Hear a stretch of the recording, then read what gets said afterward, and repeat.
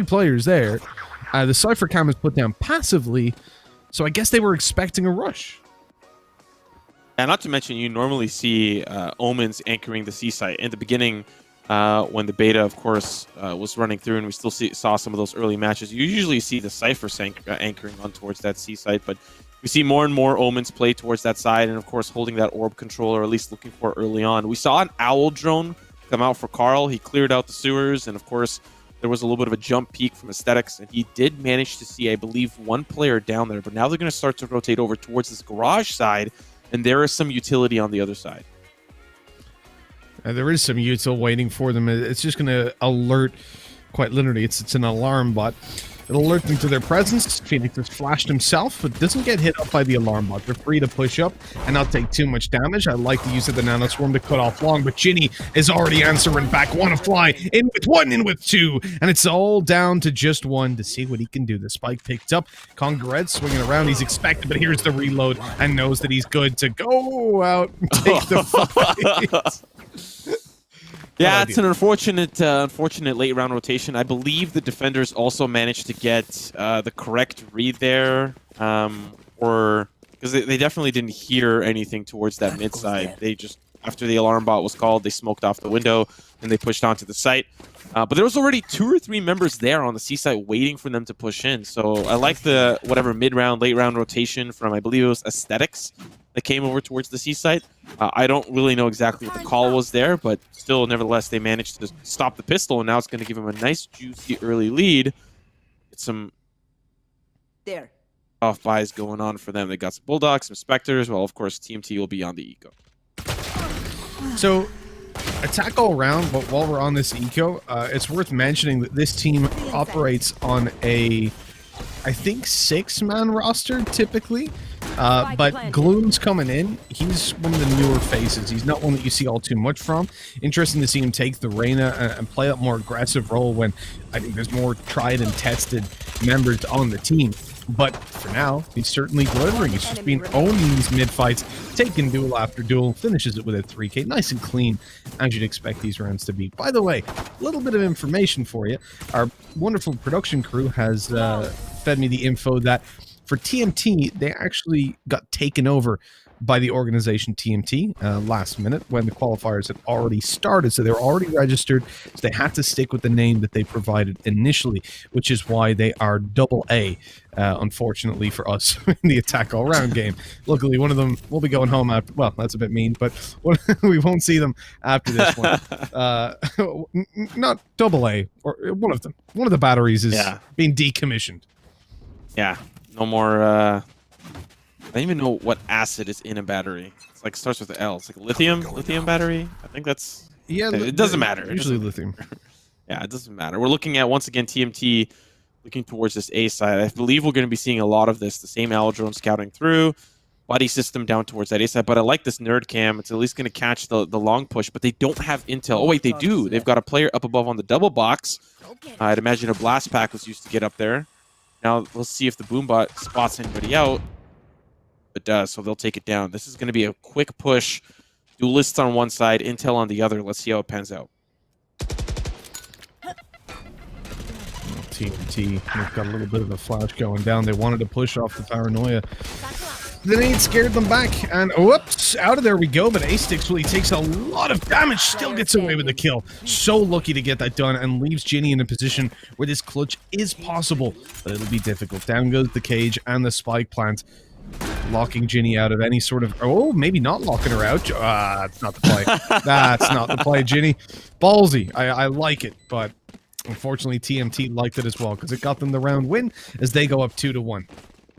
I think it she smoked off the entrance towards that sewer side, but the rest of her team was gone. So, like, I don't like, maybe she was assuming that they had went into post plant down long and towards the sewers, but it would have been, I think, a little bit better if she smoked the site and then TP'd into it and, you know, got a little bit of Broman action on, and try to get a little cheeky with it. But, you know, still an attempt. It's going to be a full buy round. This is the round that we want to pay attention to extremely closely to see how it pans out. But once again, TMT, early rounds, looking for intel down towards that sewer side. Yeah, TMT clearly have a favorite. I think maybe Attack All Round had a little bit of a read on this when we saw that early 3-man stack towards the A site in the pistol round. We don't know, again, how often these teams have scrimmed against each other, but TMT have obviously been active for quite a while. We've seen some of these names like PBD floating around the scene, and considering the fact that they've been picked up by an organization, well, PBD, he's been picked up as well, not just by TMT, but also by Conga Red, as a man advantage now swings into Attack All Round's favor, and you haven't really got anything for that on the TMT side, right? There's no map control. That was kind of just a solo swing that hasn't paid off. I wonder what level of conditioning we're going to see on this A site, because it does look like they've seen the Rays 2 out of the 3 rounds, 2 out of the 4 rounds towards the side, and of course the Cypher consistently been here over. I wonder if AAA will use that to their advantage. Maybe once TMT feels like this hit won't work anymore. But we'll see that, of course, the paint shells will stop the push. Here comes the wall up, and they'll at least deny information for now. But there's a player up on the double box. Aesthetics, he loves playing up there. Blast pack time and time again. Now the fight, of course, continues on the site, and it's a flawless round for AAA. That was interesting, because they actually heard the blast pack go off, right? They knew there was a possibility for Ace to be back up on top, and yet sort of just ignored it. You had one player, I think, smoking, while the other was putting a wall down and then just walking willy-nilly up through it. That's interesting. Interesting. Yeah, that's one of those things that you're going to have to adapt and figure out what you want to do to play around that, considering, as you highlighted, they can hear it. But look at the setup here for TMT. It's an eco round for them. Likely going to be a fast hit towards C, but there's a lot of smokes here, and they can't really push forward. That's the Blade Storm. We saw them try to control, at least with the smokes, to get that ult orb. So now, the possibility to get some good entry frags here and at least get the spike down for some credits.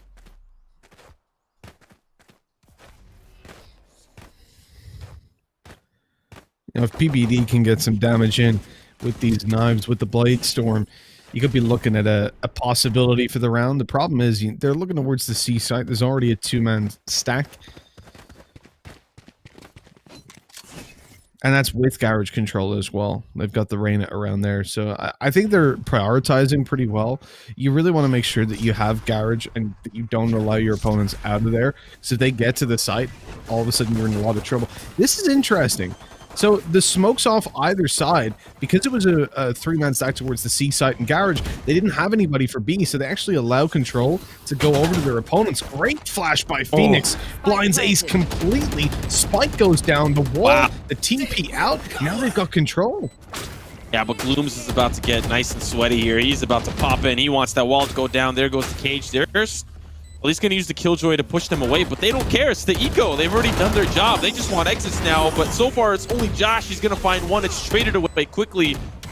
And now it's Glooms, the latest addition to the 6-man roster, just one after another. They start to come in. The knives can't do much. Ginny find the last and final frag, but there was a lot of really well-placed utility from AAA's side. Yeah, it's the eco, but the wall, they used everything they could to get that spike down, get Johan out, and at least find some credits. Now it's going to be back to their gun round, but an interesting execute nevertheless. I have to say, if you're TMT, you're walking away with a smile on your face. Sure, you didn't get all too much done in the killing department, but you forced out Killjoy ultimate. Like, the lockdown is very valuable. Reyna popped hers as well. Like, you've made it costly, that's for sure. And there's a real possibility in those kind of rounds that you just get completely smacked out of it. Now, what is happening at the start of this one is a little bit of a whiffed smoke. Ginny's put that one way too deep. It allows them to maintain control of C long and not really worry about giving up that map control. I like how aggressive PBD is. Like, you can clearly see him. We saw it on A long when he peeked by himself. The jet support, or the idea that he has the dash, really makes him feel free to just go in for these peaks. He has no support right now. No players with him. The closest was in window, is backed off to get the spike, and yet he's still swinging and looking for fights. If he can open this up, he drags rotations. It makes it much easier for them to execute in towards one of these sites. But as of yet, I mean, this is super patient play by Attack All Round, knowing that TMT have that full investment and there is likely an op in play. They're completely avoiding giving any opportunities away. I think they've found, especially on this gun round, at least an ability to exploit this B site, but you're seeing Attack All Around also be prepared for it. You've got players on both sides of Link And the patience from Glooms here, especially, just waiting for the push in. And now here it comes, and that's a great angle. You don't need to peek, and you get to see that information for free. Now the blind comes through. They've got to back away. So far, a solid round for AAA. Solid round indeed, but they might just allow the spike plan. PBD narrowly missing the shot. He's allowed Ace to run through to the site. This is a concern, but Josh ulted up. He might be taking that afterwards, though. Yes, he will. Ace uses the blast back to get over, but it's not enough. It's all down to Ginny, who's been on the long flank, quite literally. Moved down C long, TP'd past the tripwire. They might not expect her to be here. Spots the first. Does check, goes right, and gets away with the frag. It's a 1v1, a winnable round. That paranoia is perfect as well, but still has to get the defuse on with no info on where this player is exactly. This is going to be difficult. Trying to bait him out into the open. Hasn't tapped the spike. Needs to stick it halfway. Swings! And it's not going to work this time. Man, Josh found so much value from that run it back. I expected at least some sort of push in, but I know that Blooms was pushing up quite aggressively to try to get information for his team. And of course, you had PBD, who still was holding the op and still trying to hold the angle. Aesthetics did the correct thing of going back to the location, but after that point, the damage has already been done, right? Then you trade and you find yourself in that 1v3. Ginny does do some damage, does bring it close, but not close enough. And I think for at least for TMT, seeing how well defended this A and C site is, this B site I expect is going to be very vulnerable to hit, and that's why maybe you're seeing some of this adaptation, utility being placed, at least the turret, on the B site to start off. I just double-checked there with production that it's not one of their former players here for Glooms. He is, in fact, substituting him for PTC, who substituted him for Pinocchio's. So it's Echo Round been struggling with that revolving door of a fifth. I do like the new skin. What do you think about it? Oh, it's amazing. It's amazing. Like, I love the Nebula one too, which does look kind of similar. You know, it kind of moves as you move, and now you've got a Christmassy one. If all I need is just a small little Michael Bublé, you know, having a hot coffee or a hot chocolate in there somewhere, and then boom, it's the perfect skin. But you know, those rights are probably very expensive, similar to the rights that TMT have now purchased their way into this garage side, and Ginny gonna hold the line here. Flash about to come through. There's gonna be another one, and can't see a lot of that action. A good paranoia to follow up. There's a recon bolt giving away her position. They're starting to funnel through, but the spike carrier's down. Can't convert onto the second. Now it's a 4v4 with Wannafly in a good position to stop members from coming in from the garage side, but is taken out by Nasmi. And now here comes the showstopper. Likely he's gonna find one here. It's Aesthetics using the paint shells to push back, but the spike's still not down, Mitch. And they have to be worried because that nade went down. They knew Ace could be pushing up. Get that push towards the backside, but what is that from Congared? He gets away with a double, swings through the smoke. Ace sacrificed himself, threw himself on the sword, so they thought, oh, we've dealt with Garage. It's all good. But then out came Congared with the trade ×2. That was glorious.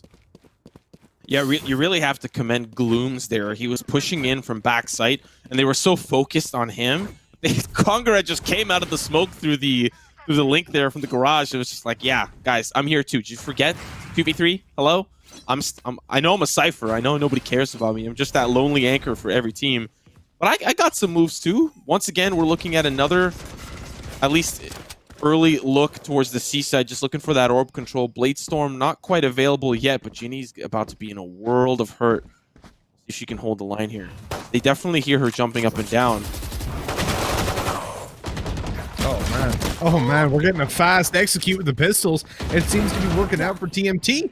They're at least managing to keep it into 3v2. It was a 3v3, but they had to go out for the spike and try to cause a little bit of a distraction as it crossed the site. The trade there again, though. I mean, how they're managing to keep this one so close, I do not know. Out goes the drone to find a little bit of info. Hasn't spotted anyone just yet.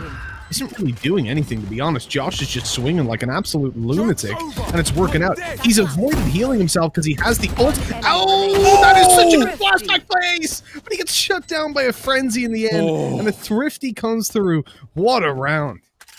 That was crazy. I feel so bad for Ginny, just trying to get those jump peaks, gather intel, but that early cloud burst from PBD allowed safe passage for the team to really push up quite close. And I mean, it's one of those eco rounds that, like, you've got nothing to lose, so you might as well just kind of be a little cheeky, do a little rush, and those frenzies definitely paid off. Surprisingly, it did go down to the 1v1, but I think for AAA side, it shouldn't have gone down to the 1v1. They should have been able to at least hold a line to some capacity on the C side.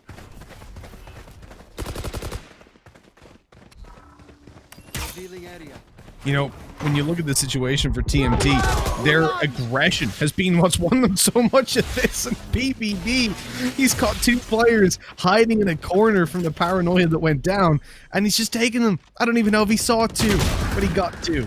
And at this point, the round is done and dusted.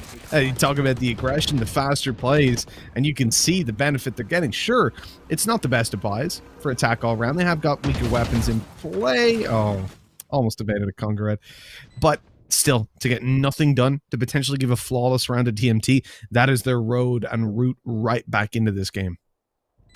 And we started off this half especially looking at a lot of those early information gathering opportunities for TMT to go towards that A site.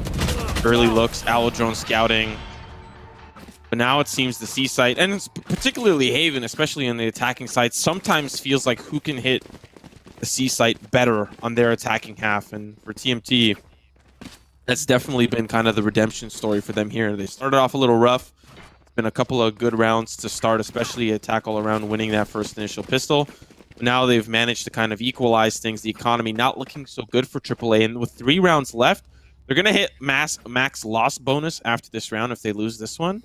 But it's not looking so good for the remaining 3 rounds.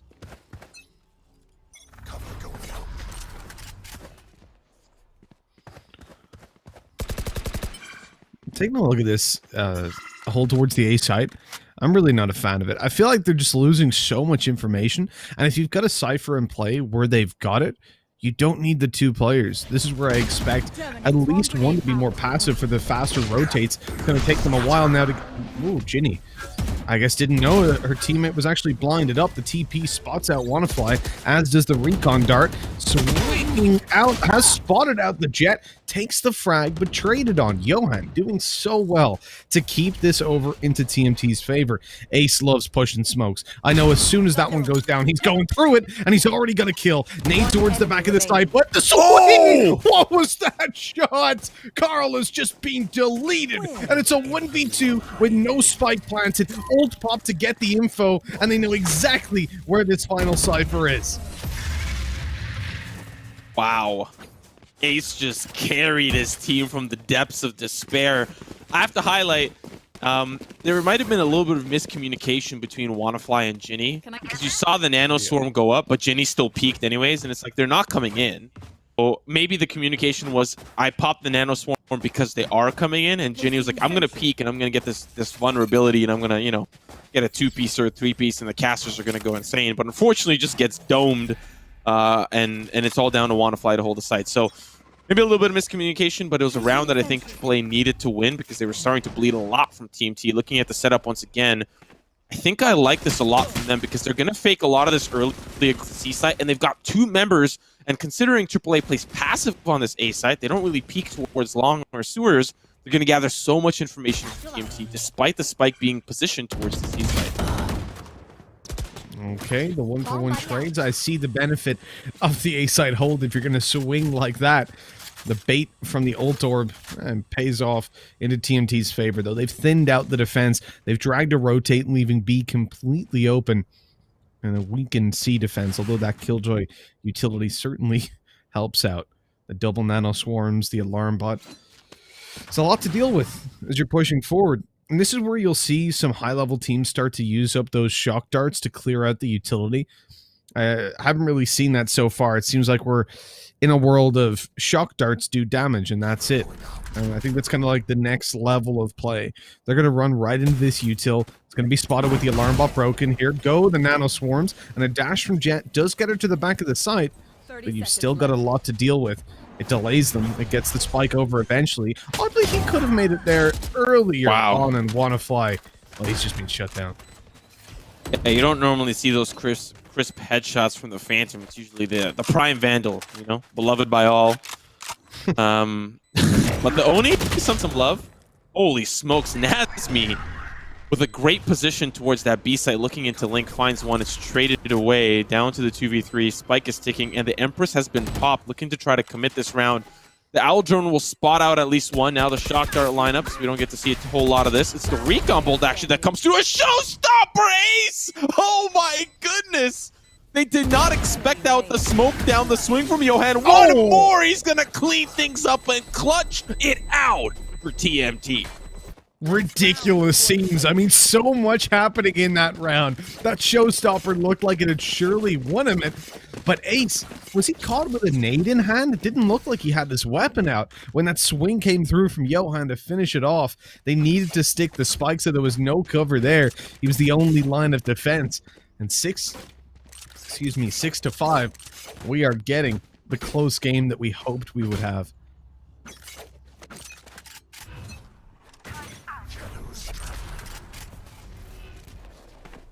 I like the setup here for AAA. Swapping that Killjoy over towards the A side. Seeing an early pick here for PBD. You don't normally see that pick straight through towards the courtyard. I believe that's where I think I see the X underneath some of that Killjoy utility. But once again, TMT playing that same exact strategy from the previous round. Looking for a potential trade or at least the ult orb. But there is the run it back. They've got a lot of ultimates on the table.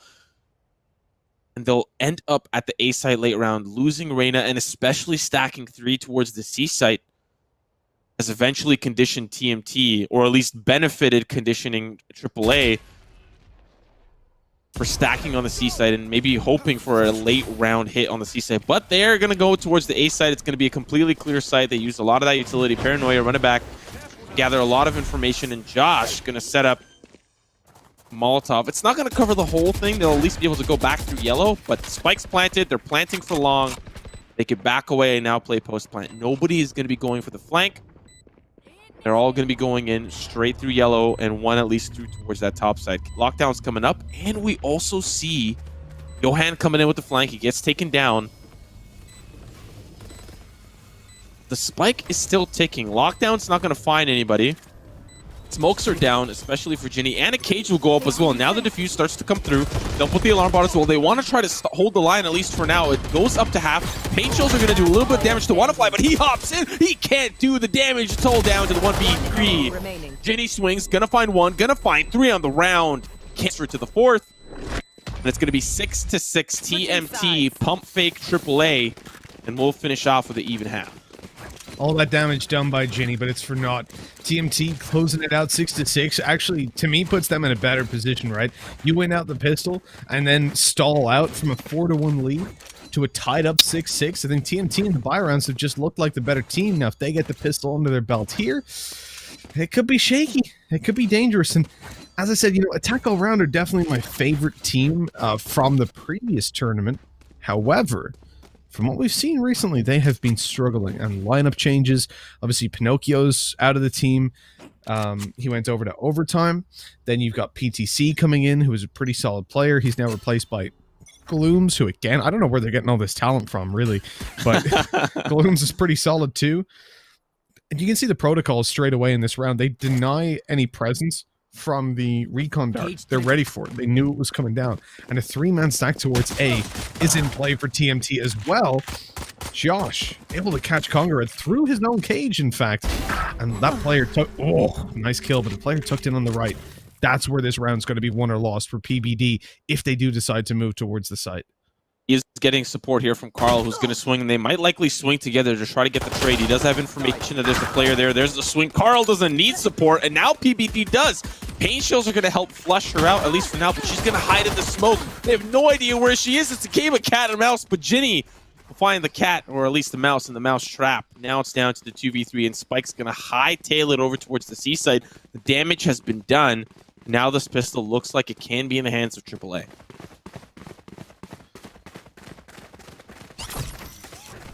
This should be Attack All Round's site. Whether it's their round or not, well, that is yet to be determined. I don't really like PBD swing. I feel like, okay, swinging together, it's a play. But to me, if you've spent that much of the round, baiting in for the player in the corner. You see they're still coming. You peek that, you fall back, and you allow PVD to just shred them in a crossfire. Swinging together, it's more risk, really. And as you saw, there was no reward for it. A 1v3 remaining now for Johan, who's been solid so far. Not quite catching the shots to Wannafly, though. And so 7 goes on the board for AAA as they take the pistol, the second of the game so far. One of the things that we saw from that last round before we swapped over to the half is that TMT are capable of conditioning AAA. We saw a 3-stack on the C side, and TMT sent early fielders out towards down that long side, and nobody was on A. Not a Cypher, not a Killjoy. They did not even have passive Sentinel utility there. So what that tells me is that AAA can be conditioned, and TMT may be looking to try to set some of that up with some where those defenders are going to be playing. So far, especially in a round like this, if we're going to see more of this from AAA, sending out early feelers on every part of the map, some down long, some through the courtyard, and wherever it is that you want to end up stacking, that might be a good beneficial way to at least figure things out. Are we being conditioned? And if so, where are those defensive players playing?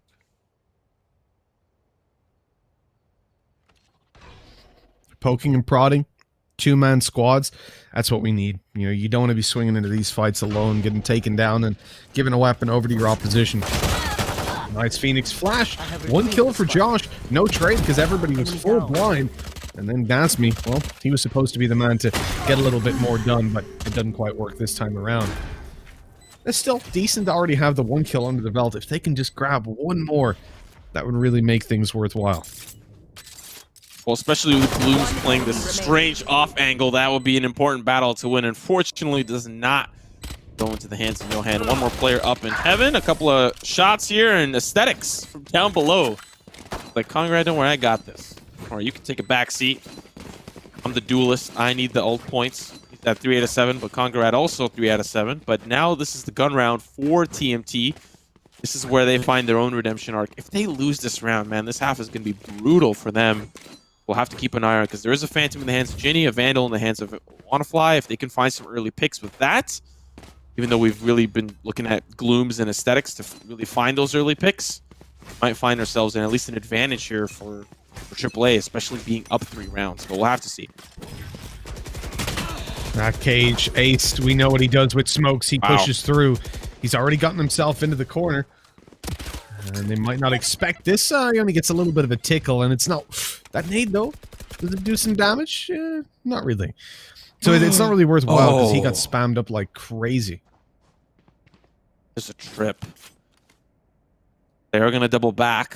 I like the positioning, but if he wanted to get value out of it, he's either going to find value in it in the mid to late round, or he's going to find, you know, he could have found value in just an aggressive push in towards the site because they were focused towards that long side. Now 3 members have grouped up there. They're going to try again, but this passive hold from Team T means that they're comfortable with the retake. Smoke up towards heaven. Josh may be looking for an early pick, but he'll be smoked off, sees the flash come through. It's all down to Carl. Can he hold the line here? First shot, it's not going to connect. They'll have the site. Josh going to use the run it back to push in. He can't find anything. Now he's going to back up and wait for the rest of the team. It's a 4v4 retake with the spike down. Well, TMT, they've got opponents living rent-free down towards their site, and they're looking to claim it back, claim it for their own. The jump out of heaven, always risky. On the drop down, they do manage to deal with Ace. A smoke. Oh, this is not going too well. Wannafly able to delay them long enough to fade through the smoke. Nazmi has to do it all, has to pull it back, and catches Ginny off. Now, Ginny was the key player for me there. Out on long, fades through that smoke. The Cloudburst went down a little bit too deep and gave the opportunity for her to really get up in their grill, but just couldn't quite get enough value out of that play. But look at how much damage has been done to TMT. They've all got a rebuy and likely not going to have the armor to boot, or they might want to opt in for something like the SMGs that they're buying and the LMGs. But for the most part, the damage has been done. That was a great round for AAA, and it was incredibly close to winning that all. And that's where I would have been like, well, things are not looking good for TMT, especially, you know, they would have been at that 3rd loss bonus. But now things have been reset. They'll see what they can get done here. Once again, double man peek down that long side, a little bit aggressive, not afraid to push through, at least fire through the smoke. But Josh, towards that courtyard side, we'll see if he pushes up aggressively with enough information from the defense. But they'll back off and play passive on it. Yeah, not wanting to give too much away for free. At this stage of the game, you're in a very critical point. If you throw away this round, your opposition probably walks away with the lead they need to win. Knives, Blade Storm, in play down towards short. See, not getting a whole lot done just yet. The shots are missing, but only one needs to connect onto the head. His teammate has fallen, though, so PBD has to fall back. Now playing the A side, moving towards long, picks up the weapon, as he had played with just the Blade Storm. Cloudburst allows him to do that for free. But the problem is they have lost a man. They've lost that man advantage, or given it over at least, to attack all round, who are now shifting their way towards the C site, which is completely open. Closest player being a Cypher currently on the cam, but they are starting to shift Phoenix back over there, and it looks like attack all round may just have taken a little bit too long. Such a nerdy cam from Nazmi. Unfortunately, does get taken out. Smoke not going to cover the whole window, but Josh is hoping to find some success. Psych, that's a turret. They're looking for some biological life forms. Going to find one, as Nazmi will find another, down to the 3v3, and they're trying to get what they can done with the weapons they have. Unfortunately, not going to be super efficient here for TMT, but here comes the Ares saying hello to my little friend. Oh, turret's gone, so just need to take that out. 2 players remaining, and they plant. Very interesting spot, not for long for the site itself. One more player down behind Plat. The shots are going to connect down to 5 HP. Ginny going to reposition. The Phantom likely should be in a position to close out this round, but anything is possible here for PBD. Now an off angle for Ginny. Waiting for the push in, swapping in, tailwind in, backstab for Ginny. Now AAA will lead by 2. Close round, but a round that comes into the hands of the attack.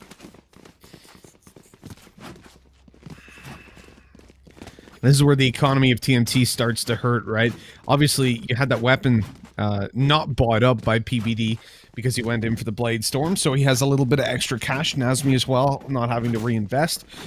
But the issue is still, you can't buy in this round. 3 of your teammates don't have weapons. It is time to just kiss goodbye and give 10 rounds over to attack over and give him double digits. As we see a heavy seat presence. Now, pushing up through this choke point's risky. I think if there's a killjoy in play, you probably wouldn't go for this. If there was one on the defense, that is. But because it's only a Cypher, they're confident in clearing out the utility. They get themselves the site, win every single duel along the way. And we're looking again towards what should be and could be a flawless round. It's just down to 2 pistols trying to retake. Arrows coming over. That's going to be a double shock dart lineup, actually. It lands, but there's no one there because they knew it. They heard it coming through. And so the plant comes down, and TMT don't really have a lot of say on this retake. I wonder if Ace was hoping that he would blast back onto the big box. I was really wondering. Ooh, Nazmi finds Value Town. But how many more residents are remaining? There is a player in the garage. Carl. Up against Congarad. He's gonna win the duel. Despite such a rough place to be in on the pistol, finds value to knock down some of that economy. But looking at the 10-7 that we have here, 4 ultimates on the board for AAA. Showstopper, the Lockdown, the Empress, even the Neural Theft. Just a lot of tools available to really close out this first map. On the flip side, yeah, we got the Hunter's Fury from the Shadows and the Neural Theft as well, and the Op coming in here for PBD. We'll have to see if that peek down long A works out for him, but a lot of tools at the disposal here for AAA to really close out round number 11. You know, I can see the league caster in you, Simo, because I definitely cannot say every ultimate that quickly. It requires thinking time to come out with the names of them. I'm a small brain CS. I'm like, oh, the big rocket. Just like Neural Theft, Showstopper, like coming out with all of them. I'm loving it. I'm loving it, man. I've been casting this game nonstop 9 months, and I still can't do it. Yeah, that's the one thing that benefits me for being a league caster. Easy to remember the names of things. But even like, then, sometimes there's only 100 abilities. Come on. Yeah. There's even when I go back to casting League and I'm like, damn, there's these new characters. I have no idea what they do. I like memorize their abilities in like 10 minutes. I'm like ready to go, champed up. That's ridiculous. We missed the early duel. Op is down, and they can't retrieve it either. And they're gonna pump fake with the lockdown. We'll see if TMT buys it. So far, they don't. They actually sent Josh over to help support the C site. And with caster vision, we know that that's the correct call. And they actually have Carl relatively within the vicinity back in the defender spawn, but he's going to need to run over quickly. Let's see if they can hold the line here.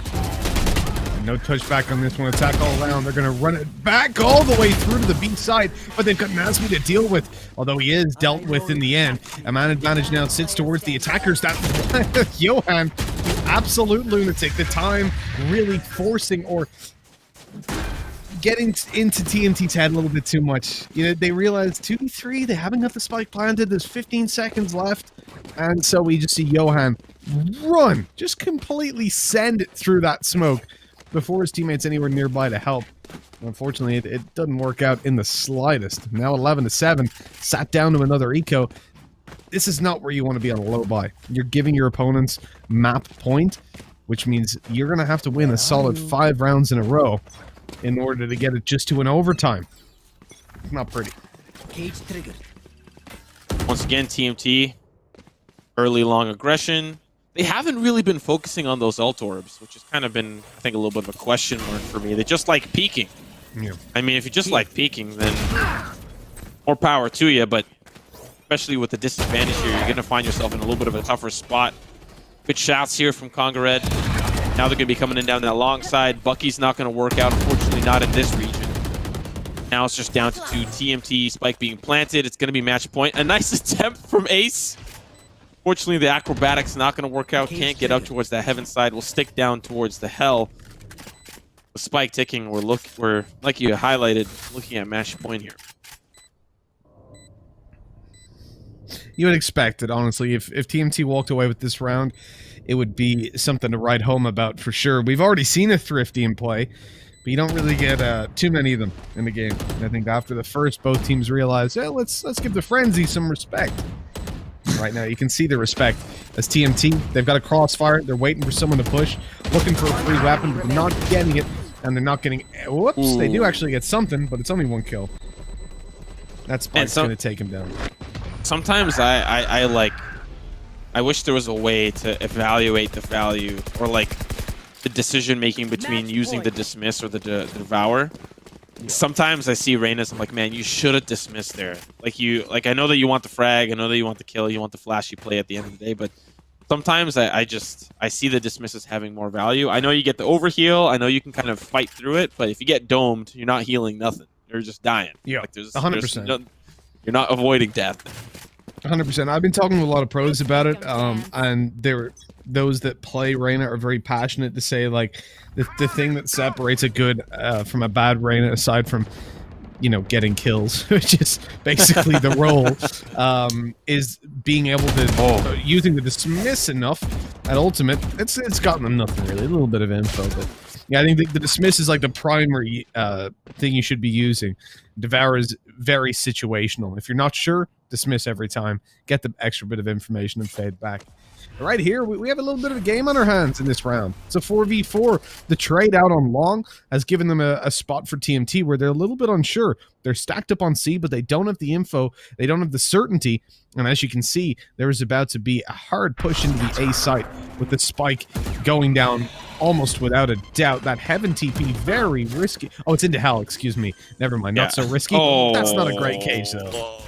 That's a feels cage man right there. Now we'll see Glooms. He was looking for an off angle, but at least holding the line towards yellow. You saw the membership stack towards the C side. They wanted to play retake on the A side, and they were going to leave Nazmi to be the first kind of responder. He's going to be up towards that heaven side, while the rest of the team looking for lurks, looking for flanks, and waiting for the opportunity to push in. But they don't have a lot of time. Recon Bolt comes in. That's going to be Gloom. He's flashed up. Josh with one. Nasmi with another from the heaven side. Down to 2 final players. That's going to be AAA with one that trades it away. Ginny down towards Hell. Can't seal the deal alongside Conga Red. Going to be an easy defuse for TMT. 3 members standing. But like you highlighted, we're moving on from 5 to 4 rounds remaining for TMT to tie us up. And that is going to be a difficult feat to do. In the words of Ariana Grande, one more time. That's how many times we're going to have to watch Wait, this. I feel like... What? Wouldn't you... What? Are you trolling me? You're trolling. You got to be trolling. What? Why? Wouldn't Daft Punk be more memorable to say for one more... You don't know who Daft Punk kidding. is? I know. You're trolling. You're trolling. Man, you're just. We're in the first. We got a lot of best of threes to cast today, Mitch. You're trolling me, dude. Dude, honestly, one more time by Ariana Grande, absolute banger. And this one here, it could be a banger. As attack all round, they need to be the ones to hold down map control. A little bit of a song reference for you. As TMT, they just push out. They start to get aggressive. Josh has got the confidence brew, and even with the scary 4 rounds in a row needed, they cannot have a slip up. But that's exactly what you need, though. You need to have that confidence still in the back pocket to be able to go in for those plays. And, oh, Josh, maybe a little bit too much confidence there. Peeking with a flash. He makes it out. That was such a... Man, I hate when casters say, like, 2 ships passing in the night, but that really was what happened there. There was 2 ships. They passed. It was nighttime because they were in a dark cover. They were covered by darkness, which is night. And they both walked away unscathed. But now looking at how AAA is positioned for this round, they were a little bit shaken up TMT on towards this B side, so they're leaving 2 members there, but now the executes on the A side, and really it's only Nazmi here. We saw this retake work out for TMT last time, but this time they've got a late round double man flank potentially. It's going to be PBD. He's not going to be joined by anybody else. We'll see if it has any effect as the spike is now ticking. As the shock darts coming through, not getting anything done though. Actually a little bit too high. As we look at TMT pushing in, as we said, man advantage to play with, but they need to find some space, and it's all down to that flank on round. It's not being checked right now. Congared able to take the first to Josh Glooms with another, but here comes PBD, the player of the round. Already got a double, opened up the space, Cloudburst down, updraft, into position, looking for the player, but can't find him. Ginny comes out with a double. Oh, but PBD gets it in the end, and just about has enough time to get the defuse. It's one of those times that you feel like maybe you should have a sentinel, you know, tripping behind, or maybe you should have at least a point person watching towards that garden side. It's one of those things that you watch back in VOD review and you're like, damn, dude, I suck. Why didn't we do that? Why didn't anybody call that? I mean, to be fair, they had a pretty decent crossfire. It ended up Ginny finding a 2-piece there near the end, but maybe too much, you know? Maybe too much of a crossfire that you could have had at least one person in the sewers. But, you know, the round's over. Reset. This is likely going to be the last gun round here for AAA before they go down to an eco. This could be a pivotal moment for TMT to finally find that redemption arc and really find an opportunity at closing out this map. AAA are looking to A yet again. They've done it twice, and this is the 3rd time. Suits them being called AAA. But that ultimate pop, Josh is getting the info. The ball goes through the hot hands to peek, but not getting the frag as he gets shut down. The fallback, that's his armor disintervaporated. It's gone. It's out of here. And they've lost a player on long as well. So for TMT, this is a... Oh, no. Josh, he's blinded himself. You hate to see it. And the only benefit from that is he knows he's going to be one of the first people on the trip to Mars because he can look directly into the sun and feel pretty good about it. But we're now looking at this push from AAA towards the C side. It's for the first time we've seen passive play, but I mean, they already lost 2 members and they were expecting some sort of reset and then another push back in towards the A side, but it's going to be the C site all along. This is looking like a cleanup for AAA, down to 2 final members, PBD and Nazmi. We've seen stellar performances from them, but a 2v5, see if they can get it done here. Yeah, this is a little bit too much to ask. Let's be realistic. If they walk away with this one, I think they might as well just get the map win under their belt. There's so much utility left for attack all round. Nazmi grabs one, but immediately traded, and that's the disadvantage you have, right? They can always come back and trade you out 2 or 3 for 1 and still probably walk away with the round win. So attack all round, despite being a little bit shaky in the group stages, they've managed to take the opening map. But here's the problem, right? They don't get to choose the next one. It's not even predetermined. Now their opposition gets to take a little breather and decide where they want to take it and where they want to fight for the reverse sweep. Yeah, but you know, for AAA, you're in a comfortable spot. You lose this next map, you get to pick from the 2 maps that are remaining. And who knows, maybe this map that's about to be picked is within your map pool and something that you're comfortable with. It's all going to boil down to what we see is going to be ended up picking for TMT. But I have to give a lot of credit to some of the players on TMT. Josh, in particular, had a great performance on the Phoenix, and I'm hoping that that's something that sticks through, maybe in the hands of Reyna or something or whatever. If the Phoenix on the whatever map doesn't actually like pan out as a good pick, and maybe you swap over to like the Reyna or whatever. But Josh really was trying to drag his team through the gauntlet there. But for AAA, all around, this addition of Glooms has been really helping them out, having a duelist that can actually hold his own and really use Reyna to great effect. It's good. It's always good to have a good duelist, because that means that you're going to be able to push an entry and feel good about your retakes or feel good about your initial site hits. So looking at AAA to, I think, maybe carry this into a 2-0 fashion, depending on the map that we end up going to. I think that's ultimately where we sit on seeing how this series. Yeah, is it in their comfort zone when we jump over there? There's only 4 maps, so really you don't get an excuse. If you're a team like AAA, been around a long time, you've got a lot of experience under your belt. I know this, obviously with the exception of Glooms, this lineup is a core 4 have been around a long, long time. And Glooms doesn't really have a lot of responsibility to slot in. I'll take it if you've got somebody like a Breach. If you've got, well, obviously they don't, because it was banned out. But if you've got, for example, a Smoker, slotting into that role is difficult.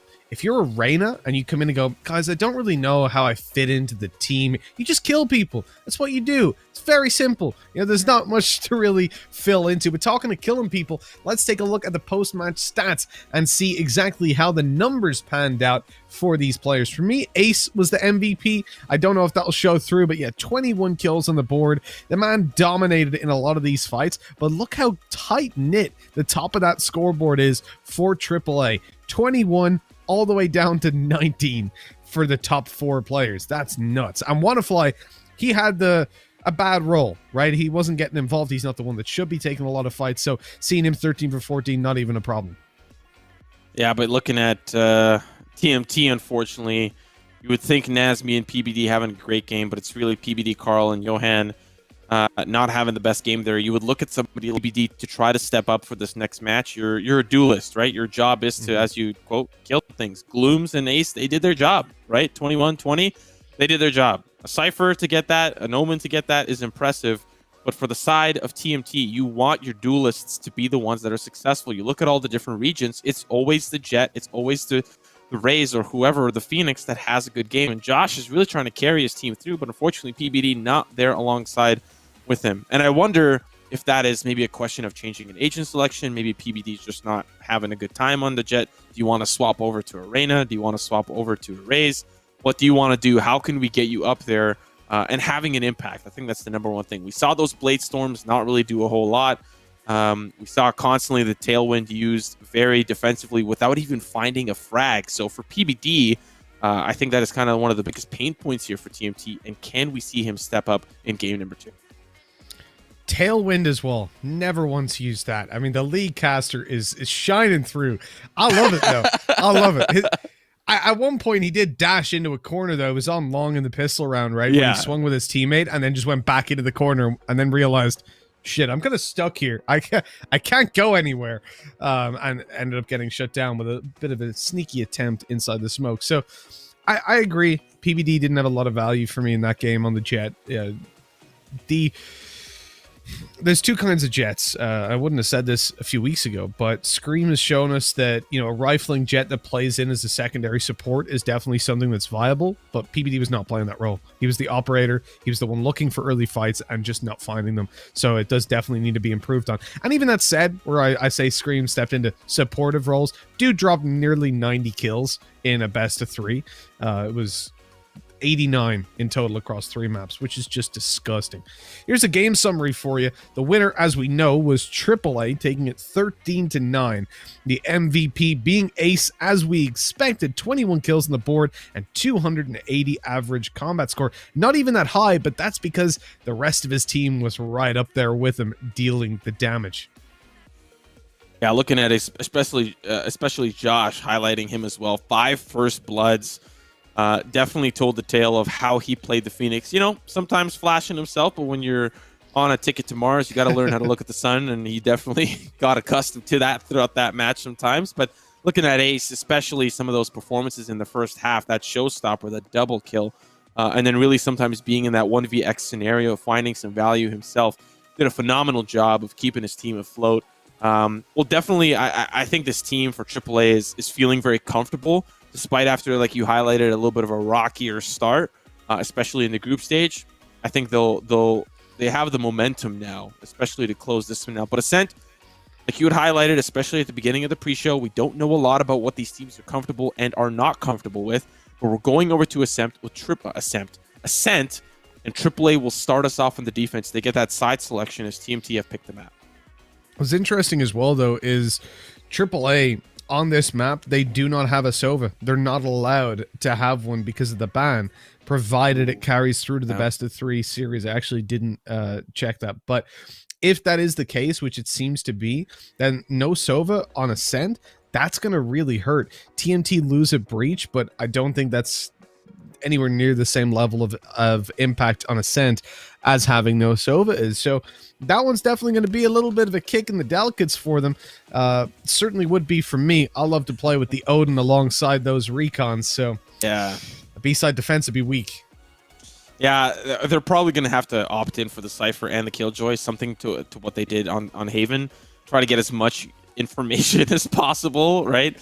But on the flip side, we don't have Breach for TMT. And I know that some teams love to rock the Breach, especially with the Rolling Thunder being so handy in entering onto a site. It's a great initiation tool, and not having that on, especially a map that is so tight-knit that gets a lot of value from a fault line, from a Rolling Thunder. It'd be interesting to see how they supplement that. But as you had highlighted, I think the Sova is probably worse off not being in the comp pool for AAA, especially when you're looking at some of those B hits on the attacking half. Man, that recon dart towards the tree on backside gets you so much information for who's hiding behind the boathouse, who's on the boxes, who's on the dirt on the ground, and not having that. Wait, ooh, I think you might be right. I don't think it extends for the whole series, because look, we see Ace there on the Sova. That's definitely going to be incredibly helpful. So a bit of a tell then, if Josh is going on to Breach, was he out of his comfort zone on Phoenix? If so, that's just insane, because the dude played so well. He was getting involved in so many opening duels, which typically isn't the role of a Breach. So quite surprised, honestly, that he had such a good game, if that is how things have been going. Now, obviously, Sky is not allowed for use during this tournament, so you can't replace flashers with the likes of a Sky. Your agent. And Ace picking up that Sova, confirmation from the admins there that the banned agent is only for the first game, but obviously we know that with Ace picking into Sova. I'm a bit disappointed, though, I will be honest, and for the simple reason that I saw Johan select a Viper, and he pulled off of it, and I would love to see that. Yeah, I still think it's one of those things that people are just too afraid of, you know? They want to play with the tried and true, and to be fair, there was a year of League in the competitive scene where we saw that teams just playing the same comps over and over again. And we've seen that in the Overwatch League as well, in the GOATS meta, just picking the same thing over and over and over again. And I know that you are definitely a big advocate for exploring and looking at creative ways to play this game. Looking at some of the compositional choices here, we do see that Breach come through, and we do see the double duelist come in on the opposite side. Will that, of course, pan out for them? You know, we saw PBD, at least on the opposite side, not have a great game on the Jet, but on the opposite side, want to fly off the Killjoy on the Phoenix. A little bit of a switch up for him, and Bloom swapping over from the Reyna to the Jet. Have to see how that, of course, unfolds for AAA. They'll be starting off on the defensive side with both duelists on opposite sides of the map, but looking in at least towards the courtyard. Before somebody calls me out, and I better just put the caveat there of I wouldn't immediately be an advocate of Viper play on Ascent, but to be honest, at this point, I'm so starved, I'll just take Viper play on any map. I don't care. Pull it out on Ascent, pull it out on Haven for all I care. Let's do it. I'm gonna get behind you. I'm gonna hype you up. But no one's done it this time, as we do look at attack all around. A little bit of an issue, a tech issue, I presume, coming through. Either that, or we're gonna see the biggest brain pistol strat you've ever seen, Simo. And I mean, coming from the North American region, probably doesn't take too much. Wow, you're wow. And listen, to be fair, I'll side with you on this one. The amount of interviews that you hear from NA teams, they say, "Oh man, our pistols are horrible. If only we could win a pistol, man. If we could win a pistol." Like the amount of times that you hear that in North America just means that teams are more comfortable on the gun round and really just hate those ecos. But there's some teams that can explode on the eco, and we might be looking at that here as There's likely a dash flashpoint combo that we'll see come in here as the rest of the team is going to take them some time to follow. Look at that paranoia follow-up. They're looking to flash the entire front side, and as they come in, they'll actually be burned alive with the crisp. The hot hand stops it. Wannafly swings, he'll get traded, but now it's all down to Ace. He'll try to hold the line, drops down into sight. The rest of the team is here, but can they stop them from getting in onto the site? Frenzy of Ace doesn't get a whole lot done as he just gets completely shut out of that fight. A 4 versus 3, all the remain. Attack all round, having low HP on Ginny, trying to get back into the site. It's not going to be easy. I'm surprised at how many frenzies we're seeing coming into play. They seem to be massively favored within this region.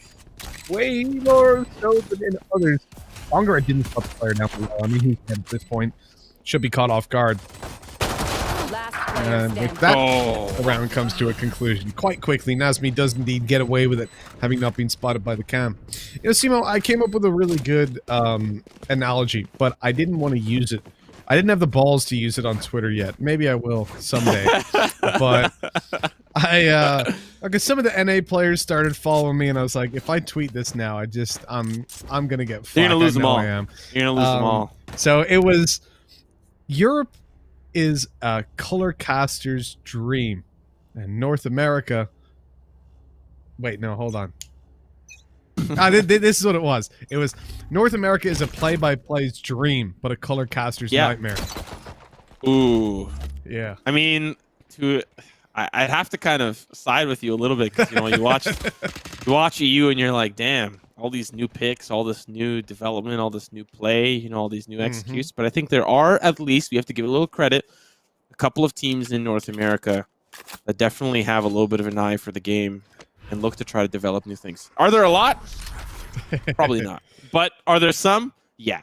I mean, we've got G2, so what can I say? But like, they're lunatics. They're madmen. You try to color cast a G2 game, good luck to you. It's like your analysis can be anywhere from, well, they knew this happened, they analyzed demos, blah blah, to artists just went, boys, screw it, I'm gonna push up A along and see what happens. Like, genuinely, you listen to their call. We've had games where we're like, oh my god, it's so smart, they must have had a read. And then I watch back like one of their streams, and on Mixwell's stream, you just hear artists go, boys, I'm feeling it, I'm gonna just rush them. And it's like, oh, okay, cool. So there was no logic behind it. You're just confident as hell. But like, honestly, best game hands down I've ever cast was FPX versus Summon in First Strike. That was unreal. The two of the most tactically sound teams I've ever seen going head to head. It was like a game of 5D chess. And man, I just hope we get dude, I'm so excited. Like, I want to fast forward. You ever see the movie Click, where he starts like fast forwarding life? I want to just go 2 years into the future and see where Valorant's at. Yeah, by then it'll be FPX versus Fnatic. Looking at how this, of course, is panning out for AAA. We see Congaret, he managed to pick up an upgrade, but this is one of those standard eco rounds. You lose 2, that's value for AAA, and the next round's going to be a little bit tough, but they managed to keep 2 Phantoms for TMT, and that's going to bring them 4 Assault Rifles. This actually is very possible for them to crush it onto that 3rd round conversion. I'd be a little bit afraid for AAA and maybe show a little bit of respect, but there's no way that they could have known that this was coming, or this is how this, this 3rd round is carrying through. Nasmi has 1 point away from the ult orb, but probably going to play passive on the A site, not maybe looking towards that control. In fact, nobody's looking for that control. Just passive play in general across the board for AAA. They don't want to play a little bit risky until they have a round under the belt.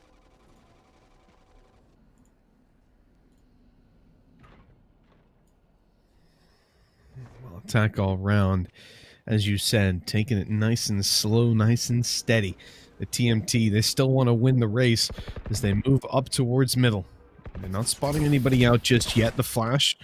No. Oh, this is nice, actually. That serves as a serious bait. Ginny not spotted out at all. The breach flash comes in, blinds her up. Out goes Wannafly, gets away with a double. This is a game as Ace picks it up onto Johan. TMT are crumbling. And okay, Ace fold, but it's still a 2v1 with Spike down. And guess who's there waiting on the opposite side? Glooms, who has a get out of jail free card with a tailwind there. He's going to back away. Does have the support now from his fellow Cypher. Neural Theft is going to give him a little bit more information. He wants to win this 1v2. He's determined. He's going to be wrapping around to the defender spawn. The Glooms, unfortunately, caught a little bit unprepared, looking towards that center, thinking they may have been coming to the fruit market, but Congared to try to wrap around. He can't fit through that spot.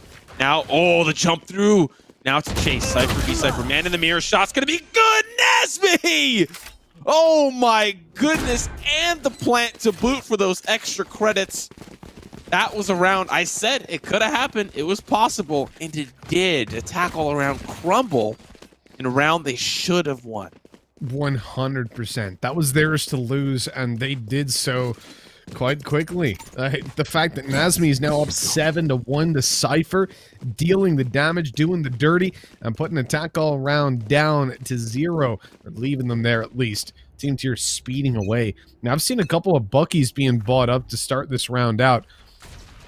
Normally, for me, Buckies are used towards the B side, so I like the little bit of innovation, sending one towards short. They had a double, I think a bit of a crossfire, and now they start to move out towards A long, where the drone will spot them out, but they hid 2 players, so it's only one that they know about. But here we go, inside the smokes, there's 2 players waiting and ready for this fight. No, they're not going to take it. That was, all right, they just kind of chilled out for a while. Spikes being planted. Shots are coming through. Nazmi will find another, so all they have to worry about is these Heaven players. But there's not really a whole lot going on. Fault line comes through. Shock Dart, unfortunately, hits the Sova, I think. He maybe miscalculated that bounce. Now the only thing he'll be bouncing is potentially his life. He's going to retreat back. Or at least fake his retreat. Now they're going to start to chase him down. This was a round that I think AAA could have played it a little bit more aggressively. It's the eco just trying to take some of those weapons out, and it ends up being a flawless. Not something I think AAA had a plan for, especially with 4 members on the site as the hit occurs. I don't know, expected a little more out of AAA. Yeah, I'm definitely there with you. I like Ace just diving into the spike, and I think this is something that you'll see criticized in your matchmaking games, but it's all about just getting your money for the next round. Remember, if you're from Counter-Strike, when you die in CS, post-round, as soon as the round clock ends, that's when your money is assigned. So if you die after that, you've gotten punished for surviving, but then you lose your weapon. In this game, it's when the round actually resets into the buy phase. So if you die to the spike, you still get money as if you died to a player. And the difference is you don't get an ult charge or give one away. EBD burning up the heat, walks over some hot coals, but is in a little bit of a tougher spot. The rest of the team actually able to hold the line. Want to fly. Sorry, he's taken down, not able to hold the line. Now they're just at least trying to hold the boathouse, but they'll be sending the ship back home. PBD finds 2. 1 more player remains. Solid hit for TMT. This almost feels like it has the possibility to be a 13-0, considering how convincing these rounds have been.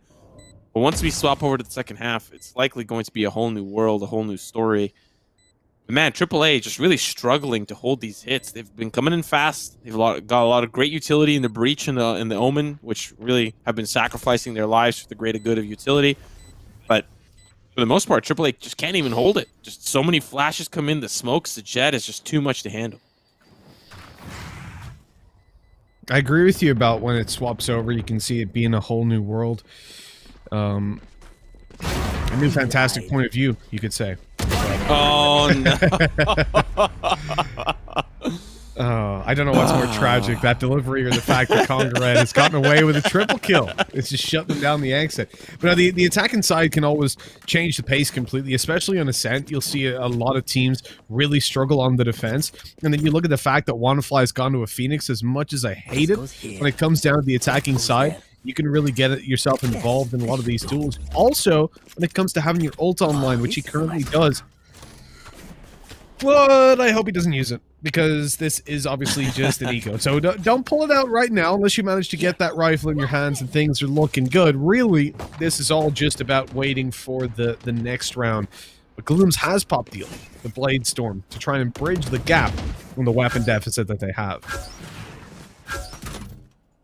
Considering how these rounds have gone as well, I mean, we'll look at that utility, or sorry, the economy in the round to follow, but it does feel like TMT are probably sitting in a really good spot. Somebody at 8K before buying down for some of the team members and themselves. So TMT definitely in a good spot, but I think for AAA, they just want to knock that economy down. And you're already in a little bit of a tough spot. Like anything you get is just value, but you're still 5 rounds down. It's been 3,000 a round, but that's a great start. Can Konga find another? He can, and that's going to be the line. Down to 3 members for TMT, and they're held up in the courtyard. Yeah, for TMT, they're definitely stalled at this point. The engine is not quite working the way you'd hoped for it to. I thought, wow, looking at the X-ray, that Josh was behind that generator, but then I looked at the map and saw, nope, he was stood in the open. Lunatic. Now that's shut him down. Ace 30 seconds left. Popping out of the recon. Somehow getting away with this one. Oh, this is a disaster. I don't know if he's allowed to just throw that down without even a peek coming out. And now everybody's so... Don't throw this one away. Nasmi, he wins these. He's won them before. He's fallen back, but 12 seconds, no spike. They'd have to push him, and it's just not going to happen. They sacrificed for nothing. Solid round from AAA. It all really started with Konga peeking down towards the A main side. Finds 2 picks. I have no idea how. And then walks his way through Catwalk and finds a member of TMT with their pants down. Hopefully those have been picked back up for this following round. But a little bit of a weird one. Konga finding so much success in that round, and I have really no idea how that unfolded. I think maybe TMT just did not respect Catwalk for some reason. I don't know. The potential for somebody to be there or to peek into the courtyard, but we're looking at a 5 stack towards A main. They're going to be running fast. They're going to be running dirty. They've already flashed off the player, and the tailwind used early. So this angle that's going to be held from Konga can actually stop the jet. Well, he seemed a little bit lost shooting at the floor to destroy the cage that he was caught in. Now down goes the door. Having not destroyed that at the start of the round, honestly, it's always weird to me when defenders don't destroy it in the very beginning. It can only cause problems. You never really see it used to the benefit of the defensive side. So I just get rid of it right at the start. The TMT, they've got the man advantage. The flash goes through, countered by Wannafly. And although they get the trade in this man disadvantage, that's not good enough. They need a little bit more. They need someone to stand up and really take them across the line. Ginny managed to sneak out, but caught right around that smoke was her teammate, leaving this into a 1v2, a 1v1 with an extra kill, but doesn't expect the peak so quickly by Carl. That is 6-1. That is TMT getting away with another round and answering back from the thrifty that they lost to in the previous round. Yeah, I think that round was won in Carl. Ginny has been in these 1v-many scenarios actually quite often, especially on Haven, and always brings it down to the 1v1, but just not having enough energy left in the battery to take it all the way home, have to swap over, recharge it, whatever. But Carl pushed up through the window, manages to find one on the rafters, then doubles back around where Ginny's like, I have no idea where this guy is. He could be playing anywhere. He could be playing A main. And finds that pick in the defuse. And to be fair, the time was running out. But looking at this round, Mitch, does look like TMT once again want to hit that A side. It's been working quite well. It's been working quite well, and I'd imagine it's going to work again. We'll see. We'll see. A bit of a passive approach by Attack all round. So maybe they're trying to change it up a little bit by just giving them control of the site and winning a retake. Konga Red, he's spotted, and that's really where the round falls apart. Now you're locked out. Door, again, needs to be destroyed. Oh, they've spotted the cage go down, or the tripwire, excuse me. See, I still trip up on the abilities. You're naming ultimates like it's reading a menu. What's this about? Well, I'm hoping I get a little bit of run it back with the side of my curveball here, as we're going to see Ginny try to prepare the paranoia, at least to start. Aftershock will stop the push in for the Raptor side. There's the Hunter's Fury, getting a little bit of damage, but nobody's going to get tagged up as Josh holds the line from the top side. No collat with the op, as once again, it's member after member falling apart here for AAA. A flawless for TMT, and 4 ultimates still held that round. So TMT, I think, in a great position to seal this one 11-1. 10-2, I think, would be a best case scenario for AAA, as they just have had no success in holding these guys. All right, you know what? This is a 7-1. It's not entertaining right now. This is just dominant for TMT. So we're gonna play a quick fire quiz. All right. This is I'm gonna name an ability in generic terms of an agent. and you give me the name of it. All right. Okay. Okay. Here we go. So we'll go from easy, right? Brimstone smoke. What oh, from the skies, I think. Sky smoke. Close enough. Close enough. Sky smoke. Oh my! I haven't seen brimstone in a long time. Okay, you tripped me up there. You got me. I did. Razor's nade. Paint shell. Oh, there we go. Okay. Cypher's ult. Neural theft. Yeah. Here's a little bit. I'm curious about this one. What about Sky's flash? Oh no. Player standing. It's like warp something. No. I'll tell you something. When I saw the name that I said, I'm never ever gonna say that out loud. In a thing. It's called, I think it's called Guiding Light. Yeah, it's called Guiding Light. How are you gonna? And Sky with the Guiding Light? No. Sky's flash. That's where it's going. Sky's flash. Damn, you got me. It's almost as if in the play-by-play, I'm just naming them off, and then once a quiz comes through, yeah, it's just like I'm like a classic university student, you know. I'm much better than my grades are. Okay, exactly. I can perform much better in the workplace. But give me a test, I crumble. Oh man, yeah, that was because it was the ults that got me, man. You just like popped off like 6 ults in a row, and it's like, dude, I can't do that. What the hell? What is this about? We're like, Hunter's Fury! I know that one! Carl's popping it off. Doesn't manage to tag anybody up. Josh in one on Ace, just pulls it back. TNT were at the deficit, but now they've got side control. They've got the spike as well. They're putting it down, still be main. So that gives them an alternate angle to fight off of as well. Wannafly, he's dead. But he gets traded, at least gets the kill in the first place. Ginny threw the smoke on a Johan. Somebody check her config. That was a nice little shot. 3v2 develops. Now the ult goes down. They're going to spot out where these players are. No wall bangs to go down successfully. Double swing to Ginny. No one there to trade. Oh my, Gloons is shut down. Congaret as well. Josh in with a massive play. And that's just a disaster. It seems like even when attack all round and everything going their way, the round falls apart. Yeah, holding that cave and then of course Nazmi playing point defense, you know, looking towards the left side, the right side, and a spectacular hold from TMT. And you saw, I think, you know, a glimmer of hope for AAA. They were trading their way back into the site, but unfortunately the retake just, man, too tough. Not enough juice left in the tank, but now it's 9-1. Still a possibility for a 10-2, but it's looking less and less likely as the rounds continue. Unfortunately, Conga, he's going to have to get in line, back away from the paranoia. Red carpet's going to be rolled out, but unfortunately no one's going to be there to greet TMT. They'll have control of the site. Spike going to go down. It's going to be a 5v5 retake, but watch the flank. 2 members. They want revenge. That spike planted. That kill is invaluable. The ultimate, the running back popped off as Wannafly goes down. He gets the information. Ginny tries to trade, but can't get it done. The Sheriff of Congaret given a haircut, but Glooms comes up from behind to finish the job. Now the man advantage goes their way, but attack all round still need to take this site. Another kill swinging in for Wannafly as he grabs a double, and a quick defuse from Glooms gets a second round on the board. But attack all round, they're not looking pretty at the moment. 3 is the maximum they walk out of this half with, and they really desperately need this next round if it's going to work. Last round in the half. Yeah, that retake honestly felt like a very infamous torture method. You take a tin can, you put a rat in the tin can, and then you put the tin can on somebody's stomach, and you start to heat up the tin can. The rat has nowhere to go but to escape through anywhere that's not a tin can, which is straight through the human that is being tortured. And I think for TMT, they just got stuck there. They were the rat. They could not get out. There was nowhere to go. And AAA were the fire around the tin can, just breaking in from the rafters, the tree room, A main. They had all possible angles covered. TMT could not get anywhere. And now you're probably wondering, how does he know how this is an infamous torture method? Listen, watch a lot of mafia movies. You watch a lot of, you know, you learn some things, especially Russian mafia movies. Man, you learn some stuff you probably didn't want to know. I can imagine. If Banks was in a Ukrainian mafia movie, it was interesting.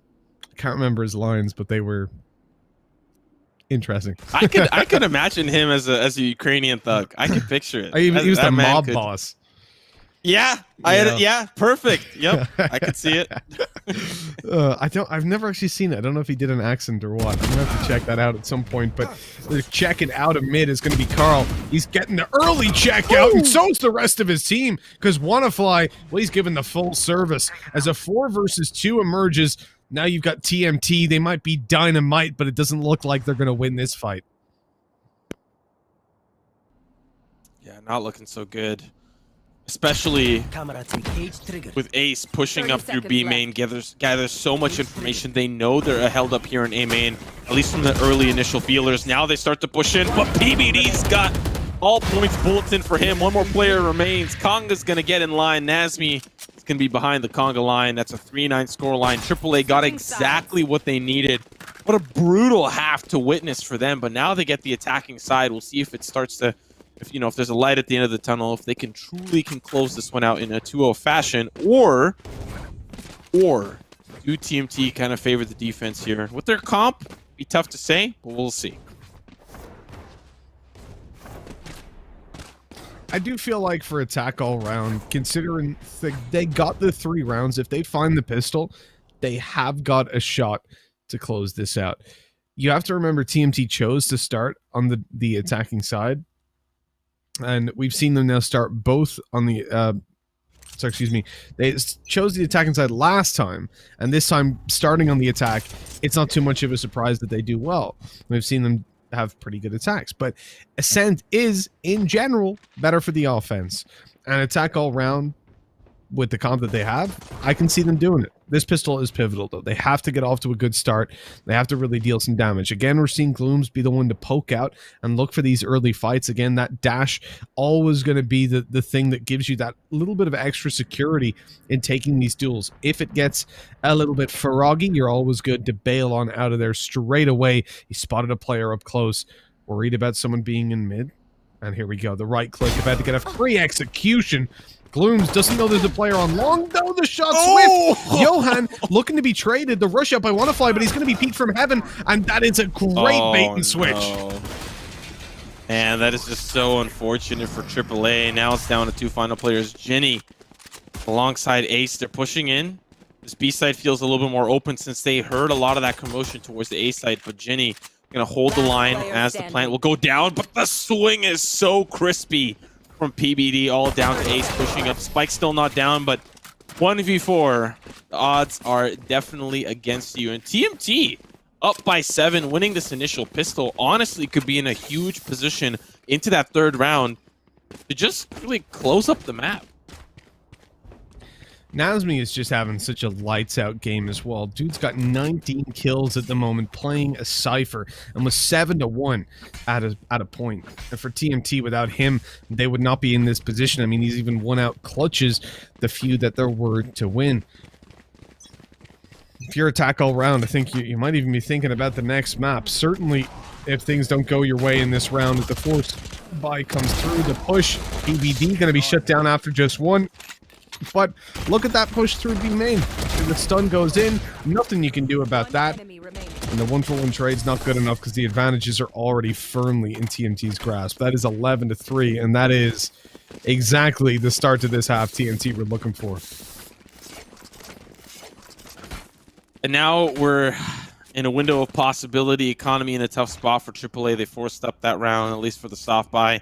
Yeah, this game could be as good as gone within the next 2 rounds. And I know we've been having a little bit of fun, but it does feel, lights out difference from what we saw in Haven. A little bit more of a closer match, but as we had highlighted, now that after the group stage is done, we get to see a little bit more of like a longer series, an elongated battle between 2 teams, more maps in the pool, agents come out to play, different agent selections. We're seeing some of those swap around. You see a completely different story of how teams are playing. Oh man, I mean, this aggression from attack all round, it just never seems to work out flawlessly. There's always someone left to trade, and then Nazmi gets involved, and that's when things spiral completely. It's left down to just 1. The Jet of the attacking side trying to clutch it. Glooms does pick up the first, and it's Nazmi shut down. A second swinging his way, and Carl's AFK, so that's a free plant. But on the flip side, I don't think Glooms is fully aware. Oh, wait. What is happening? They're both now moving. Wait, Glooms is really that concerned that Carl is AFK? Well, he might not be AFK. Might be.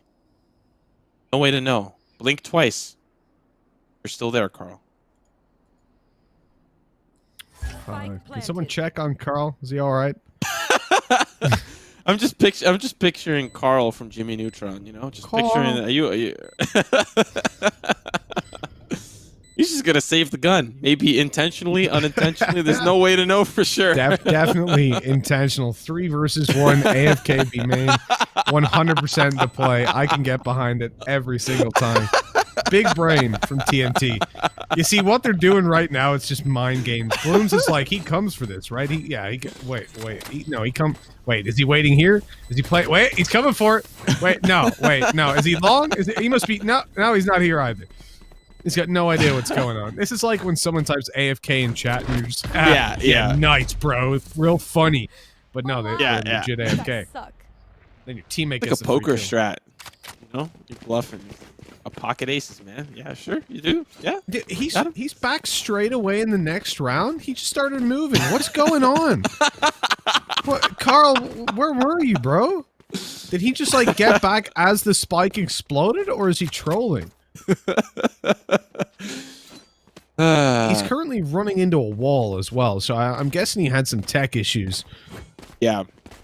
I don't know if we can switch to Carl's perspective, but it will look like he's losing all sense of sight and smell. He's jumping into a wall now. I can see him in the bottom left. He's having a great time. I think his mouse might have died because... Oh, there we go. There we go. Now he's able to move. Carl's back, baby. We should be getting back into the game. Yeah, I'm guessing he couldn't move his mouse because he was able to run around, but he wasn't looking anywhere or, like, knifing or anything. That's the thing with these wireless mouses. I just got one this year for the first time. Years of gaming. All connected. Yeah. Hardwired in. Plugged in. It's my first wireless mouse. I got the Ponage one. Ponage mouse. Used by a couple of players like Lex and Sean Garras. They like the Ponage mouse. So I got it. Feels good. But I can never get used to it just randomly dying. You know? Yeah. Of course I can charge it, but it's one of those things that happens. And kind of one of the things that I like about like franchise or league play. The TOs and the refs make sure that everything's kind of functional and operational. That like rarely happens on stage, but it's one of those things where in COVID you are your own ref. You know, you got to make sure your mouse is up and running. That's one of the things I had with my headset as well, my wireless headset, where I'd just be playing and then all of a sudden sound just disappears. I realized that we got some problems. So it looks like we still have some tech issues for the guys to resolve. So we'll be filling in for a little bit while that one goes down. It's a shame. You know, it always breaks momentum when a thing like that happens. You're really leading the game, but I think at this point you can feel safe either way because you're just so far ahead. Like it seems inevitable that that one round swings into their favor and closes it out. And for a tackle round, they're probably already thinking about that next map. And really, we have to identify that bind and split are the two maps left in the pool. We'll have to see what ends up picking. They don't get side selection, so if they pick split, it's something that's kind of like, well, you're scuffed because they're going to pick defense first likely, and then you got to fight through a really tough attacking side. Or not. Depends on the play, of course. We've seen a lot of creative attacks on split, and depending on the region, sometimes it can be attacker favorite. It really just depends on where you're playing and what the meta is of the region. But if you go to bind, really either side selection doesn't really favor one way or the other, so you're kind of in a little bit more of a beneficial spot. But enough of the podcast. We're back and play. That we are. We're back into the game 11-4. TMT leading. When we last joined in, it was attack all round, getting the A site, winning out a 1 versus 2 effectively to win out the round. Now they're looking into the problem for me is that they haven't had anything repeatable. Like they're winning out these clutch rounds, but we haven't seen them cleanly win. And if you need to win a consistent amount of rounds as they do, it doesn't seem all too likely that that happens if you have to rely on 1vx's consistently. Spike held up for A. Maybe Ace gonna rotate mid-round as the entire team's prepared. B main, a lot of members up through the middle. And We do have PBD looking down. I don't know if that's an op or a rifle. Hard to tell from the X-ray here. It still has an angle towards the mid, nevertheless. Likely a player about to cross, but doesn't have that much of an aggressive angle. Flash towards the right side, and they might have a control here. Can the player in Cave hold the line here? It's Carl, player who did not participate in the round. It's a great crossfire setup as they entry. One to the right, one back sight. And now 2 members remaining, likely going to be a pretty simple round for AAA to pick up. It should be, and this is what we were looking for, right? A consistent, repeatable strategy around win that was as clean as could be. Wannafly didn't see anybody down in spawn, but there was a smoke down, so he should be aware of the possibility. Pops another flash, swings through. This time, he catches both of them and closes the round out nicely. 5 on the board now for attack all round, but there's still plenty of time for TMT to pick up their final 2 coveted rounds. And I mean, it's only a matter of time before Nazmi pipes up again. Unless dream, the Ascent dream, the no pun intended, literal run it back on the rounds. 5 to 11. It's possible they have 1 round that they can bleed just in case things do get a little crazy. But we'll talk a little bit about that if we're at like 9-11, you know? Or oops, or like 10-11. I didn't mean to. I didn't mean to say it that way, but. If we get a little closer to the rounds being tied up.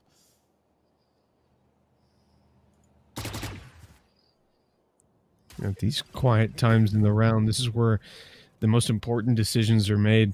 For someone like TMT, choosing their next move is incredibly important. They know attack all round or approach, and when the flash is heard, the peek is there. Nazmi catches it with the Sheriff. There's an opening duel, a valuable one. At this range, it's a 1-tap headshot guaranteed. There's a flash being toyed with. When a smoke's in play, though, it's always awkward. You don't want to pop that flash and end up with your opponents not actually being blinded. A-long is taken, and this is going to divide the attention of those short players. Nazmi caught off, taken down. Now Galoon swinging out wide. That forces the push out of Josh, and he even gets a kill for it. It's a 2v3. It's winnable, especially when you look at PBD, who's just managed to get a weapon. Oh, wow. Never mind. The Blade Storm was the silver lining. It was a 2v2, especially with Konga that pushed up through B main. He was looking for those lurk plays, players that were rotating back from defending the B site. But Carl here picks up a Vandal. Definitely an opportunity if he can take a couple of 1v1s, but Konga eventually joins the party. Takes out 1 player. 6-11 on the scoreboard. Now we're seeing a gun round come through for TMT. A lot of ultimates available for them. 4-7 on Carl for the Hunter's Fury. PBD just using that Blade Storm last time. We've got an Odin and an Op. Expensive purchases coming through. If this is a round that AAA can win, you can likely see them catapult back up to like a 10-11, 9-11 standing. That is where they want to be.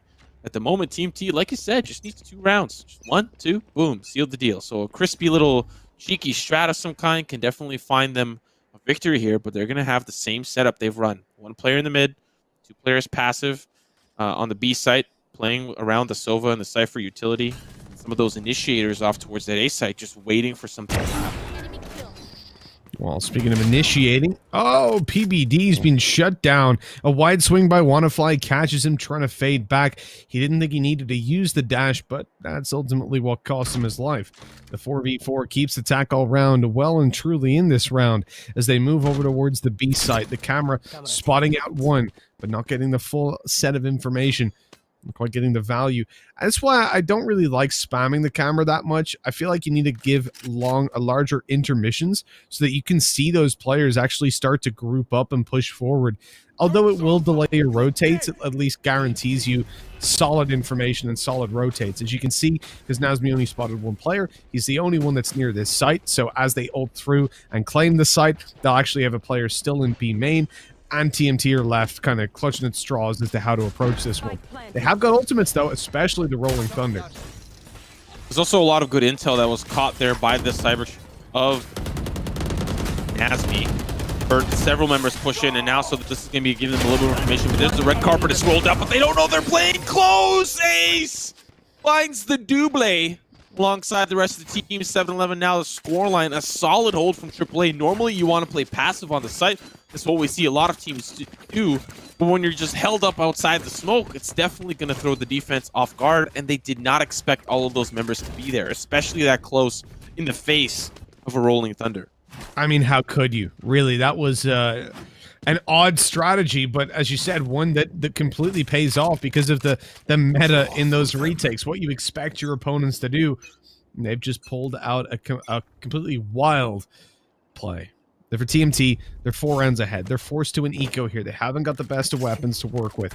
Luckily, didn't burn too much in terms of ultimates. It is the neural theft and the teleport for Omen that remains.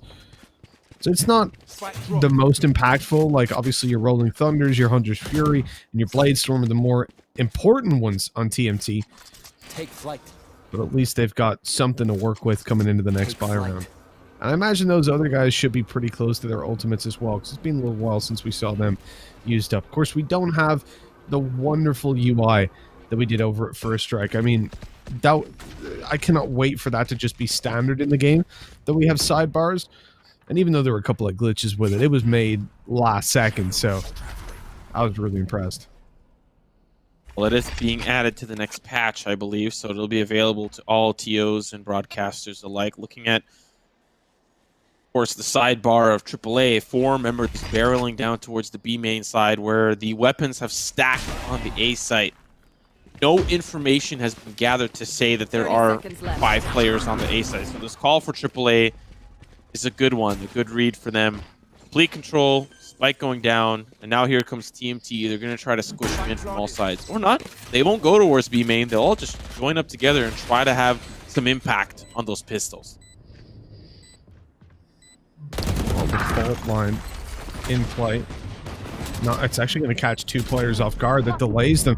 The blind down as Bloom now paranoid up. Aftershock almost gets a kill, but Wannafly gets away with murder. It's a 1v1. Ginny backside. Perfect timing on the peak to put 8 on the board. But that was an eco. And look how much TMT managed to do.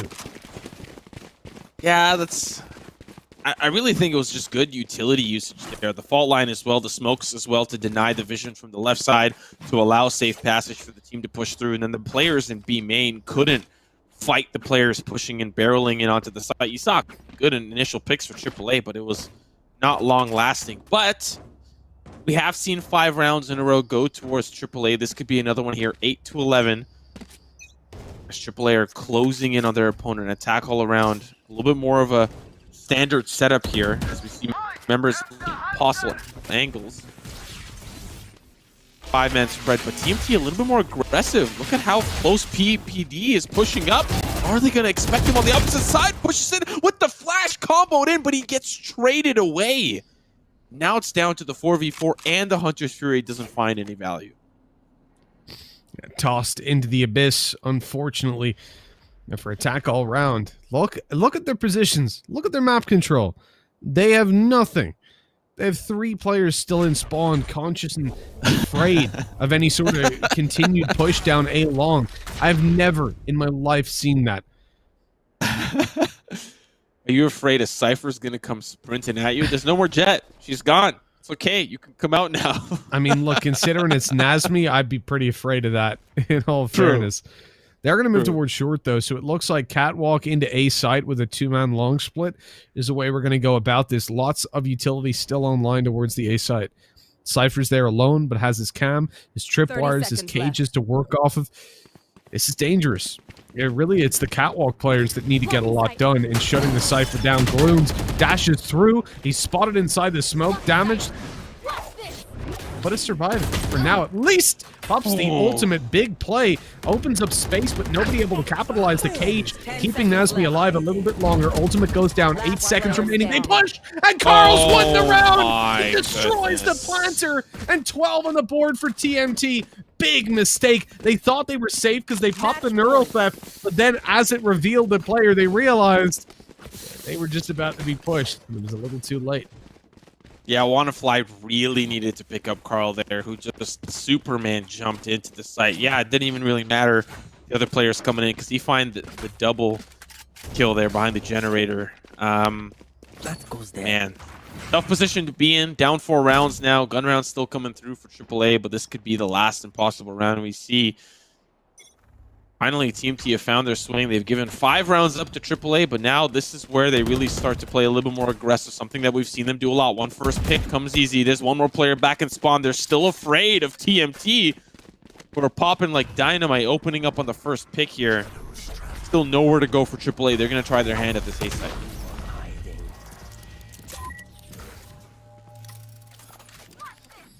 TMT should be able to close this one out. Even with that loss, there's just so much info. There's so much control going over into their favor. The spike in danger. Look at this push down middle.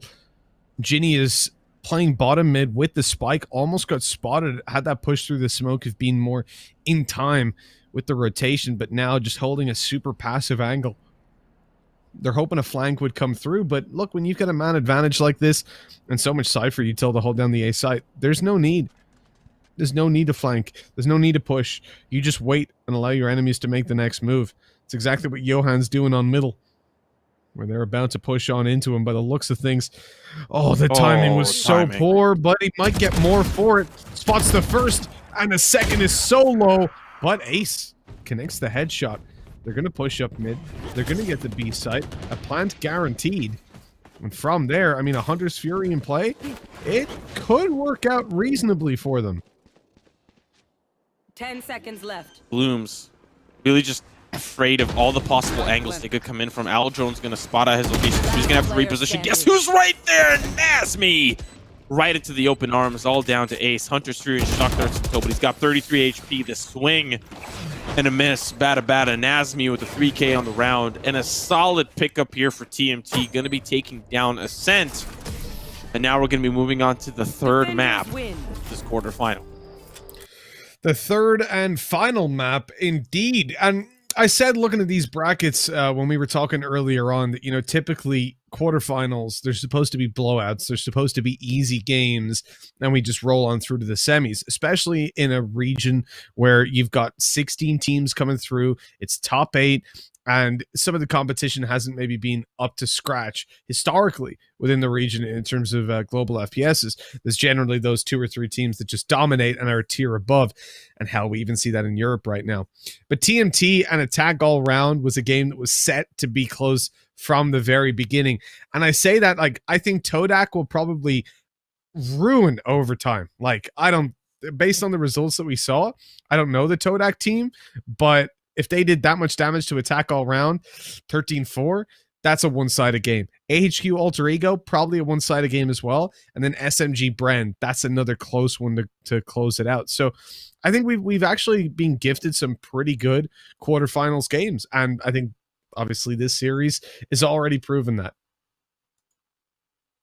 The big question now becomes, for us at least, what's going to happen on that third and final map? What's going to be selected? What are the side selections that we're going to experience? We've already seen some of that agent selection kind of swap around a little bit. Glooms from the Reyna to the Jet, and of course Wanderfly from the Killjoy to the Phoenix, and a couple of swap ups as well on the opposite side too. Josh from the Phoenix to the Breach.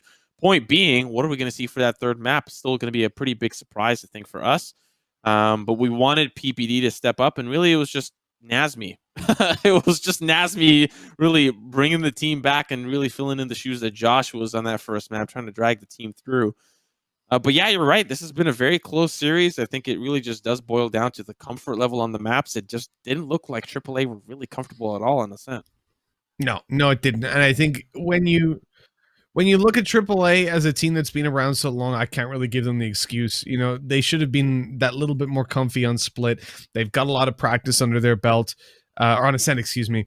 But as we come in towards the final map, that's where things get interesting. We're down to just 2 remaining. Surely it must be a comfort ground for both teams. And so a nice, long, and close map on hand. But speaking of maps, let's look at how that one there went down. We've got the post-game stats to roll on through and have a look at the players that we need to highlight. And of course, it comes as no surprise that Nasmi's up towards the top of that board.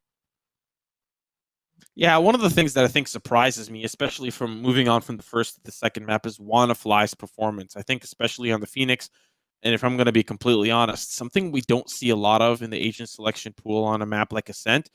Really played it quite well, but not really well enough in combination with the rest of the team on Glooms, Ace, and Ginny. Ace had a phenomenal game number 1 on Raze, and then swapping over to the Sova really kind of made that first performance a little bit more flatter in the bigger picture. But the rest of the team really showing up. PBD not too far behind Nasmi, but still kind of, in my opinion, maybe tailwinding it in inappropriate moments. But nevertheless, a victory, a dubs. Looking at some of that game summary, it's of course Nasmi, the MVP. It could not be Nasmi. This man is unstoppable on that side. Yeah, I think Nasmi deserves the underline for that one. 347 ACS, and you see how far above the previous games for Ace that was, because again, he was leading the charge by miles. But I was impressed by PBD as well. We look at his first bloods, and I'm glad he's been highlighted as the entry fragger, because he participated a lot more in the early rounds than what we saw from him over on Haven, where he wasn't really getting the damage done with the operator. His blade storms weren't really getting involved. And okay, sure, in terms of kills, he wasn't necessarily insane. He still managed to get enough done in the early rounds that I think this was where we saw a very much more justified approach to Jett. I still think he needs a bit more time on that agent, because there's times when you see his dash used incorrectly or just not used at all, when it definitely is worth expending. He treats it as too valuable of a resource, and it costs him at times. Looking back at these team lineups, I think the one thing that we're seeing is really leveling up TMTs. They've got watches, and AAA don't. That's, I think, the biggest. Yeah, they're able to tell what time it is to turn things up, and boy, have they in that second map. But maybe AAA could benefit from a Rolex or two to figure out when is it time to turn things up, and this is now. This is that moment. Third map, do or die. You're out. No losers bracket. No second opportunity to climb through. And for TMT, after that first map, they definitely are thriving in this opportunity to take it to that third map. We saw definitely a better performance out of them in that second map, and we're seeing now how AAA are adapting. We'll see what map they end up picking, as we're still waiting on that update, because it hasn't come through quite yet. But man, what a series. Like you highlighted, we expect it to be a little bit more stompy, I guess, in nature for the quarterfinal. But we're seeing a very competitive series. And like you also highlighted, once these maps are done and out, we're going to see, the cream rise to the top. Bind is what we're going to see selected, and TMT will get that first side selection on towards that defensive side. When you take a look at how... oh, no, wait. So TMT won that map. Yeah, so Bind picked by AAA. They're pushed down to the attacking side. I'm curious where we're going to see the agent select swing towards. I've been impressed by Gloom so far. I think it's amazing to me that you're in a region like this, you're looking for a stand-in, a second stand-in actually, past PTC, and they managed to find Gloom, who is insane. There's so much individual skill within this region, and even within teams that didn't make it. Like I said, Myth.Attitude, a very, very solid team that didn't make it all the way, to much to everybody's surprise. We've seen Legends, Only One Word, Super Domineering, all disappear. So this is a real underline for me, and just how strong this region can be. Here we are in Agent Select, though. And as I said, I'm curious to see where we're going to be going with this. Want to fly back to his well-known Raze. That's why I was kind of surprised to see him on the Killjoy starting out on the previous. I guess PTC would have been pushed into a Killjoy role instead. Over on Haven, excuse me. But now he's got the Raze out, and this is what I know him for. Want to fly? You know him for the Raze. This is what he's comfortable with. Yeah, well, he wants to fly and doesn't play Jett, so gotta use the blast plaques. You know what I mean? Oh man, man, you've been nabbing me every time. I gotta get you back tomorrow, the day after. I gotta level up. Listen, you've got the punts. I'll give it to you there, but I've got the abilities down. I know that's not a lot to work with, but I'm gonna be proud of that, because it's the only thing I got going for me right now. Oh, you got more than that, Simo. Don't be modest. Don't be modest. But like, we're finishing out the Agent Select, and you're seeing Raze coming out on both teams. Not a surprise, considering it is going to be Bind. The real difference here is PvD on the Jett versus Glooms on the Reyna. That's what I'm curious to see, that battle go down, because we know Glooms is able to manipulate a lot of those fights into his favor. But from what we've seen of the Reyna gameplay so far, has been a little bit too eager to use the Devour instead of the Dismiss. So he heals himself up instead of getting info and bailing out of any fights. And that's what I want to see changed a little bit, because in close quarter fights that you get on bind, you never know when one of these guys' teammates is going to swing around that corner and trade you out. So it's always risky to go for those heals unless you have good map control.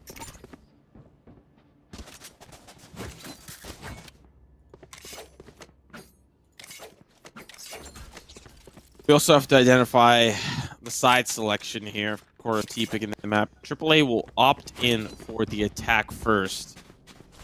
Considering their composition, they want to get off to a hot start, and imagine they can do that off of the back of a player like WannaFly and a player like Glooms. Now, I've been hearing a lot, especially around First Strike, how teams opt in to defend. Usually you'll see some sort of 3-2 split. Maybe a stronger hold on the A side or a stronger hold on the B side, but an aggressive push from TMT right down long. They'll find one with PPD. Doesn't even use the dash that time to get out. Have to tip a hat whenever a tailwind is not used correctly. Or sorry, rather not used at all, but used correctly in nature. Pick early is going to put TMT in a great position, and they've got 3 members here and a lurker towards the A side for AAA, but this 3-man hold, it's going to be an even fight. I do like the decision to stack up the B site and push. I think if you are going to 3-man stack B, you have to push off the back of it. They're using Cypher to defend the A site.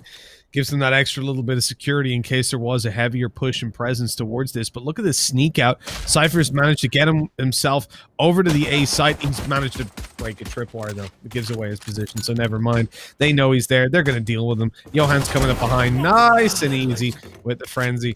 Maybe not quite as clean as it could have been, but a 5v2, and looks like attack all around will be forfeiting the pistol, short of some absolutely massive plays.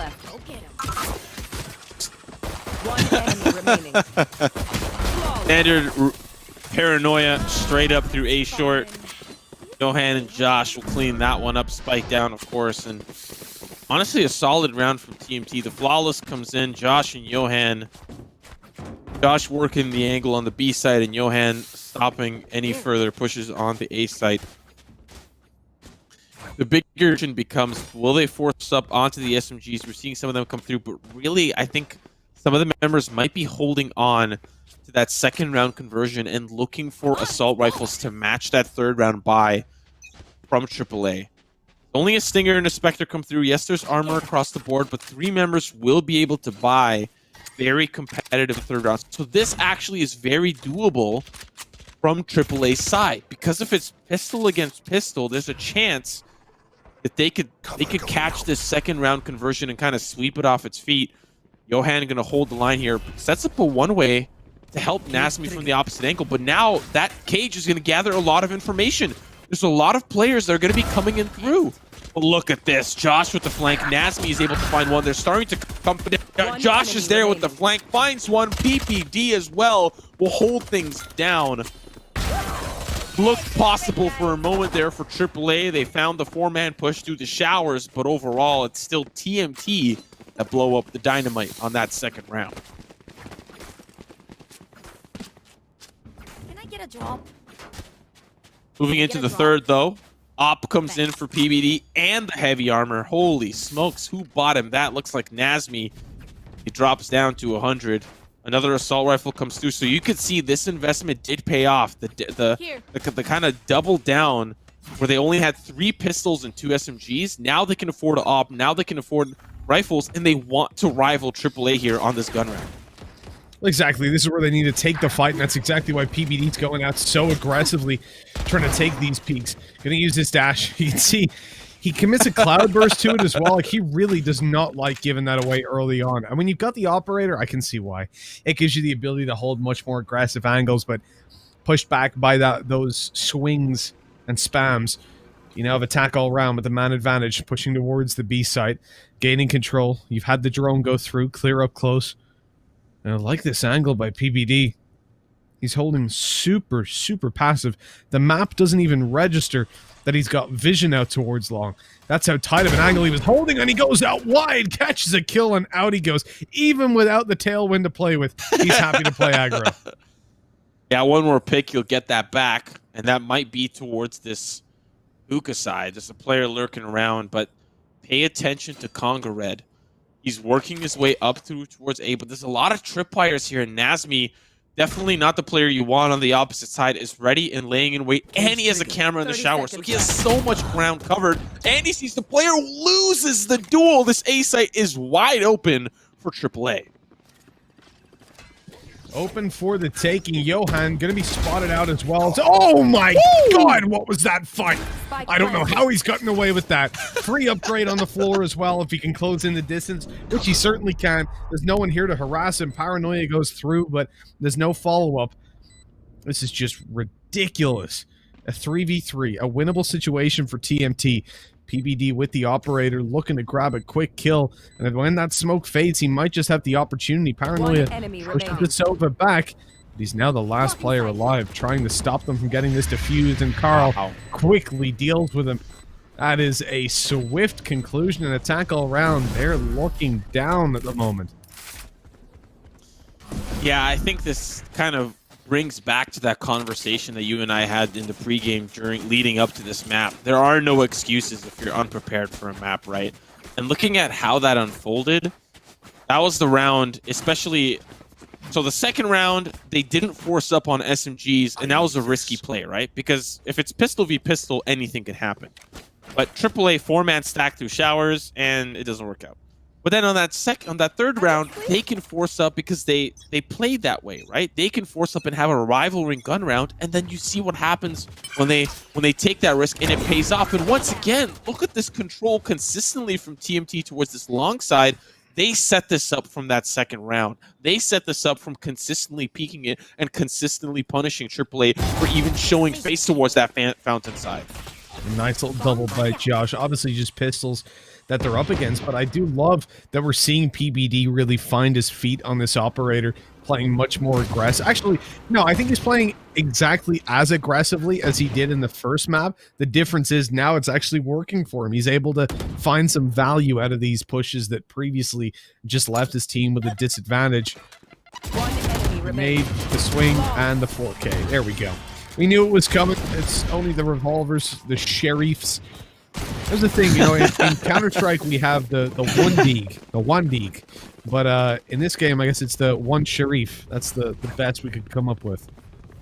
I think you've been hanging out with too many final strikers, you know, many Europeans. You're starting to pronounce things, you know, kind of in a different tone, a different language. It's almost as if I don't even know what you're saying anymore. Sheriffs? What is that? One sheriff. Let's go. One sheriff, por favor. I don't even know. I'm combining languages now. Uno cerveza, por favor. That's all my Spanish out the window. Oh my god, this is so smart. This is such a good setup. You rarely see this used. So the Jet's baiting, gonna try to find a kill, dash back, and focus their attention. If this works, oh, there's not going to be any follow-up. That's the thing. So if he hits this shot, there you go, done and dusted. He's running back on, hey, I'm on the site. Please don't push me. I have an operator. And then boom, you get shot in the back. But they won't get any reward for it this time. What is this cam? It's like he's investigating, seeing if the solar panels are up to code. It does look like they're fine. You don't get a... Yeah, you don't really get to see a lot, though. You do see them pushing in from the octagon. But it's really now he's going to have to worry about this race. He saw her coming, but he still loses the fight. Oh, no. Down to the 4v4. They've made their way onto the B site. The entrance into it is smoked, and that's going to be another smoke layered on another smoke. But here comes the showstopper. They want to try to get this cooking now. Well, double showstoppers, double kills. One for each, though. As TMT still behind by a little bit. They managed to pick up the weapon here. PBD 1 foot away from ultimate. Oh, but the dash in the smoke. Good pre-fire by Congared, who picks up the second. Nicely done. Well handled. Attack all round. Pick up their first. And looks like we're going to need a little bit more energy for the TMT side. So hopefully they manage to clear that little bit of dust off those solar panels. Because I saw it up there. They said they don't work as well. A little layer of grime. You got to go up and scrub them every now and then.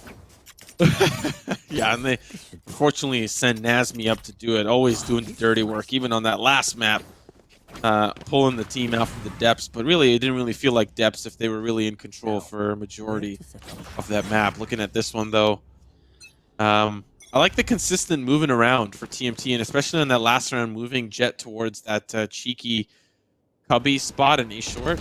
I definitely don't think AAA are going to fall for that again, using the owl drone early and now the cyber cage. So using that recon bolt to see if anyone's playing that angle, but with the partnered up with the paranoia, but it's not going to be a player ready and laying in wait. So this push in towards the A site is going to be a double man hit from showers and from short. DMT are here. They've got 3 members on site willing to defend. The smokes keep them out for just a moment. Wannafly not actually going to be caught off by that by the leer as Blooms is taken down. And I think if you're attack all round, it's already done.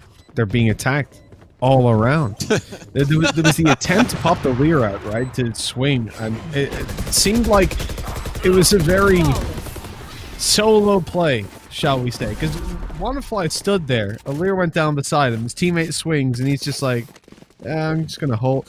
And no, at the same time, actually, I can't put that on Wannafly because they were still planting the spike, right? Someone could have pushed through the smoke, taken down the planter. So Wannafly had the responsibility of watching it. You had 2 players pushing in towards the towards lamps to try and clear that out. So nobody could actually swing with Glooms. He just popped that leer and swung by himself. So I guess in that situation, you hold on to the leer 2 more seconds. You have 1, maybe even 2, because the spike planter teammates that can swing with you and take that fight together. So it seems a little bit reckless to go for it solo. Uh-oh. You're in trouble. But unfortunately, Josh was just, unfortunately, in front of the scope. Can't aim at what you can't see. And unfortunately for PBD, he just saw a whole lot of billion rays. Could not see the other rays hopping in through the skies. Carl, though, hold down the octagon, the only true fighter, heavyweight class. Now here comes a couple of players that want to contend for the title. Carl is going to get out. There's a player in hookah that he has to worry about, especially after hearing those shots come through. But this push for AAA is not really working out. They're losing members one at a time, and they're not pushing together as a team. They're not working as a team. Now Glooms is going to find at least one to nullify some of that pain that has been coming through. Yeah, I don't quite know what Josh was thinking, pushing forward on that one, getting a little bit too greedy, I imagine. They have a lead, but attack all round are definitely capable of pulling back into this one. Well, that's not the play. Glooms just ignores the cage completely, and Nazmi gets a nasty little spray down. 6-1 we go. One of the things that I love to see from players, especially in a 1v many scenario, and on the site, Nazmi was in a 1v many scenario, despite the team kind of coming in for the defender spawn, is after you find the first pick, you continue the spray onto another angle. He didn't swap over, but he never let go. And some players, they might find that like small moment where like, oh, I'm going to let go. Oh, wait, I got to start up again. But he just held it down and killed all 3. So good finish there. Good solid completion.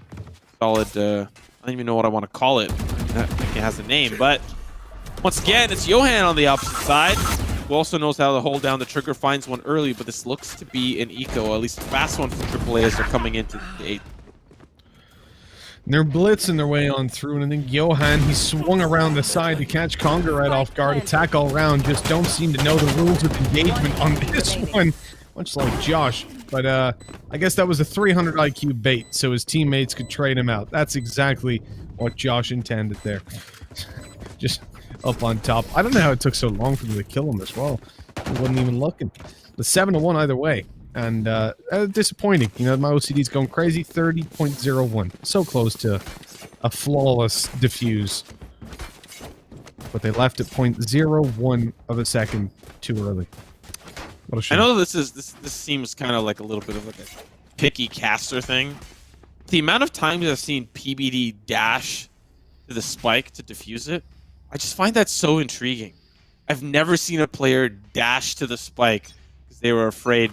Maybe I don't even know if afraid's the right word, but just be so confident, so hungry to defuse the spike. I mean, that's a good trait to have, but I find it so strange since I've never seen a player do that, even though it means virtually nothing. It's not analytical, it's not smart in nature, it's just interesting. Ace perfectly traces Nazmi and takes him down. There's the Hunter's Fury blindly thrown through, but the capitalization is there. Wannafly onto Johan, opens up lamps, and this is getting a little bit scary now as TMT, they are falling apart. One by one they fall, no trades back. Gloom pops out the dismiss, catches the final player, baits the shot, and they might not actually pursue this, not immediately anyways. So it looks like a little bit of space for PBD to get away, but they know it's an operator, and that's definitely a weapon they'll want to take out of his hands, considering they've still got the 5 alive.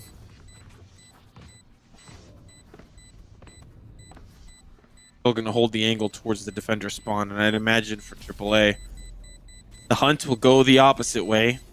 You go through defender spawn, you're asking for a death sentence, and maybe that's what Ginny wants here. At least getting some early intel. AAA will not be hungry for blood, won't chase down the op, and that'll carry on into the next round. 7-2, 3 rounds remaining in the half, and the economy is still in really good spot for TMT. The only thing that I think could break it is if we have some wins being traded here, right? We get down loss bonuses really starting to impact TMT. Maybe in that last or the round to follow, we might see a kind of a where that economy breaks. But 2 ops coming in, very confident here for TMT. Josh going to play it passively, but aggressively as PPD, as he's going to be looking towards the shower side. The recon bolt's early, but it's shot out. Will they peek is the big question. Owl drone for security purposes. They don't peek. They back off. But they don't know it's double op. They still don't know that. They have no idea yet. Will they find out, though? Because that second op is towards B, and you're seeing the Cypher start to close up the distance, but that looks like just a lurk position until Raze joins him. I thought this was going to be a more pointed A attack, but with Raze around here, they're going to clear it out. This is an opportunity for Josh to get away with just pure murder. As the push comes through, the weapon spotted, and a free kill. Nicely done. Now they're going to push the A site, and this is where the second op can come into play. Smoke comes in. I think Johan will see that out, but PBD's playing that op like a shotgun, ready to burst on the opposite side. They're going to swing. Fortunately for him, he does manage to get out with the tailwind there, but still membership is on the site. Spike's being planted. Now going to use that op shotgun in lamps, and there's a player close, and it's going to work out. Ace on the opposite side will trade things out down to 2 final players, and that's unfortunately Arena with the Empress. But now this is where things get a little scary. That's going to be one found, but Josh on the opposite side. Was that through the double box? Okay, Josh. I see you. I see you. Nice shots. Crispy aim. 8-2 TMT.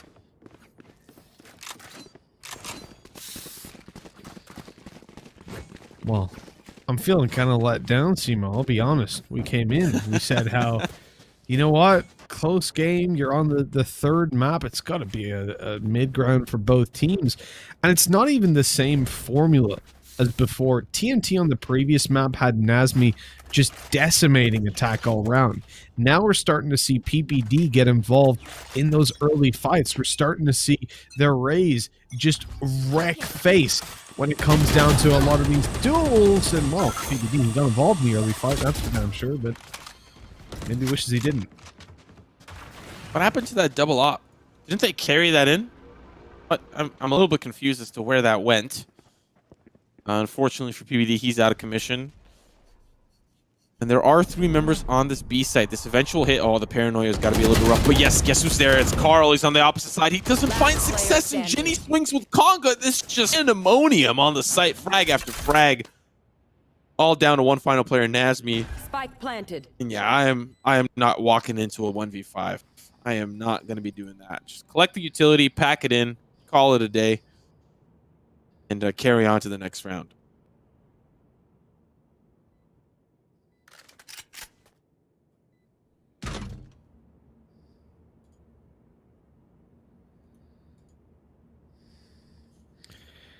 For TMT, I do wonder. You were saying about that second op, and I think so. they should have enough money to buy in the next round, right? So maybe they just dropped it in favor of one of the rifles so that they could go for that more aggressive push, because obviously it was Josh and PBD that were using those ops, and you don't want a double operator push into hookah, or out of hookah even. But still a little bit odd. Nasmi's guaranteed the weapon at least. Let's see where the money's at. Yeah, so they've got plenty of cash. It's even odd that Nasmi saved as he did, because they, like, your chances of winning a 1v4 are low, but you don't really lose anything by going for it. Maybe just trying to avoid giving attack all around more ultimate charges is the only thing I could think, but even then... They're not even close. Yeah, they're not even close. It's just weird. Good point. I don't even really tend to think about that, the deduction. Oh, man. Ouch. Conga! Holy smokes. Just chads it up down long. Finds 2 early picks. Whoa, but Carl, the defense not going to work out. Ginny teleports back towards the elbow. Or sorry, rather, Johan teleports back towards the elbow. Johan's going to find one. 2v3 doable, but when you walk into sight and you don't look towards your right, find Y in a nice, tight spot. One more player remaining, and it's about to be the showstopper. That'll be the defeat. Oh, it's going to take him low. 1v3. Likely going to be the 8-4 finish unless we see some heroics here from Johan. Wonderfly swinging on in and closes it out. There we go, 8-4. It's winnable. It's doable. It's just tough, though, really, when you think about it. You're moving to the defensive side, which typically has been where the least amount of rounds are picked up. And most of these maps tend to be attacking-sided. Obviously, it depends on the team, but from what we've seen, at least in Europe, the attacking side tends to take the cake the majority of the time, and I think that just comes down to how fast-paced of a game this is. Like, it's easy to retake in a way, but if you have like a 2-man disadvantage on the retake, it's just not. And if you use your utility correctly and going for those early fights, you can really overwhelm teams that don't have the protocols there for if this then that, or if A then B. It can be very difficult to react to like your stuns, your flashes, and still be working as a team, right? So you sort of isolate individuals, and at that point, a better team on the attack can tear you apart. Yeah, I wish we had some solid stats about that for NA, but, you know, looking at First Strike, qualifiers, the major, I'm not going to lie to you, it was like 50-50 across the board. And I know that certain maps favor a certain side, but in NA, it seems like we just flip a coin, boom! Yeah. Sure. I'll take a look, actually. Hold on. Let me look at the stats here. Asians across the whole thing. So the problem is with open qualifiers, you're going to have like super skewed stats. So yes, let's imagine that G2 play against 4 random teams on split and they start attack every time. It's going to be like 95% attack side at split, when obviously it's not. So actually, I'll mess around with this a little bit, and I'll take out some of the open qualifiers. Well, while you're doing that, there's action on the site, and Conga's gonna get in line 3, game 4 on the round. Conga just stopping the showers, push clean off, dust it down, and it's a great start here for AAA. All right, so looking at only the quarterfinals onwards, as well as the main event, you're looking at it's generally defensive sided on an average across all maps. Icebox 50-50, Split 61% defense, Haven 53% defense, Bind 51% defense, Ascent 52% defense. What's going on in NA, man? That's just lunatics. I don't know. But look at that replay, man. While you were looking at the stats, calculating the math, there was a lot of math going on in Conga's head, where to put the crosshair, calculating the hypotenuse, whatever, looking to the right, looking to the left. 4K coming through. Conga's going to really bolster the trigger for AAA. They needed some sort of confidence boost. The finish line, you know? Not necessarily, at least for today, right? Win here, you get to watch the rest of your opponents, and you get to really... I think this is really the best quarterfinal to be in, because you confidently know that you've moved on. You can watch your opponents and VOD review their matches and listen to casters and see what brilliant things we say about their play. And really get to just hang out and know that you're in a good spot for the semifinals tomorrow. It does look like at the current moment, at least TMT in a really solid lead, but winning the pistol here for AAA is going to really narrow that gap. It's probably to 8-6 when the gun rounds finally start. And we'll see what economic tricks both teams have up their sleeves. We saw in the first half some adaptation from TMT trying to get those ops and rifles into that third round, sacrificing some of that soft buy mechanic that we normally see from teams on the SMGs in that second round. We'll see if that happens this time, because it's definitely a possibility. A little bit of a pause coming through. I presume this is another tech issue the guys are facing. They should be good to go in not too long. Now, what is concerning to me, actually, as I don't know how long this tech pause will be, so I'll bring this up. I was just looking at the EU stats, and now Split, which I think is pretty intuitively defensive sided, right? It's apparently attacker sided over in EU. I guess this is what happens, though. At this early stage of the game, we're in a position where, you know, a lot of the games that are played out are just complete mismatches in skill. So it's always impossible to really give generalizations, especially considering even down to things like agent compositions are changing so much. Like we're seeing the emergence of Viper in EU, and it's going to change gameplay a lot. So it's very difficult to make those deductions, but I guess what we can do, or what we have to do at this early stage, is basically look at it on a team-by-team basis, match by match, and not kind of generalize, oh, Split, that's 70% defensive-sided, because no, in a certain matchup, it's probably 90% attacker-sided or something like that. To be fair, I like teams that there was early on in some sort of Nerd Street Gamers tournament, I saw a team have like a phenomenal attacking half on Split, and this was like just after the changes, and I was like, wow, Split attacking sided now? I like seeing teams have a really good attacking side on Split. It makes me feel hopeful for the map, which has been so hated during the beta, especially with that narrow gap and that wall that was up in Split. And I'm glad that the Riot construction crew has been busy and knocking it down and kind of giving more space to the attack to play. But ultimately, I just like seeing good attacking halves on Split. Usually the defense has their way, especially depending on the comp that they have. There's Killjoy locking down a site or a good Cypher. We're not on Split. We're on bind. You know, attack pause is kind of hindering the continuation of the match. But at the current moment, we're heading into round 2. Pistol's done. It did go AAA's favor. We're looking at a potential soft buy and then transitioning into that third round gun buy for both teams. But we still don't know what the economy looks like, if anyone's forcing up or if teams are forcing down pistols maybe for AAA instead of the SMGs. So obviously I've been mostly covering Europe, Simo. What do you guys see over in North America round 2's attack side if you lose the pistol? Do you normally see a force buy up? Never. Like never. There's like 1 or 2 teams. Like it's super uncommon. Even at like a 10-2, I still don't see teams force up. I still don't even take that risk. If anything, that's even more of a reason not to. They want that gun round. They really just rely on the gun round. I even barely see. I bet if you pull a stat from First Strike, I don't know if that's something that I don't know if that's something that the Spike or VLR have access to. Thrifties. How many Thrifties won throughout the entirety of North American First Strike? Because that would give a better tell as to like whether or not pistols are great. But there's often times where you see teams lose all pistols in a series and still win the series.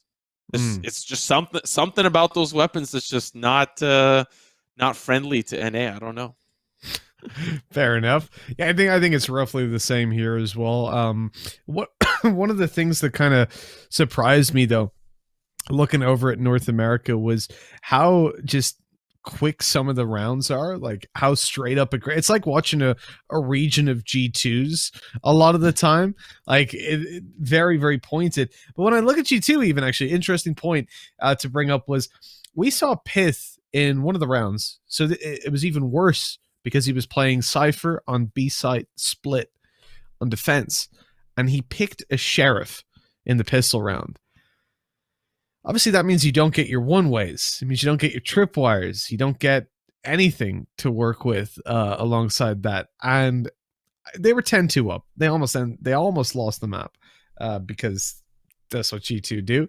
But it was really... Sheriff? I don't know what you're talking about. Sheriff? I don't know that weapon. I'm You mean the sheriff? yes, I know what you're talking about. Well, he had too many cervezas, so he was pulling out the Yeah. sherry. That was the problem.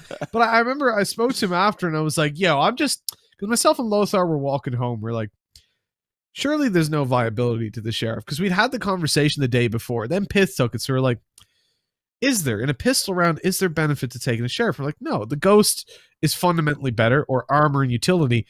And then I messaged Pith and I was like, yo, what's up? I wanted to ask, is it just because you had a 10-2 lead? And he was like, no, even if we were 6-6, I would have pulled it out. It's been working in practice. I was like, well, you're wrong. you're just wrong, but okay. Like I didn't know what to say. It's like I guess if it's working for you, it's working for you, but I don't know.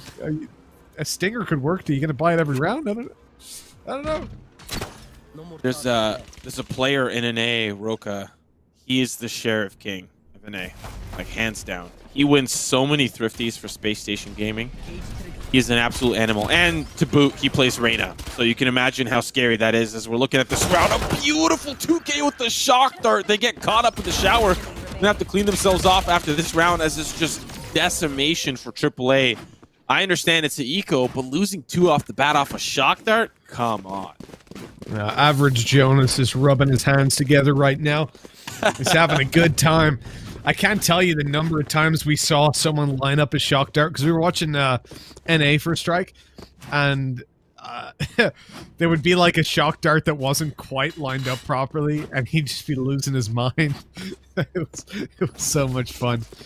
And but yeah, no, I think one of the things that's almost shown there, the point that we were making about utility on pistol rounds, and obviously that was the second round, but still, you're looking at a similar buy, right? A lot of players without armor, some of them taking armor and an upgraded pistol, and when you're in that position where you have shock darts, the damage you can do is absolutely huge. I still feel like, though, the majority of teams, and this isn't in this region, this is just globally, do not use their Sova correctly. Clearing out utility is so easy with a Sova. If you're up against a Cypher, for example, you just need to do 1 tick of damage. So your shock dart, the entire radius, will destroy a tripwire. So it's massive. Oh, Glooms in with an opportunity, but he whiffs it.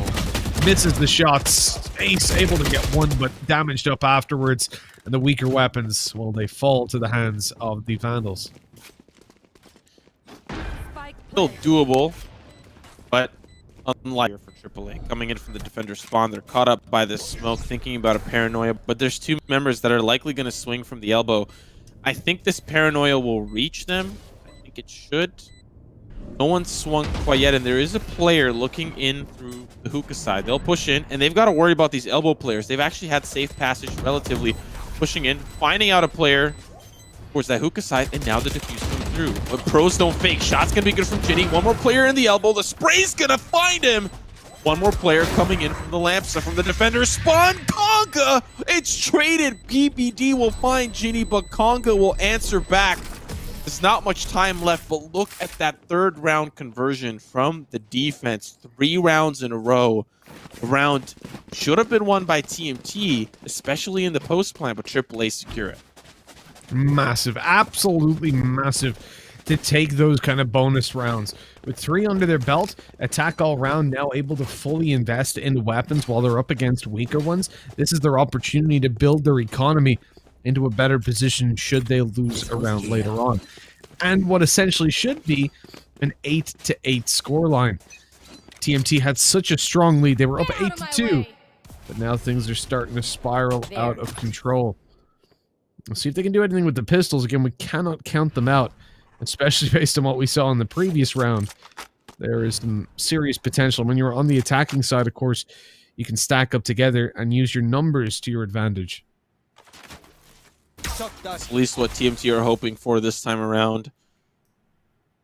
Don't see a camera for Conga. Don't know where that ended up going. He's going to put it up now, looking towards that shower side, but there's a player going in deep. PBDs looking to actually get the spike planted. We'll see if the shock dart finds him. It will with the spike planted.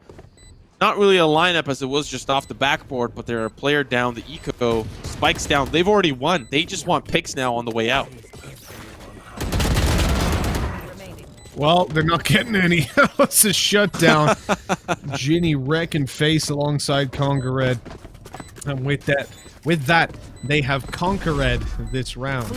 Oh, put it up 8-8. I can imagine you and Tom casting just like It's a terrible. nightmare. Yeah, it's not. I mean, in a positive way. Listen. I mean, in a Like, if negative way. I love dad jokes. They're great. But the fact that you're just banging them out one at a time, Tom has them for every 30 seconds of a match. So, like, I'd imagine it's just crazy. Well, you know me. No, I can't make that joke. Can't follow up on the beautiful setup. You teed it up right next to the hole-in-one. I could have just... I'm not going to do it. Not going to do it. You're itching. The dad inside you is itching. Oh, I'm itching. Got the sketchy to barbecue up on a nice Sunday afternoon. You're ready. You got the whole dad fit going on. A lot of people are in that position, though. You know, they're, as you said, you know, banging them out one at a time, and then they're itching afterwards. It happens a lot.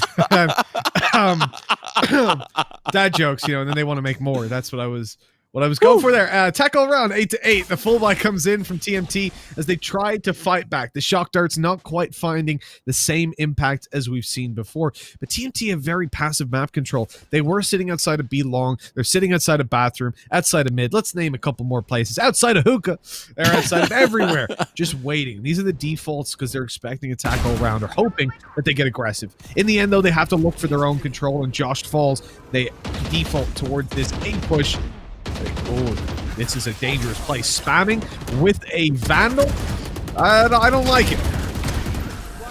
Oh, it works. Yeah, I mean, you don't like it. Doesn't mean it's not going to work. Ace from the opposite side from Tetris. Going to make those pieces fit and fall in line. I like how you were naming places. I know you're just trying to match my naming ability. I know you're trying to flex your muscles. You know what? Do you guys call the that steel tin on the B side anything special in EU? Because in an A we call it tuna can. I've heard that, and I was honestly very confused about what the tuna can was. As far as I'm aware, everyone I've cast with has just called it like the sight tube or just sight, or like inside the sight. That's it, really. We haven't had any special names. It does remind me of the kind of thing you put inside of a fish tank, but I don't know what that's called either. Wouldn't that just be called it? Oh, wait, I think I know what you're saying. I don't know what that would be called. And I also don't know if TMT know what it's called when Ginny just swings out from lamps. Another angle here towards the shower side. This push is just going to fall apart. Especially with all that utility burger. They're going to try their hand. And Wannafly's in such an aggressive position early on. He's just holding the line here. Great comms as well. Yep. 2 players jumping in. Be on the lookout. And now that they have the spike control, I'd imagine the player that jumped in is just going to sit and wait, save the weapon. No heroics from PPD as the rest of the team, of course, dead all around. And a tackle around is going to secure this one, leading us up now 10-8. Well, you know what? I really do believe he can touch the sky, because he was thinking about it. Maybe not night and day. Although I suppose for us it's night, for him it's day. That's a shame. PBD. He tried to spread his way inside that TP, but in the end he flies away. Into the next round, where it's 10-8. Attack all round have made one hell of a comeback. Just look at that timeline. It was looking very dominant for TMT, 8-2 in the lead, and then all of a sudden, attack all round, they came with full frontal aggression. 3 rounds now left to secure the victory up against Pistols, the weaker buy from TMT. And again, it's a team effort for AAA. They got 3 players up towards the top of that scoreboard who've had their rounds, Wannafly in just the previous, saving them from having to go for that retake. Bomb buddies will greet each other in the hallway. The Flash was looking to grab Wannafly, but there's a great buddy system, and Toad Blooms will hold the line on the tuna can, and that's another one down one after another. I like the way that was played in Hookah. For TMT, they were just trying to get a blitz onto the site, trying to get at least a spike down, but Paranoia, not going to find any value from Johan, but this is now the gun round that is so important, so pivotal for TMT. A lot of ultimates available for both sides, more so on the TMT side. Showstopper available, the Hunter's Fury, a lot of damaging abilities ready and laying in wait, waiting to be used. And I imagine this is where we'd see them used, right? You want to secure a round, you want to find some momentum to stop this bleeding. You've lost 7 in a row. You're likely going to commit a lot of these ultimates here. We'll see how they end up being used, though, and where. You know, one of the problems with this sort of position where you're down by 3 is that winning a round doesn't fix your problems. There's always going to be another mountain, and, you know, you're going to want to make it move. It's an uphill battle, right? And sometimes you're gonna have to lose, and that's the problem, being that far behind. It's not about how fast you get there. It's about what's waiting on the other side. And Miley Cyrus would be happy to see this one waiting on the other side. Congared able to take a triple, shutting them down one at a time. Hunter's Fury goes out, spotting out no one else here. Congared looking for the ace at this point, and it's stolen by Gloons. Kick this man.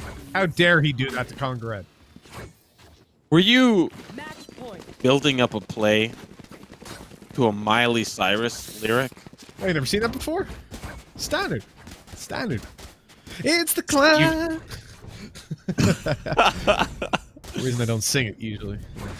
Yeah, you just leave that to Average Jonas. Yeah, I mean, this is the thing. Yeah, that's where he comes in. I haven't got the singing. These are the struggles I'm facing, and sometimes the chances I'm taking. Like, sometimes they might knock me down, but no, I'm not breaking. Oh, no. I know my girlfriend's watching this in the other room, and she's going to give you a lot of props for play-by-playing with some Miley Cyrus tunes. I mean, Hannah Montana will give you some props, and the showstopper is going to find one. Wanna Fly does want to fly, but ends up getting knocked down. We'll get back up again in that next round. And that was a real shame because it looked like he was soaring, flying. There was, anyways, 12-8, 1 round needed for attack all round. 3 players on the B side. They have made the prediction game. All their eggs are in one basket, and they're looking to make a stir fry, a little bit of egg fried rice in there as well. Yeah. It's going to be fried rice egg. You know what I mean? I don't know what I'm even saying anymore.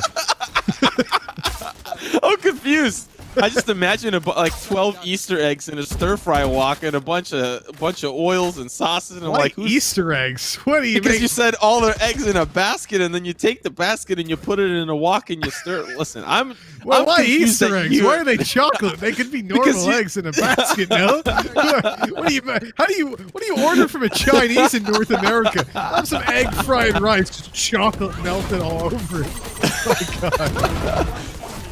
Well, unfortunately for TMT, they're about to be melted all around, as well as Glooms will glaze down the last and final frag. 13-8 on Bind. Attack all around will win all around, as they'll find and secure that final map with this best of 3. Move on to the semifinals, and now they'll just sip their pina coladas and wait for their opponent tomorrow. And they get to see that matchup later on today to see who they will end up facing in that semifinal bout. Yeah, I got to give big props. The comeback, considering the fact that they were looking down and out 8-2 behind to switch it over. I mean, it comes back to what we said earlier on, right? When you swap over sides, it can be a whole new world. And indeed, they have found a new shiny point of view. I got to say, that's one of our close games, really brushed under the rug at that point.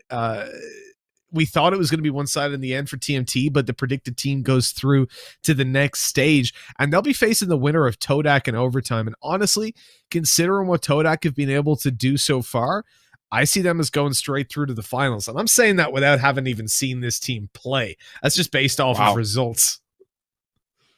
Well, sometimes you make those guesses, sometimes you're wrong, and we'll see if Mitchman is right or if he's wrong. That's something we'll have to kind of keep. We don't unfortunately have fancy prediction stats, you know, like Blast does for their CSGO matches and leagues and whatever. But we do have some stats ready for you on the flip side. No predictions, but we'll see what the stats looked like for this matchup. And I'd imagine Konga's going to be right up there alongside Ace and Wanna But I just have to say, man, these ciphers throughout the entire series, if it's not Nazmi, it's Konga. Yeah, Nazmi had one great performance, but really Konga's been shining as a bright, shining light throughout the entirety of this best of 3. Yeah, and let's not forget that his ace was completely stolen by Glooms. I mean, listen, if you're a stand-in for a team, there's no quicker way to guarantee that you're not going to be on the main team than stealing an ace. That's obviously a little bit of an exaggeration. I can imagine a couple of things players could do to get themselves booted off quicker, but I don't imagine Konga Red was all too happy, but look, he will be happy at getting the win on the board 13-8 and 2-1. Guarantee themselves the place in the semifinals. And we look at the MVP here, 250 ACS for Konga Red. The man, the myth, the legend, basically had 20 kills if it wasn't stolen. But he wasn't the entry fragger. No, that was back to Josh S. So the interesting thing here is that TMT have actually been the team to have the entry fragger, at least the most first bloods on a single player, to put it that way, in all 3 maps so far.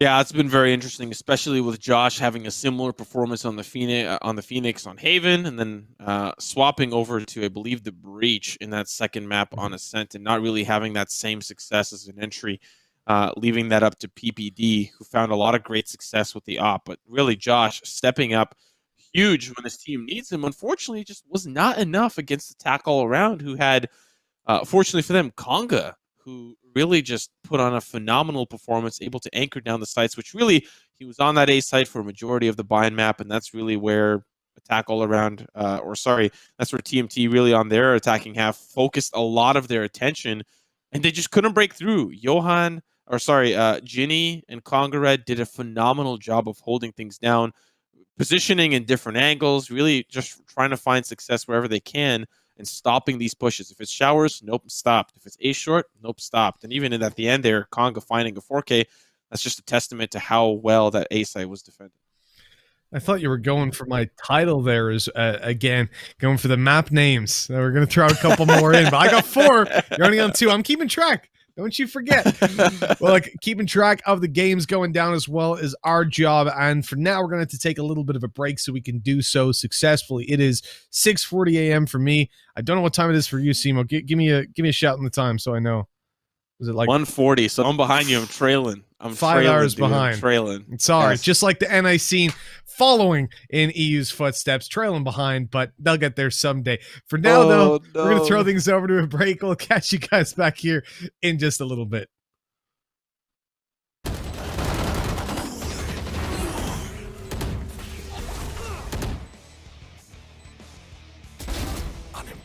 One enemy remaining.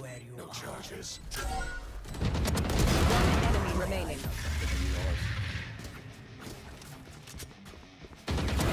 Die.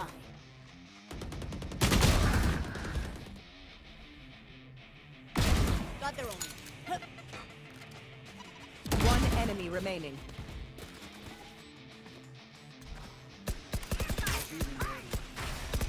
Last player standing. One enemy remaining.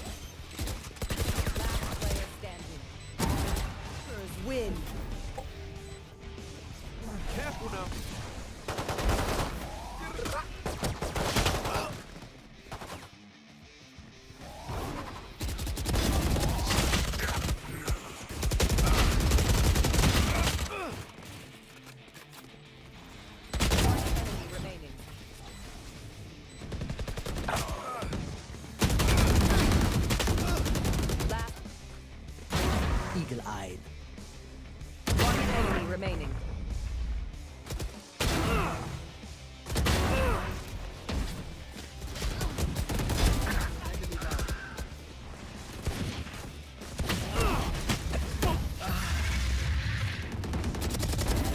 Spike planted.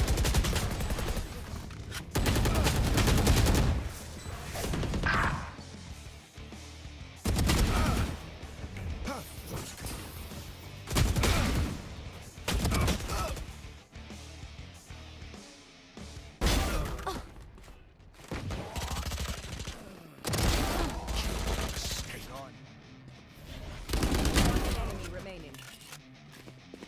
30 seconds left. One enemy remaining. Long.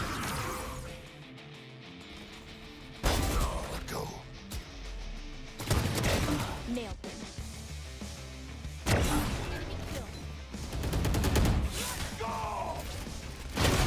One enemy remaining. Last player standing.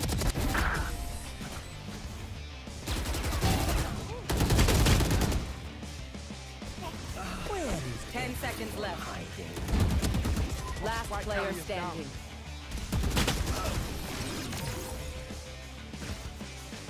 Seconds left.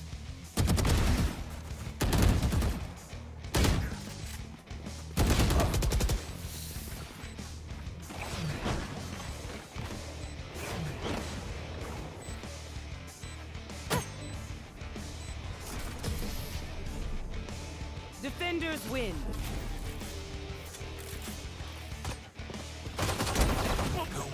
One enemy remaining. Flawless.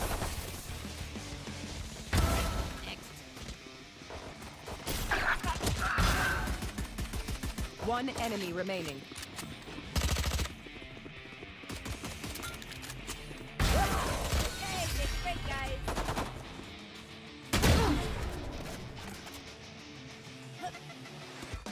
One enemy remaining. Long.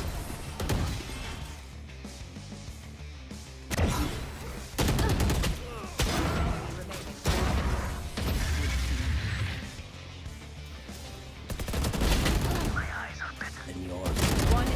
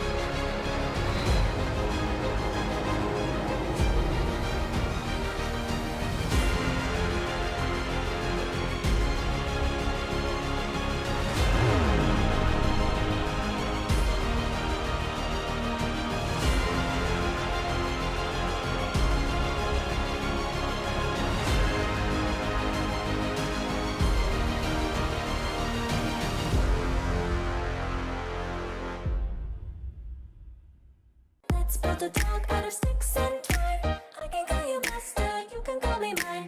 Wrap me in plastic and make me shine. We can make a dollhouse, follow your design. You can call me mine.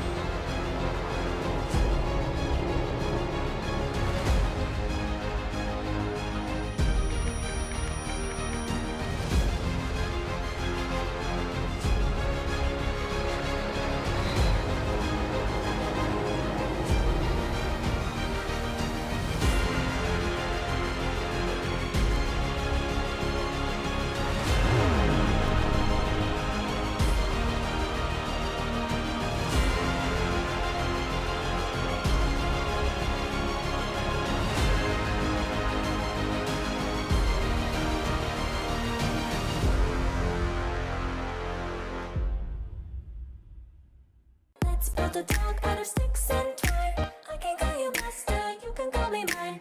Wrap me in plastic and make me shine. We can make a dollhouse, follow your design. You can call me mine.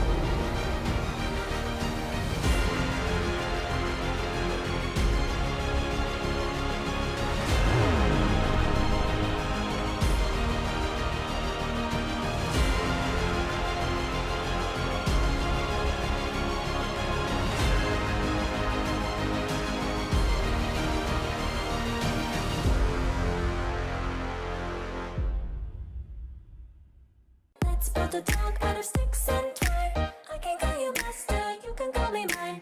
Wrap me in plastic and make me shine. We can make a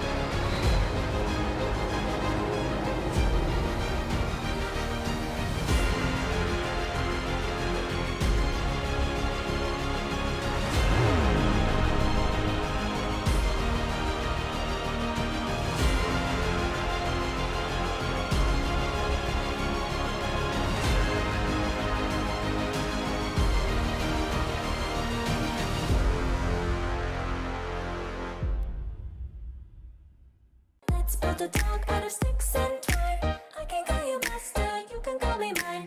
Wrap me in plastic and make me shine. We can make a dollhouse, follow your design. You can call me mine.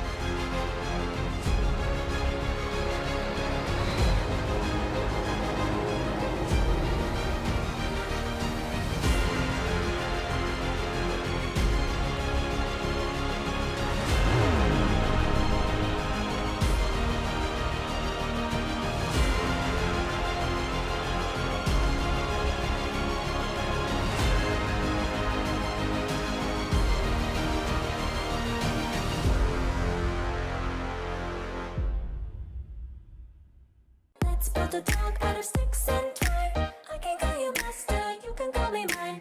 Wrap me in plastic and make me shine. We can make a dollhouse, follow your design. You can call me mine.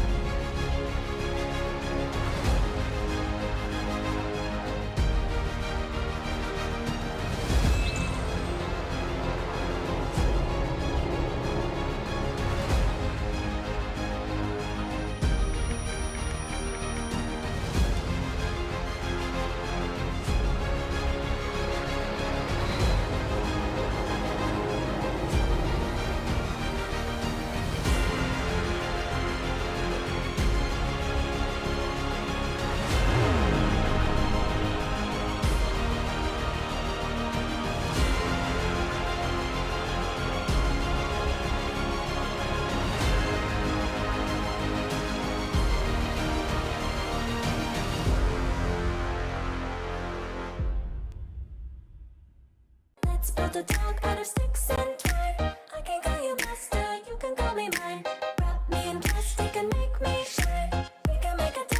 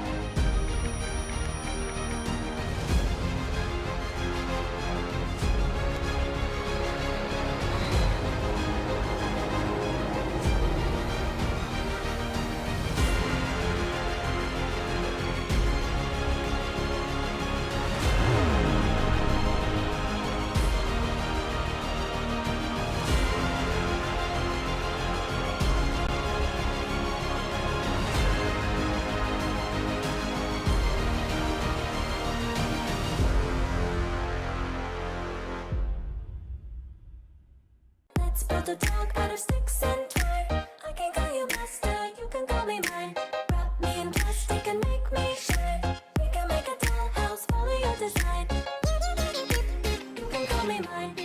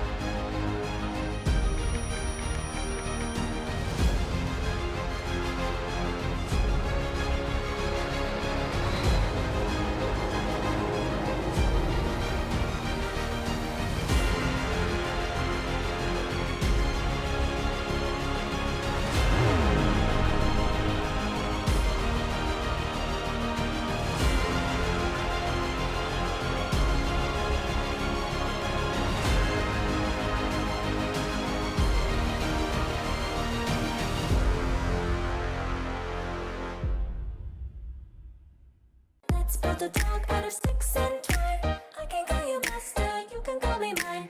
Wrap me in plastic and make me shine. We can make a dollhouse, follow your design. You can call me mine.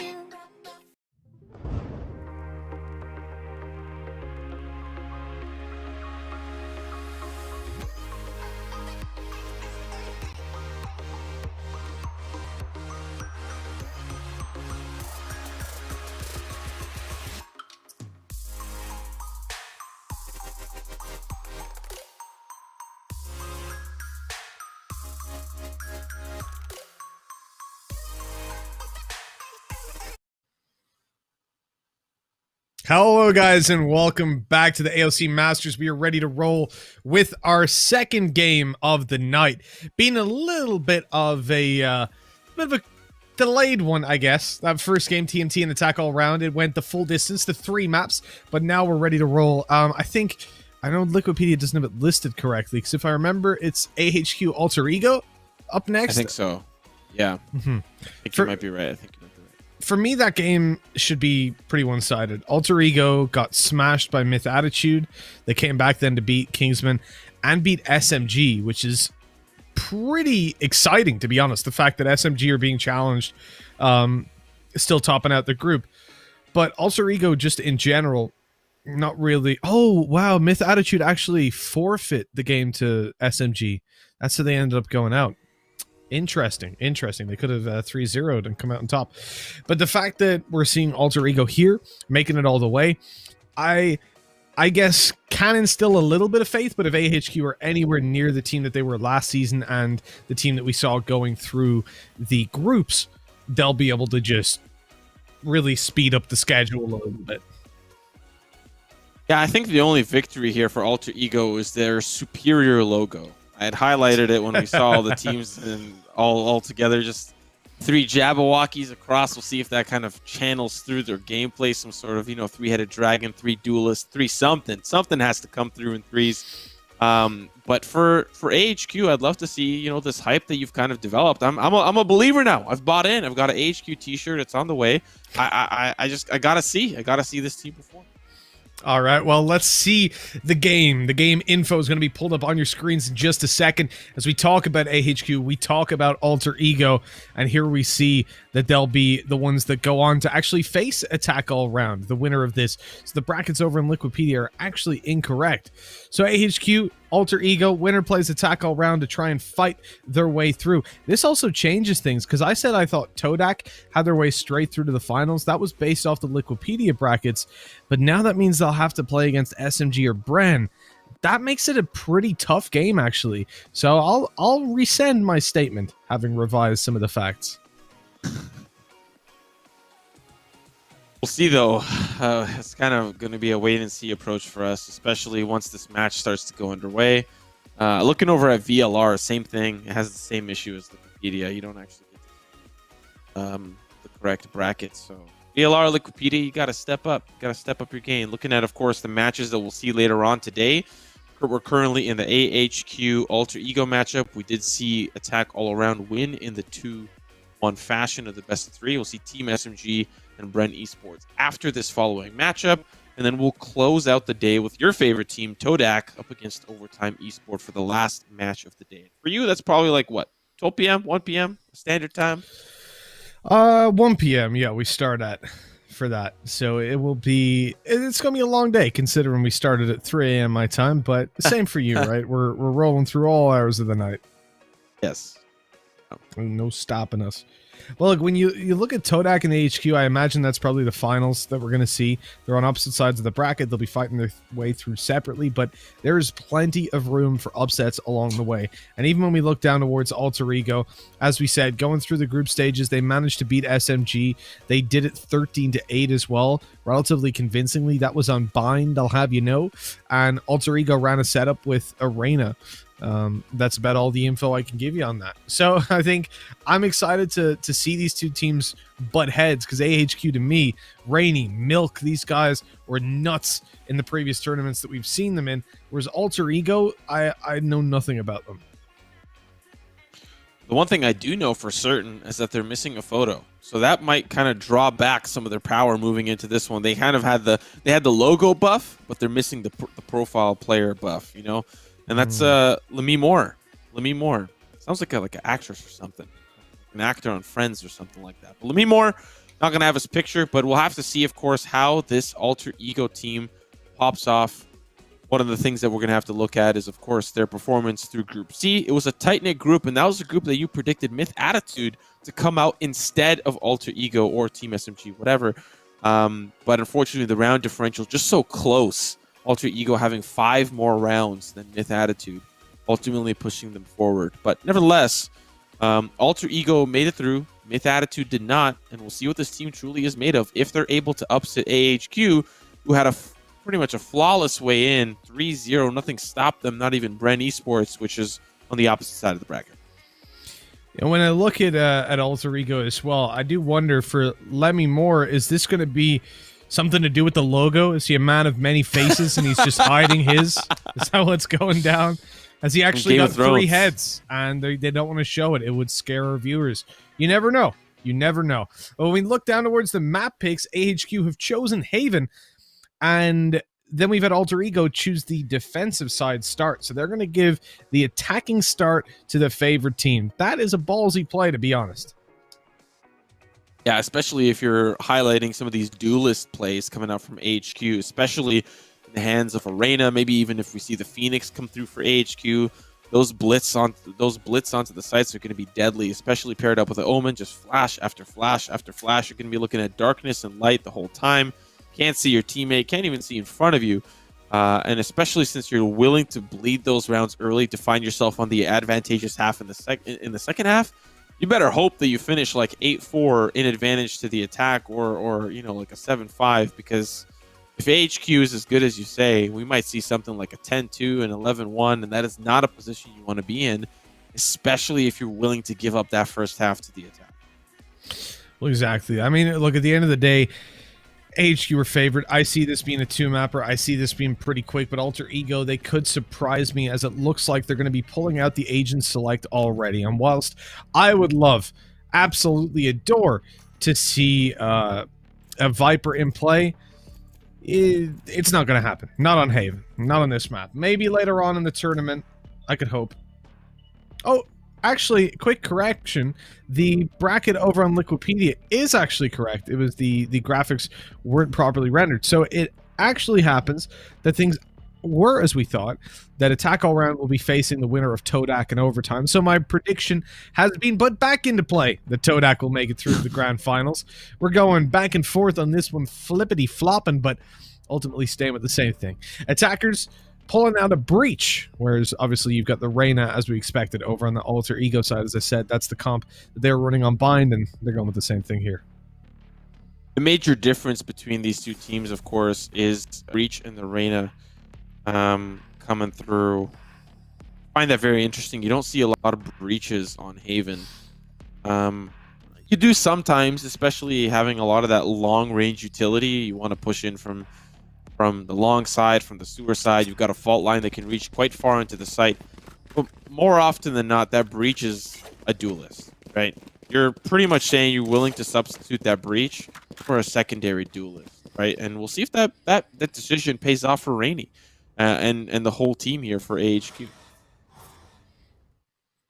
Well, AHQ, they're not going to stop. That's who they are. They'll give it all they've got. That is their plan. Will they find what they've lost? You know that you can. Bet on it, bet on it, bet on it, bet on it. Couldn't have said it better myself. I feel like you just got like genius.com open and you're Googling, you're like looking up, you know what, I feel like doing this song. I'm going to play this song. And you just got the lyrics open on another monitor. I see you've got the padding on the wall to make your casting sound nice. You probably got like a quadruple monitor set up. You've got a million song tabs open. I see your plan. That's I actually see your plan, Mitch. You know when I'm on the desk or casting, you'll see a little notebook. That's yeah, that's all it's stats. full of. Yeah, no, there's no stats in there. There's nothing to do with the game. I just have song lyrics on every page. Flick to one randomly. I'm like, this is what we're going with. That, of course, was Bet on It from High School Musical, for those of you that don't know the best songs on the planet. But listen, AHQ, I don't know if they dance, but I know they can, and we're going to see them dance into victory here today if the predictions are correct, because Alter Ego, they're starting out on the defensive side. They're going to be under pressure from the very get-go. We've had a little bit of a pause, but we're ready to dive on into the game.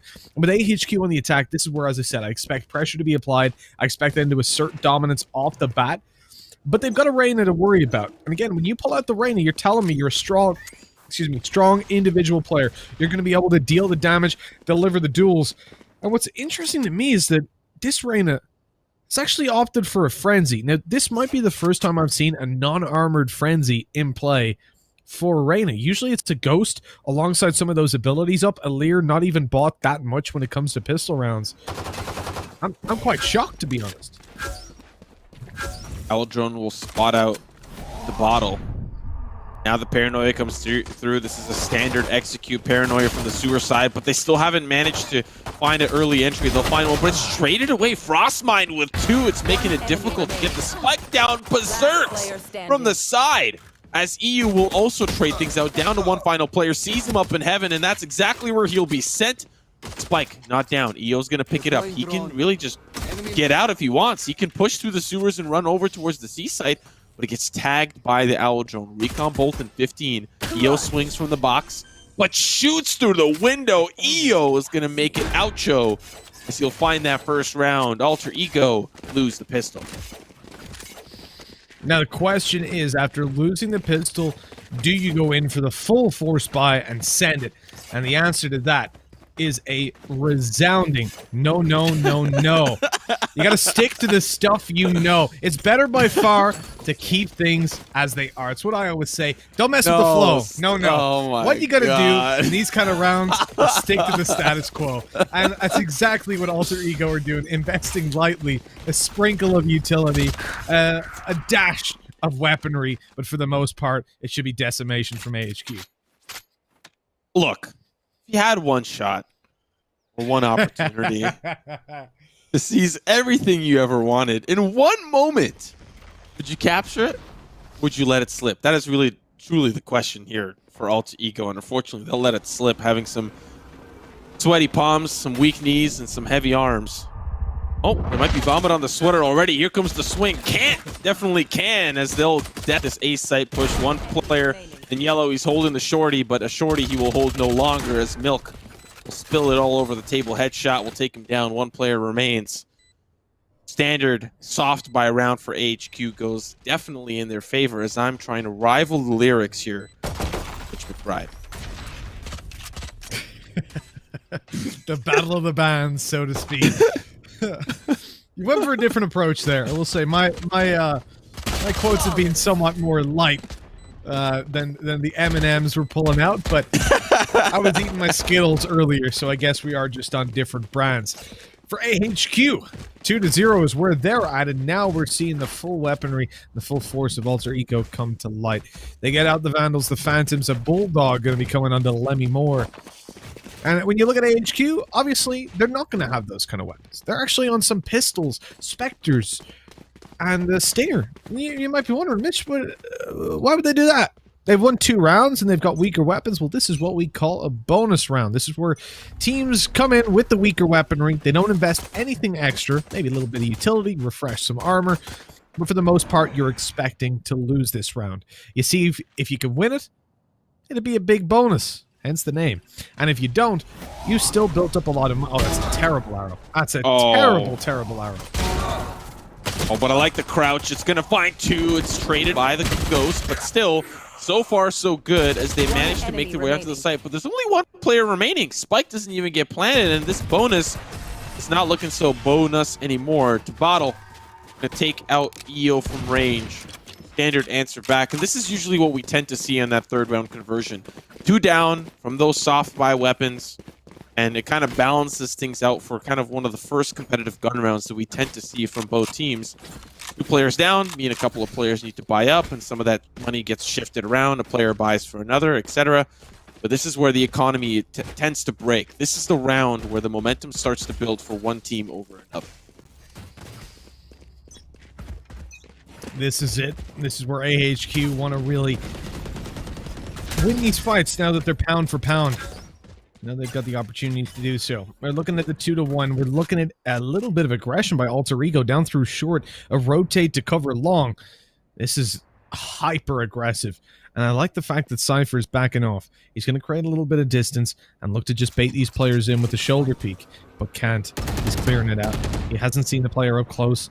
He's pushed back by the shots fired. Is he going to clear it? There we go. Reyna spotted, weapon out. Now he knows exactly what he's up against. Here's the steps going back up the ramp. Pre-fires it, but smartly to Bottle actually started to move forward afterwards. That was really good. So he threw the crosshair placement off and got himself an advantage. Good flash, good paranoia, and Frizz. Oh, I thought he was about to evade them, but he's being caught.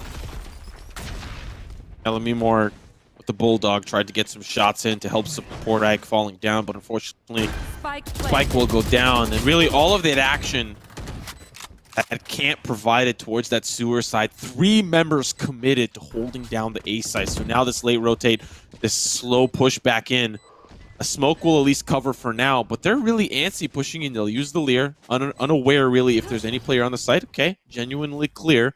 Now they can start to defuse. A player's up on the box. Will they expect that here for AHQ? There comes out. Now they see him. Shots come through. That's going to be 1 fall. 1 through the smoke. Lemmy Moore will find an answer back. But it's a 2v3. Shot's going to be good from Milk and Rainy from range as AHQ will hold the line from the Dragon side. Find a couple of frags. Clean up the round. 3-1 is where we're at. You know what? You know what is a severely missed opportunity, actually? So, obviously, it doesn't directly work. Where are they from again? So we have this thing anyway. They're from Mongolia. There's a band called The Who. Not The Who as in the one, you know, you would think of from America, but the HU.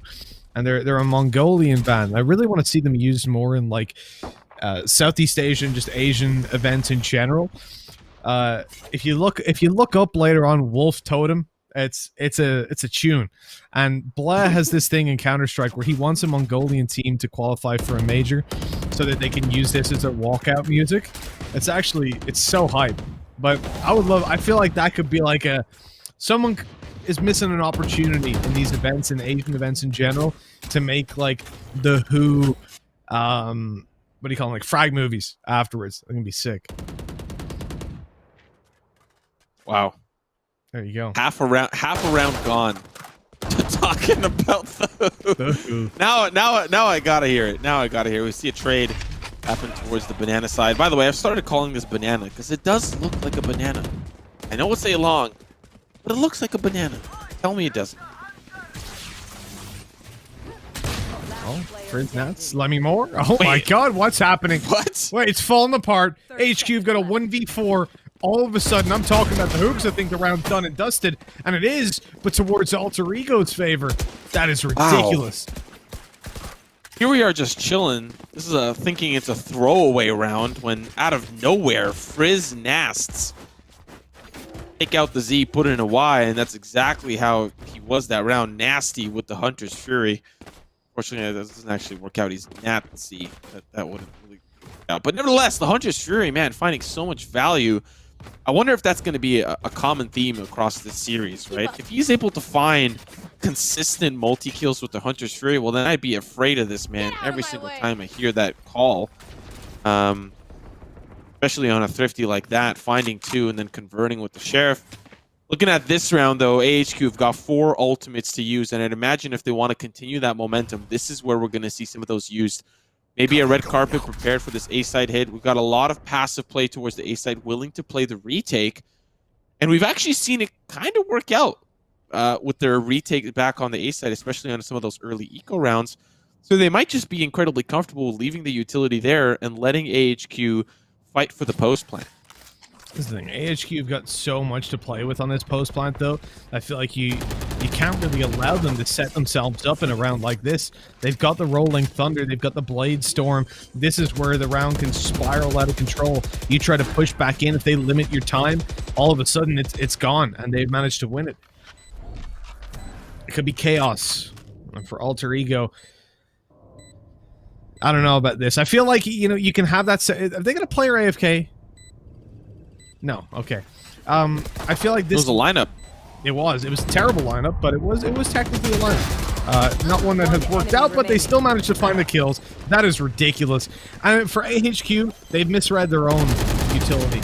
I mentioned that on a round like this, I don't want to see passive plays because you need to have a read on what ultimates and what utility your opponents have, and then make the game plan from there. And it looked like Alter Ego had gone without taking that into consideration. But then it looked like AHQ did exactly the same thing. When you have the Rolling Thunder online, that is your... Especially when you've got so many ults, you want to pop them, you want to get them already spent. Playing passive is the way to go. You don't take the fight before they've even come out of spawn, especially not through smokes and beside them. It just adds too much chaos to it, and you can't control the situation the way you need to, and especially as Breach was one of the players who was taking such an aggressive stance. I see that as a big mistake on AHQ's part. I just gotta say, man, like their retake, I'll quickly touch on it, was great. Paranoia from the side, Jet tailwinding in, and you had a Cypher drop down, just very well coordinated. Looking at this early round, we saw early pick go to the favor of Alter Ego. And man, I'm really starting to really guess and wonder where you thought AHQ was going to do a great job, because they were getting outclassed. Okay, never mind. Maybe not. Maybe not outclassed. See if he expects another lurker, though. Do you expect 2? Yo! Sen! Okay, I see your AHQ fandom coming through. That's some great stuff. But this retake, it's standard, it's textbook. Do they read the first page? They do not. Milk gonna find the 2%. Finds the frag onto Berserks. Lamy Moore trying to hold the angle. Frostmine finally takes it down, but it's a 2v3. Yeah, there's a Breach waiting on the opposite side. He's ready. Hunter's Fury's popped. Will deny the defuse, at least for now, as a player playing for long, and he's got the angle pushing in from the smoke, so Kant can play this how he wants. They'll use the red carpet just to deny the defuse, and they got to get out of there, or will they die on the spike? Well, Lamy Moore gets taken down. Finally, see some action from HQ. They use those ultimates, they stop the flanks around from the garden side, and they secure themselves a thrifty win. 4-3. I mean, the Battle of the Thrifties is where we're at so far. We've already had Battle of the Bands. Now it's the thrifties. Everything's coming into play this time. But I mean, Battle of the Band's not over. It's happening this whole weekend long. It's not over, Mitch. It's not over. all right. I see you. You're gonna do a 4 best of 3 day. Do some studying after. I appreciate it. Well, I gotta say, for the start of this game, at least, it's promising. We're getting a back and forth game. We know Alter Ego beat SMG. They beat them on bind. It looks pretty good there. So, and this is also AHQ's map pick, right? So you have to give them props. The problem for me is Alter Ego's attacking side. I don't know quite what it's going to have in store for us. They are really an unknown quantity. That cam should have been placed at the start of the round. I mean, not going to do a lot when you put it on. I put it out while they're already pushing. But it seems like individually, this team is so strong. The fall back there to the overheal for to bottle, as they'll look to push out in the back of this. This recon arrow is powerful because it's going to land and at least get a scan off before they're able to pop it. Now you push in, you've got the info to play with. Oh, and you get paranoid. Oh, I love that. I love that. But they still get so much value. They find trades. Never mind, it's value actually for the attack. Ascent Hawakik. That's my first attempt at pronouncing the name. Ascent Hawakik. Honestly, that paranoia just won the round. That's it. That's all the analysis there. I rarely see that paranoia come through, if I'm going to be honest. It's usually the attack playing so passive on the post plant. You rarely see the setup for an aggressive push back, you know? A look to find some value at attacking the defense at their own game. And I wish I see more of that, because that worked super well. It denied 3 players pushing into the site vision, and ultimately just netted them around it. It was insanely good timing. I like the round around. Whoa, walking through the smoke. The timing is terrible. Milk caught off guard by Bottle.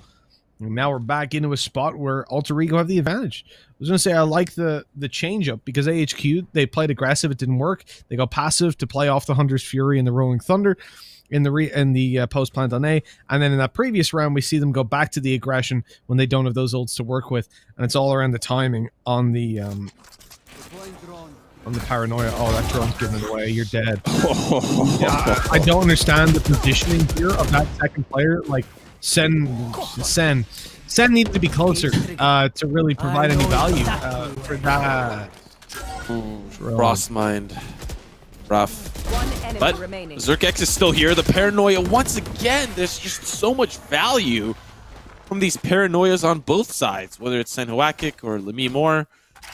But to be fair, I think by now, AHQ have to sit and they have to scratch their heads and say, okay, how many times have we seen Bottle in Seoul? Like, please. Like, come on. Right now, it has to be... And that's actually why you're seeing, I think, Bottle swap things around. He's overplayed he's overstayed on the sewer side. He's got to switch things up a little bit because he's conditioned them to believe he's going to be playing that 50 and that he's going to have support from Frostmind. Well, this time, Frostmind's all alone. He's not going to have that same support from the Reyna. Instead, the Reyna's going to push up long and have support from Frizz. So he put the countdown and pulled it back quickly, I guess trying to bait them into shooting at it if they were there, but getting it back in time. Oh no, it got destroyed. Never mind. I see the timer. It was 45. I thought he pulled it back. I think he attempted to. But either way, pushed out into heaven. Frostmind can't really provide any value to his teammates from here. They're going to have to play for the retake yet again. 5v5 retake. And it is a super passive approach by Alter Ego. Now that they've left short, and AHQ tried to exploit it. I guess they thought the conditioning had paid off, but it absolutely hasn't. They're just being smoked out in heaven. There's going to be a super delayed one. You're going to have the fault line going through in just a second, but hold on, drop out of heaven, and Berserk able to grab a kill. Smoking off long, smoking off the spike, but he's left alone, and Milk is able to take him out.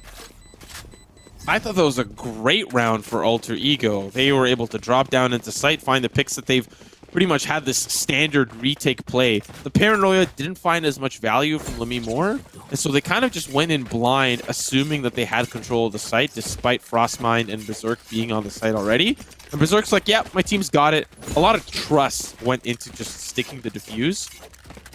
You didn't know if there was a player a sewer. You didn't know if there was a player long. You just went for it thinking that your team pushing in through yellow were going to find success. No. EO and Milk just popped off there, find the double kill apiece, and really just shut down that retake. Once again, guess who's playing in sewers? I wonder who. Can't finally find him, but has his knife out.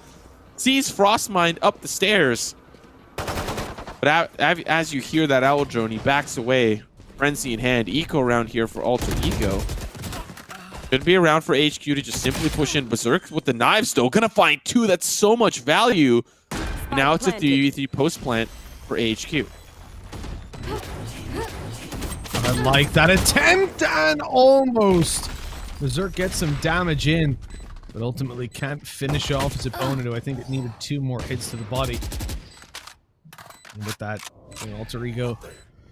Oh, they've got a flank. They've got a massive flank. 1 shot hit, 2 shots in, and it's down to a 1v2. Low HP on the final player. Rainy gets Paranoia, TP up on top. Let me more, able to catch him. So well played. The Paranoia obscuring the sound, and with that, we have the round 1 for Alter Ego. A god tier flank coming in from Omen. Wow. There was a moment there fighting that second player up in sewers that I thought it was going to be pretty much lost, because there was enough time for the player to look down to sewers and fight the challenge. But man, those crispy headshots with the Sheriff, that's definitely going to hurt in the morning. And finding that 1v1, that's a play that Sean Garrett would just go nuts about. He loves his Omen plays. He loves seeing that type of stuff come through. And that was, like you pointed out, a solid Paranoia to subdue the sound. Now we're looking at the last round of regulation. A little bit more passive play from Alter Ego for the past couple of rounds. We've seen that from the A site, but look at this from Berserks. Early aggression to the courtyard, doesn't find anybody, and backs away. Milk is trying to spot somebody, and they know that typically this Cypher has been pulling back to play in Heaven. The drone going out doesn't spot anyone on site. That's a lot of info to play with. Smoke out. They start to push forward. Milk swapping to his Phantom to spam, but back over towards the Blade Storm when he spots some players when he wants to clear these angles. Spike planted. They tank the Hunter's Fury. Doesn't cost them anyone's life. And so we play out the 5v5 retake. Ultimates for both teams, but it's Hunter's Fury and Rolling Thunder for AHQ that will be the deciding factors. You can see that Breach is playing back towards Long, but Harrow's being caught off guard. This is now a little bit dangerous. Milk shut down. They're going to need to pop this Rolling Thunder now. They do so, and now time to capitalize on the kills. No. Oh, wait. Kant's still alive, and he's going to stop the defuse. He's got 1 more tap, but he doesn't have enough damage. 6-6 the scoreline. The retake works out. Unfortunate for AHQ, they just didn't have a solid post-plant position. They had at least a hold over the box. They set up the one-way, set up the smokes, but the rest of the team wasn't there. I actually don't really know where they were. There was, of course, Rainy and Milk on site, but like, where was Kant went to a post-plant position with the Hunter's Fury, but Sen and Sen and EO, I don't really know what they were doing and where they were. Doesn't matter. It's a new half. It's a new me. It's a new day. It's a new life.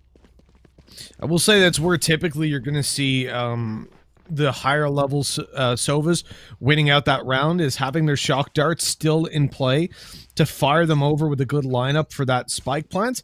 And then you only need to tag them with 1 shock dart. And if you time it right, get the Hunter's Fury with 1-hit kill.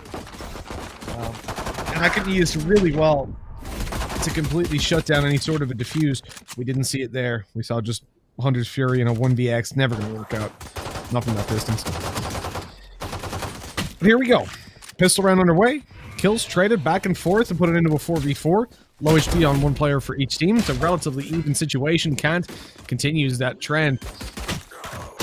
Oh no, Stan swinging in, trying to distract, but he doesn't do enough as Rainy's left all by his lonesome. And with a frenzy on range, you're never really going to win that fight. That's tough. Well, 1 time out of 10 that fight. Just not often. I've seen some crazy dinks from A lobby all the way to Orb on A long. Some frenzy dinks, some insane shots, but it's not always going to be in your favor, not always going to happen. Alter Ego have been looking good, especially hot start they had to answer back some of that early aggression from Alter Ego, but now HQ now on the defensive side. Be interested to see how they play this out.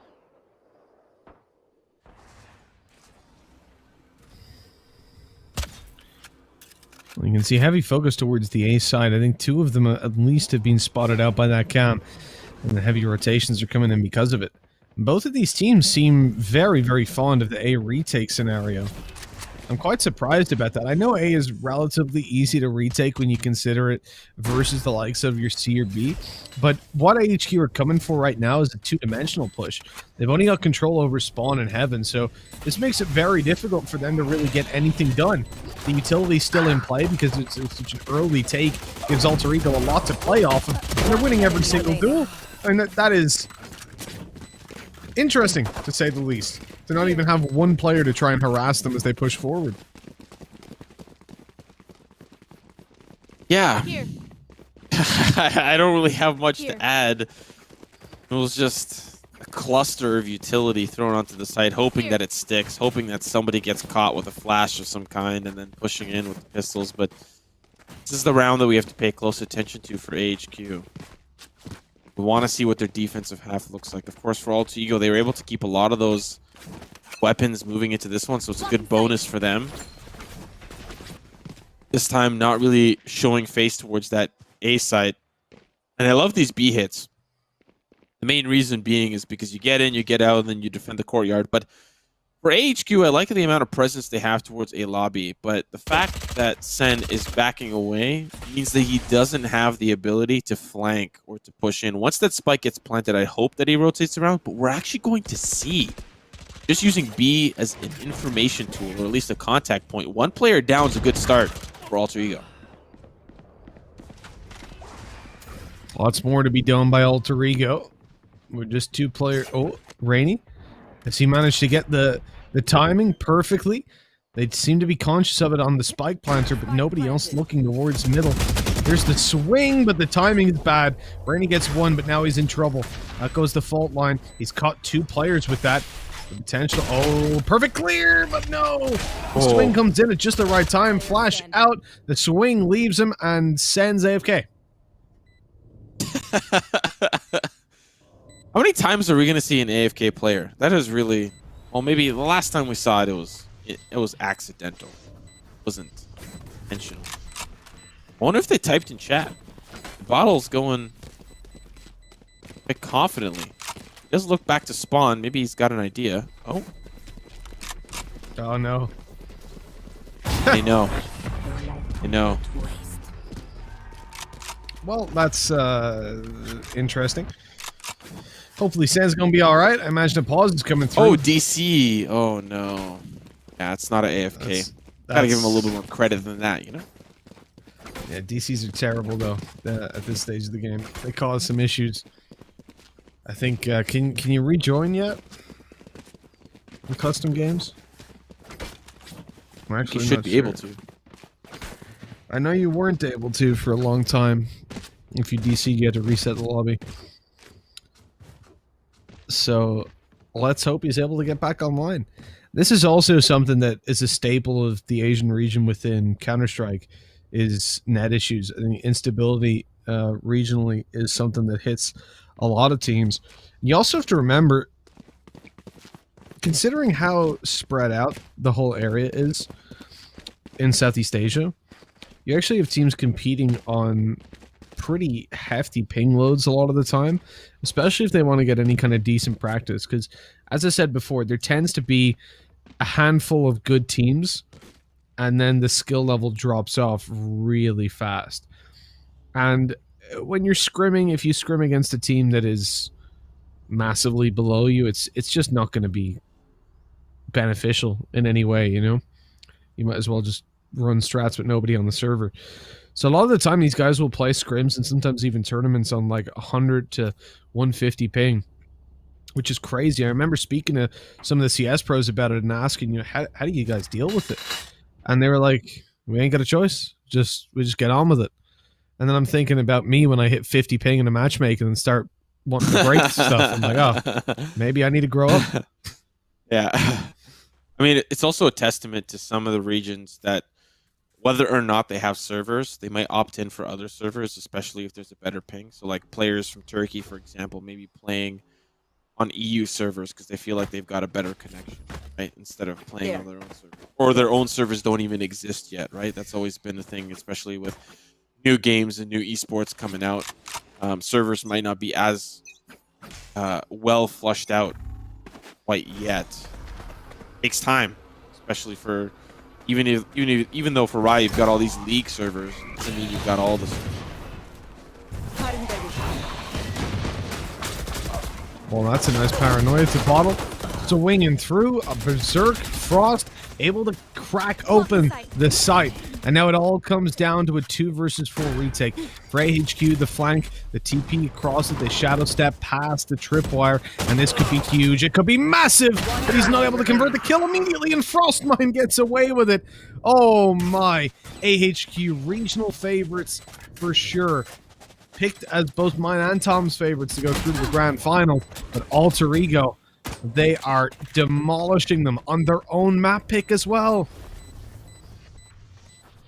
Yeah, I mean, this is a little bit of an eco round for HQ. I was going to say EO was going to be the saving grace. The Owl Drone did not spot out where he was playing. Milk just looking for a couple of exits, but the Bucky, of course, can't do much from range. Still trying to escape. Being tagged out here. Oh, yeah, there's a player right there. Oh, wait, whoa! Oh, let me more! A little too close for comfort. Milk definitely could have had some damage dealt there, but now I would say this is the turning point, Mitch. This is the gun round. You lose this 11-6. Your economy isn't in the greatest spot. Yeah, you're at max loss bonus, and a couple of those numbers might carry you to the round to follow, but your economy is still waiting to be broken yet again. So this is a huge turning point for AHQ fans. If you want your team to be feeling good on their own map pick, we need to see a 10-7. Well, you know what? Let me more. It's those shots I adore. But Sen's going to be opening up this one as AHQ pull it into a man advantage. Sen's just backing off. He's on his way. All the way back to the A side. He can solo hold that while they rotate one over to hold down the B. And 2 players in the garage where currently it's looking like Berserk wants to move into, and he gets taken out very, very quickly.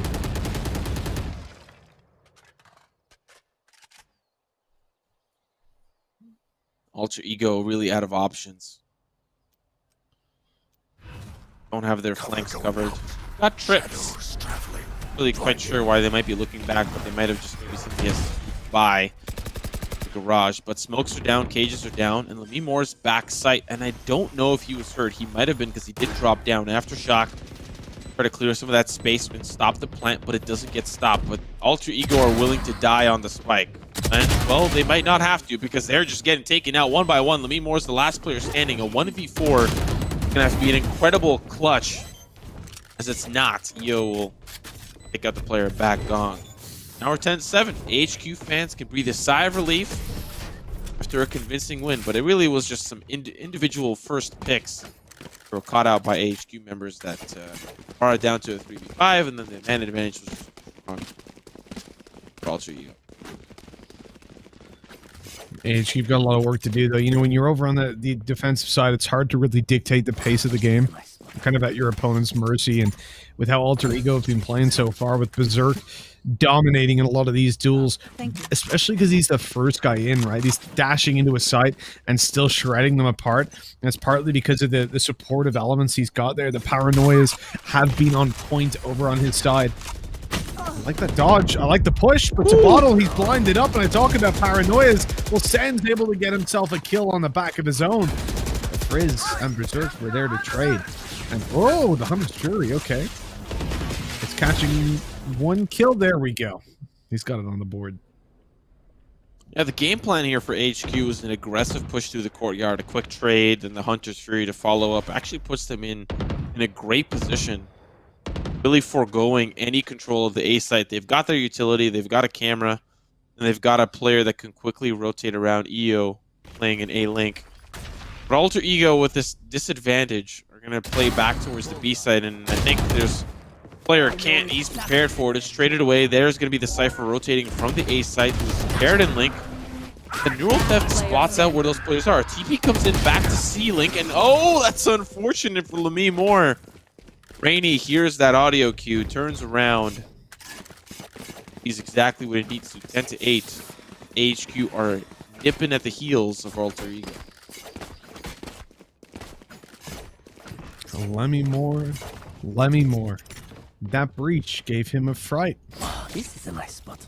Ooh, ooh, Are we doing nursery rhymes now, or are we going What? back to? That's what are you doing? Nursing rhymes? This is all about summer nights, baby, from Greece. Lemmy Moore. Did breach give you a fright? What a song. What a movie.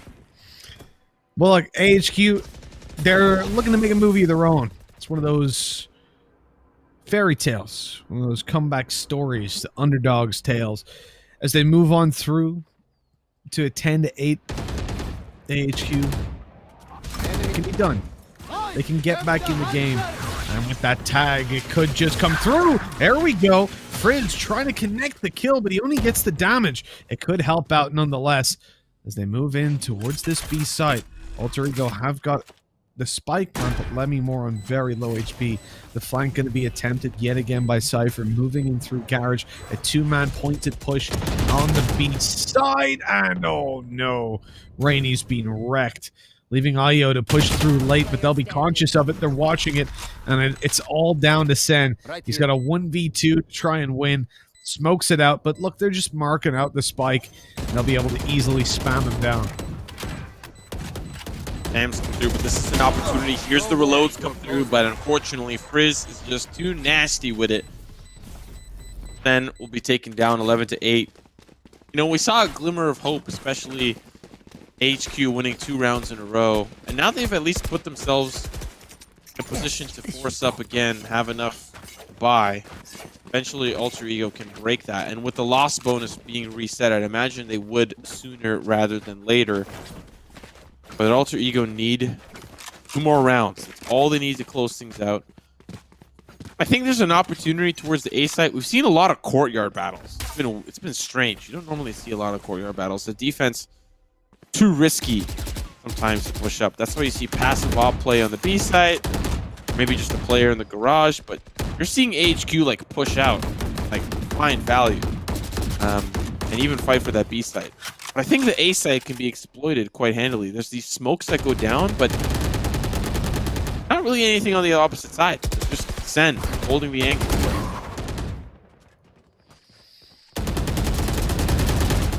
You know he's sending it if he finds the opportunities and the enemies to take down. Milk able to take out Berserk. They think he's gone back behind that box, but it looks like they're gonna just turn around and put their feet on the ground. And then right after that, you'd imagine they'll take a hold of their soul and turn it loose. Foot loose. As their feet are getting a little bit loose, they're getting warmed up, they're getting heated because they're moving towards the C site. They've got a long stretch of ground to cover to close in the distance on these opponents. They like the little shoulder bait going on here by Breach. He's making sure there's no one messing about here. He's also getting himself warmed up, getting limber before the fight that's to come.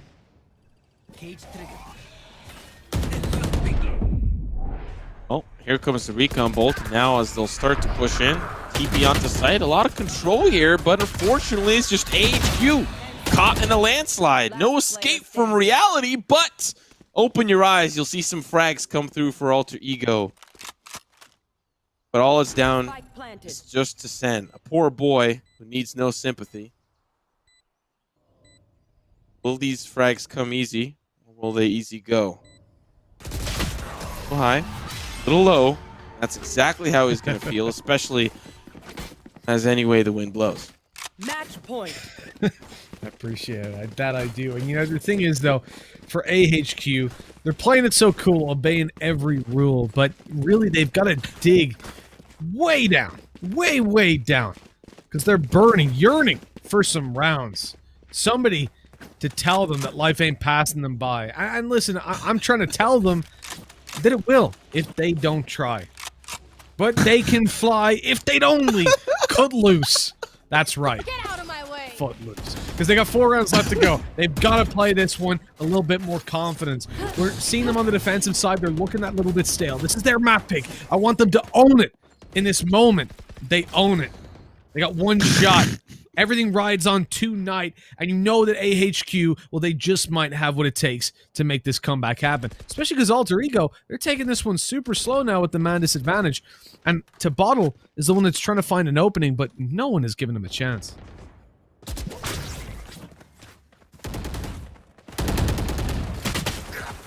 What time is it?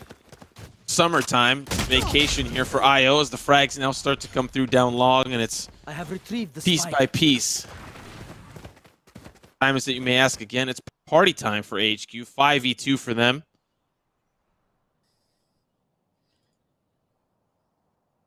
Lurks. Walking down with the blades.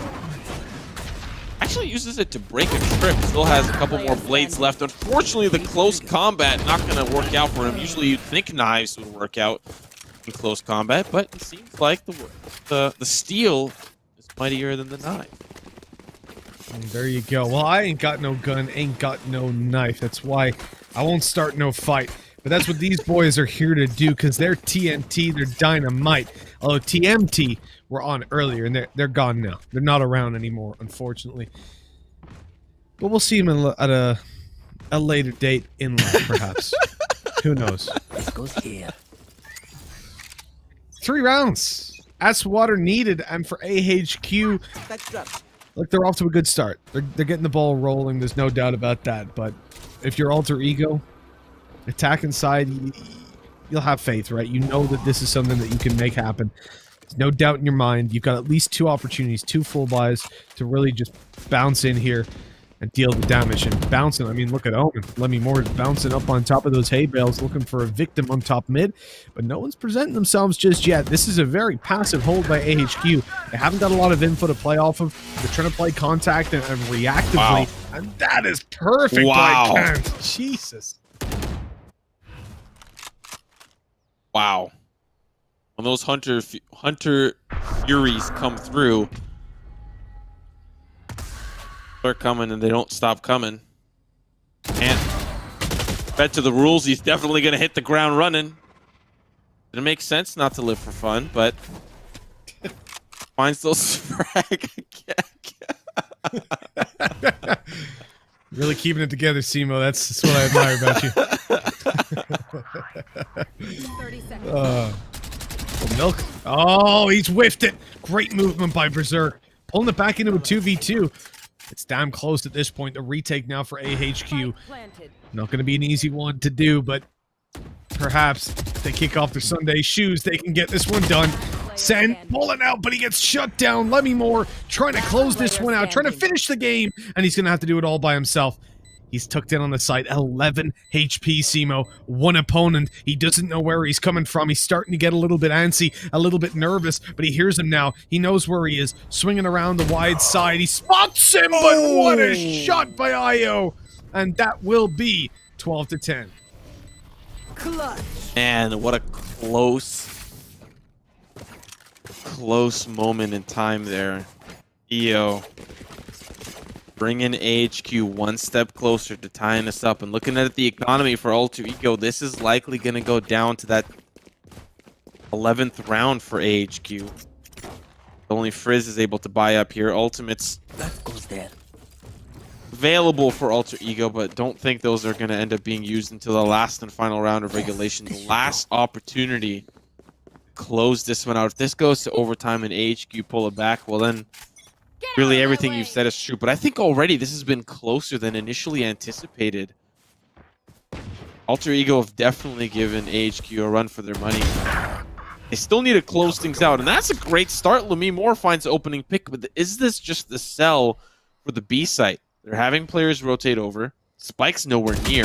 As the bottle's just waiting. Sheriff goes deep into A-Link. Can't find success onto Can't. No pun intended. Now the bottle, it's up to you. The frenzy, the knives are good. They work together. Now the upgrade comes in. I know And they'll exactly rotate onto the where A side. This is doable. doable indeed. As Alter Ego, well, they lose one, but it's back into that 3 versus 2 right away. To Bottle, quick to grab the trade. This is looking like it could be done and dusted. It could be over and done with.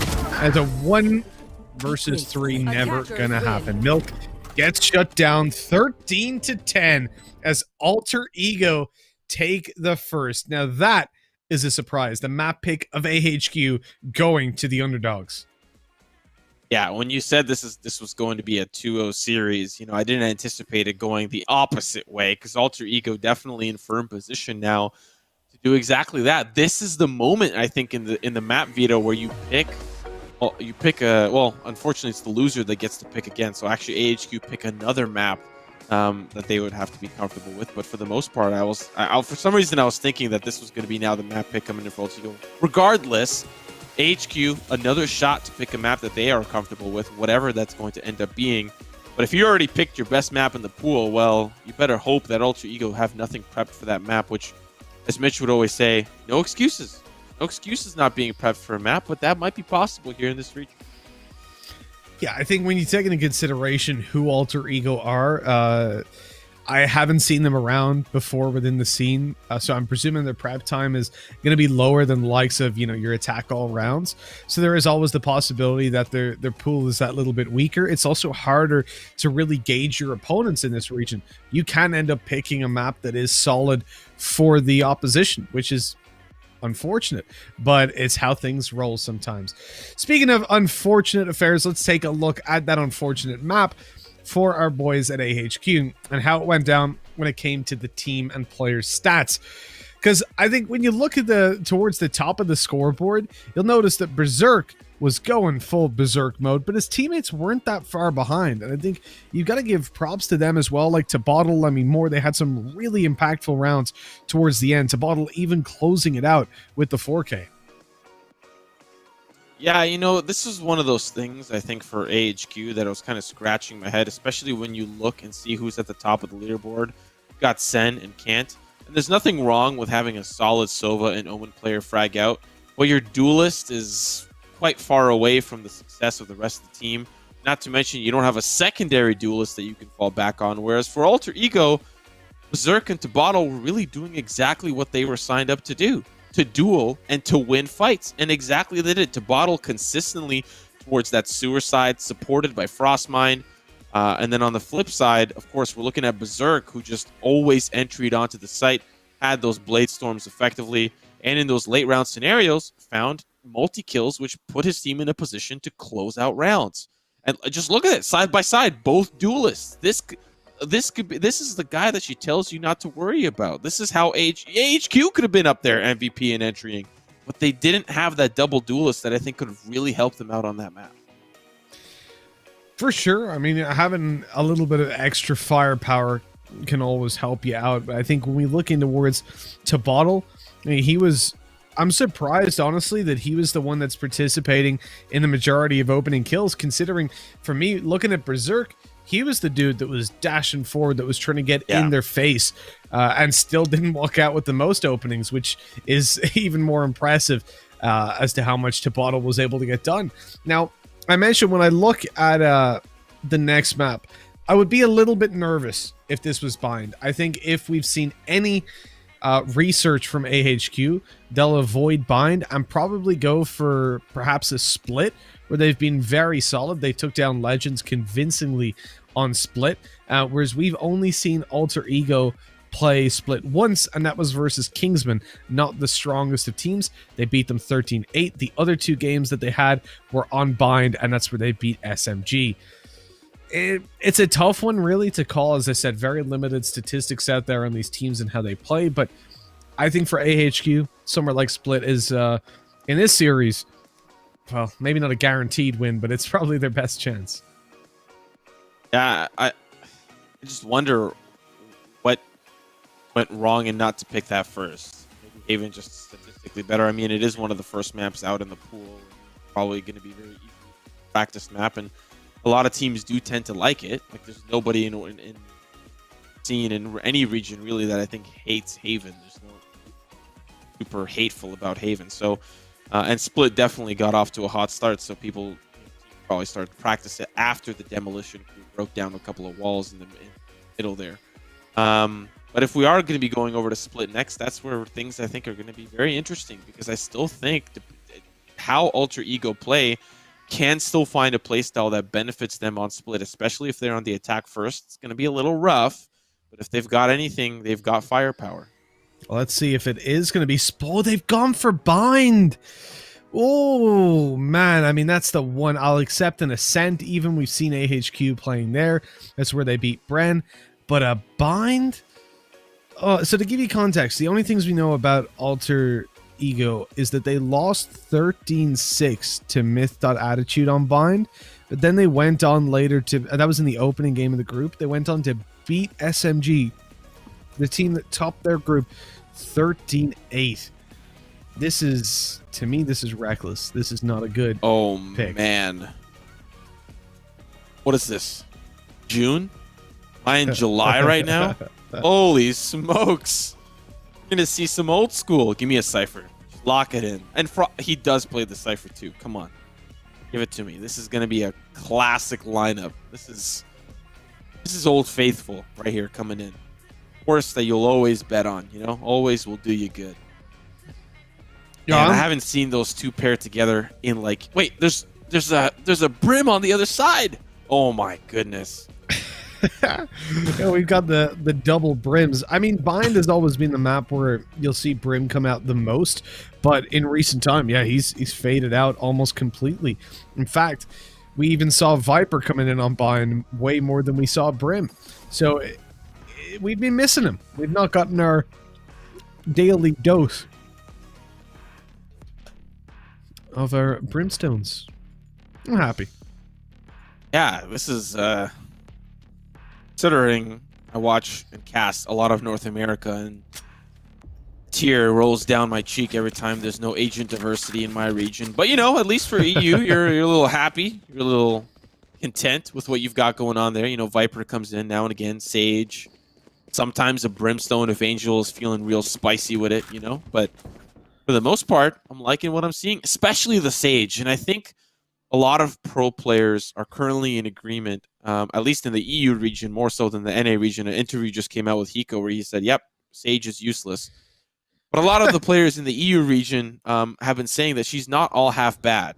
And a lot of that utility is used in the wall, in cutting off any rotations or denying vision or sight lines, and just a different way to play around how you want to deny positioning on the team, whether it's a slow orb, whether it's a wall. But not seeing the wall quite out yet, and it's likely going to be the retake here as they back off. They don't want anything to do with this fast push. I didn't think I'd find myself disagreeing with Hiko on fundamental meta, but I'll fight that man. I'd lose. I mean, look at some of the shots that guy was hitting. Them. Unbelievable. That entirety of the first strike finals just had me hearing Hiko, are you kidding me? From Anders again and again and again. It was so good. Look, we're into the 2v2 here. I thought that was a shock dart for a second. I could see the kill coming through. Both these players are so low. Right-click classics on range. Gonna give whoops. Should have been enough, but we went for the lefts instead. 1-0. Swinging over to AHQ. Starting out, they need this pistol round. They've got it. And now it's time to swing through with a second, because it should be an easy follow-up. But I see Lemmy Moore already going for a bookie. I saw a second bought up for his split second. What's going on here? Are we not sticking to the status quo? Do I gotta sing it again? Gotta stay in line, you know? Working class. Stick with your guns. Yes, this should do. I think Lemimo is just feeling it, you know? Going full artist. You know what? Bucky feeling it. And he's definitely going up close and personal. He's in the spiciest off angle in the century. But Milk sees him. Hears him out. And it's actually not even him who will fall, it's Berserk in the Cubby angle. And guess who's playing another off angle? It's Frizz. Just off angle after off angle, but they'll be taking out one at a time. This is going to fall apart here for Alter Ego. You like the gusto, you like the attempt, but it's not going to work out. Well, I mean, it works out for Io. He's got the bookie now. He's dealing some damage and shutting it down. 4 players left alive for AHQ. They walk away with a relatively clean round. Not one you'll be too upset about.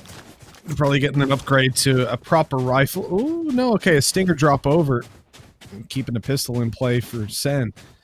This is going to be a really, really weak buy, and I think realistically you have to expect this to be Alter Ego's round. There's no way that AHQ should get away with this. But then you look at the composition. They've got a breach, they've got a brimstone, so they can have very fast executes, lots of blinds, lots of stuns going down, and that then gives Alter Ego a pretty difficult situation to work with. Now, what we talked about with Lel was actually the viability of Sage and denying those faster plays from the likes of a breach. Oh, but not when you get stunned like that. So unfortunate, especially being up on the wall. You don't really have anywhere to go unless you drop down back into what's already going to stun you anyways. So not many places left to go. B site, pretty much theirs. They smoke off elbow, but they're going to be looking to try to push through it and gain a little bit more control. There is a Bucky on the opposite side. He finds two with it. One through the smoke blind, and the other from range. They'll hold the line for the defender spawn. This should have been Alter Ego's round, but it is in fact themselves that they play. There is a player holding down Lemimore with the Guardian, and he's going to do exactly that. Try to guard the gates of the defender spawn. Can't. Definitely can, as he finds 3 on the round. Upgrades to the Vandal from the Bucky. Man, what a round from AHQ. Night and day from what we saw in Haven, especially to their start. And now it is Alter Ego down and out in a tough spot economically. This is where they start to really feel the hurt, allowing that attack inside to run away with the start of the game. Look at the amount of credits that are already built up, and if you're Alter Ego, you need to do damage. You need to get away with something to start this round off, and the odds of you really getting the 2 to 3 kills you need are pretty damn low. I do like as well that AHQ just completely avoid hookah. In a round like this, you're going to often have the likes of the shorties and the bookies playing up close to try and take those fights, but No way. And to be fair, you saw how patient AHQ were trying to play it. They were afraid of those off angles, especially with the shorties in play like you highlighted. But do you expect 2 players with a crossfire frenzy setup? Come on. How often do you expect that? It's just down to 2 players. I don't know if they managed to get those upgrades. I don't think they did. Now it's just down to 2.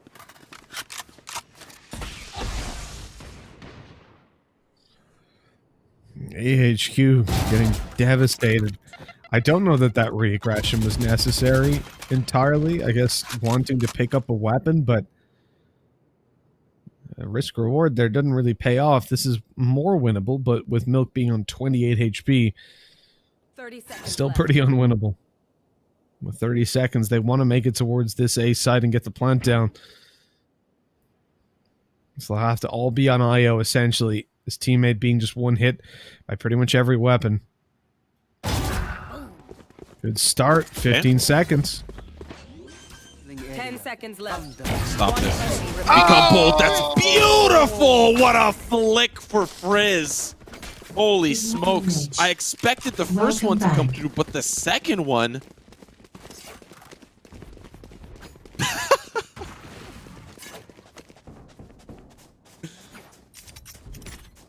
Thank you, Mitch.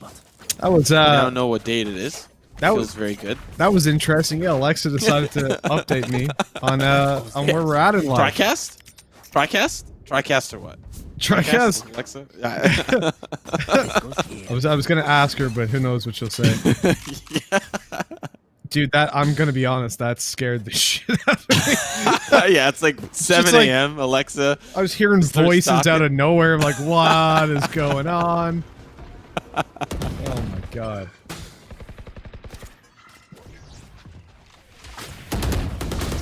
Oh, that was terrifying. Checking the app to see what's going on there. I like, okay, Shock Dart killed and started. We don't really find a whole lot with the orbital strike. Obviously, you'll see it used to elbow quite a lot. Frizz responding, Hunter's Fury versus Hunter's Fury. The spams, the tickles going down. Here comes a showstopper to try and pull it back. Damage not going to be dealt, but it's Lemmy Moore finding it with the What? orbital strike and Berserk on a triple. Did you... excuse me? Berserk playing Guitar Hero, walking through the fire and the flames, orbital strike all around the site, and he just walks on through it, tailwinds through the danger. Couple of ticks of that, and you're as good as gone, even on hard mode. Difficult to complete that song. Holy smokes, Berserk just... Like, I'm ready to take this one 2-0. What a phenomenal retake for Alter Ego.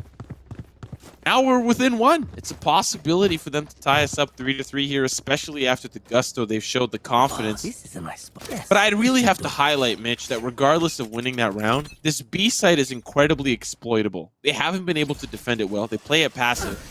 And then in the retake, it's like a 50-50. They either all die or find great rounds like that and really clean things up.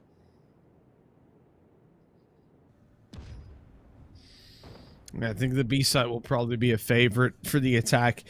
Once you sniff out that weakness, it's rare to just allow it to go untouched. Oh. Berserk wasn't expecting that swing. Not a favorable one, usually coming in the left-hand peak, but the angle wasn't expected. The timing was perfect, and now AHQ, man advantage as they push into B. An important kill, and the back off, and the slow orb. They can't push, but the aftershock's gonna push him out. Can he convert? He can! That's 2, and that's huge. Planted. But the pistol shows us it's an eco, at least for some of the members. And Beacon comes through. Barely see that anymore, but now they're juiced up and ready to go. Hearing some of those players get tagged up. There's a player on the tuna can, and he's gonna be as good as gone. One more player in elbow, that's 2. 2v2 is all that remains. The red carpet's rolled out, but for who? It's your grave! Frizz with 2. A solid round for Alter Ego. They'll tie us up 3-3. Again, the B side is a weakness. It opens up a lot of space for AHQ, but the retakes seem to just be on point, and even facing off against things like Rolling Thunder, it's not enough for AHQ. And to make it even worse, they'd already found the opening pick in that round, right? Then they go into the B side. So really everything was set up for them to succeed, and it has fallen apart. Also, that knife looks absolutely sick with Sage's gloves. Or not Sage, sorry, Raze's gloves. Where's that going? Sage didn't even wear gloves. I gotta say, one quick thing about skins. The new, like, nerf pack thing. Yeah. Oh, wait, okay, that's not... Okay, hold on. You don't lose those to Bottle. You don't lose those. The fact that you lost that is really difficult now for Frostmine. He's got to carry this whole. Tripwire caught out by the Boombot. Rainy's going to use the Aftershock to the cubby there. Yep, now you got to run. Now you got to go. Where are you going to go? Cotton Eye Joe. Shots coming through, and he's still alive. They've got a great setup towards the shower side. Finally, passive play on the A side gives him a little bit more to work with. But they still think Berserk is on the box, playing aggressive in A short. But now that they've peeked in and the Owl Drone spots out nobody on site, this A side hit is going to be very interesting. We haven't really seen a lot of this out of AHQ.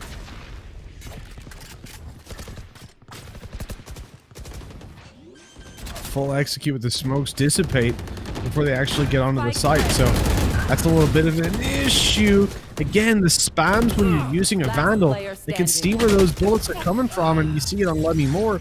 They just trace them and take him down.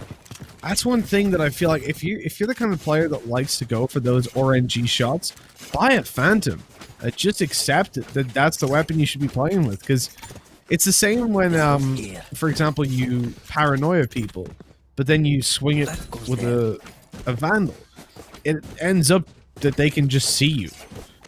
Or if you're, for example, Reyna, again, you need to hit that headshot, or they'll be able to fire back because they'll see your tracer and they'll see your flash.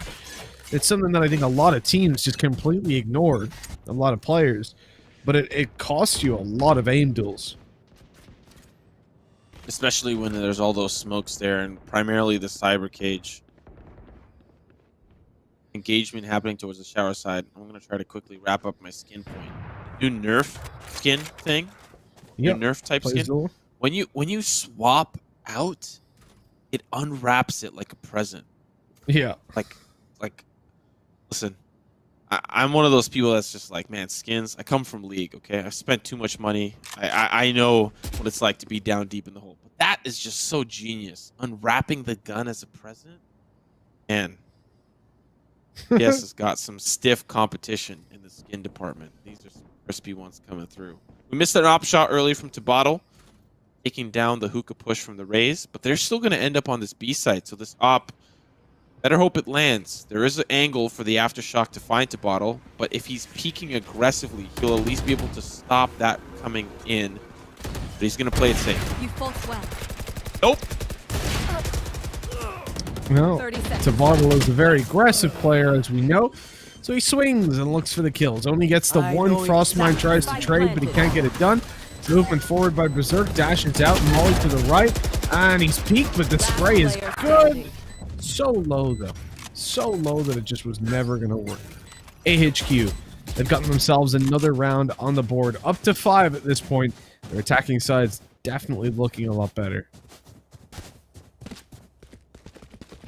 You'd have to imagine for Alter Ego, the thought process going into picking the defense first, maybe opting in for the home stretch in the second half, feeling a little bit happier on the attack. But if you look at their composition, no, I'd argue that they're not quite favored for the attack executes, right? You've got a Sage that's looking to slow down aggressive pushes, but you're on the attack. You're the one that needs to push in. Yeah, you've got the Brimstone smokes. But I don't think the comp is quite developed for an attacking half. And I'm definitely comfortable with being proven wrong, but looking at how this has been unfolding for Alter Ego, they're definitely hoping that that second half will save them from some of the bleeding that they've been experiencing in this first.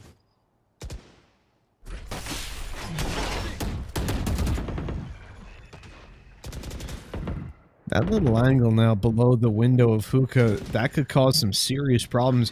And they'll presume he's playing in towards the cubby that he's been in before. I love that. So, oh, hold on. The pop here from Milk. He spots the player, gets the shot, and swings in for more. Io's the one to actually catch the frag, but it doesn't matter. The work was done. The round is done. This has been a dominant and a fast one from AHQ as the 2v5 retakes left. I think saving is the best option for the Alter Ego players. Especially as the rounds are thin. It's going to put us at 3-6. 3 rounds remaining. 3 rounds to have an impact. Maybe put us at like a 6-6, which I think at this rate is unlikely considering the dominant performances out of AHQ. But an 8-4 is within the realms of possibility for Alter Ego. Now one more from this, and saving the weapons is definitely a way to start. A lot of the wins, I think, have been quite cheeky from Alter Ego, especially that first Thrifty. These weird off angles that they develop on the A site and then play passive towards the B site and play retake. But it's in that retake that they either win or lose, as I said earlier. Either feeling super comfortable or not at all. And considering they can't really hold these quite well, I'd probably argue that it's more often than not at all than successful rounds.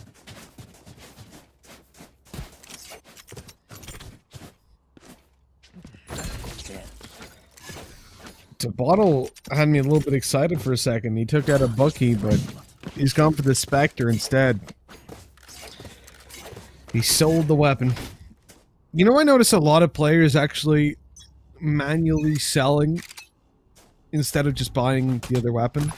Like, if your weapon's worth 800 and you want to buy something worth 1,800, you can just click the other one that'll charge you 1,000.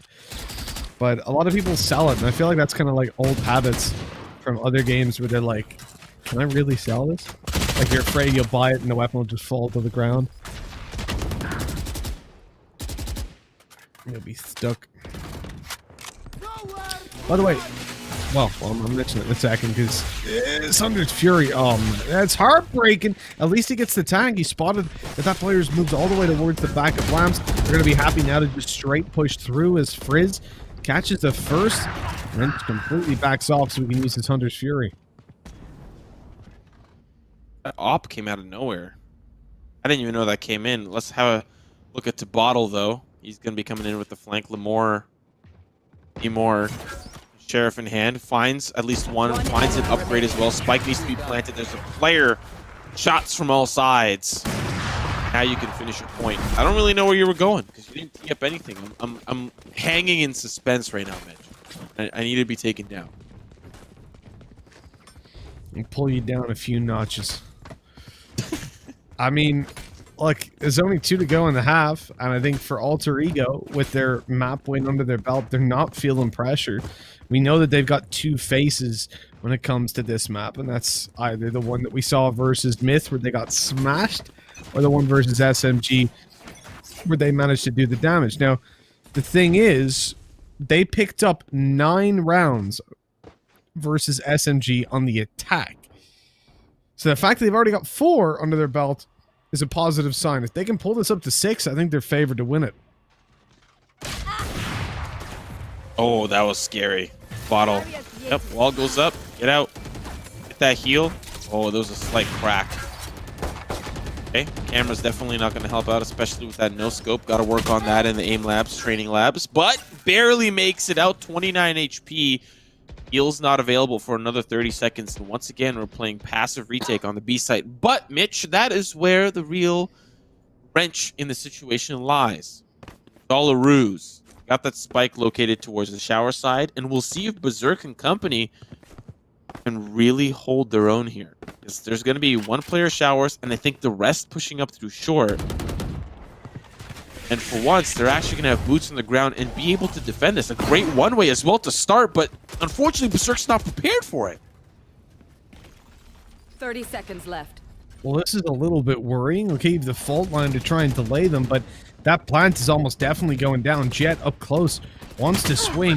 How many times have we seen AHQ push with no smokes in play? And they've already dissipated. Let me more coming through with so many. Let me get all the kills should be his name, because he's already picked up 4. He's won the round for his team, and these guys, well, they're hiding away in the corner.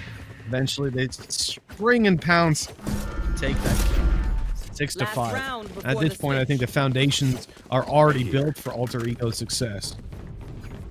You were gonna ask me a question 2 rounds ago. Just forgot. Like that question doesn't exist. It was. What was the question, though? That is the question. Oh no. I can't tell you that. I can't answer that. You can't or you won't.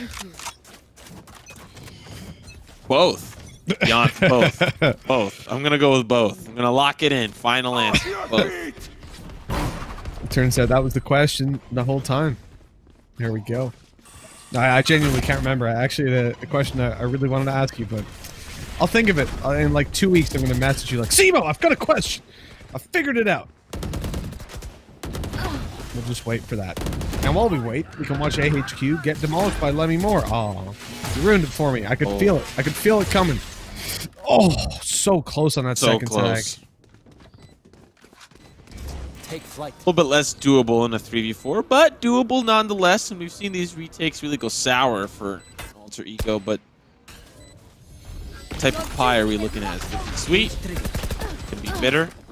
We'll find out. So far, it's been a trade. The rest comes through, and that's going to at least benefit for now, but unfortunately caught with the orb in the hand. It's Frostmine that trades things out down to the 2v3, but the spike is ticking. Not a lot of time left. Frostmine uses the neural theft, securing all the possible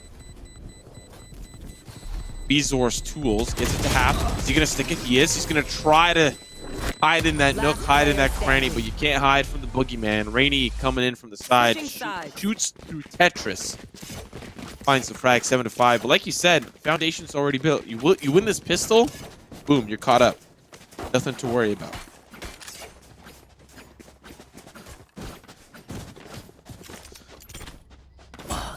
This is what it's all about, the pistol round for Alter Ego. To be honest, even if they lose that and pick up the first buy, I think they're still in with a pretty good shot. Like the current position, we know they're attacking favored. They picked up, as I said, 9 rounds out of 12 versus SMG. I think the pressure is very much on AHQ at the moment to deliver. Whether that's going to be doable or not remains to be seen. We start this one out with Alter Ego looking very, very much towards the B side. I mean, they're hard pushing this. I like Berserk pushing on the back of the drone. He can dash to site now if he wants to, open up some space for his team. He waits for the smokes first. And then he's on his way. Oh, this is about to be quick, as Bottle's really just up close and personal with the defense. I don't know if they have any idea. Now the frags of the fight start to come through. There's traded away. Can't, as he's going to find 2. But Lemmy Moore is coming in from behind. The Frenzy does not find much success. It's down to the 1v1, and Frostmind has the big brain in the lobby, finds the frag, and now, of course, we'll see things tie up. I was doing a little research. Having the privilege of having 2 monitors is quite the blessing. I just found out that Alter Ego were in the First Strike Grand Final for Indonesia. Like, this is not just some random pug team. This goes here. They're actually just slamming through different tournaments. And when I say different tournaments, I'm talking about First Strike. Wow. Well, good for them. I was looking for their matches on Bind to see if they ran the same comp, and they didn't. They didn't run the same comp on Bind. Frostmind was on Reyna against somebody else, or on a different team or a different match, but That's the interesting part. The fact that we're actually having them change it up, because they followed through in the first map with the Reyna pick, but this time they've gone for a very different approach, and I wonder if they've just been putting more time into the game and figured that this is how they wanted to approach things. Right, HQ pulling back some kills. Lemmy Moore's such a beast, man. This guy's already got 3 kills, pulling towards his ultimate. They're trying to hold them back, closing up on the smoke. He's in position, and a 4th goes his way. That is his at least 2nd 4K so far this map. unfortunately a little bit of a tougher finish. Buy here is going to be a little rough, so this should be a good opportunity for AHQ to regain their lead. But yeah, Lemmy Moore, 18 and 10, really having some phenomenal performances across the entirety of the series so far. And to be honest, like looking at Lemmy Moore's performance on Haven, like I wasn't like, oh wow, like Lemmy Moore's popping off. Like he was just getting consistent frags. He was winning consistent duels. Here he's just straight multi-killing fools. So I'm expecting some Lemmy Moore performances.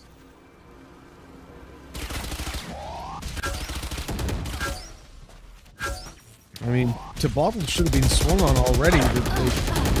No way! Wow. Okay, so the flash play, Frost, I presume, was playing anti-flash around a corner, swung out afterwards, shut them down. That was so well handled. That is unbelievable. I mean, that's the sort of thing we don't see from some top-level teams in EU and NA. Like, top 10s. So I'm impressed. Like, really good reactive play. And we got a nerd camp too, set up right on the spike. Try to stick that one. I'm gonna tag you. Tag you and bag you. Well, HQ unfortunately not really working as a team as they're split up, poking and prodding their way back in. Lemmy Moore, that's right, from range with the Spectre. Oh, he wants the Vandal. He wants to get involved, but unfortunately his prey has retreated back into the jungle. Gonna have to try again, but Frizz has other plans in store for the prey. Wraps around the side. Looking through the thicket. Oh. Is he about to stunt? No, he's not. He can't stunt. He doesn't have Lemmy Moore. He doesn't have the Lemmy Moore Jordans. Coming to a Foot Locker. Do you guys have Foot Locker in Europe? Is that a thing? I think so. Let me look it up. I'm pretty sure I've seen it before. Foot Locker Dublin. Yeah, we do. We do. I think the most popular one though is not JD. You guys have JD? Probably not. I think they're like a no. British brand. No. Like, yeah, JD Sports. They do a lot of shoes In the game? JD Sports. No, they're a shoe company, not a video game company, unfortunately. But look, Alter Ego, they're a video game company, maybe, org, I don't know. But they're a bunch of gamers, that's for sure, and they're coming through with some big wins. Milk on the way behind in the TP. Hello and goodbye! Oh! Kant and Milk shut them down. And I'll tell you what, they're calling him a Kant, but with different inflection. Oh man. Oh man. Hunter's Fury portal right now. Do it. You won't. You won't, Frizz. You won't. I think he's very dead if he does. Double blast packs right up next to him. Can already feel it. He knows they're still there. He knows. Do you want to know something really interesting about this game that doesn't make any sense? So, Okay. Hunter's Fury. It can destroy the boom 30 bot, seconds left. but it cannot destroy satchels. It can destroy tripwires. No, wait. No, it cannot destroy tripwires, but it can destroy the Cypher's camera. And then similarly with Killjoy, it can destroy the alarm bot, but not the nanoswarms. Wait a second. Oh, we still have a match on our hands. They thought this was over. They thought it was. And I like this aggressive position that he's getting into. He's going to play off angle, and he's going to crouch too. Come on, don't crouch. Not a camp. You don't have a tent set up. Become bolted, and he's going to fight too! Oh my god, Frizz! It's down to a 1v1. This is so doable, especially look at the utility he has. Become bolt. It tags him out. He's in, yep. Will he blast back up? He has shock darts, so he'll happily just bait this guy out all day long. There's one. There's two! Oh my god! Doesn't get the kill, but he's won it. There's no time. Goodbye. Good night. Sweet dreams. That is absolutely absurd. AHQ, you're a joke. How do you lose that round? Just presuming that you've won it, giving him no respect on the rotate. Jeez, that's embarrassing. Oh man, Frizz. I feel like, you know that meme, like, this person is no longer my best friend? Well, me more. No, like, sorry, Frizz Nasty is my new best friend. Oh my goodness. Man. Good comms. I don't know if there was a player on the team calling that out, but whatever that was, alter ego. Proven why they may be the best in their region for sure. Making it all the way to the grand final of First Strike Indonesia. Come on, kudos.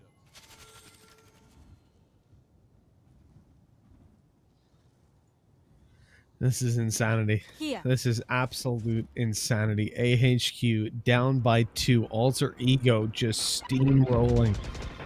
Where does it end? Where does it stop? The pain, the humiliation for AHQ. Does Alter Ego look to push up long? Kant has support. Flash comes through. Uh-oh, he's burning. He's burning. Oh, gets one. I don't know how he gets one in that situation.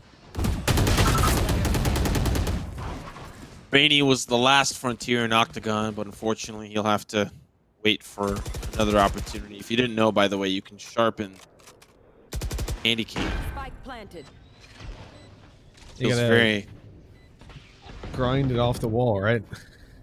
Yeah, but it's just cool. You pretty much get like an axe and you get a knife, you know, in one.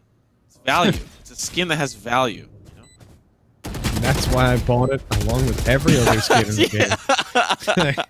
They all have value. Well, Sand's not got a lot of value for this round. He has his ult, but Wait. He can get this done. He's got a classic. He's looking for the right clicks. He's still 3 HP. And Berserk says, no. This is how you jump right click. He gets it done. Dunks on him 10-7. Oh, me, oh my. Going the distance on this one in this map, but maybe not in the series. Alter Ego. They could be about to perform a big upset. Yeah, especially with you and Tom Biz feeling so happy, so confident in your picks.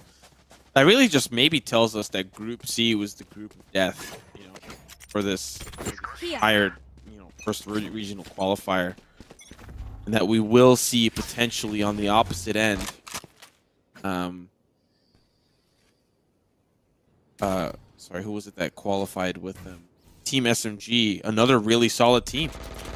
Considering it was a very difficult group for Myth to get out, and Alter Ego still performed admirably, but just not top of the group. It means that was a tough group.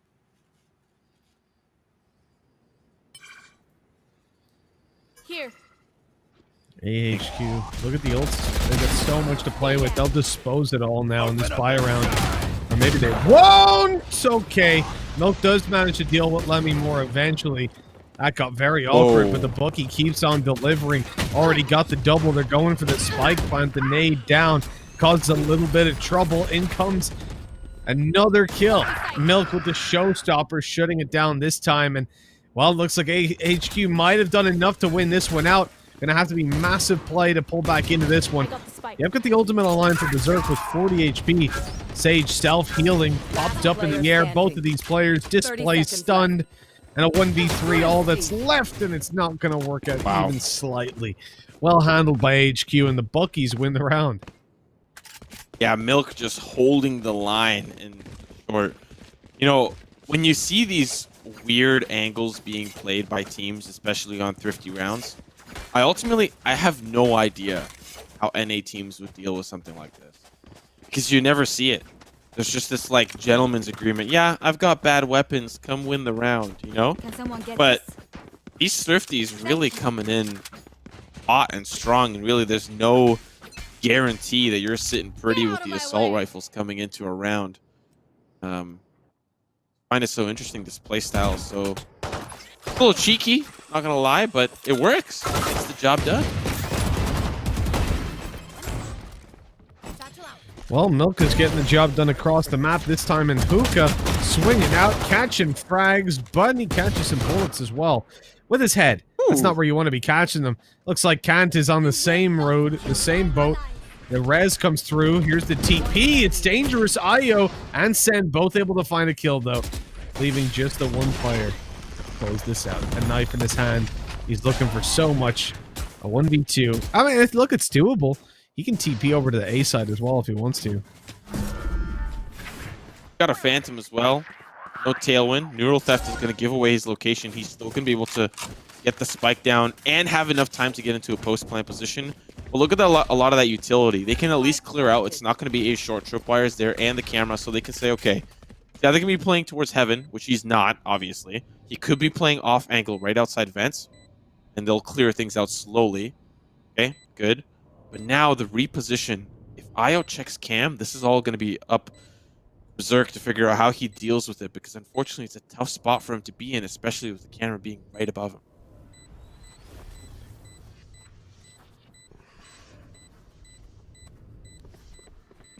Well, they're going to just tap it. They're not even covering the right angle. That's an easy kill. He fades back with the dash. 29 health remaining. Knives out. Closes the distance, but he can't get it done. Has he delayed enough time? It looks like it. Another round. Rainy's dead as well. Wow. Oh, that's shocking. That's a great round for Alter Ego. I almost expected at some point IO to check cam, because I had anticipated, like, you clear out the off angle outside fence, then you clear out showers, and they didn't really even do a great job of that. They just peeked out the dust and didn't really see anything. Cleared out. Was that his cam? Yeah, that's another Yeah. That's another good question. I think that it could have was. been, But because you should have checked it. That's what you clear out cubby and short. You have that information, but maybe it really was Frostmite. oh, it was. I think because his is blue. Put down your cam, Frost. Put down your cam, please. Why his Oh, is yellow? they're both blue. See, never mind. Yeah. So I have no idea. The only excuse I can come up with then is that was actually Frost cam from when they pushed up. Although I don't see what it would have cleared. The close corner, I guess, if they're checking close left. Odd that he wouldn't have taken it back up, I suppose, but yeah. Either way, we're on to this round, and you can see trade straight away. Rainy getting a little bit overzealous after the initial kill by Milk. Revealing area. So we'll end up in a 4 versus 4. Not a round that AHQ can afford to lose in any way, shape, or form. The loss here is more or less a loss of the map. Nowhere to run. Hunter's Fury coming through to at least initiate this sight hit. Oh, one's going to get tagged. Tries to predict the jump over to the right, but Shock Dart's definitely going to be able to get the job done. Oh, there's going to be a player close left to Bottle. Now the wall goes up. Oh, but they're right there with them. Oh, EO with 2 on the Bucky. But now it's the 2v2. Neural Theft is going to give the location of where that player's coming up, and they know he's coming in from the hookah side. So one player, where's the elbow? One player now in hookah. Trying to hop out. There's the camera. Sees him. Tags him. One down. Down to Sen. And he's all on his lonesome. No Molotov, no orbital strike, just a couple of smokes up to no good, making trouble in the neighborhood. One little fight. His mom's definitely scared, but a 1v2 is something he should win or not. Dirk with the 3K in the round. Match point, series point, alter ego. Definitely not the favorites coming in here for you and Tom. But they're here to close things out and move on to the semifinals. They need 1 out of the next 4 rounds, and as we said, their attacking side was insane versus SMG, and you can see it right here manifesting yet again. These guys know what they're doing. They are out for blood, and man, they are shedding it. I gotta say, I'm impressed by this team, and again, it just feeds back into the narrative of how much skill there is within this region. AHQ, victors of the previous big Southeast Asian tournament, now being challenged and pushed down to potentially a 2-0. Nice openings, though. AHQ able to take this into a 5v3. Surely not a round that can lose. Surely say that. Aldron's definitely going to give at least a little bit of information. At least one of the 3 players is located towards Hookah. Recon Bolt's going to make things a little bit worse for Where. Aftershock's going to make it even more difficult. They're just throwing the kitchen sink inside, hoping something sticks. And Lemmy Moore's got other plans in store. Unfortunately, that store is bankrupt as he can't find much. Frizz, the last player standing, and he's going to get closed in on. Or he finds one. Can't find a second. AHQ still in this. I'd love to look at the economy and see where we're really at here for Alter Ego. Yeah, they've won a lot of rounds, but they still have had to invest a lot in. Lemimore and Frizz not going to be able to buy up, so this is another opportunity for AHQ to kind of coast through. But we've seen some thrifty rounds come through, I'm not going to lie. It's definitely still possible, just not very likely. Berserk manages to get a Phantom out. He is 1 orb. So here's what I want to see from Berserk. You know what to do. I don't want him to be in mid. I want him to go for bathroom control. There's been constant contention around that area. If you manage to get a kill and the orb, you've got your ult. You then give that rifle to a teammate. Chances of winning the round go up drastically. He's instead dashing in first. That is a stupid play. Your 1 rifle is now on the ground. They've managed to trade it back, but retrieving it is going to cost them a little bit of time, a little bit of HP as well. Really, ult orb was the play there. It's the way to get this one done. They're following the Brimstone, is pushing through, and even though they knew he was coming, they've had to use a showstopper, and he got a kill in the meantime. It's a 2v3. It's winnable yet again. I think they've only got 1 rifle to play with, though. That's the downside, and the spray is so good. Milk able to destroy them. Yeah, it's definitely a little too close for comfort for AHQ. As you highlighted, Lemmy Moore really getting underneath the skin here of AHQ. But still, 2 rounds remain. I'd imagine there's a world where Alter Ego have 2 gun rounds here in the pocket. Nope, they're buying down. They'll be at max loss bonus, so I think they'll be able to buy again. I think it's still going to be a little tight. So they may want to at least get the spike down, try to guarantee another gun round. But once again, we were looking at this at Haven for almost a moment. And here we are with the actual potential for an overtime map here for Alter Ego against AHQ. A series that was predicted really for AHQ to be the favorites, yet here we are. But now they push it. Shots come through. EO will at least hold the line, but he's traded away, and there's only 1 player here on the site. Wall goes up to standard execute, but the res bring this back to a 5v4. Well, it's definitely doable now for Alter Ego. They've got that man advantage thanks to the res. The spike plant goes down. Aftershock not going to do anything to deal the damage. Nade onto the wall, breaks it wide open, but there is just a small gap to push through. Reload gets in time in towards Lamps. There's the shock dart for the frag. Lemmy Moore feeling confident, looking to close this one out, and he does just that. We end up closing it out here with a 2-0 victory as the favorites end up going out in the quarterfinals. That is phenomenal work by Alter Ego, and again, underlines the insane depth that this region has when it comes down to skill. Yeah, very, very impressed. You know, even I bought into the AHQ hype train, but once we started out on Haven, I was kind of like, what's going on? Like, this Alter Ego team is pretty good, and we saw that round after round after round. Yeah, there were a couple of close calls, but definitely bringing it down to a close bind map, eventually closing things out and taking it on over to a semifinal bout. They can now relax, take a sigh of relief, wait until tomorrow. But we still have 2 more matches left to see what really is going to unfold. Who will we see move on? You've got a couple of good guesses, and so far, HQ hasn't been probably the strongest one. The fact that they are out of the tournament means we got to restrat our guesses, think kind of a little bit differently about how this bracket's going to unfold. But so far, our first two of the quarterfinal, you at least have that correct. Well, we'll see how the rest of the predictions go throughout the day. For now, though, let's take a look at this matchup and how things have gone down. When we look at the stats in play for these players, you can see right up the top is Milk, and it's heartbreaking, really, to see the performance that he put in, and yet he'll be going home with nothing in his hands. No prizes, no AOC monitors, no money, just the pride of having made it to the playoffs. But man, Frizz and Lemy Moore. Honestly, I know that we likely won't see an entry fragger because the first bloods are just not enough. But really, Frizz and Lemy Moore are two of the players that, despite being at the top of the leaderboard, well, in comparison to the rest of their team, they really had some impactful moments with their utility usage and the way that they positioned in certain engagements. Lemy Moore finding good trades in a disfavorable scenario whether he had like a thrifty weapon or something, finding amazing trades, and Frizz Nasty consistently finding utility kills. That's what you love to see when you're thinking about a player on a Sova that finds value for their team. Normally, you're just a recon bolt bot, just get me that info, send the Owl drone in, do your job. But the fact that he's able to find so many utility kills, brought so many rounds back from the depths, and especially that clutch plant in the 1v3. This man, how can he not be MVP? Well, that's the thing. I think he deserves it. He's in there for the first bloods. The entry fragger is ACS, tops it out.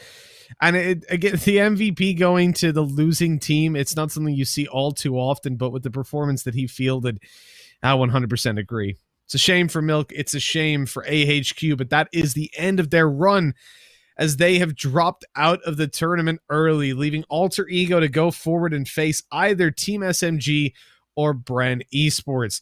That is going to be a big game for them, and we'll be deciding which of those two teams is going to go and meet them there pretty soon. I think that SMG versus Bren is our next game, because we close the day with Todak overtime from what I remember, and that puts me in a position then where I actually think we're going to go to 3 maps on the next one. I think Bren have got a lot of potential. We saw them beat out Legends. We saw them lose to AHQ. And then they had a forfeit win over one of the teams in their groups who sadly couldn't make it. Whereas SMG, also not with the cleanest of runs. They beat Kingsman, but then lost their only other game they played, and they also had a forfeit win. So it's been very back and forth for both of these teams. This will be the real test. We are getting word that for any of the Facebook streams, they can only go maximum of up to 8 hours. So we will be recreating a new link for a new stream. Get back, continue watching the action that you love here at the AOC Masters, and continue to see your teams perform to your heart's content. And of course, you get to see us. I think that's ultimately what you got to be here for that, right, Mitch? That's what they're here for. They're here for the Miley Cyrus memes. They're here for the High School Musical. They're here for all of that. That's what they're here for. Well, that's it, right? I mean, that's what we're all here for. You could say we're all in this together. But look, once I set you up. You did. You checked that one up. I had to just dunk it in. But look, once you know that we're all stars, and we got to feel that way on the inside. That's the most important thing. So we are all in this together, but unfortunately, some of these teams are no longer with us. We've had to say goodbye to TMT.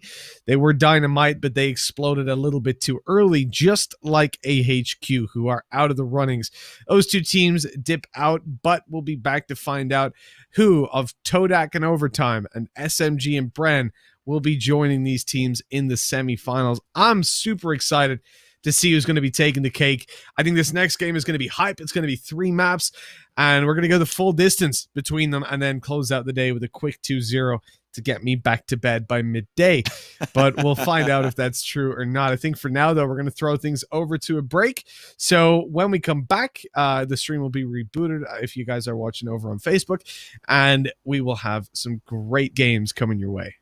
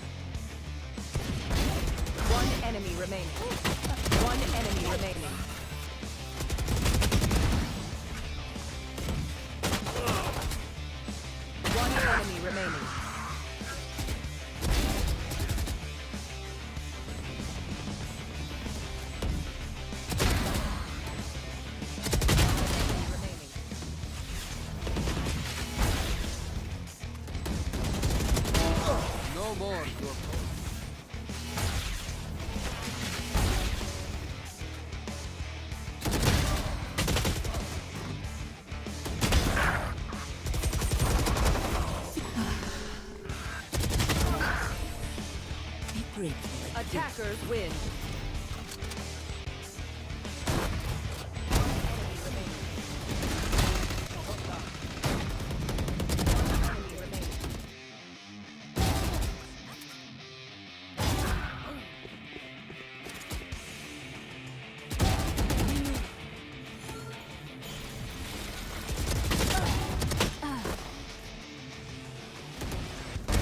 You fought well.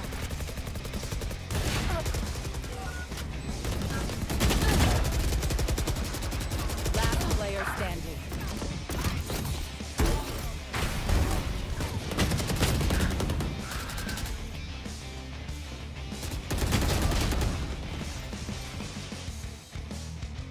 One enemy remaining.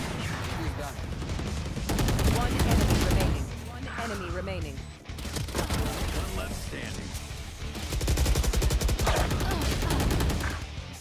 One enemy remaining.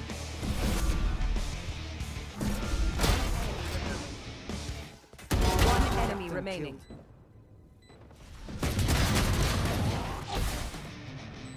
Enemy remaining. Stay down. One enemy remaining. Thug.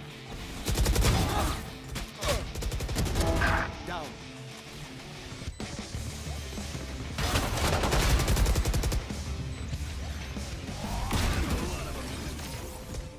Attackers win.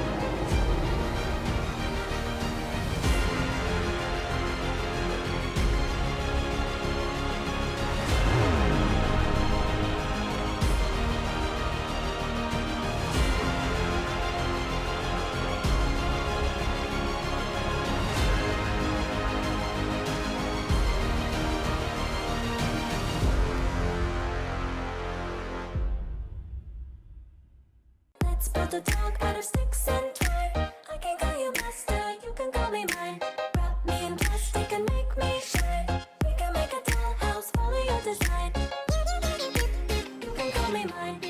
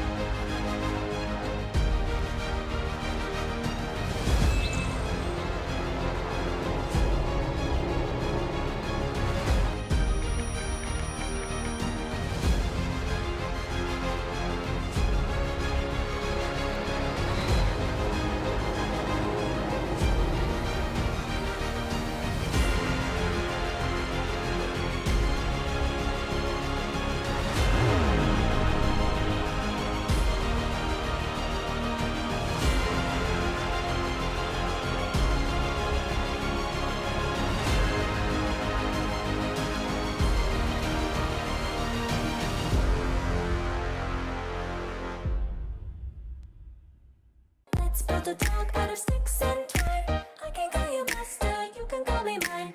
Wrap me in plastic and make me shine. We can make a dollhouse, follow your design.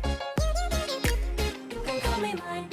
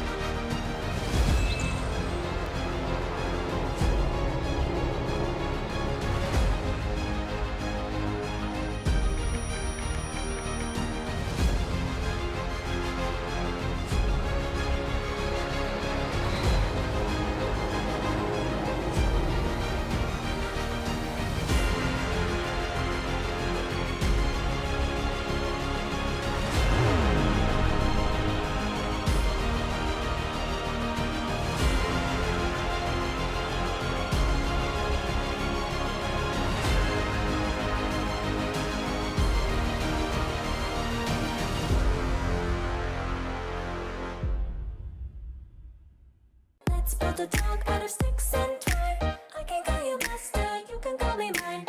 Wrap me in plastic and make me shine. We can make a dollhouse, follow your design. You can call me mine.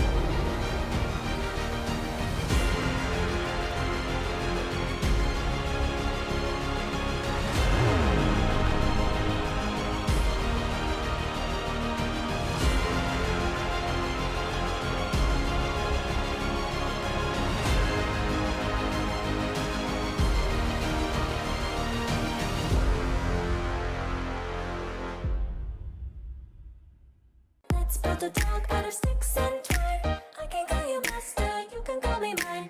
Wrap me in plastic and make me shine. We can make a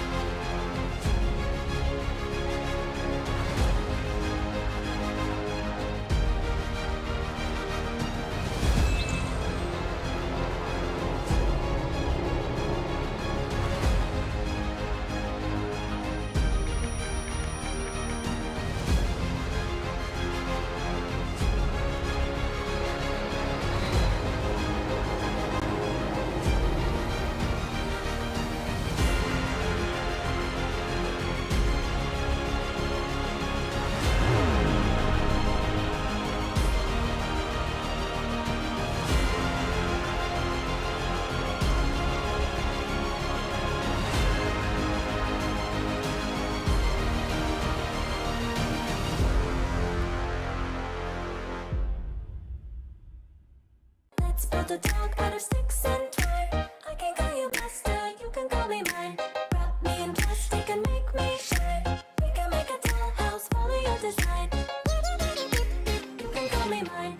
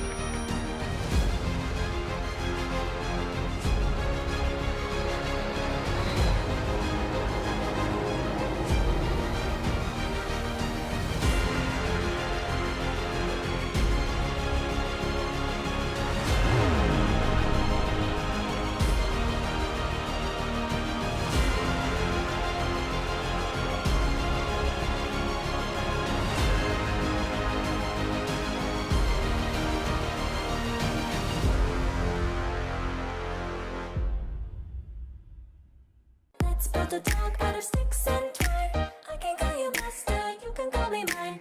Wrap me in plastic and make me shine. We can make a dollhouse, follow your design. You can call me mine.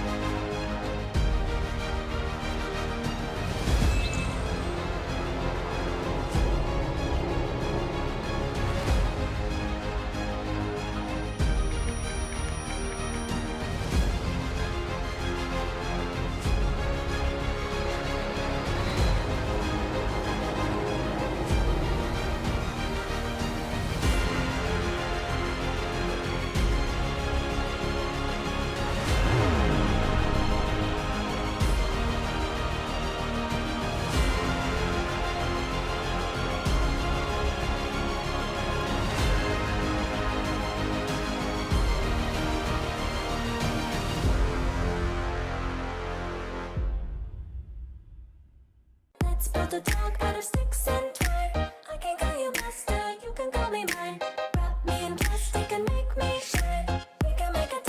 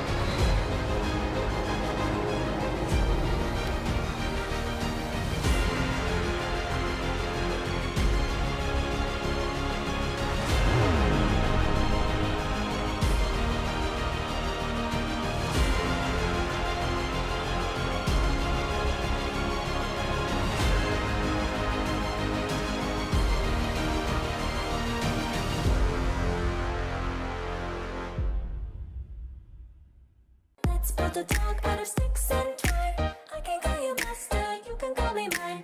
Wrap me in plastic and make me shine. We can make a dollhouse, follow your design. You can call me mine.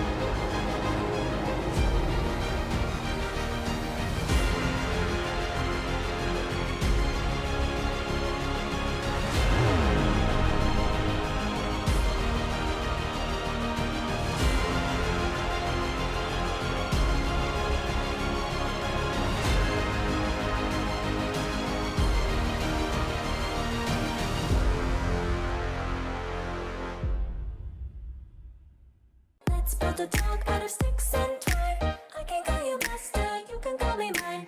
Wrap me in plastic and make me shine. We can make a dollhouse, follow your design.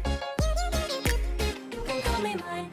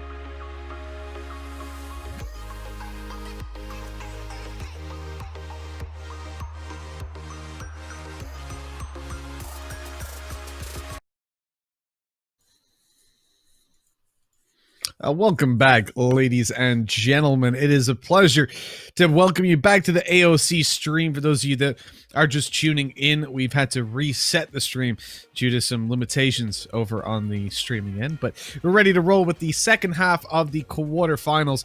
They're going live in just a little bit. I believe we're starting with Team SMG versus Bren Esports. Then we go on to Todak versus Overtime. My name is Mitch. With me is the wonderful Simo. We've been having some fun chatting and at times singing through some of these matches. Been a lot of fun so far, Simo.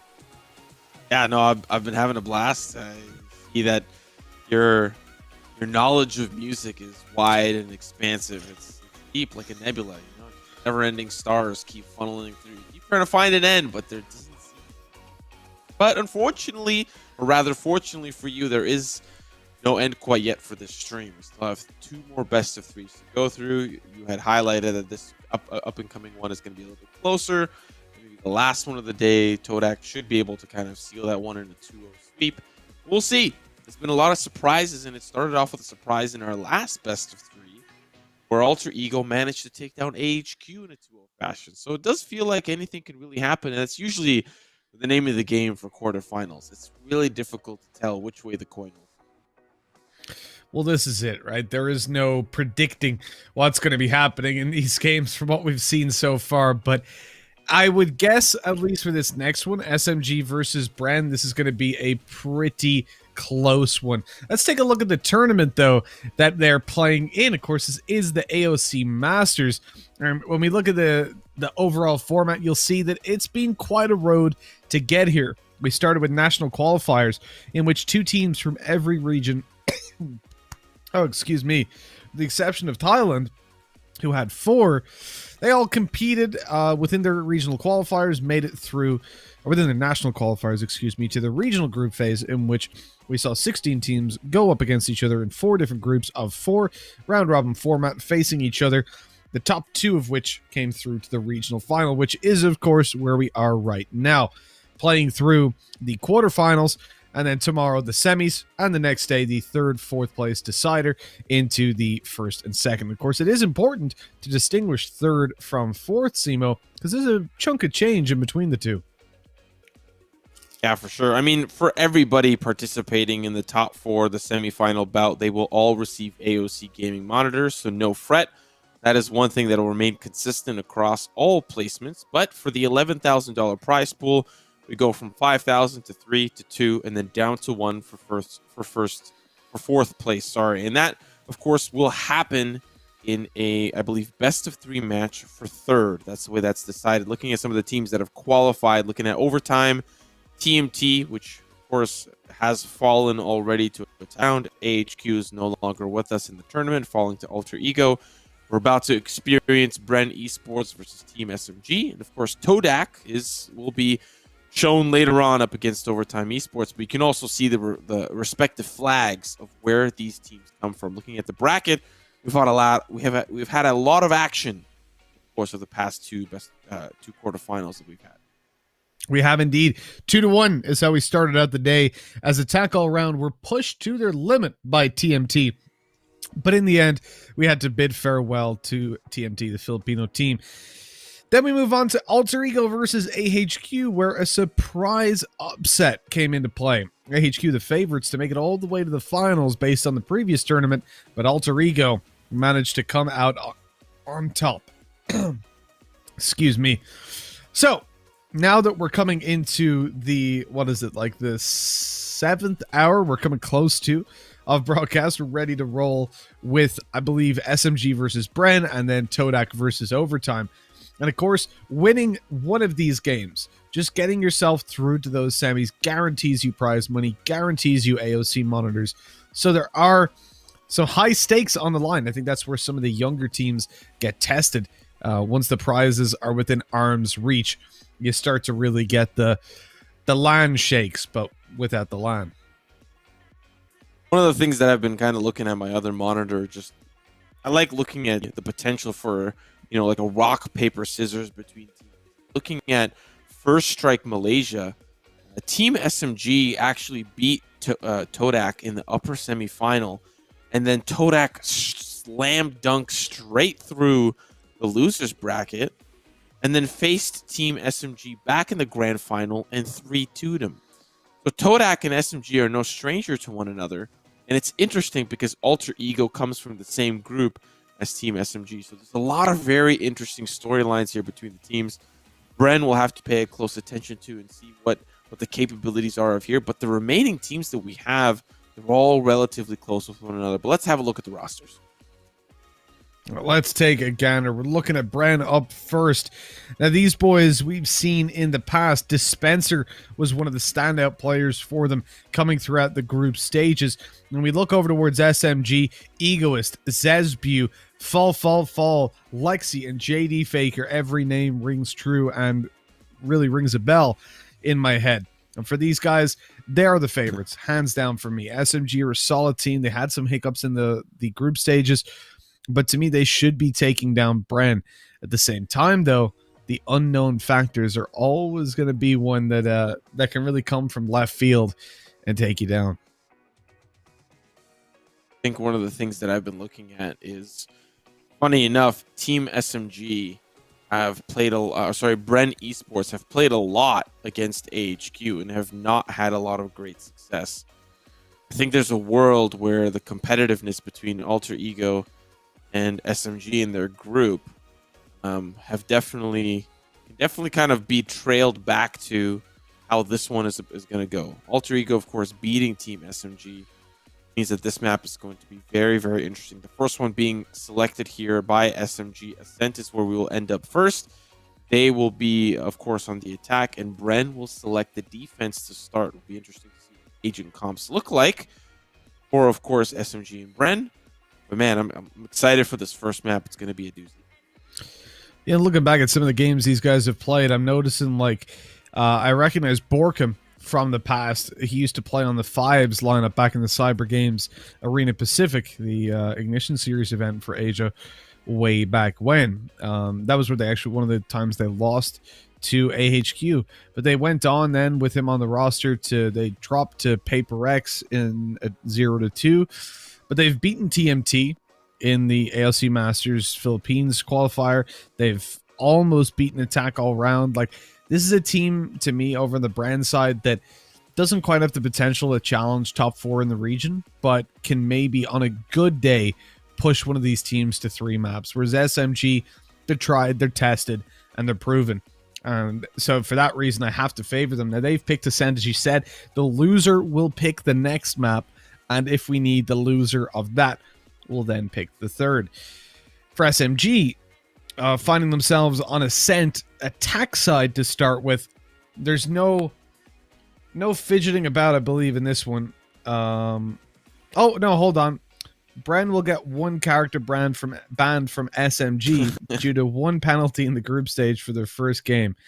So we have got SMG have banned Sova from Bren. Oh. Again, another big hitter. Bren, starting on the defensive side, will lose one of the key factors in taking the B-side defense. That's a huge advantage for SMG. And not to mention, we'll see what, of course, the agent selection looks like for SMG. Obviously, going to be opting in for the Sova, but what else surrounds that composition? And I think you're right. I think looking at the history, especially like the past 5 games across the board for both teams, there's been a lot of convincing victories for SMG. 2-0 against Todak. It does look like, I believe, a victory against Myth Attitude. A lot of very, very interesting victories for Team SMG.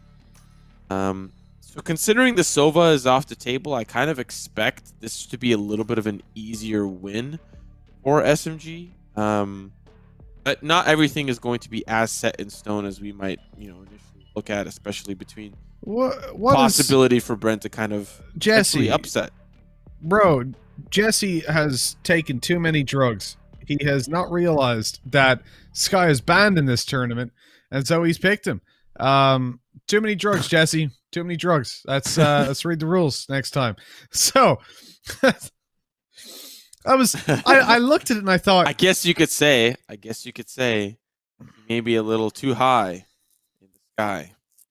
There we go. I would have said that, you can pick any agent you want, but realistically, sky is the limit. That's this time the sky is the limit, quite literally. But when I looked at that, I was thinking, okay, you've no Sova, so with Sky, you use your flashes to get a bit of info to push in.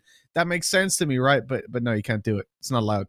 Not allowed, Jesse Vash. Come on, bro.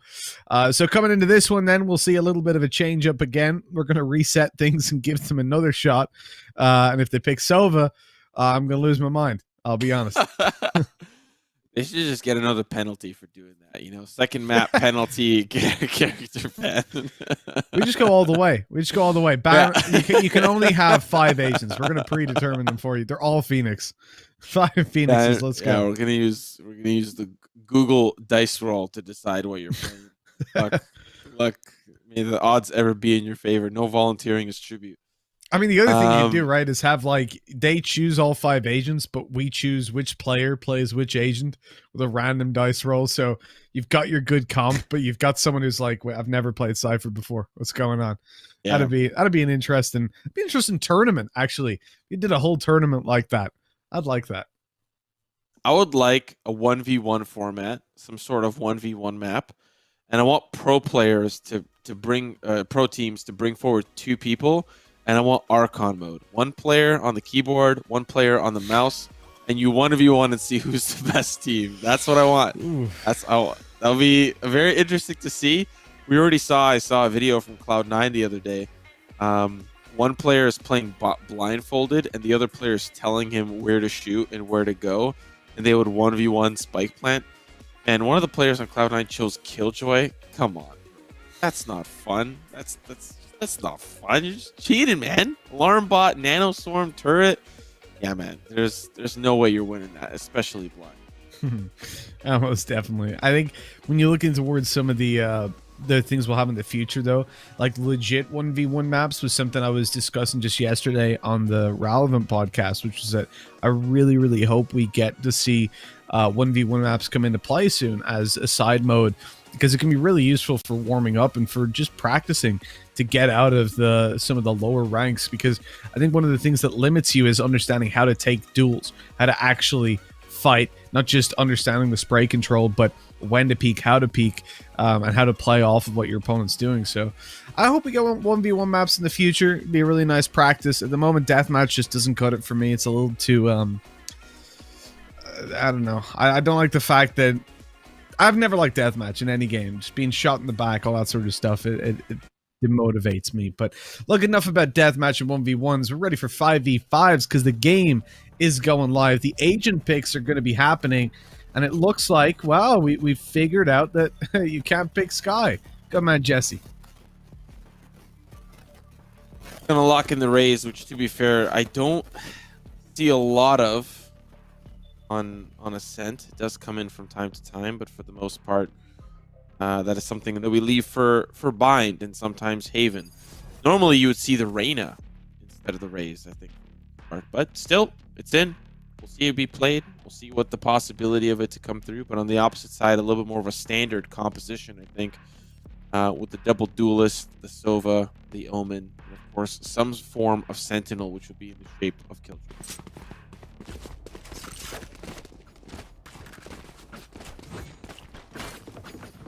Interesting that we get the Egoist on the Killjoy and the Cypher on Dispenser. But I do wonder, when it comes down to this map, you'll always have a little bit of debate around it. Yes. That's where we see Killjoy used quite a bit. But some of the things you can do with a Cypher, like one way is for me, always going to be like the most powerful thing about Cypher. The ability to play off one ways and have map control from across the map. One of the other issues, though, is that we've seen it play already a couple of times on players' minds, where if you've got an Omen in play, those tripwires are meaningless unless you're nearby to hear the shadow step. Otherwise, you'll end up just getting completely caught off guard. Speaking of getting caught off guard, Lexi probably not thinking that there's a 2-man push through B. There's a lot of ground covered, but actually, think about it. Wait a second. Take a moment. Seat back. Lexi holding the angle. So if Borkum peeks here, all he needs to do is hold, because he's about to see a player How many is he gonna see? Oh, shots. They don't connect. Oh, Borkum. So much trouble. He's gonna flash his way out. And they're a little bit stuck here for the attack. There is a trade that comes through. Another one will come in for the raise, the utility damage. They're all stuck in Broza, having to really get out of there. Shots are gonna be clean for Ching. That's a 3K on the round. Really, Bren pushing in through B main was a strange play, considering it went unchecked by Team S. But it works out. They get all the intel and they can play off it. It's a good start, at least for Bren. When you look towards SMG in this round, weaker weapons is where they're going to be sitting, right? Your classics, see what they can get done. Pointed aggression, again, going to be the name of the game most of the time. You've got Reyna sitting towards A lobby, though. Looking to maybe try and take some individual duels. I see him thinking about a mid-peak. Guy's a lunatic. Also the Ghost, too, of all things. And they're going to try it again. And they're going to successfully, well, they'll at least trade. Dubstep's going to back away. No wub-wubs for this one. No. 4-3. It left. Round likely going to go into Bren's favor, but possibility for SMG still really make this B push work. Thing is, if you're SMG, right, you've got a Reyna, 1 kill, she's up to full armor, can pick up a weapon, it could be huge. I like this push through the smoke, though, that they're at least thinking about. Down goes Dubstep, weapon retrieved, site secured, spike planted, and even enough 3v3. This is pretty bad for Bren. They've got to be feeling the hurt now. They have to clear out a lot of these angles. The drone comes out. It does actually manage to spot them in towards market. Cage pop, push comes through, but there's a player waiting in B main for the cage to dissipate. All they need to do is buy some time for him to swing on in, but Zesbu falls. So does JD, and it's all down to 1. Fall, fall, fall. Classic in hand, and fall, fall, fall he will. Still, the damage has been done, though, by SMG. They got the spike plant. It would have been amazing if they managed to squeeze out the round, but for Bren, that Phantom will move on, but that's about all that they can afford. This gun round is going to be pretty important for SMG. And Op somehow comes in. That's right, the Ghost is what Dubstep only purchased. He carried that in from that first round. So, this Op coming through, it's going to be very interesting to see where that's positioned. So far, it's looking like it's just going to be a mid-peak up to Cat. Alongside, really, Borkum, who he's been playing with side by side. Their buddy system really unmatched so far. But we'll see if JD Faker will survive. I don't think he will, but the recon bolts will likely spot them out.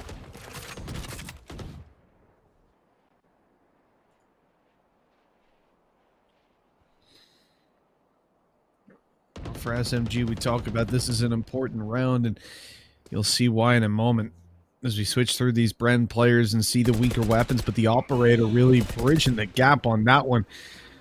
It's looking down for some short control. It'll be quick to assist on the A-hold. They have no idea about Jesse Vash, but evidently they have a suspicion because the shock darts are coming down. They're raining in. Jesse, not pushed out of position, doesn't take any damage from them either or get spotted. This is now potentially a huge thorn in the side. And the push is going to come towards the A side. Look at the players flocking. They've left the B side. They were outside of B main. Oh. But Dubstep, well, that operator has not served him well. What? Was Jesse spotted? Why did he peek? He wasn't. He put the room bot because he had no information. He didn't know that there was players there. At least we don't know what audio cues were given to him. Oh, turret. Oh, but he walks in. He almost had a collateral there. He's only able to trade out one. Bullets with the same success. He's at least going to find one for himself as well. But this gun round going exactly the way that it should. I found that early op duel so interesting. The fact that it wasn't able to come out on top. Lexi getting the better of Dubstep. I'd imagine we're going to see that battle come to fruition time and time and time again. Especially if Lexi picks up the op himself. Likely going to find it on the ground. That's exactly where he's positioned now. But Borkum is going to hold on to the weapon. Not look to engage. Maybe look for exits towards the defender spawn. But I think SMG and company are going to go back to the way that they know. They might go through the rafters, but for the most part, a round secured for SMG.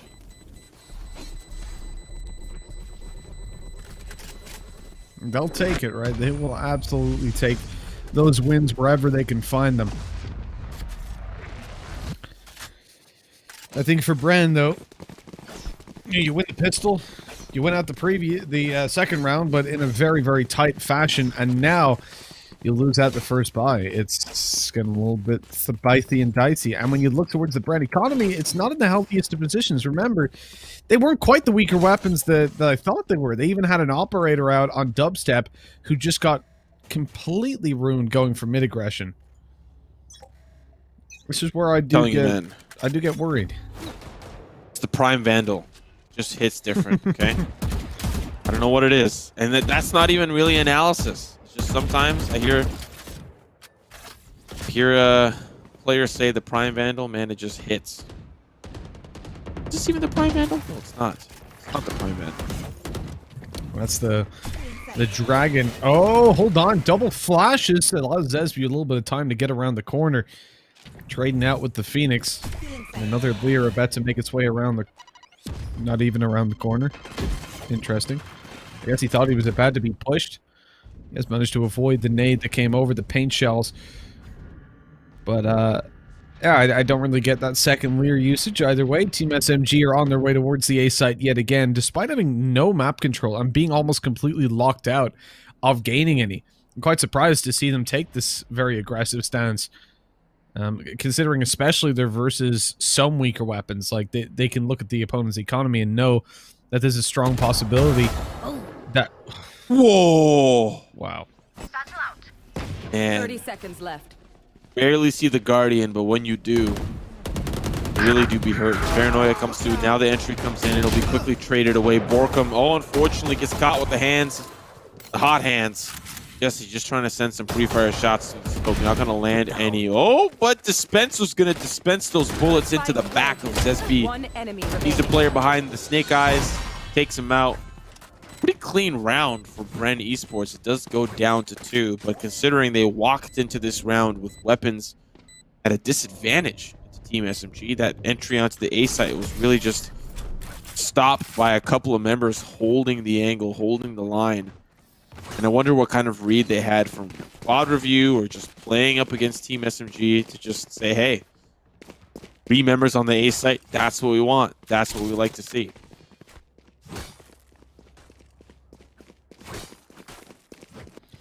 Big plays, big moves.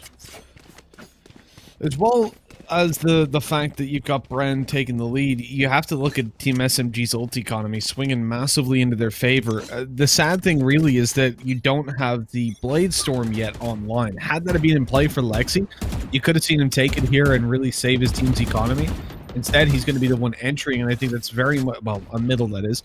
I think that's very much down to the fact that he has, first of all, already shut down the operator at peak in a previous round, but also because you're going to want him to try and find a kill, possibly an ult orb as well, just to get you into a position where he can afford to give over a weapon and have that ulti online. And that was not the play. Reloading right out in the open, questionable.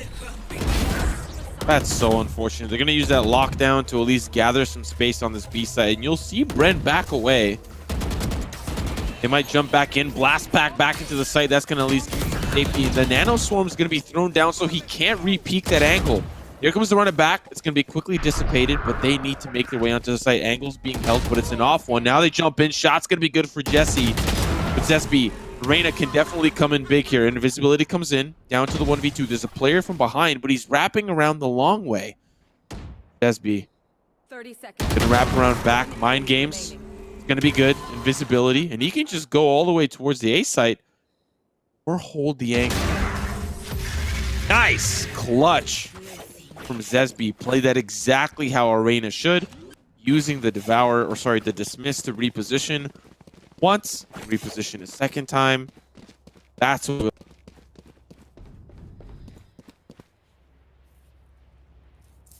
Now here's the chances. to really build up that economy, right? I do wonder when you look over towards Bren what they're going to be buying. They've burnt up their Bladestorm in the previous round. You're left into a position where realistically I don't expect much. A few sheriffs at best. Based on the stances of some of these players, yeah, we've got some classics, we've got some sheriffs. For SMG, the name of the game is just staying together, avoiding walking into any of the crossfires like what we're seeing on middle. As you can see, they're just hoping that somebody walks in and challenges them. Once they have a buddy system going in for any of these fights, which currently on A and mid they do not, but if they manage to get into them, you should be fine. I mean, is this the round, Lexi?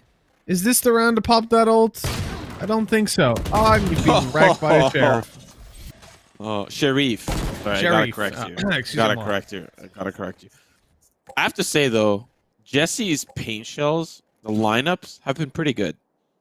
Been doing a little bit of chip damage consistently to SMG members, and I find that interesting. You don't normally see bases go for lineups. They go for clearing, right? Like they'll clear an angle like that, or they'll clear a side angle. SB unfortunately just trying to spray through. Unfortunately, it's Faker that steals that one. Hot Hand's going to drop down, but Faker still pushes forward. Now it's a 4v2. Of course, weapon's still a little undesirable for Bren, but we knew that going into this round. We just thought there was a possibility they could have turned this one back around. It does not look like that's going to be possible unless Jesse has some crazy heroics here. Up on the rafters, Faker in the classic angle, has to reload the clip. Perfect timing. 4K on the round. And we're all tied up 3-3. And remember, a lot of these rounds tend to swing towards the attacking side, so I think we are definitely looking at SMG. They've got a little bit of weight on their shoulders to deliver the majority of the rounds. I don't know exactly how... I don't know how favored I would put them. As I said before, this is a position where technically, yes, you should see SMG win, but the ability of Bren has been proven in the past. They've taken maps off good teams within the region, so you can't really turn your nose at them. An early op shot as well. Just caters to your point even more. Unfortunately, can't land that second one, but already the deed's been done. You found the early pick. It's a 5v4, and Borkum might find another one here. Psych, that's the wrong number. He does not. 4v4 angle towards Catwalk. Once again, guess what's on the other side? Lexi. I feel like we're going to see this battle a lot. Jet v Jet. Which, to be fair, you don't normally see a lot of. Jets usually just miss each other and go to different parts of the map, and it's never fun, but I like to see a good Jet battle. Who doesn't love a good Jet battle? Dubstep's looking to offer one up, waiting for that player to peek around, and he's being pushed out of position. He's being tagged up as well, using updrafts to try to avoid it. It gets so close, but in the end, he will survive. The swing is good. Lexi able to grab a kill. Dubstep quickly traded. The heal coming through as well off of that. And we see Team SMG secure the site. They're going for the spike plant. Lexi waiting for somebody to peek out wide. There's the shots. There's the head, but Lexi's the one that's dead instead. And SMG now have to win out the 2v2, and look how low their killjoy is. One shot through the rafters will definitely take her down. One lucky shot, shooting fish in a barrel. And that fish is gushing. Now the player in rafters don't need the killjoy whatsoever. Zesby, which we just saw in our graphic, is the player to watch for SMG. And I'm starting to see why. Another Empress already on the docket, and it just feels like last round or 2 rounds ago, saw that Empress come back. And here it is once again, 9 kills. Leading the pack, leading the team, and has the most credits in the lobby. A lot running in favor here is SB. The Reyna really working out here on Ascent.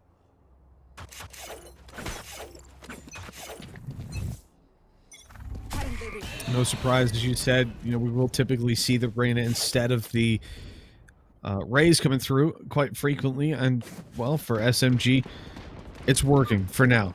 They're grouping up early round. They're moving towards the B site. This is seeming to be one of the more pointed approaches that they've had. Actually, not quite catching anybody, but there is a player on mid ready and waiting to peek. It's the Phoenix, but he swings out a little bit too late to catch the player falling back. Now they pressure the site. The Lear ready to be deployed, but they're waiting. They're cautious of clearing these corners first. Now here comes the Lear, but Dispenser, he is still blinded by it. Oh no, sorry, that was a paranoia. The Lear's still to come through. They've actually waited until the cage disappeared before putting it through. That's quite smart because it could have blocked sight. And now they can push out knowing that nobody can see a thing, although they waited a while. Solo player backside, and they're fighting the players that are getting involved. Dispenser is going to find the frag, and he actually commits the neural theft. I don't really know what he's hoping to get, but he'll be traded out, not before finding 2 picks, and it's just one after another. You kind of have to scratch your head and wonder what was the purpose of that ultimate. You had players coming in from the defender spawn, you had players coming in from the fruit market, but was the neural theft really hoping to identify where you already knew the players were? Yeah, I'm not sure. Some of the ultimate usage here has been a little bit wild. You know, you're in positions where you know full well that you're up against pistols, for example, and yet they'll pop the blade storm or the neural theft usage in that round. It's been odd. It's like they're doing a challenge to use as many ults as they can. Double shock dart lineup from JD. I don't think that's going to hit. And no, it didn't. Didn't land, unfortunately, not on top of any players, so ultimately it is useless. And we'll look in towards short with that drone.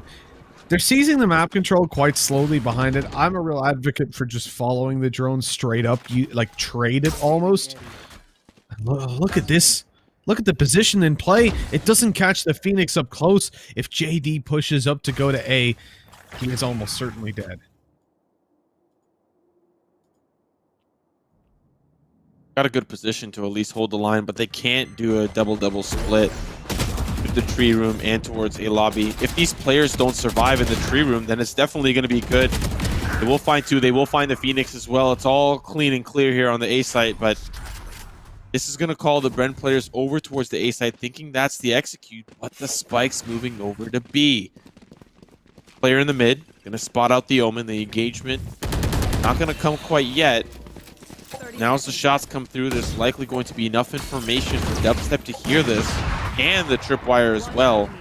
The op doesn't connect. Falafel, fall is there. Looks like falafel, but it's not. Not falafel. Spike down, likely around here for SMG, unless Dispenser can clutch out a 1v4.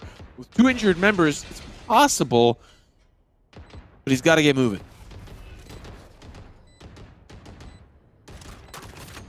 You know what? You're just making me hungry now talking about falafels.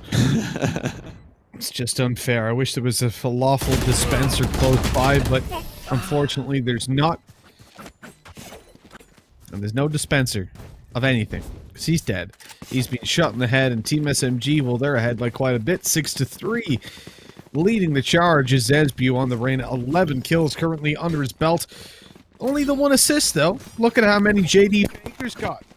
Hashtag Sova for big impact. And no Sova on Bren, obviously, due to the unfortunate... Well, I mean, it's their own fault for whatever they did during the group stages, but... Yeah. It's rather unfortunate for them.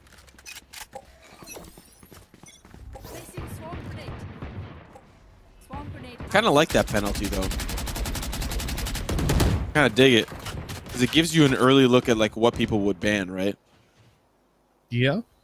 And it does feel like, I think that we saw a huge priority from Sage, and of course slowly get nerfed, slowly get nerfed, slowly get nerfed. I'd argue that I think Sova has kind of filled that shoe of like, yeah, this guy's needed almost on like every roster. 100%. Just the amount of information that he provides. Even though he feels like an initiator, he also feels like a sentinel to some capacity with the utility he can provide. Looking at the round at hand, though, Bren, we've noticed, have been very comfortable with pushing the extremities. They'll peek B main, they'll peek A main, but they'll push it up aggressively. So far, we're still seeing Dubstep be a little bit more conservative with the main push, but once they see action over here, he's going to move. But he's got to move quickly because his team is falling apart. Time to up the pace as the pistols are dealing some damage. It's a 3 versus 2, and Team SMG will get to the A side Seconds left. relatively uncontested. I doubt the swing is going to come out from heaven through that smoke because Jet is still on her way up through short. But Jesse, well, he has other ideas. He held an off angle, JD peeked in, and now a 2v2, a very, very winnable round. Problem is that door is closed. What did I say? Defenders should destroy it straight away. And you're seeing why. He has to give away his position as he comes to push back in through short. Comes up to his teammate, though, and the two of them, oh, they've been paranoid! It doesn't quite work. I love the attempt by Dubstep to dash into his opponent, though, because obviously he can't see a thing, but if he gets close, maybe he can. Yeah, I mean, you're providing the high-level analysis there. I thought that was silly. I was like, what are you doing? You're just accelerating your death. You know, like Benjamin Button over here. You're just getting way too close to the end, man. But look at the timeline. That's a beauty. 6 rounds in a row for SMG. Really starting to cook up. I thought for sure Bren were able to kind of hold pace. But this is one of those things that this is where they found a lot of success in some of those early rounds. But Dubstep, the fact that he's not shooting the turret, see if that sells enough information. At least the turret knows one player is playing there. But this 3-stack in B main, it's going to be short-lived. As SMG are fishing and prodding their way towards the A side once again. At least for early information.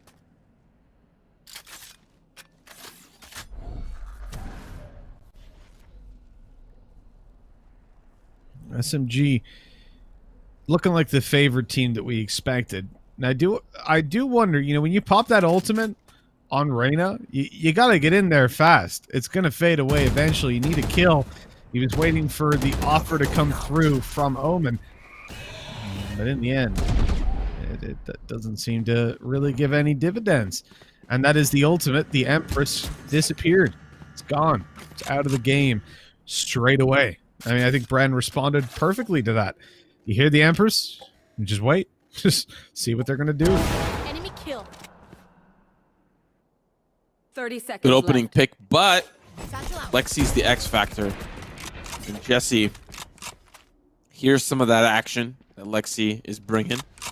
Cage triggered. And it's selling, at least for the time being, especially the Killjoy over towards the B side. But once they've seen a player towards A main, they know that the jig is up. Lexi going to 10 play seconds point, left. not let them come in. One more pick will come easy. But there's not a lot of time left. Attackers are falling apart. Spike is down. Bladestorm is One popped enemy remaining. for the attack. I don't know why, but it was popped. Last round And just in like the that, half. just as it comes into fruition, Bladestorm is gone. Well, fairly interesting, shall we say. Turnaround. Bren getting away with murder on that one. I think SMG looked a little bit lost, to be honest. They didn't have direction in the round. The Empress pop didn't really link up with any sort of map seizure, any sort of push. It was just, I'll pop it, I'll wait, and I'll see if someone peeks me. And okay, it can work sometimes, but not this one. Dubstep backs off. Dash already used. Ching up close. Not able to catch anybody. I'm going to swing over to default with that operator to see if Dubstep can find a kill. But Borkum, this guy's got balls. He pops his ult. He runs down short. He's got a kill and damage done to Killjoy. And that could be the turning point of the round already. And he's pushing down Catwalk, not looking up towards Catwalk. Now he is. He sees a player in translation.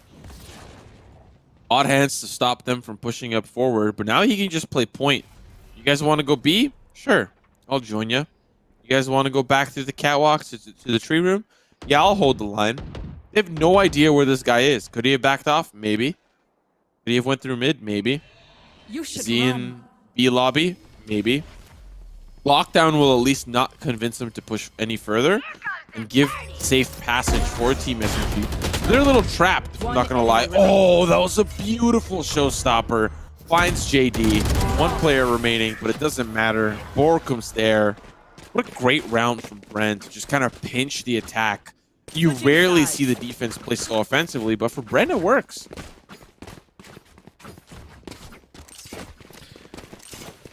Yeah, I mean, look, it works in that round, but overall that defense was pretty weak. They got 5 rounds done. I think they really need to get off to a good start on their attack. Is SMG, when they get the ball rolling, they're a scary foe to play against. I do think, again, it was odd to see SMG look very lost in some of these rounds.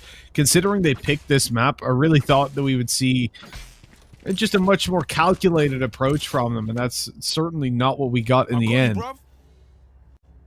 There's always potential for that to change. Maybe they're big brain defense sided. We'll see. As it starts off with Bren, again, spread out for some map control. They're not looking to take the fight as two-dimensionally as we've seen from some other buy rounds. Early presence towards the catwalk. That's at least early information that they see. Oh, Zesby down. Important pick as well, especially being a Reyna. In these early pistols can get a lot of value from those dismisses, but pain continues. Engagement to B main gives Dispenser a lot of ground and a free camera into the site. 2 shown towards the catwalk means they can get the spike over to B, but unfortunately it's in a tough spot. Borkum in a lot of trouble. Flash comes through, but he can't survive long enough to get his weapon out. And this may be one of the strangest rounds of Valorant I've ever seen in my entire life. I'm there with you, 100%. I would not want to do some breakdown videos on this one. That's for sure. Maybe I would. You know, spend a couple hours try to figure out what's going on, what the comms were like. Dispenser dispensing some headshots. JD Faker already down. Team SMG on the back foot. Egoist, though, quick to swing on in and take that frag. Again, the door causing the defense some problems. What a surprise. As we go into this 2 versus 1, Jesse gives away his position. Ego is quick to try and get the train. He's chasing him down, but Jesse Vash is too quick on the trigger. 6-7.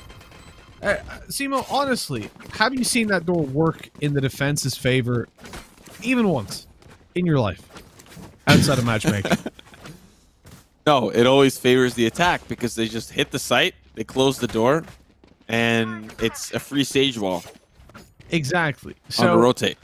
explain to me, as a free sage wall that doesn't destroy over time as well, why the hell do people not close it?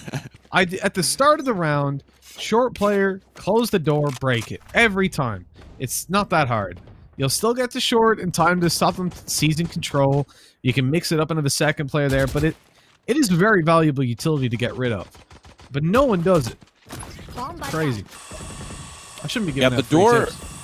The door on the B site isn't used as often, so it's not really like super scary to close the door. In fact, it actually does help against some teams who push up mid and think that they can just walk through fruit for free, right? But you're right, this door on the A site definitely not as useful, and we're seeing some of that use come in as the attack is already there, but they're on the opposite side of the door. We've seen things kind of drop down here to a 4v3. I like this push from Borkum and company, but this is their gun round. The fact that they're down a man, this has to be a huge pick. Borkum can't convert onto the second. The Frenzy, now he's going to upgrade, and now here comes Ching. He's looking to find some redemption. 2v2, and Dispenser is about to see the pain. Enemy remaining. I have retrieved the spike. Only 1 enemy remaining now for Bren. They're looking to equalize this up 7-7. Dispenser on the quick rotate, not going to be caught off as the Killjoy has got, like, it's possible for this win to come through. The problem, even with a low HP on Cypher, is getting into the site with no information, no idea where these players are going to be. Here goes the door. Again, I'm not going to make the same argument for the door, 'cause I think this door, as you said, it actually does have some defensive capabilities. It's not something that, like, even there, you break it, and you can easily rotate to spawn. It's also not that hard to entry out of there, because typically you'll be splitting the site, but on B, it's so much more confined. Sorry, on A, it's so much more confined, so I don't like it. The problem, is that Cypher is low, but so is Egoist. You have no idea where any of these players are, so look at the time that's cost as Egoist wants to go forward. He has to delay it so long. There's the first kill, but swings to check the corner at just the wrong time. It looked like he was checking back to the body that he had already found. I don't know, maybe it was just kind of a knee-jerk reaction, you know? He felt like he was waking up from a car crash dream, you know? I was just like disoriented, cold sweats in the middle of the night. He just had no idea what was going on. Looking at this round, though, Bren somehow can afford a lot. Ops coming in, assault rifles coming in. I thought for some reason they forced up that round, so I'm just really confused how the economy did they like pay off a guy in pizza? A mobster gave him a little bit of extra cash up through the middle. I feel like that's where deals would go down if they did. But it's a gun round. Both teams have weapons, light armor across the board for Bren, so they can't really survive heavy long-term engagements. But there's an op in play, and that can hurt. Well, it hurts. I wouldn't say even more, but what hurts about the same is getting cracked open by a Vandal. And that's exactly what happened to Borkin before the trade went through. As Bren claimed the man advantage. And now Team SMG fighting for it. The door was broken. JD able to grab the I trade. know exactly where you are. Then it's right back into the favor of Bren. Alexi made a little bit of a fake step, moved towards spawn as if he was rotating to A. And so he sticks around B, trying to play the mind games. But regardless of which side is hit, oh no, this is going to be a B hit. So Lexi has to get it done. If it was A, you could wait and play the retake. But because of Lexi's position, he has to turn up hugely in what will be a 1v3 fight. Player standing. 30 Well, seconds left. 1v3 massacre. You teed it up, but unfortunately too many pars. Too many pars for the course. Now it's all down to egoists. And Spike planted. let's hope the ego does come through. A little confidence. 1v3. Might want to save the weapon, but we're still early on in the second half. I don't know why I found that so funny. He saw the weapon on the barrel, thought it was a person. Gave away his position. Sees a player from range. They know exactly where he is, and the rest of the team can now start to swing together. We'll see dubstep swing. First op is definitely going to hurt and seal the deal onto Egoist's life. Now Bren Esports on SMG's map pick have the round lead for the second time. They had one at the beginning. It was tied up quickly, and then SMG ran away with it. But now they will be down to SMGs themselves. And Bren will likely extend this to a 9-7. Tough spot to be in if you're Team SMG, considering this is the map that they picked. Bren have really found themselves in a good position to, I think, take this first map.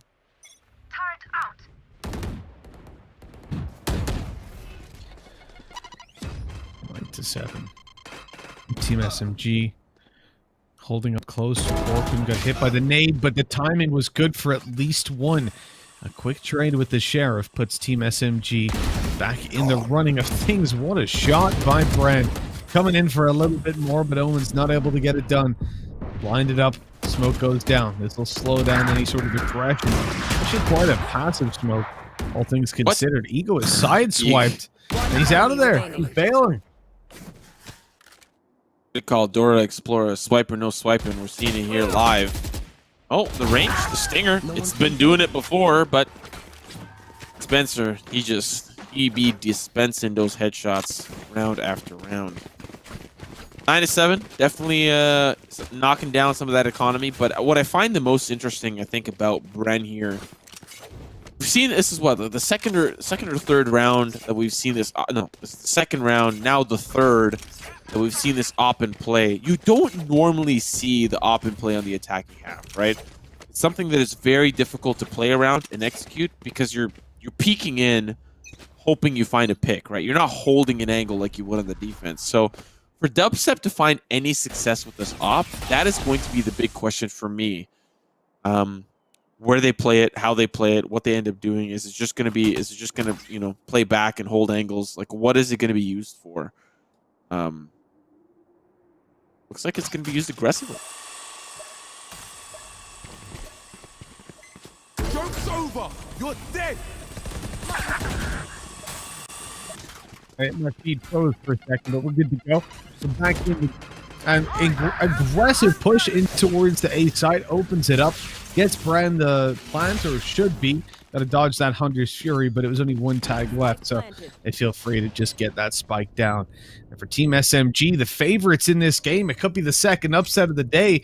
Losing out on this round, again, wrecks their economy. Oh, look. I don't believe it. Is the door blocking them out? That's weird. That's crazy. It's almost like it helps the attackers. But this is, it's not ideal. Look, even you get to Spencer, there's no time. The time is so low to get in there and find 4 kills that they realize it's time to just run away. Time to save. And maybe they would have thought differently if the door was open, but, you know. Can't have that. They will be in position to look for exits, but they don't have to leave Gelato. Like, they can just stay in Gelato. It's not that big of a deal. They won't get tagged up there. They could just... No, don't do it. Borkum, don't do it. Okay, you're fine. 10-7. 5 rounds in a row. This is not something you normally expect, especially on an attacking half of all things, right? For Bren, looks like some of that triple duelist agent composition from NA is starting to bleed out to the Southeast Asian regions, and it's hurting. It's definitely hurting Team SMG. The firepower, the sheer ability to just be annoying in 3 different ways, definitely paying off here for Bren. I never see picks from that angle. Up on that box there, you never see picks there. Nobody ever plays that angle. It's crazy. That's a hell of a push by Bork, and he's come in with 2, closing out everything towards the A site. The TP went in. They've got control. They're running around, and Team SMG, they are just being decimated at this point. This is a convincing attack by Bren. I said they needed to get off to a good start, but you know, at some point I kind of thought SMG would slow them down. Yeah. Yeah, I think like everything makes sense. Like why Team SMG are coming in as the favorites, based on some of the recent performances against some of the teams that we consider top teams in this AOC Masters tournament. But now we're looking at another upset. Who would have thought? This is crazy. And you know, if there's ever going to be a time for upsets, give it to me in the quarterfinals for sure. Things get a little bit more consistent towards the semis, but fortunately, Borkum going to find his hand at Egoist, back away, but 11-7. Good spot for Bren. Some of these weapons are being saved for SMG. Don't know what the economy looks like. We'll have a look after this round, but and I would not want to be in the position here for SMG. They are losing their map pick. They get another shot at redemption in the round to follow. They feel confident on bind. Well, that's where Bren have the most comfort. They're totally comfortable with it. So we'll have to see what that map veto looks like. Not there quite yet. Still an opportunity for SMG to come back. I just feel like there might be a world where SMG is already thinking about what that next map looks like. Yeah, considering how little access they're getting, it'll definitely come soon, that moment, but we'll have to see if that moment is far away, as in 1 round away, or if it's already arrived. And look, again, the ultimate economy, a little bit of a check-in. Team SMG are miles ahead on it. But for Bren, they've got a lot to work with. That showstopper, combined with Blade Storm and the fact there's an operator in play, you're looking at a really diverse attack at the moment from Bren. They're stacked up to move in towards the A site. Team SMG passively outside of it. The smoke's going to go down. Then the wall's going to go down at the door. And that's going to be a problem for Team SMG. Now, it's happened to them about 7 times so far. So, we'll see if there's any kind of reaction there. Doubt it, but we'll see. They have got a Sova close by, so honestly, if they start to push forward, you could just go for your Sova darts in towards the right side. You know someone's going to go there to close the door. It always happens. I'm going to try to wrap around, though. You can't beat him, join him, you know? As Dispenser would always say. He's about to have a mouthful. Unfortunately, he's going to be getting the headshot to the dome by Zesby. They've got to be careful. Now here comes the peek from the op. It's not going to find any success. They've got to get onto the site, but now they're going to get a little bit of help. Borkum, shot through the box, going to take the Reyna a little low, but she'll heal back up to full. Another shot here from Dubstep. He needs support. He needs help because Zesby's coming in, raining from above. A solid retake for SMG. It was off the back. Out of ignoring your attempts, you're pleased to close the door. And you know what? Instead, they're just going to wrap around and go through the A lobby.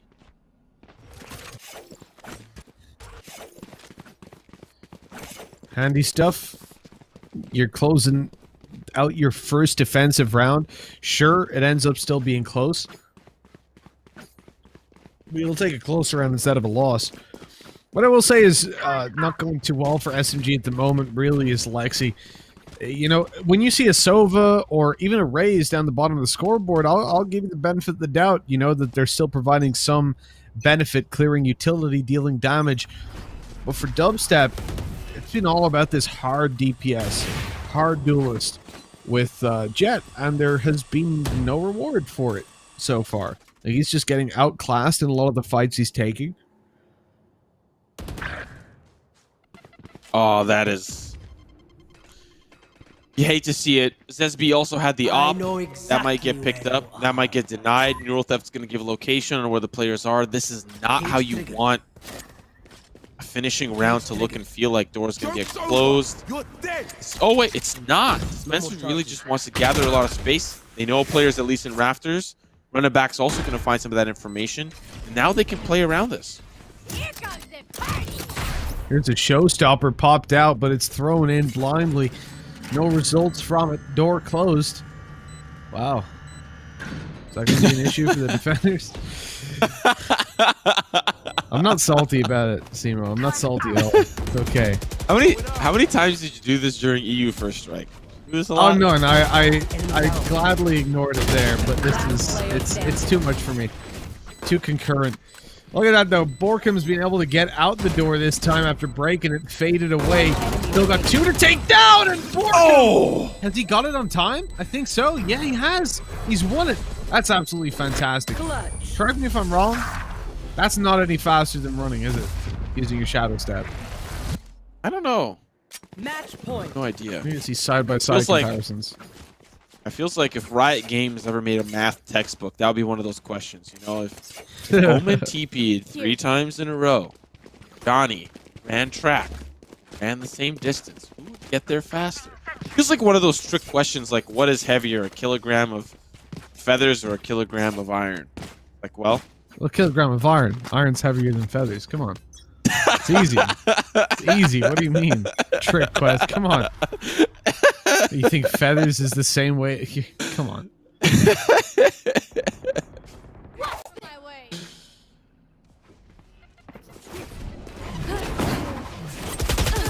Oh, the play. Dubstep again. Outclassed by Lexi. Lexi's just fragging out on a different level. Cloudbursts have allowed them to drop down to the site, but they're a little bit concerned about there still being a player inside them. As the spike goes down in what could be the final round, Team SMG have the man advantage, but look at the ults. They've got nothing to really clear this out, so we have to rely now on their utility being the deciding factor, or at least just their ability to trade man for man. Saladrone's going to give information that they're just turtling into the site, which means somebody's got to do the dirty work. Somebody's got to peek. Somebody's got to push in. Recon Bolt's going to help out, and Ching's actually going to survive. They'll find 2 picks. More Commencer's back, but it's just a bloodbath. And Bren cannot hold the line in the cave. Team SMG will be bringing us up 12-9. Likely going to be an eco to follow this. We'll see what the economy looks like. I'd imagine it's been broken for a couple of rounds now. Or at least it's going down to a breaking point. A great retake for SMG. Yeah, well done, well handled. It wasn't even just trading ability, it was just raw aim alone that brought them that win. Again, seeing Lexi, well, seeing both Lexi and Dubstep kind of underperforming is a surprise. Especially picking into those jets, it's similar to the Reyna. You've got to be confident in your own ability, and there is no room, there's no wiggle room to say, oh, I'm a support jet, really. Even if you look at Scream, who fulfills what I would call the support jet. As I said before, in First Strike, this dude dropped nearly 30 kills every map, so there is no excuse. Obviously, not everyone is Scream. Well, only one person is Scream. And thankfully, because I think if there were many more people as talented as him, I'd have to stop playing video games. And there's at least somebody with his last name. Their name is Ice.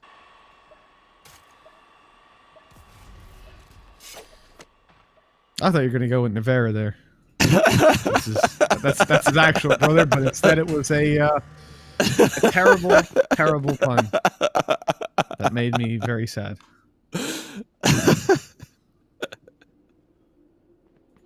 Well, thank you for ruining my day, Simo. It's only started. It's only 10 a.m. You're already ruining the day. Look at that. Speed running it. Seconds left.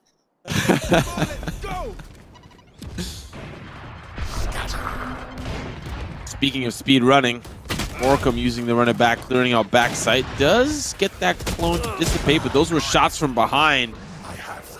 Unfortunately, brute forcing your way onto the site's not always the easy answer, and we're seeing Bren get absolutely halted in this B main push. Team SMG, what, 3 members stacked on the B site? 4 members? I get it was a little bit of an eco round for Bren, maybe not having the most available to them, but damn, you can't just beat your head against the wall and hope that everything's gonna work out.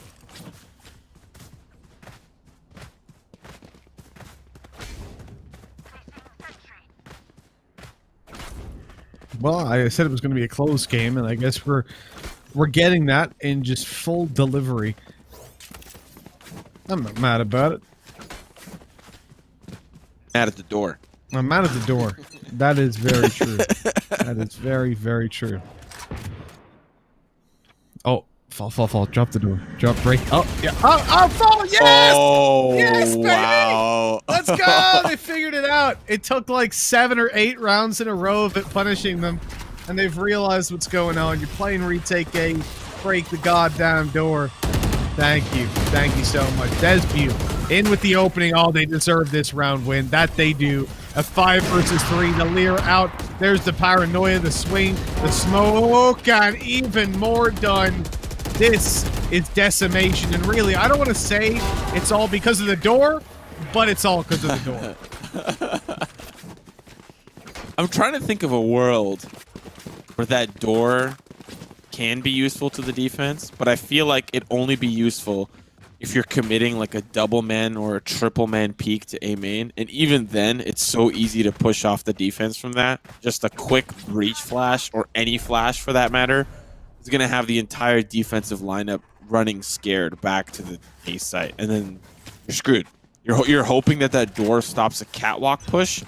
You're allowing the attack to then push up through rafters and cut off the defense to rotate. So like, I'm trying to think of a world where that door is useful, but I just can't. I just can't. You've made me a believer in cancel door 2020. Cancel A-site door 2020. There you go. Cancel the A-site door. Well, at least Fall has figured it out. He's joined the movement. And if you want to join the movement too, all you have to do is break the door in your games on the defensive side. You will not regret it. But now we're looking at Bren. Look, they want to charge into this B site. They've managed to get an opening onto Alexi, having traded out one of their teammates. Oh, Jesse get absolutely ruined through the flame wall. He gets shut down. Flash is turned from. Oh, they dodged the paranoia too. Borkum's still able to deliver a kill. He's low HP, probably going to use his hot hands to heal up. He still has them in play, but he takes down Zesbu, so he certainly does have them now. He's gotten his 2 kills. Down towards top mid he goes. Hot hands himself up. Hot heals with his hot hands, and on the 2v3, this could be it. I like this recon bolt to stop the flanks from coming in, and Egoist is actually going to get a lot of value. One more player remaining. It's JD Faker. You will not be faking the victory. It's the victory indeed for Bren Esports. To be honest, a very shocking performance. A map picked by SMG. Now we're staring down the barrel for a potential 2-0. Yes, it does hinge on that second map and, of course, where that ends up and, you know, etc., all that fun, fancy stuff the casters say. But for the most part, this is a very, very good performance for Bren to solidify themselves at a potential 2-0 victory over SMG. Oh, 100%. I think Bren now, they have that little bit of a buffer. Again, we have to go back to the point that their opponents were the ones that picked this map. So it's not like they're going to pull out their best map all of a sudden. Like, that technically was their best map.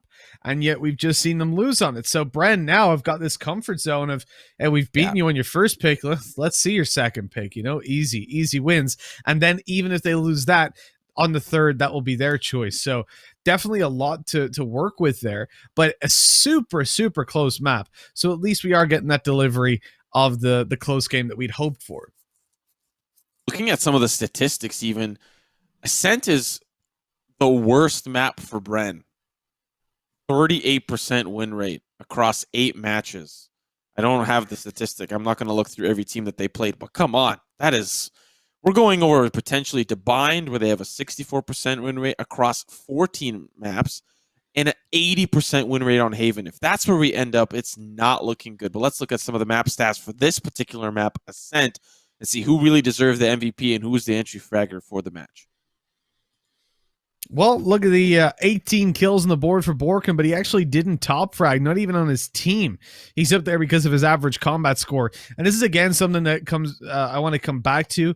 He's got 8 assists. It's the damage dealt round on round, the fact that he's able to find openings, deal damage, and let his teammates convert on them. That's what I'm here to see. Not only that, but he was involved in most of the opening duels. You can see Dubstep and Lexi actually tied for first bloods.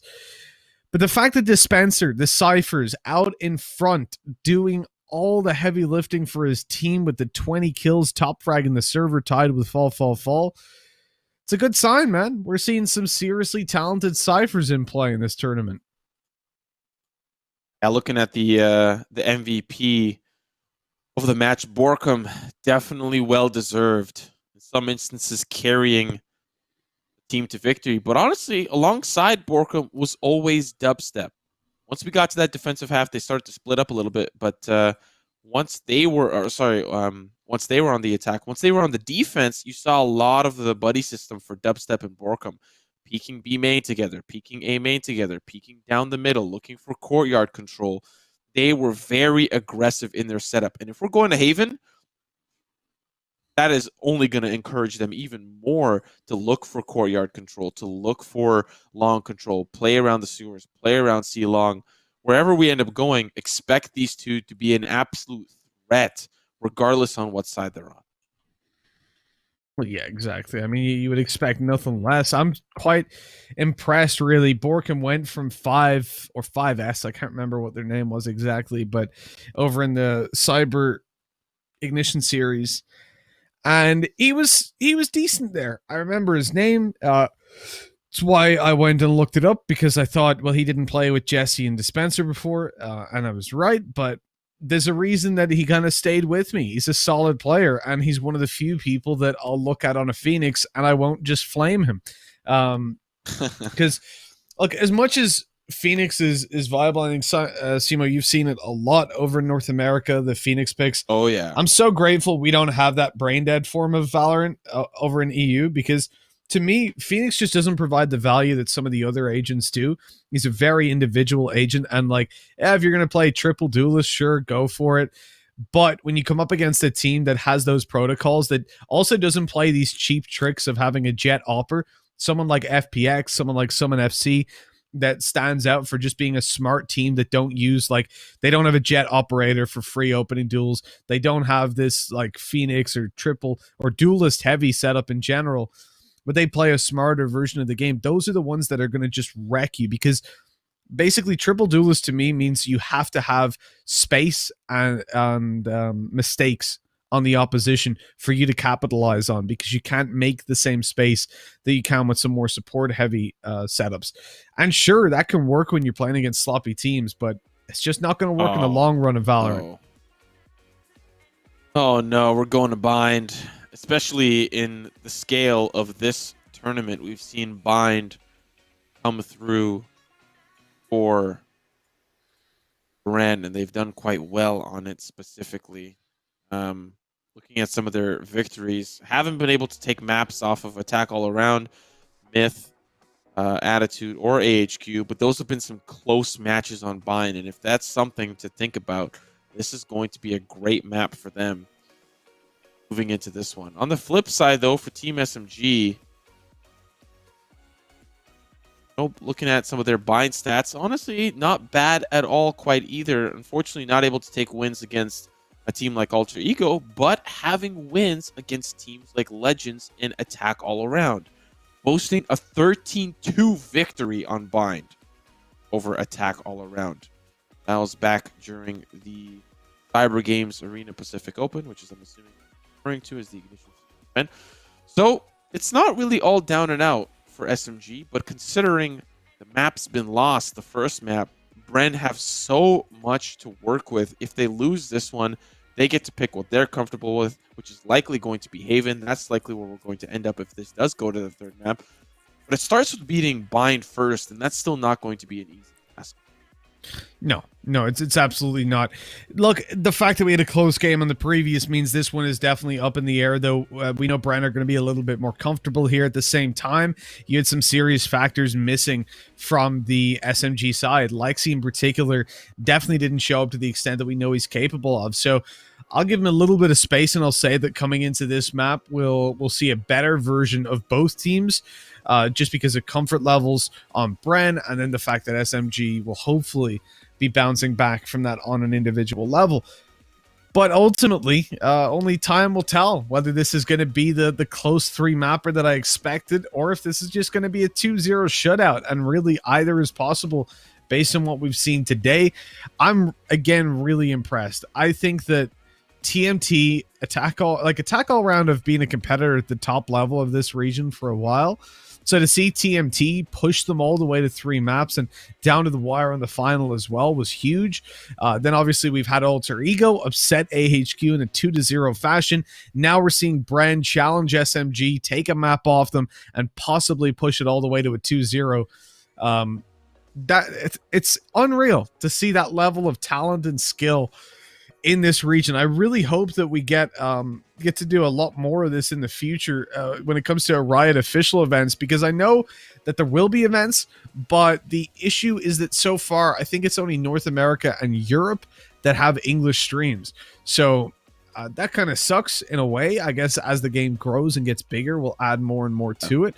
But yeah, I would really hope that we get to highlight some of the Asian region and Southeast Asia in particular, because there is a lot of skill here, and we're about to see some of those skills shine through. As I've just heard in my ear, the game is ready to go. The players are back on the server. There was a small tech issue, but now they are selecting their agents. Going to be very interesting to see what is going to end up being selected. Now we have to recall that SMG, because they've lost, continue to pick the map.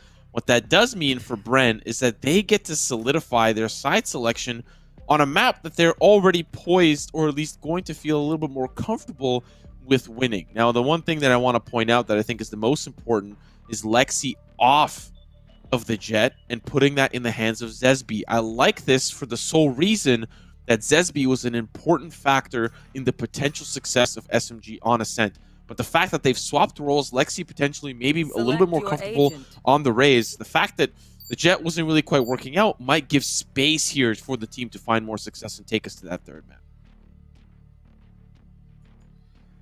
Well, these are the agents that are going to be used for this map. We can see that it is a fairly similar setup to what we've seen in the past, with the exception of Dispenser moving onto the Raze.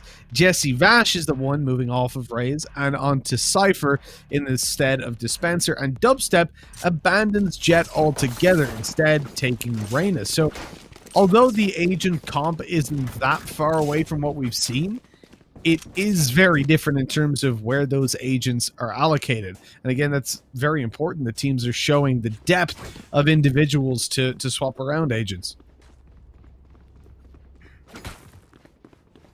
Doesn't surprise me that Bren are preparing a 2-man push, maybe even a 3-man push through the showers here, and it's going to be very aggressive. They're going to look to try to gain ground early. But what they don't realize is that there's 5 members of SMG ready on the opposite side, and they're going to be looking for that orb control just as much as Bren will be as well. So the Omen is going to be there to play point and allow some of those smokes to come through. They actually smoke short and look for this control early. It's traded quickly. So it's not as effective as they would hope, but Borkum is looking to change that. Unfortunately, he's all by himself. He doesn't have the support anymore. But there's a player that hops it through the portal! Jesse! Oh my goodness, they're just trying to pinch them in, but unfortunately, Borkum will follow. Jesse will fall as well. I like the attempt, but it doesn't work out. Precision kill. Oh, I like the attempt. I really do. But the nade not going to get enough done. The confidence was already there. Lexi was swinging in from mid, so they were happy they could get the trade. 1-0, SMG take over the pistol round. They get off to the start they need. Again, they are behind by 1 map. And for the attack, I do expect them to pick up quite a number of rounds. Again, this is where we'll typically see most teams thrive. And so I'll aim for about the 7 or 8 round mark in order to give them a chance when it comes to the next. We'll see if Bren are going to allow that, though. Certainly in this round they will, because it's just classics, but you don't expect anything else, considering where the economy's at. It just isn't worth investing. And so they make the right call.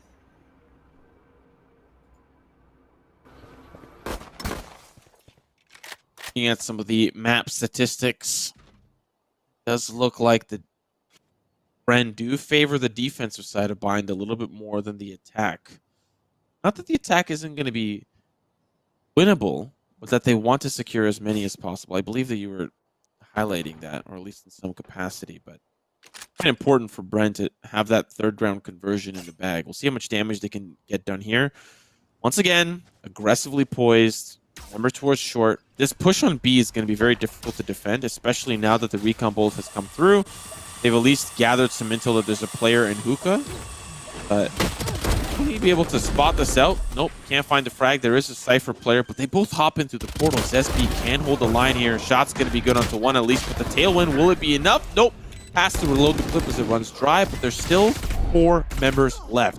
Fight continues. Shots are going to come through. There's a player from behind. Egoist. There's another player from behind. It's Dispenser. Pretty clean round for SMG and a standard one that they should. Nice and clean, nice and fresh. As you said, it's standard. It should go their way, and it did. Now we move on to the real meat of the game. SMG are on a lighter buy. They've got SMGs, but they have upgraded some. The Bulldog, the Phantom. Oh, did he sell the Phantom and take a Spectre instead? Interesting. So it will actually be a very light buy. Now over on the Bren Esports side, they've got the full investment. They cannot afford to lose this round. If you do, your opponents just propel themselves into the lead. Old Orb taken. I do really like also the allocation of Old Orbs towards their Phoenix, who has been a solid player for them across the previous map as well. Yikes. That's brutal. Oh my god. Man, that is brutal. Yeah, it's not even the one-way that was the problem. They had a sightline to Jesse. Yep, I want the ace. Give it to him, baby. Jesse with a clean ace. Man, I had imagined we're going to get a replay of that, but whew, you would think that they would do some damage on the bonus round, but Jesse already has his ultimate ready to go. The man comes prepared. What can you say? 6 kills on the board. That was disgusting, that ace. Especially those first 3 kills. The players come swinging around the corner very quickly, and he's able to not transfer this spray, but he's able to tap them both, or all 3 away. One even being up above with the updraft. Everything about that was so clean.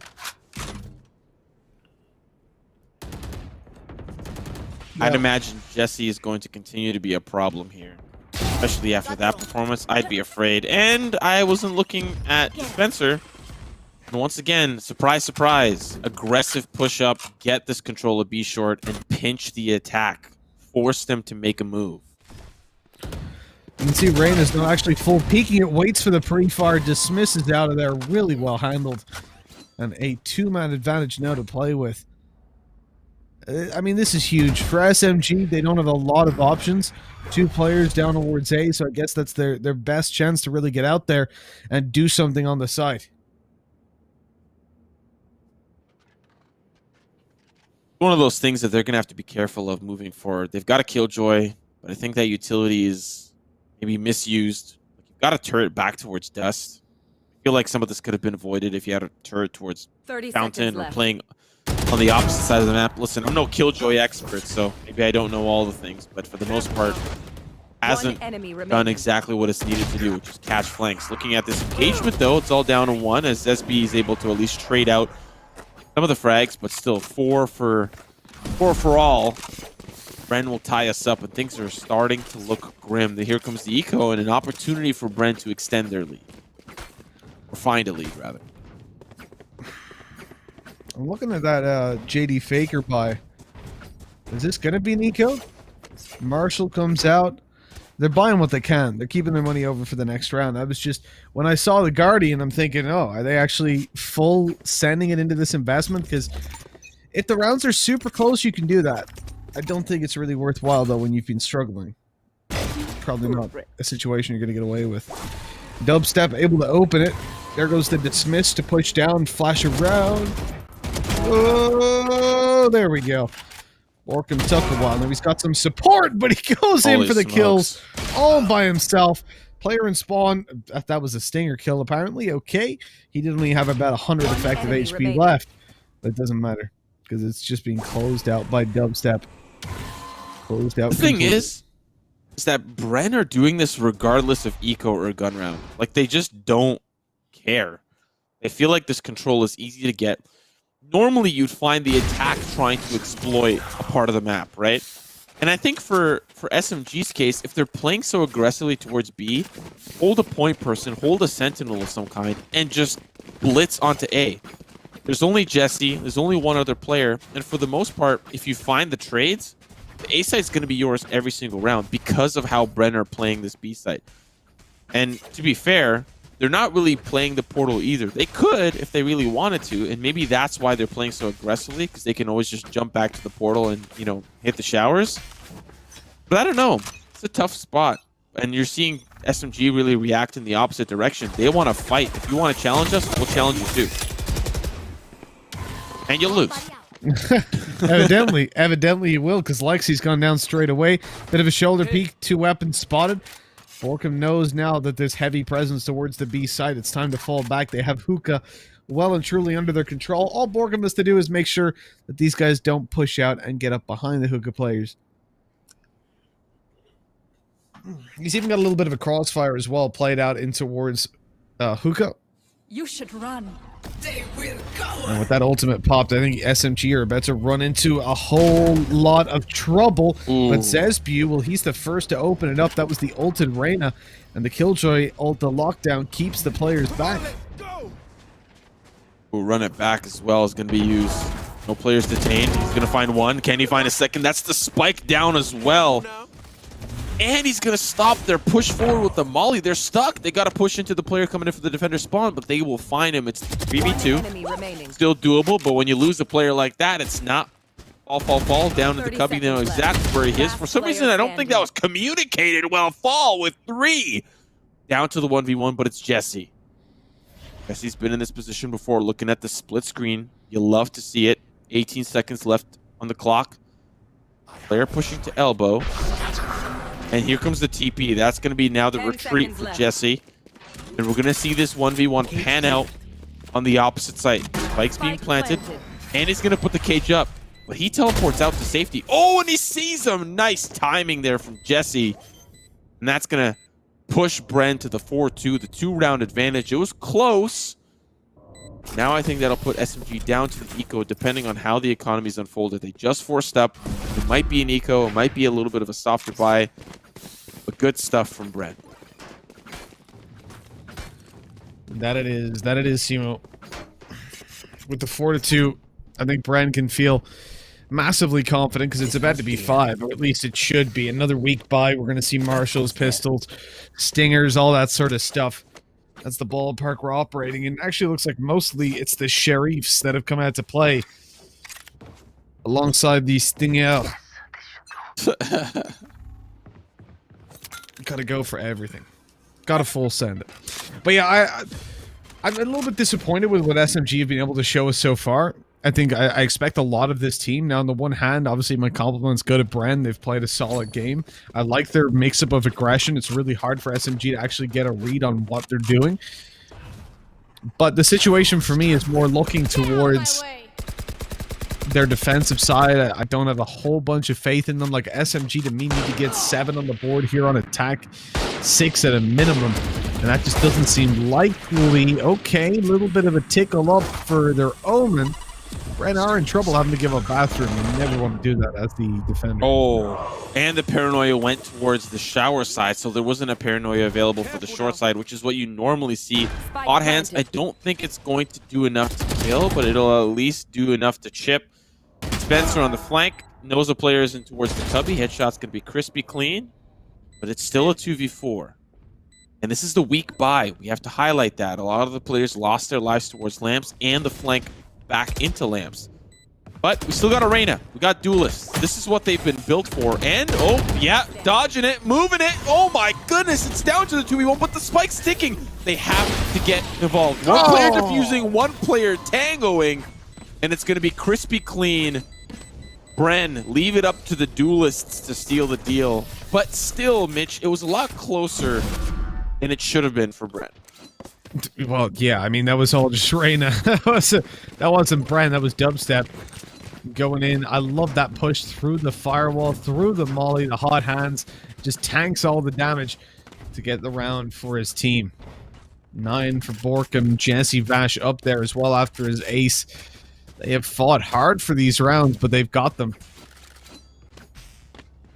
And I do wonder, at what point does the owner start to get a little bit worried? Does pressure start being applied to these players? Excuse me. Pressure to the pressure. Under pressure.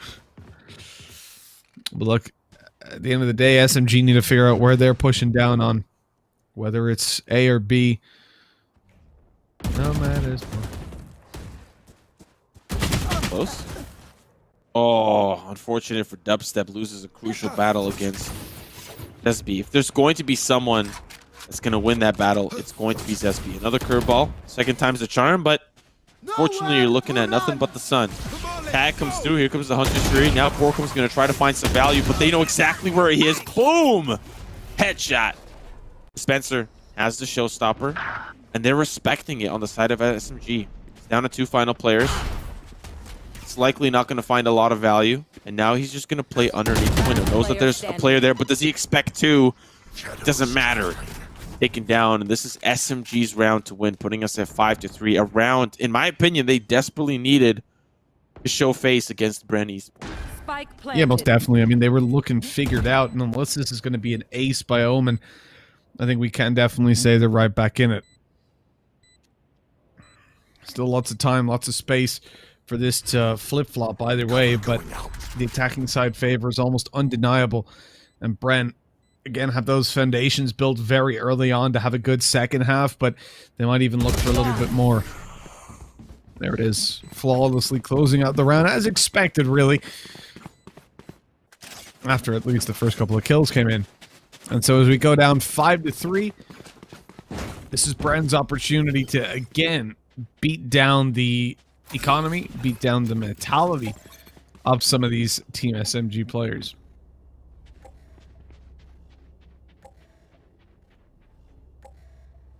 Yeah, you know, the stats do say that Bren Esports favors the defense, but honestly, with a comp like this, triple duelist, you're really looking at that second half to just load, right? The amount of sheer ability you have to force the issue, engage is just going to be unmatched. Up against the double duelist, controllers, some sentinels, initiators on the opposite side. This was the half that they were supposed to really chip away at Bren Esports, but they're sitting pretty in the lead. That lead might continue, especially on this round. Early aggression from Bren, as we've normally been used to seeing them down the B long side. But a very interesting setup on the opposite side, on the A side. I think normally we've seen Ching play towards lamps, but they're really holding down and using this camera to anticipate some sort of showers play. They're going to see it right now. Oh, it gets away with the double before they leave. Able to make it to the back of the site. Has to be worried about this showstopper. It's on its way. It's coming to the site. It has to be a quick headshot to take down this raise, and the timing is terrible. He turns back. There's a rocket already in his face. Dubstep fires off a random shot. No success. No hits. And with this, is that going to be a through the smoke push? It looks like it is going to be. And Dispenser, he's been left unchecked. 6-3. Another one for Team Bren. That was a very intelligent hold by Dispenser. He really played it patiently. Borkum was working the A short angle, and Dispenser was just waiting for any sort of audio cue. He knew that there might be somebody, one player, two players towards the shower side. They walked up foolishly, thinking that a lot of that attention was towards the A short flank. No, it was just Borkum doing Borkum things.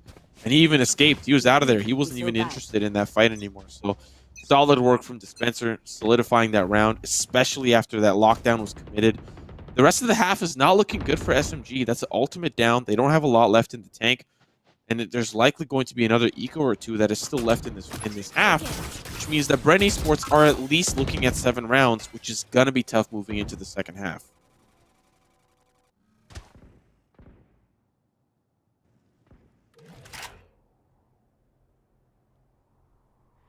There's so much time left on this clock. They can run it down as much as they like, but they can't run it back. That's the only thing. Without that Phoenix ultimate to play off of. If Borkum takes the peak now, it's his life on the line. Pops the flash just around the corner. Nobody spotted until Fall walks out. I love that. Trying to come and support, but he's just shut down. I mean, that combination of applying pressure on the hookah players and sending one to slow flank long, it's perfect.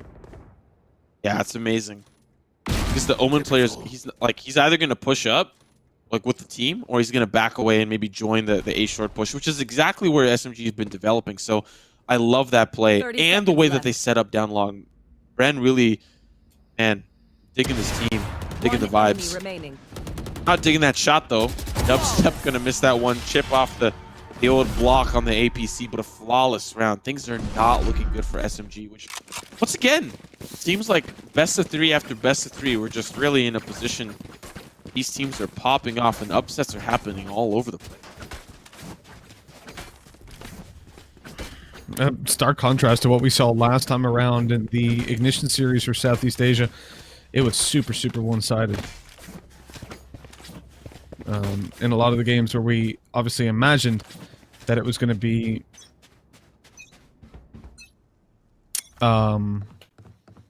you know, a one-sided game, a 2-0. It was a very easy 2-0 pretty much every single time. So it's refreshing to have these games where there's a little bit less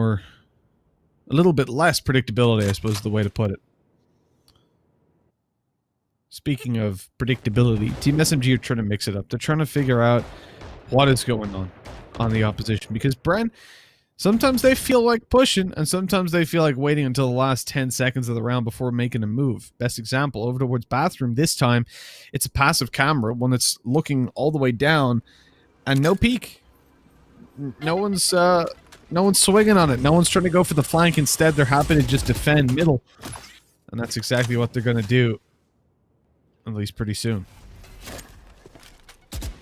No showstopper available, so this isn't going to get hot and heavy. But Dispenser is going to be dealing with this paranoia. They have no idea that it didn't even work out. The double kill, the triple, and the showstopper comes in, but unfortunately, it's going to be nullified, taken down, but already the damage has been done. Jesse pushing up, 3v2, a little bit more doable, but there's a player that is about to get into engagement. Ching, Omen versus Omen, the man in the mirror. Egoist finds Dubstep. Now they're going to reposition. There's a player. Got to pay attention to the flank. Now the TP from Ching. I love this because that leaves the Killjoy all alone. And now Ching has a great angle. And this is just so well played from Bren. One more player remaining. He's planting the spike, playing towards the right side, smokes himself off. And he's going to hide in it, play within it, playing the tuna can. One more player, quick shots for Ching. What an amazing round for Bren. Mitch, there's a lot to unpack there.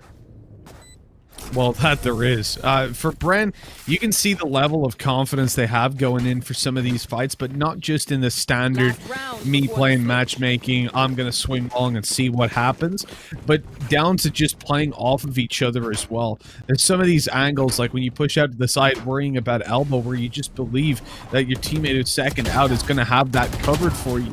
And when you look down towards a lot of the rounds that have gone by, I'm always just flabbergasted at how sure that level is there, that they can play off of each other, but then you have these individuals who can just walk away with 3 or 4 kills out of absolutely nowhere. like they're in a position where they're being pushed on, the spacing of the opposition is good, and they get a kill, or they get 2 or 3 or 4 and back away. And, well, that's not the case this time, as Dispenser gets shut down right at the very start, but yet somehow Bren just seemed to always have the Oh my trades. goodness. They always pull it back. This is insane. It's just crazy. Come on, let's go. And it's just, honestly, communication. It feels like I'm watching some sort of like Civilization Sid Meier's Master Brain Master Class. There's troops all over the place. They're from different time ages, and it's just insanity. But it's just intelligent play from Bren. The idea and the communication to say, I've got the aggro. I'm tanking the threat. You swing, you find an easy pick. Enemy remaining. And then, of course, there's picks like this. Yep, I know where he is. He's going to push in Octagon. Gonna find one, but guess who's there? Last player Orc. standing. Unfortunately, he's not going to be able to survive for long, and now it's all down to Jesse Vash. So now, a little bit more doable. This 1v1, but Jesse, I think, is going to be able to outpace and 30 outrace. seconds left. And the tripwire is going to help out with that. Placing swarm grenade.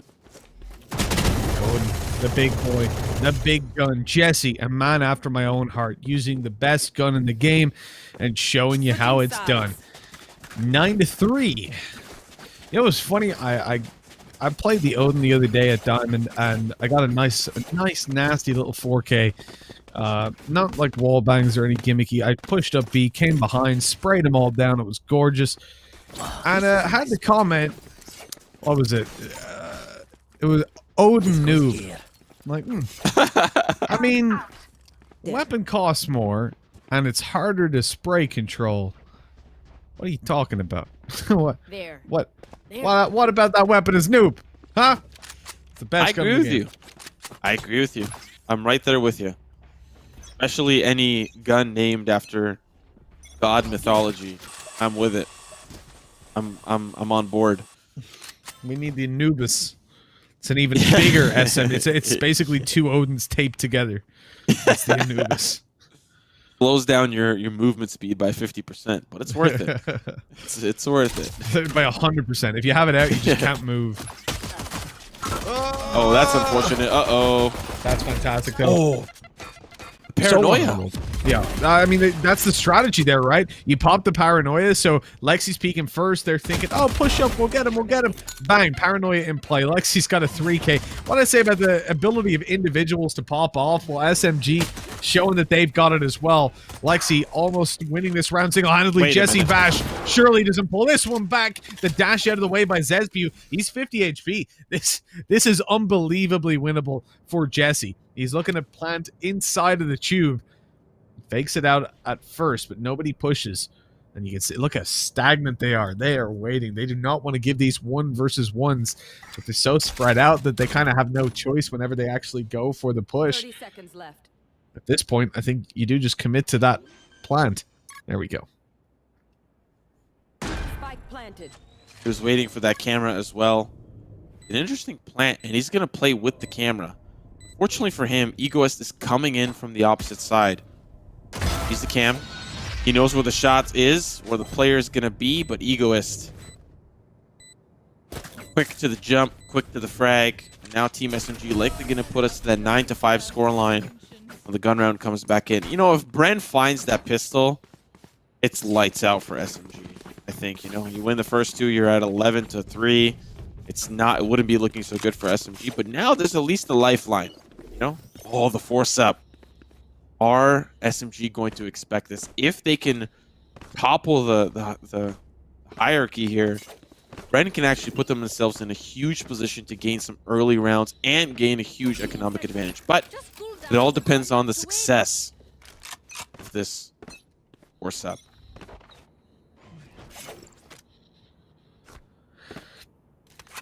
They're going all in.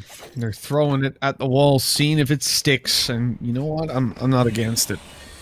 Bren, the mid push, the play. It sees them challenge a lot of these weaker weapons like Desbu's on the close range. That nade. Hello, Desbu? Desbu? Oh, he gets the kill somehow.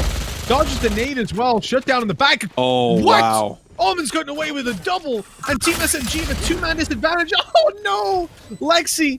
He's caught Dispenser off. At least that's something to work with. They'll find some upgrades. That definitely doesn't feel good. Jesse going to be playing around Tetris, but will those blocks fit? You don't need blocks when you've got dubstep music ringing through your ears. Oh, yeah, surprise. Jesse, cheeky spot. Lexi has no idea. And to be honest, it's a 1v3. Even if you find one, you find two. Jesse's right there to backstab you. And the force-up works. That puts SMG in a tough spot. I can imagine the comms are probably very frustrated, very annoyed when you have really just an entire team pressing W and holding left click with the SMGs. That's what happened. Ching found two by unleashing the power of the Fast and the Furious, just hopping into sight, spraying them all down with the Stinger. And it worked out. We're at 10-4, potentially 11-4 after this. Bomb buddy out. Feeling a little rough. Sit down. Careful now. Well, that's one way to start this one as well. Egoist shut down. Nade goes deep, pushes players out of hookah. Four-man stack on B will be maintained as Bren look to move into the A site. They'll find it wide open for the taking. And, well, with the exception of Dubstep, it's in a little bit of trouble, but, oh, heals up, in fact. They're not peeking, they're not swinging. That's the most frustrating thing on this earth. I played Reyna for a little bit, and it's great when it happens for you, but if you peek a Reyna, you damage her, you're like, oh, she's minus 90, and your teammates just allow her to do this, just allow her to heal up. Now, in this case, it's a little bit better, but when there was two of them in One hookah, enemy remaining. you have to swing. Don't let him heal all the way up to 150. Then the fight's impossible next time around. Oh. Someone's just on the run, fugitive, trying to escape. The feds are after you. Bada bing, bada boom. Borkum in the perfect spot, takes that frag with his open arms, but now the gun round will come in for Team SMG. You lose this, it's your favorite afternoon dish. Pasta a la GG is what's going to come next. I need a drop. Team SMG, and that's in 2-0 fashion. Definitely thought this one was going to be a little bit closer, but really hats off to Bren for keeping this so competitive, really showing us the different looks that they have in their toolkit. And yeah, to be fair, it's honestly off the back of this triple duelist comp. I think they can only play the way that they are with triple duelist, but it's working.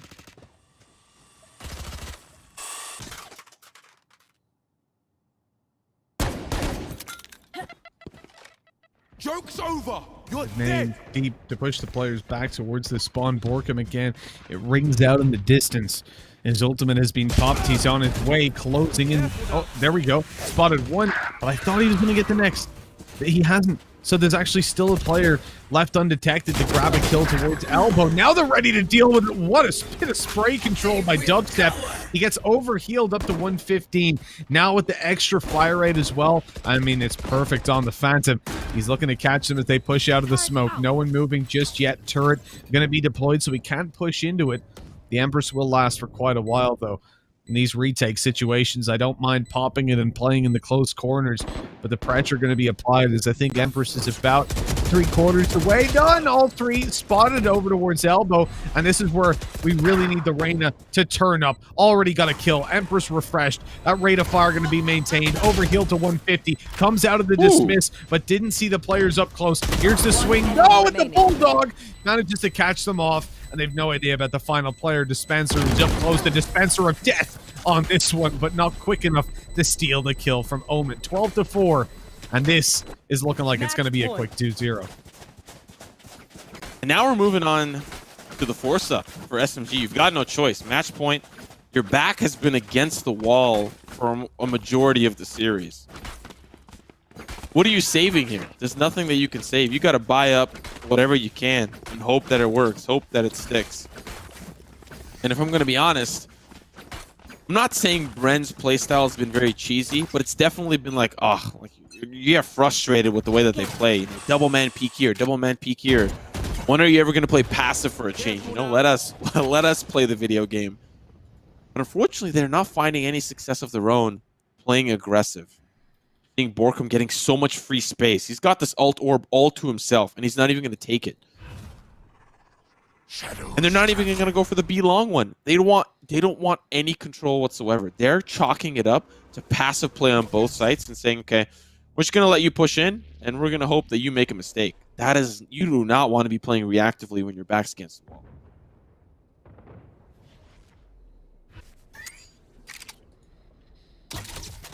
This is the big pressure being applied. Bren with their foots. Their foots? What? Their feet on the back of SMG's neck.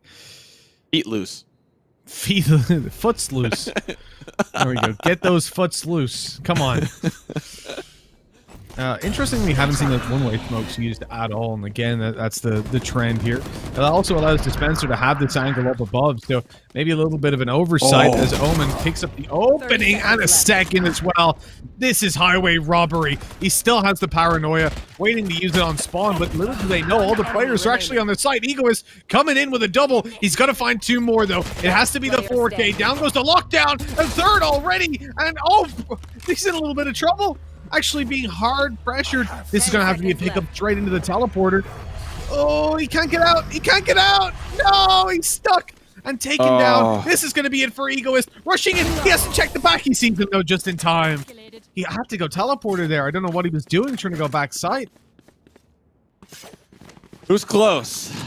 But, Mitch, I know that was very hype. That was very exciting. We still have 7 more rounds to go. If Team SMG want to claw their way back from the depths of despair, 7 rounds is what they need. The odds of them finding 7 rounds are about the same odds of you beating me. This lyrical battle that we have over the course of the weekend.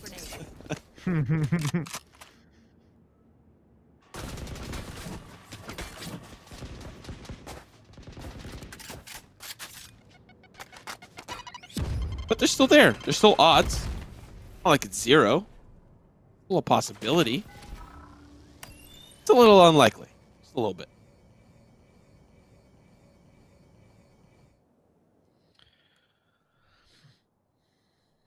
Yeah, for Team SMG, though, look, 7 rounds in a row, it's more than unlikely. It's close to impossible. They had to rely on a 1v4 Stinger clutch, which... to be honest, probably the first time I've seen that actually happen on any level. A massive play by Egoist, but too little too late is just what rings through my ears. And if you're Bren right now, it's just not pretty. Not at all. Because you know what you have to do. You have to just destroy them. Oh, I like that aggression, but it's quickly answered back by Faker. Lexi's also got a good angle. Down to 1 final player. If there's anyone that can win a 1v3, it's going to be Reyna. Come on. All things, especially if the Empress... Well, not going to get it this round, but... Fortunately, the shoulder gets shown. Faker. Not to be confused with League of Legends Faker. Surprised we haven't made that reference yet, but he's definitely not having a great game. 5, 14, and 3.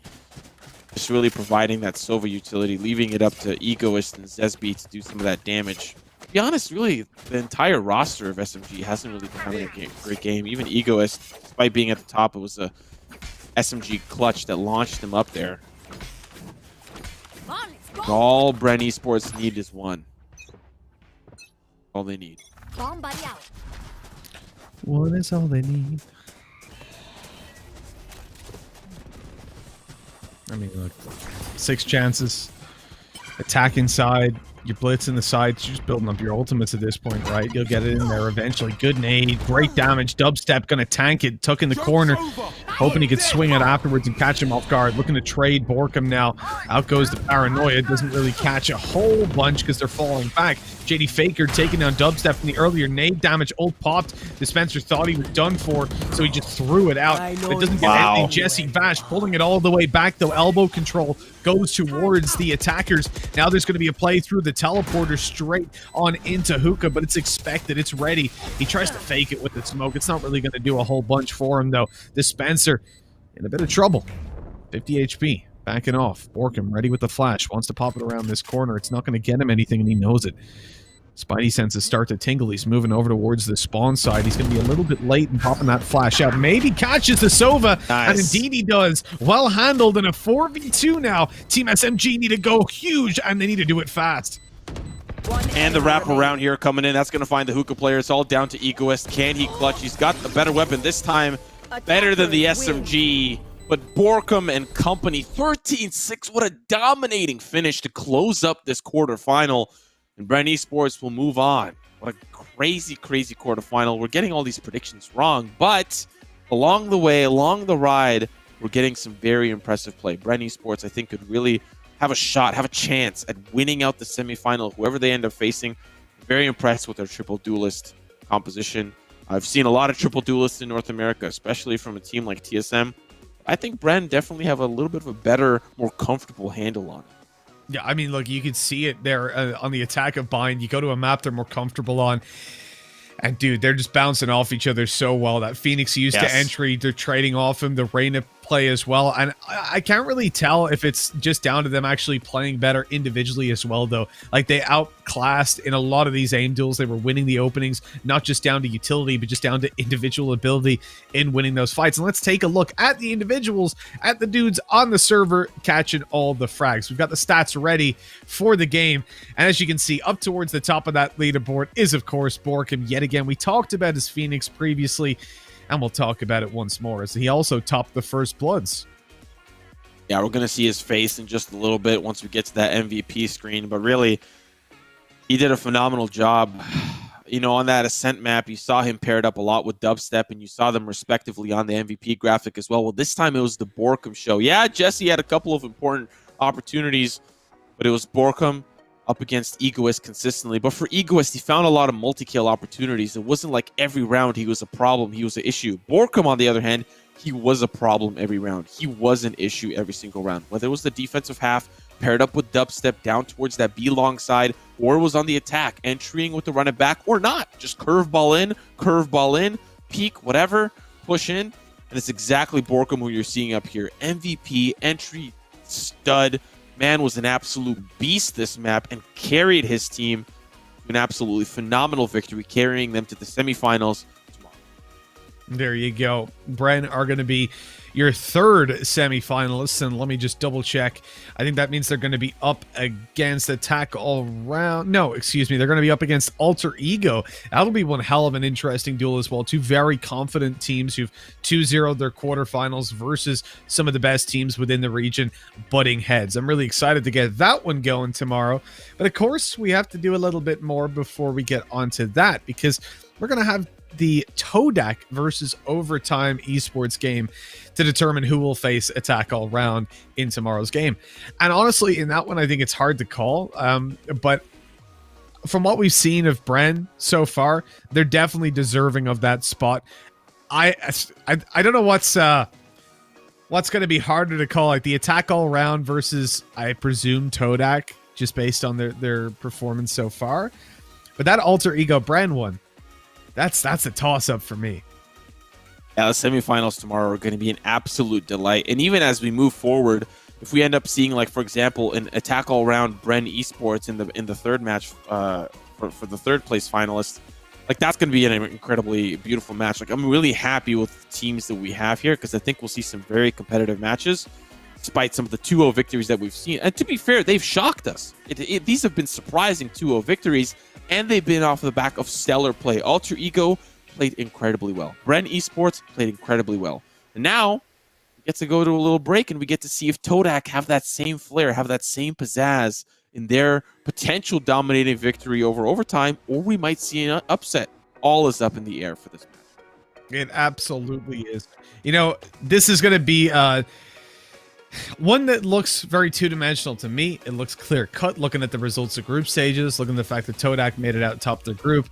It should be a nice, easy game. But we've had upsets galore today. There's been no shortage of it, with SMG going out straight away, AHQ top of the region. So nothing is set in stone. You never know what you're going to get. And so it's time to go to a break. When we come back, we will be finding out which of those two teams will be joining Attack All Round in the semifinals. So stay tuned for that one.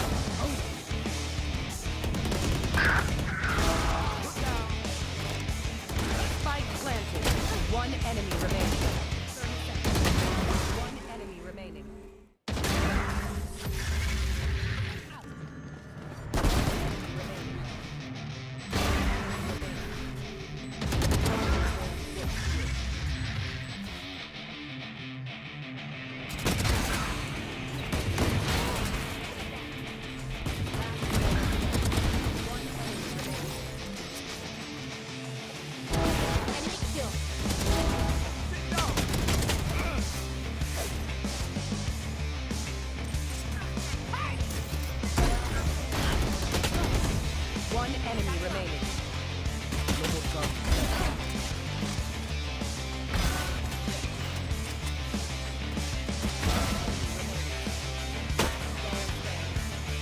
One enemy remaining.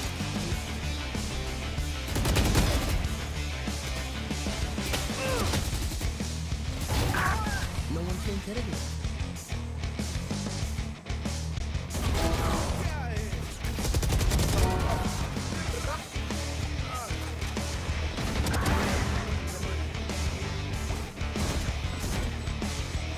One enemy remaining.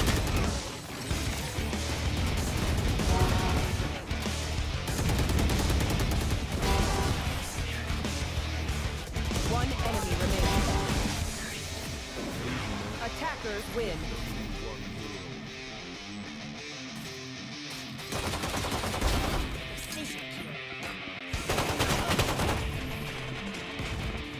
One enemy remaining.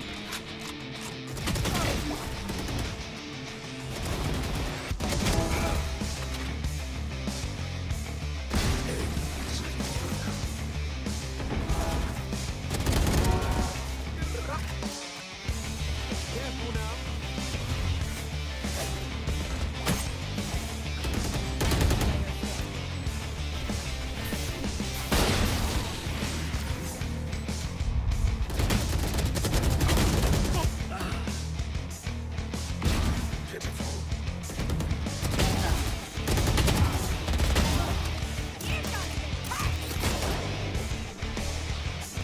One enemy remaining.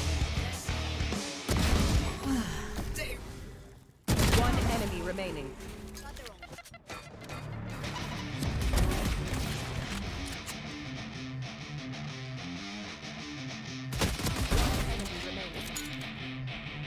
One enemy remaining.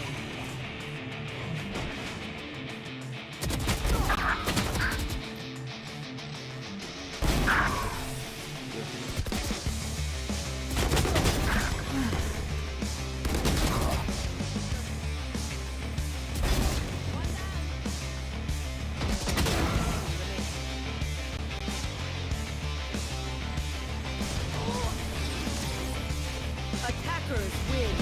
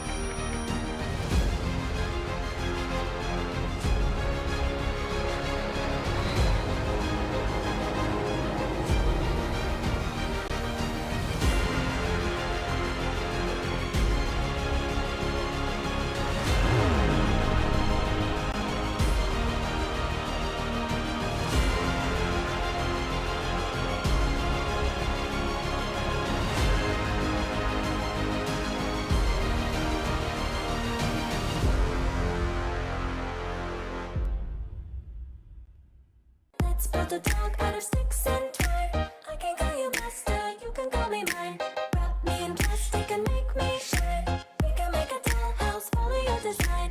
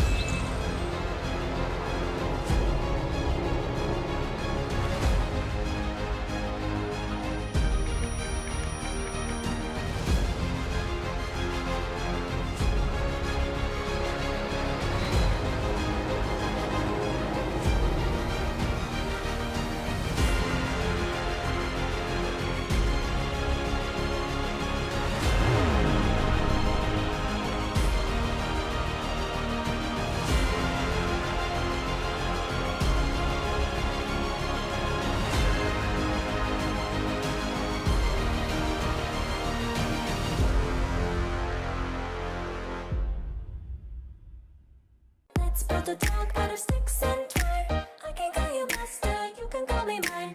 Wrap me in plastic and make me shine. We can make a dollhouse, follow your design. You can call me mine.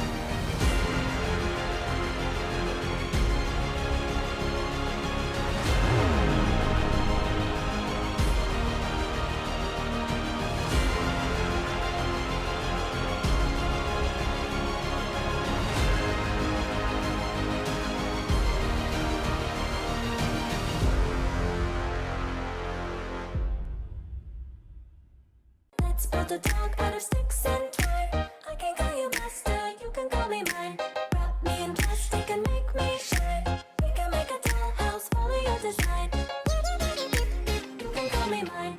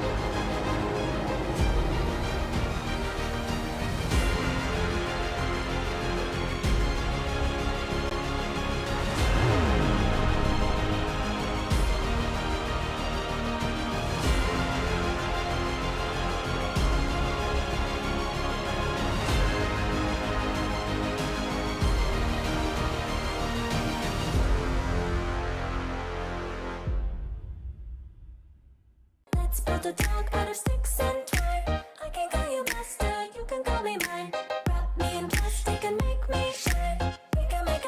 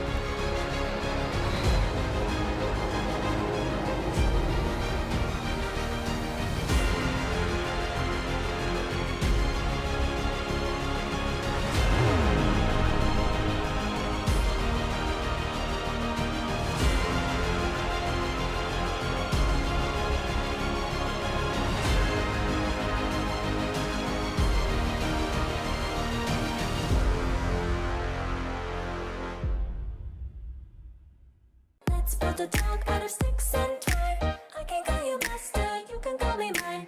Wrap me in plastic and make me shine. We can make a dollhouse, follow your design. You can call me mine.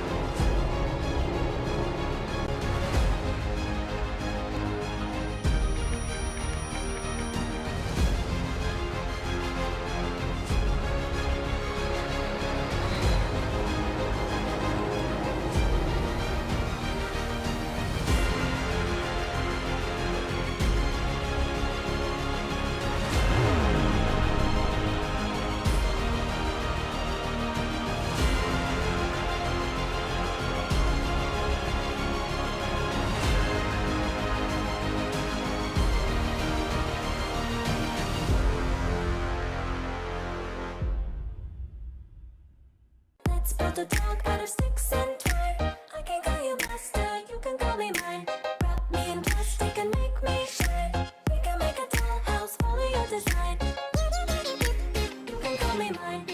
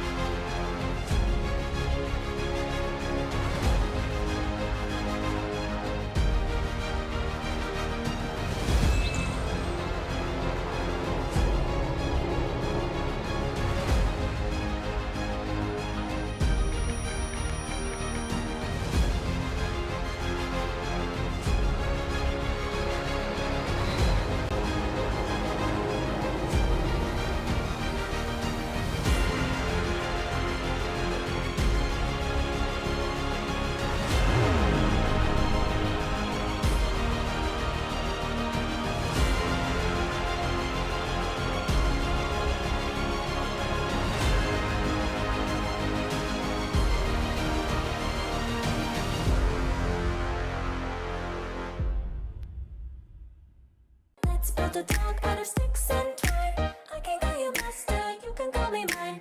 Wrap me in plastic and make me shine. We can make a doll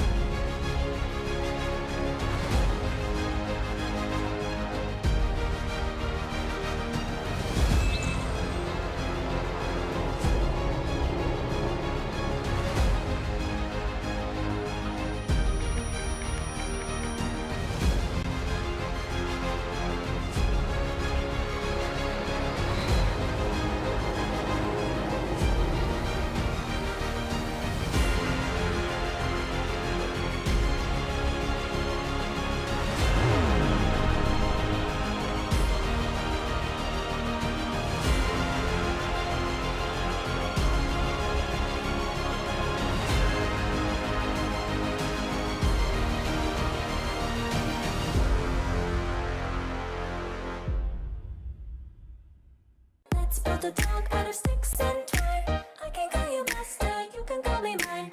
Wrap me in plastic and make me shine. We can make a dollhouse, follow your design.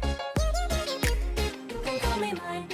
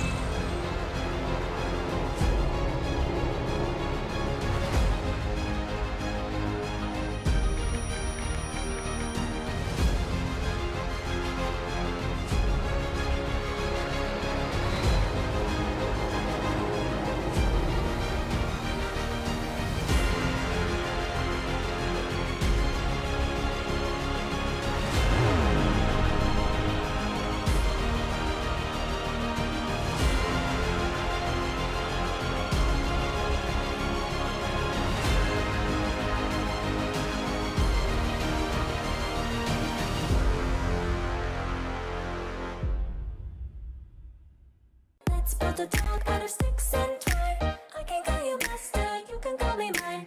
Wrap me in plastic and make me shine. We can make a dollhouse, follow your design. You can call me mine.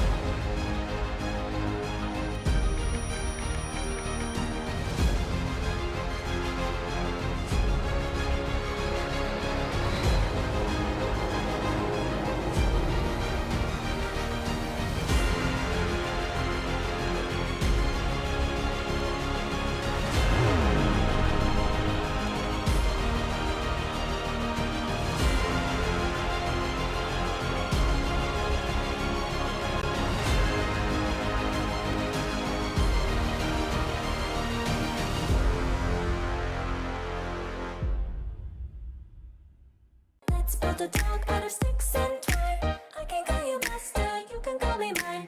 Wrap me in plastic and make me shine. We can make a doll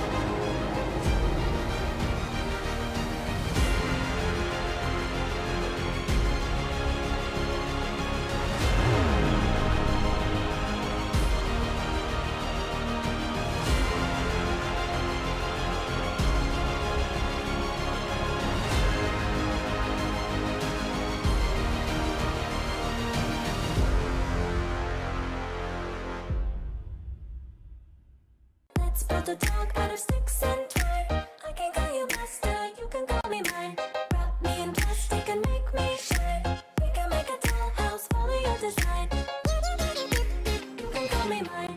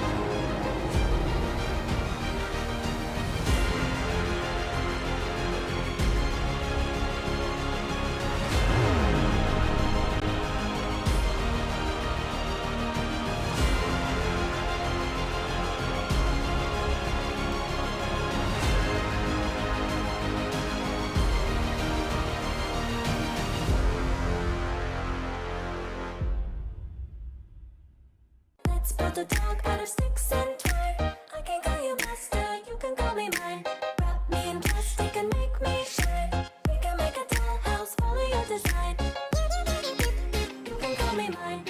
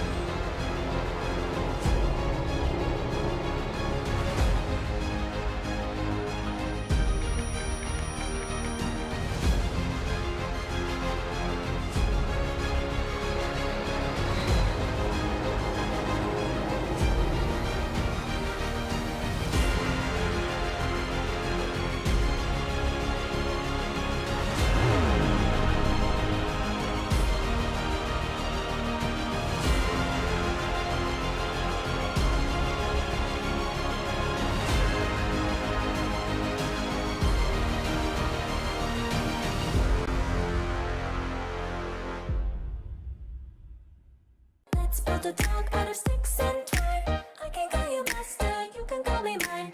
Wrap me in plastic and make me shine. We can make a doll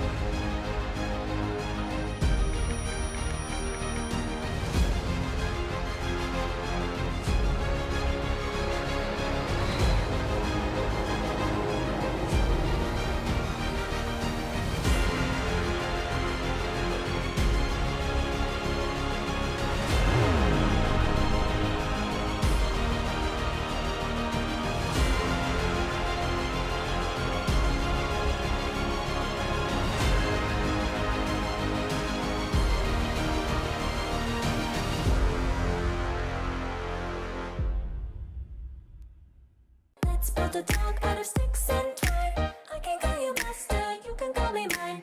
Wrap me in plastic and make me shine. We can make a dollhouse, follow your design. You can call me mine.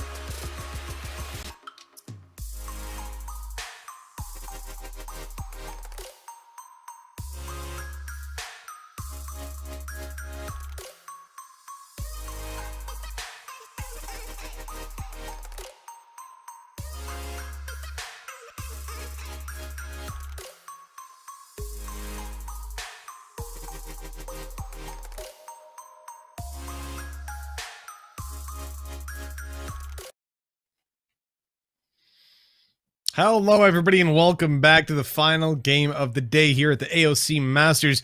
We've had a little bit of an extended break thanks to the previous game being very, very quick. But now it's time to get underway with the game that I think is the most exciting for me of the day. We've got Todak, who managed to absolutely destroy their group 3-0, dominating. They beat Frostwolves 13-2. They beat AAA, that's Attack All Around, 13-4, then actually struggled versus the team that went out. But again, that last game, you're already guaranteed to go through. Sometimes teams do play loosey-goosey. And that's they're up against Overtime, who I actually got to cast going through Group A, and they beat teams like Super Domineering and Ooh, or Only One Word. So both solid teams, but from what I'm looking at there, especially that Attack All Round results, Todak seemed to be the top dogs. Oh man, this is kind of interesting. I mean, I guess we found out where he was hiding. Overtime have Pinocchios. Well, seems like we found where he's been hiding from Attack All Around. He's been having a little bit of a roster shuffle himself. But it does look like this new team really not doing too bad. Of course, they did 2-1 in their group. Bringing it a little close against Only One Word, really putting themselves within 2 or 3 rounds of a difference to move on. So definitely going to need more than what they performed with, because Todak escaped with 23 plus rounds over the opposition below them. So there's a lot, I think, to be desired against how Todak played. And of course, not to mention beating out Attack All Around, a team that we've already seen perform quite well today, moving on to the semifinals, which, if it is going to end up being Todak, those are 2 teams that faced each other in the group already, and we know exactly how that pans out. So I think based on all the information that we have, the previous maps, the previous group stages, and even some of the previous matches in general over the past kind of couple of tournaments, this Todak roster feeling very comfortable and feeling very confident. The only, I think, silver lining here, looking at Overtime Esports, they actually have a recent win against Attack All Around. So I think there's something there that we can highlight, that this might be a little bit closer than we initially let on. It could be. It could definitely be. From overtime, when I was watching them going throughout the groups, they were definitely a solid team.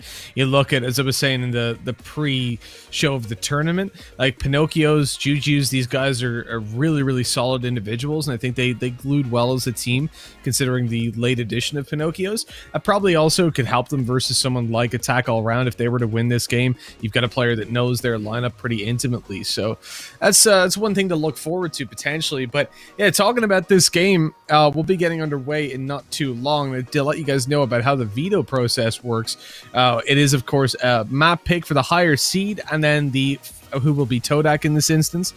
And then the second map is determined by whoever loses the first gets to pick then. Here's the lineups that we're seeing.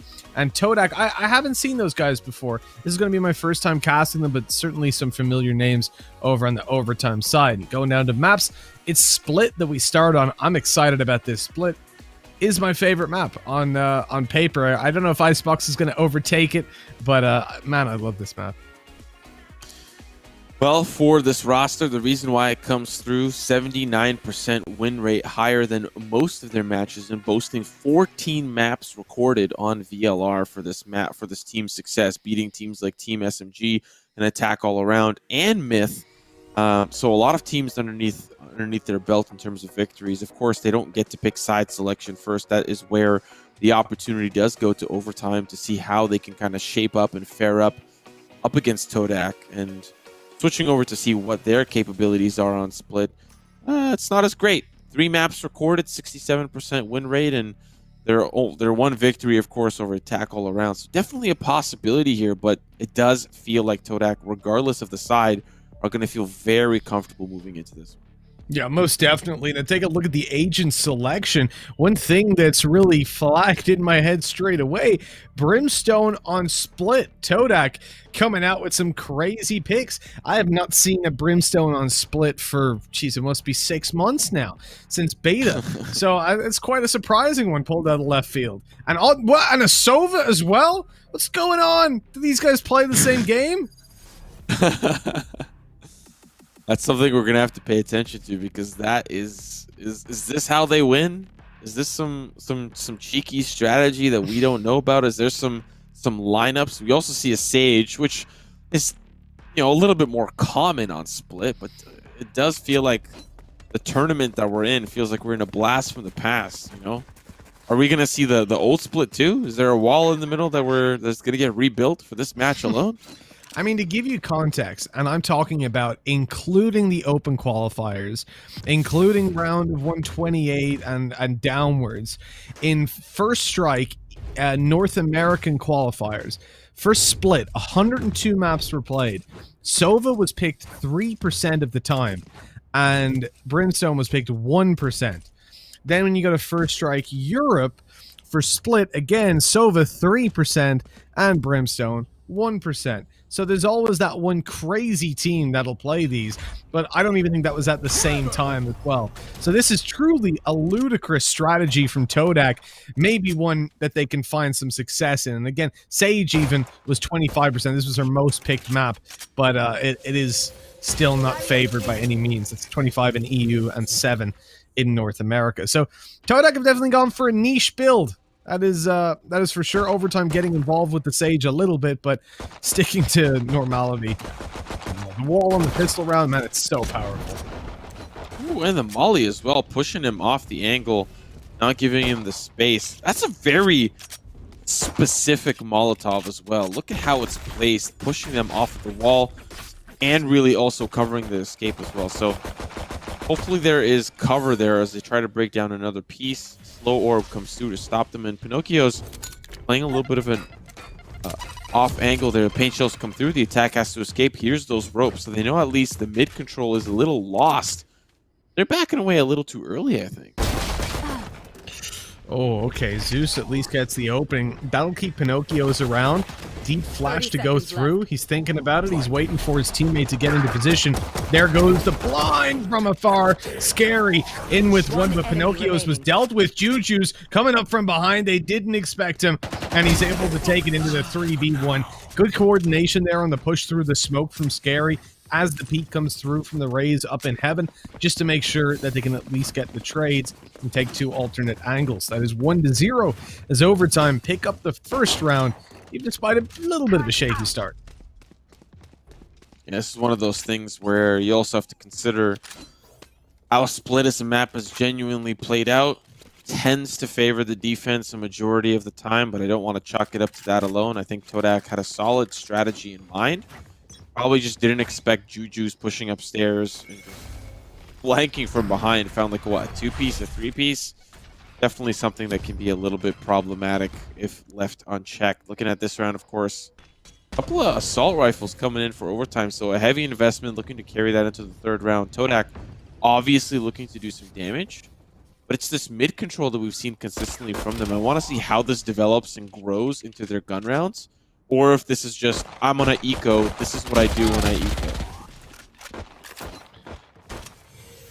I think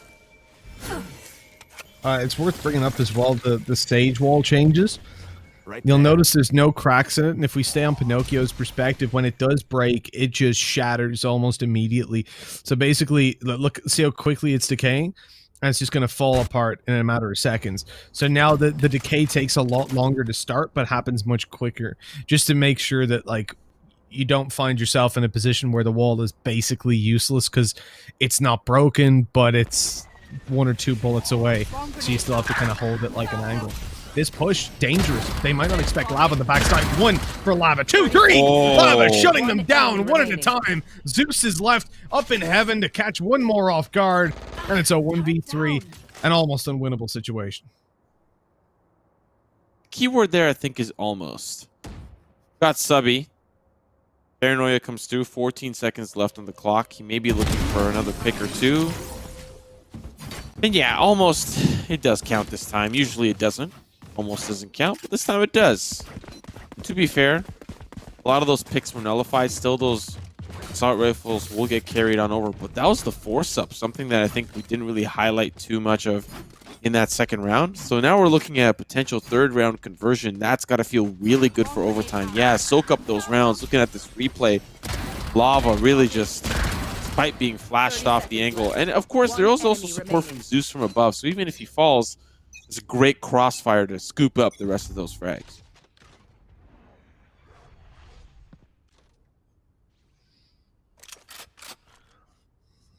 That Bucky on Zeus is dangerous.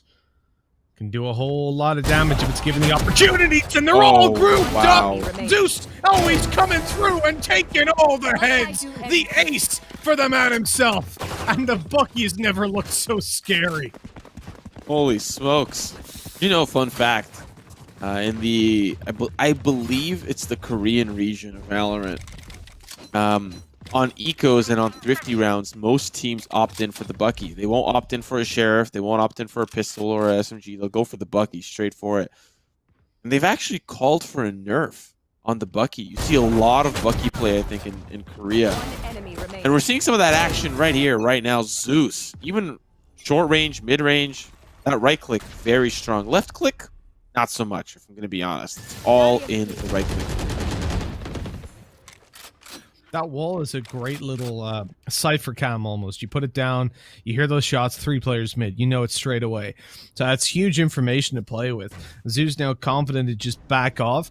And the thing is, he can play this around passive for 2 reasons. One, dude's got a Bucky. You don't want to be pushing people down mid with the Buckster. Secondly, he's got the res. So if his teammate in ropes dies and they go for the A site, then that's an easy res onto Juju's. I think that's why he felt confident to take the fight on the ropes, but eventually realizes that it's maybe a little bit too risque, and so he falls back. This could be a peek. This could be a big peek by Zeus. Stun goes down, no swing. I was thinking a flash would come around the corner and he would... Oh, and look, they've actually got the flash in hand, so maybe that's the thought here. Once this fades away, maybe? Waiting to see. Or is it a react? No, that's an aggressive flash. Here we go. There's the peek. He spotted them out. He knows his player's close. They've heard the Bucky. Have they learned their lesson? No. No, they haven't. They're pushing the Bucky. Oh, he's being stunned by his teammate, though. Pinocchio swings out to get the trade, and they're still running in. It's a Bucky, for God's sake! You know what it's done to you last round, but they just don't give a damn. Okay. Let's take a deep breath. Let's take a deep breath, okay? How much value has Zeus found with a 900 credit weapon? How many credits is it per frag? 200, 300, something like that? Yeah. He's found double the value. I think he's made like 1,800 off of this Bucky. Just, oh my god. First the ace, then he gets like a 2-piece up there. And this is like one of those things where like you see it and you're like, I want to go try this in my ranked game, and then you just get like freaking flamed for running a Bucky at close range in mailroom. Yeah, of course. And then you're playing Sage of all things. Yeah, that is one way to get yourself reported. Playing Sage and a Bucky on the 3rd round. One way. One way to get yourself in trouble. Bomb lantern. Bomb grenade out. Bomb bot down. Well, Lava in a good position, tucked in the corner. Get himself quite a few. The trigger discipline was there, but he's checked. Ray's a little bit conscious of that angle. With that, you've got to plant another kill for Pinocchios. That's huge. Sage isn't up anymore, though. So that res isn't going to come into play, nor is the heal that Pinocchios could desperately use coming into this 2v3. So a little bit of a disadvantage for them to play with. And But you get the Hunter's Fury. Yeah, but you got Sova, which you don't normally get to say on Split. Those recon bolts, those shock dart lineups, the Molly's not going to stop them from pushing in the flash. Definitely going to help them, but it's traded away. Senna, holy smokes, holding the front, holding the line from both sides. Now that's going to give at least the first round here for Todak. Moving into this one, though, it's important to highlight 3 ultimates available. The Showstopper, the Hunter's Fury, the Red Carpet. Despite maybe just the Doctor not really having the most ideal weaponry, a lot of ultimates can be committed to close this one out. But on the flip side, you know, there's a lot of opportunity. Pinocchio's for orb control, getting that Rolling Thunder himself. Maybe trying to get some early control from some of the other members, because everyone else, aside from the people that have their ultimate, are at 5 out of 7. There's going to be a bloodbath soon. A lot of ultimates used within the next round or 2 or 3.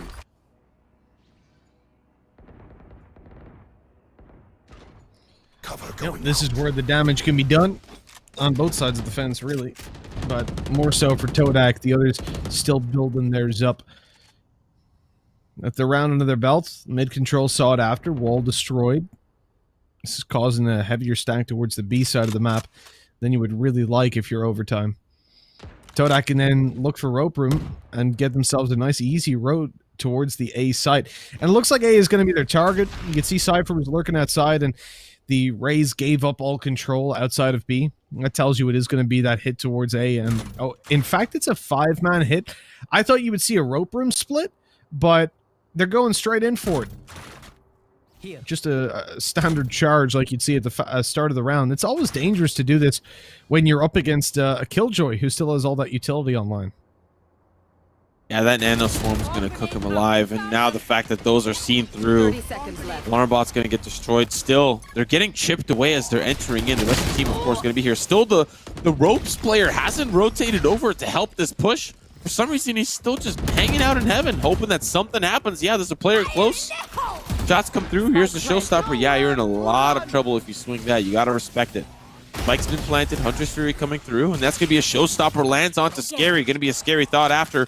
As Juju's using the Roomba. Rest of the team still available. Pinocchio's on site, so now they can enter. Rest comes through. 3v4, but the red carpet's rolled out, and oh, so unfortunate. Even despite being stunned up, Subby's going to be taken down. 2 players remain, and it's all down to Breach. A very strange round, but the attack can't hold the post plant as the defense was already there in time to stop them from getting into cozy position.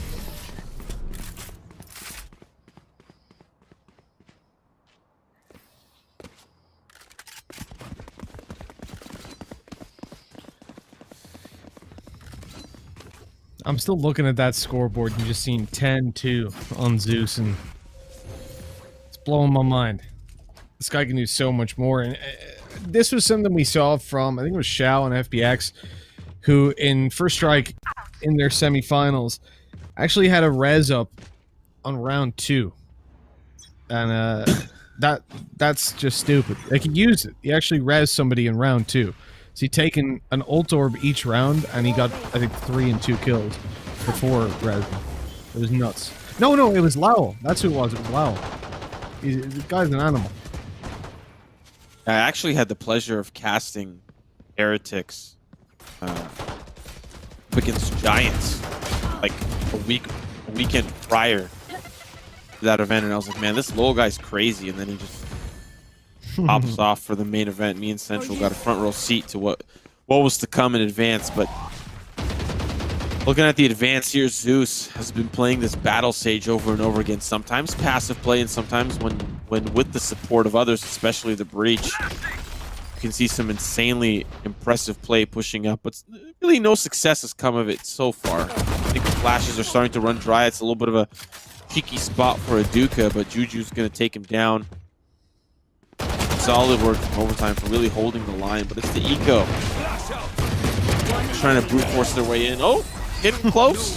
Pinocchio's, he won't tell a lie. That nose will not grow. He'll find those frags. It's going to be 6-1 for Overtime.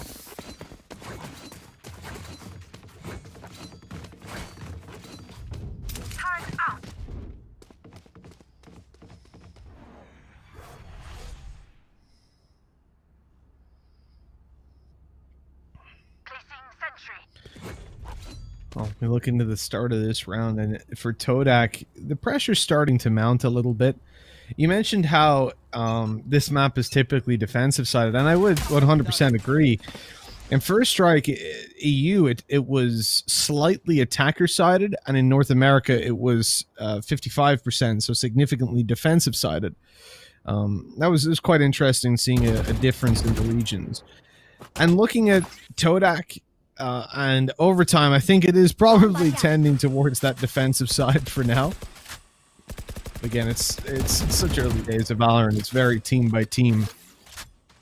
Yeah. Would you say that like in EU, it's because of the fast blitzes onto sites? What is it that makes it so attacker friendly for EU? What is it about the playstyle? I feel like our comps in general are just more friendly for attacking. Like they're less individually based. They're more like traditional CS executes. You just well, that was a Goomba stomp right there. Yes, he just jumped on his head. Oh my. Battle continues. A good aftershock as well to flush out the player, but the Molotov stops the push forward. Unfortunately for Senna, he pushes in, and Pinocchio's takes matters into his own hands. Drops down, flash point, aim on point, frags on point, shots on point.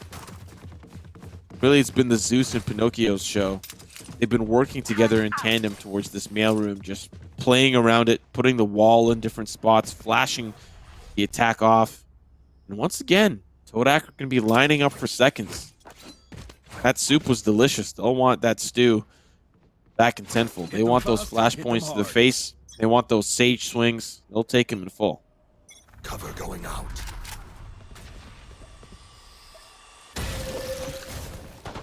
What's your favorite Vandal skin, Simo?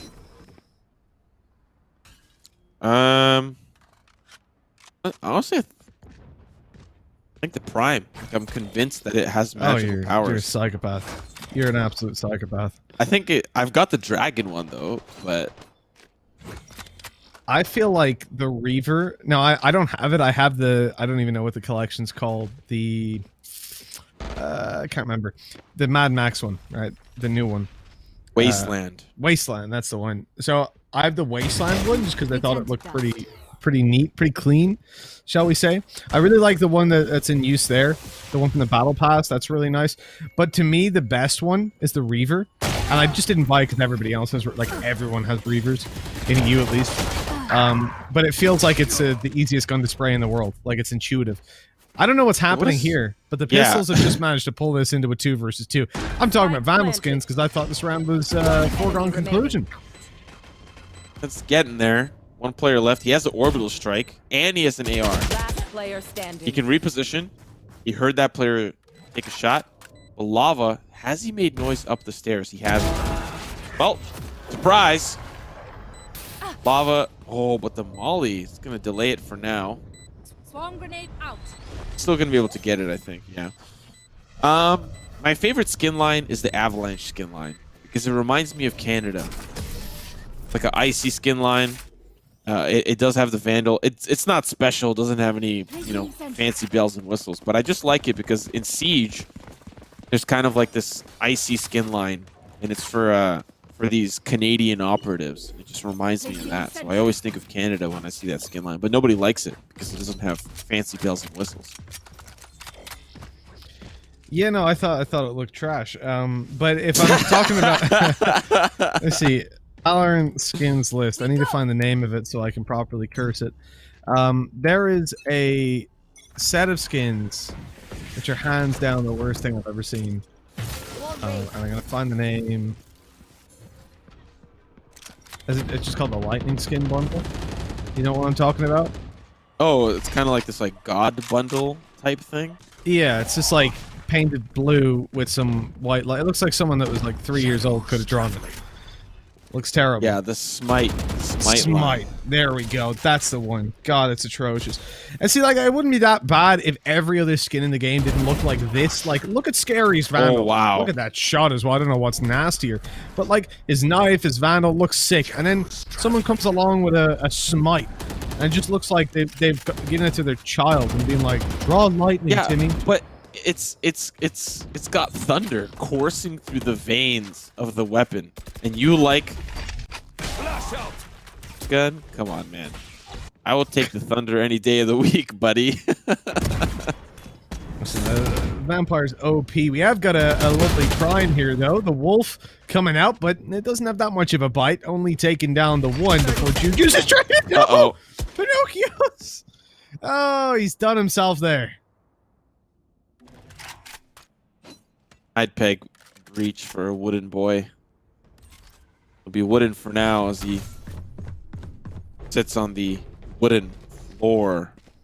B heaven sight. We're seeing now, of course, the spike go down a little too late, but Spike planted. better late than never. Seeing a pinch here. They don't know Scary is playing towards that B main side, and of course he's going to allow now the choking. It'll begin. Lockdown comes in. Cover going out.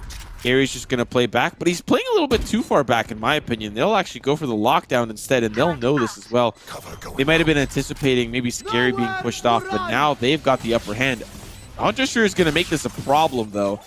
One shot will connect, but now he's got to force the issue. It's been taken up to half. He doesn't have a lot of time, and he'll just save that weapon. But, Mitch, I just want to say that this is Todak's map pick, and overtime are at 9-1. And I see a world where this becomes 11-1. And I see a world where the pistol is going to become a very scary round for Todak.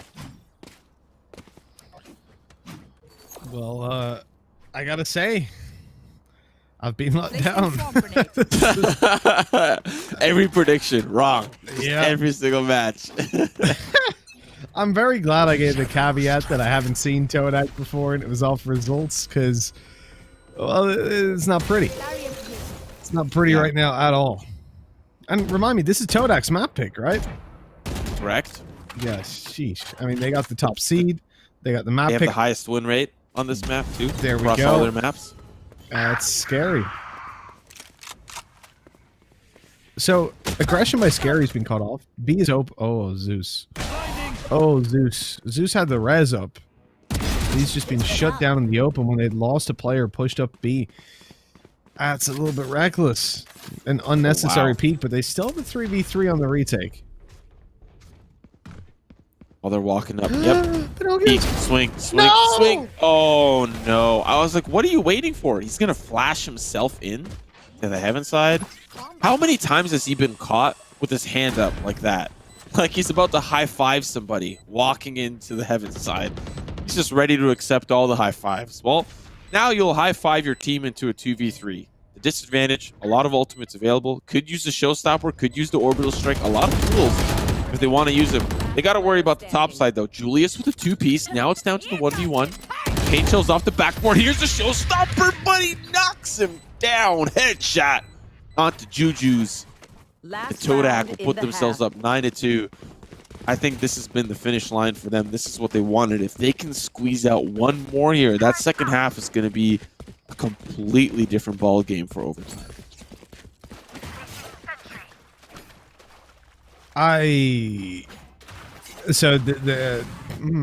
Okay. It almost backfired on Todak. They had 3 ults, as you said, Showstopper, Rolling Thunder, and Orbital Strike. But they decided not to use them. That almost backfired massively into a round loss. But what it means is for this round, they've got so much to play with. I mean, they can... I hope they use them before they go out for these fights. Like, Breach is battling middle.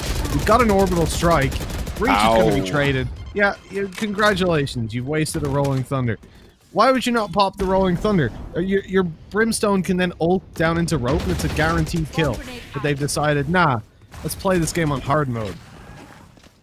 Well, they do trade the res for it. They trade ulti for ulti. Both ultis won't get used when they could have been. That's kind of the drawbacks of playing Battle Sage. You got a res, but you're also not alive to use it. Spike's being planted on the A site. Spike planted. Of course, you're seeing the defense start to funnel on over. And they're playing tight on the site, but there's a player that's going to lurk through the ropes, and that's going to be the big X factor. If they lose all their bodies here on site, they have to worry about the Sova coming in. I know exactly where you are. Juju's not able to get it done. This is big by Brimstone. He's getting the work. Todak. Last player standing. Only 1 player left to deal with. It's scary. He's got himself the first. He's swinging out for a little bit more, but didn't know about Balto up close. And so 9-3, we go. Switching sides. I didn't know Balto was a part of a huge Italian. This is Portuguese football. That's what he's at. Balto! Golazo! Man, that's the craziest thing. Like, I don't watch football. I watch American football, but and in Ireland we refer to it as soccer. I guess it's similar to you guys. You say soccer, right? Yeah, we do too. Yeah, we get a lot of shit for saying soccer, but because we have our own Irish form of football called Keep it Gaelic cool. football. That's how But- you survive. Yeah, like if you ever watch the Premier League or whatever, they're kind of just like, oh yes, Ronaldo to this guy, to that guy, to that guy. Oh, there's swapped over control, and then you watch like the Portuguese one, and these guys they're on some serious drugs. Like they're just like literally the whole thing is they're screaming at the top of their lungs. It's amazing. It's like hype as hell. It's just a bunch of dudes in shorts kicking a ball around a field, but they're making it insanely hype. I love it. Same thing can be said about any Brazilians or Spanish speaking casters or Korean speaking casters. Man, they bring so much energy to like any game that they cast. League, Rocket League, Fortnite. Man, they can make chess feel like it's the most exciting thing on the planet. The I bet they Japanese could. Valorant, that shit is hot. Those guys are going crazy. Like, I love it. I saw a play-by-play that was like 3 guys just screaming, but you could tell they were actually saying things as well, like not incoherently. I mean, incoherent for me because it's surprising I don't speak Japanese, but yeah, it was pretty unreal. I love that energy. Well, currently the energy of this round seems to be a little bit of a scary one, as Zubby gonna find one. Scary himself is gonna be put in a little bit of a tougher spot, but it's a 2v2. Spike needs to get planted, and it's in a tough spot. The headshot's really gonna secure this round, but he can still get the spike down. It's just gonna be difficult, and you can't do it if you're dead. So that's gonna seal that round. And of course, it is Todak coming back, really gonna put themselves in a 9-5 position. And back onto that casting conversation, I can speak fluent Russian, and I've listened to Russian casting Valorant. And I'm not gonna lie, it's very soccer-esque. The way that you described the English, it's just like, oh yeah, wow, he goes for the defuse, and it was very masterful because, you know, double peeked or he wide swung or whatever. Like, it's not very hype. It's informational, just not very hype. I can imagine that, like, you know, in a British pub, for example, someone scores a goal, everybody goes crazy, beers flinging everywhere. I can imagine like the Russian version when the Russian World Cup team scores a goal, And everyone just goes, yes, yes, he did score a goal. Yes, good, good. We are winning now. Yes, good, good. Oh, we win World Cup. Very good win. We want win, we win. Yay. That's like the most you get out. It's like a very blunt yay. That's when you know On my wire. the Russians are going wild.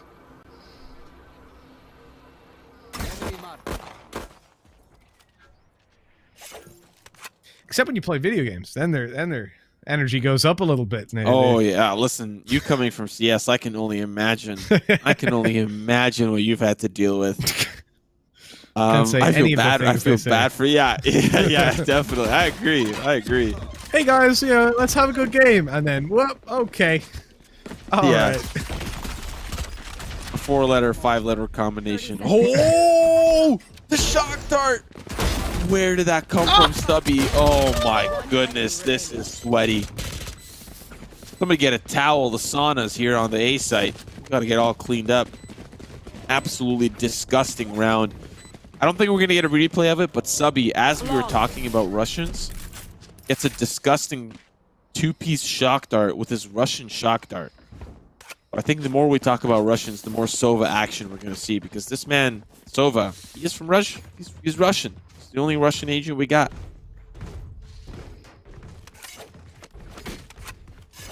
We don't have any Canadian agents. We need to fix that. Soon. Hoping soon. Hoping maybe the next one. No, Maybe the next one. He's Japanese from what I've heard. Not from Riot, so I'm allowed to say that.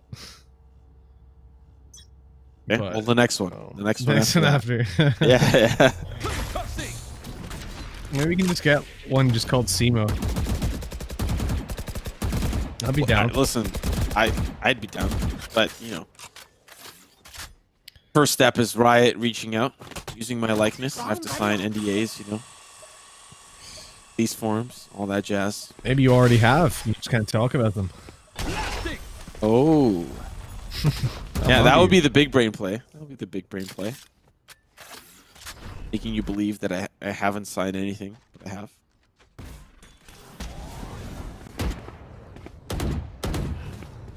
With Todak, they're trying to sign this round over in their favor. Obviously, full buy for both. No ults online. This is just the raw meat of the game. Oh, that smoke is faded. Sova gets away. Great movement up the ropes. He's gone. He is out of here. But they're pursuing. They're not giving up on this one. Teammate's gonna go up. Flash goes around. Here we go. Popping it off. There's the near side. They know there's a player there. They're just applying pressure, though. Two different agents using up their abilities, so they rotate back to the B 30 site, seconds knowing left. now that Todak will be faked out. Breach trying to cut off the rotates. He manages to catch one Zeus onto Balto! And so we're into a nice little 5v3. I love how you're just casting normally, and then Balto comes out of nowhere. And it's like just may not even be the most impressive kill, but it's Balto. That's his name. Yeah, I gotta give him justice for his name. It's exactly how it's pronounced. Okay. Let's hopefully pronounce a victory for one of these teams here. Fault line comes through. Lava in a little bit of trouble. The heat is starting to turn up, but Lava can handle it. So can Juju's. He's unfortunately going to be taken out, but it's traded away by Scary. 2-piece for Scary. And Zeus going to smite his opposition 10-5 on the map pick here for Todak. That gun round conversion should be coming through, and now this is of course where Todak should be answering back. A little bit too close for comfort, but I like those smooth moves, those rotations. One of the things that I really liked from watching Summon FC play was their ability to have these cheeky setups and ropes. You know, when the attack wants to do like a rope split up ramps and take heaven control and then funnel onto the site from there. There's a couple of plays from Summon where they just stacked 3 pistols or something on an eco underneath ropes and were waiting for the attack. And well, sometimes it pays off, sometimes it doesn't. But those interesting looks for the defense can really throw the attack off, especially if they don't expect what happens on the other side. So pretty standard defense, I think, that we've seen for the most part out of Todak. But sometimes you can't throw a curveball to your opposition's way.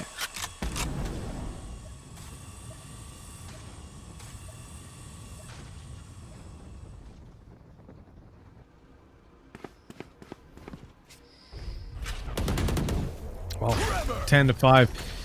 The scoreline looking good for overtime, but they really need to follow up on the conversions. You've got a Hunter's Fury online on split. Again, very rare to see that. Look at the flash that's in play.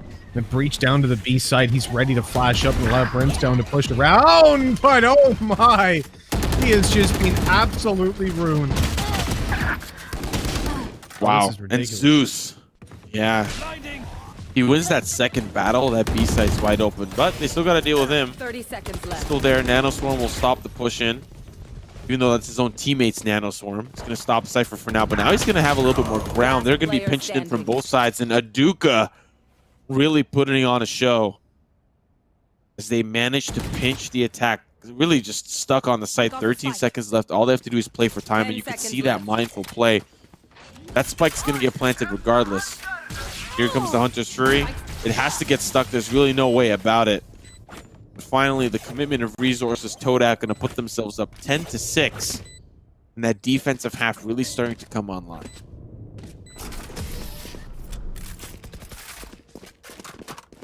It is, but some of these rounds are coming quite close, is the thing. You can still see overtime getting in there once they've got their ults online. They do only need 3. It's going to be a big test.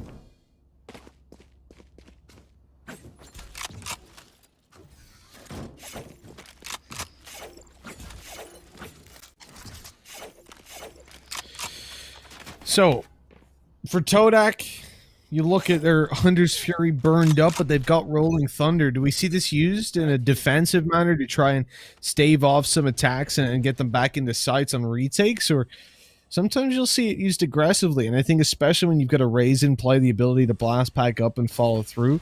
I'm a massive fan of the aggressive Rolling Thunders, but it looks like this is going to be a much more passive approach to it, mainly because there's no noise outside of B. It's the A site that's under pressure. Overtime pushing on through.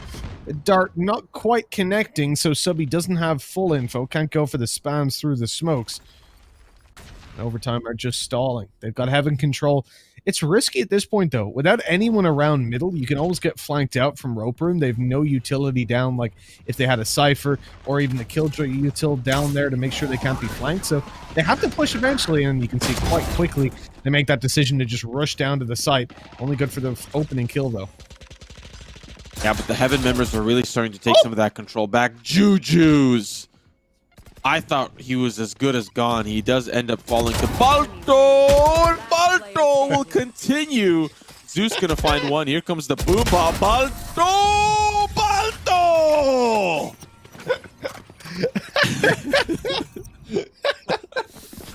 Oh my. That was something. That was something, Simo. That's for sure. Oh. Bardo is doing the work. He's getting it done. He's coming through with some big plays, and that one was definitely justified. Putting himself up on that board, and also, more importantly, getting himself the ultimate. He's got his not Rolling Thunder. See? Simo would never make this mistake. He's got his showstopper online.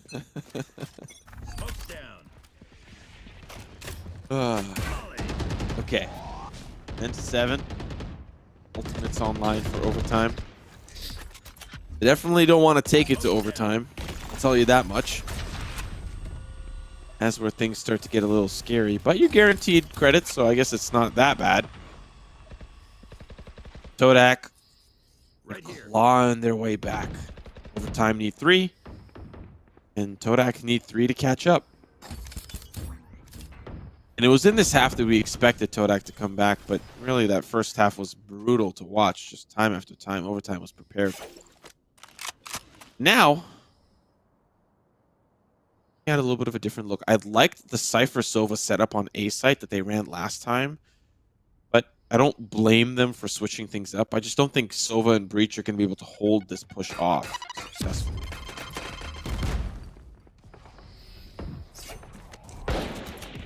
Well, the challenge is about to be issued in full force overtime. On the way, oh, that wall, we see it so many times. Pinocchio's gets away with the frag. Scary as well. It provides movement, but accuracy at the same time. Much harder target to hit. You can see that lick of damage. Lava shut down. Flash out. There's Doctor in with the hits, but that was an operator. He could have won the round. 10 seconds left. called down to Balto. Planted. Showstopper in hand. Does he use it? Does he save it? Does have a Cypher pushing in through the wall, but I think they may want to look for exits. This is going to be a little bit of a tougher retake, especially... Well, actually, it's not going to be that bad. There's 2 injured members on the side of overtime, so it's still possible. Smoke going to be replaced here. Oh, if he just yeets it in there, going to find a little bit of value. Cypher coming in from the screen side. Balto backing up. So will the Cypher. 11-7. Cage triggered. Todak bleed another round, and they can only afford to bleed 1 more. And look at all those ultimates that are still available for overtime. What is stopping them from next round committing 2 or 3 of them to secure the round, right? Committing like a Rolling Thunder or a lockdown to get access to the site, a Showstopper to get involved and try to find an early pick, a Res to recuperate some of that damage, maybe from the shadows for a cheeky late round play to teleport on the opposite side and plant, which we see sometimes, but not all the time. But TLDR, what's stopping them from committing one of the 5 ultimates they have to secure the round and put them at match point on the map pick for Todak?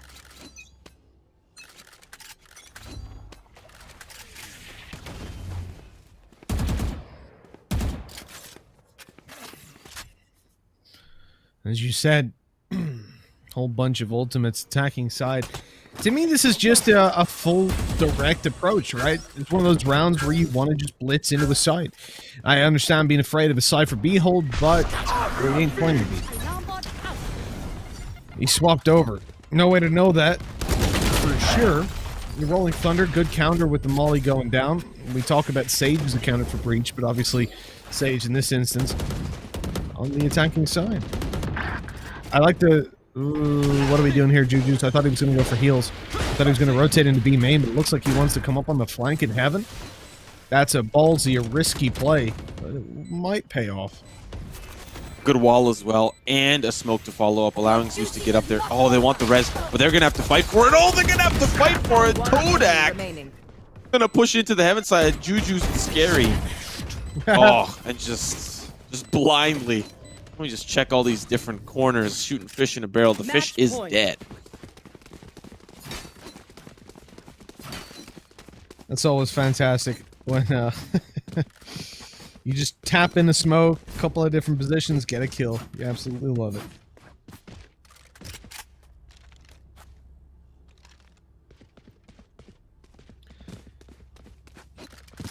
And now 1 to go. 5 in a row needed for Todak, and that's more than they've managed to chain together. It's almost more than they've managed to get full stop.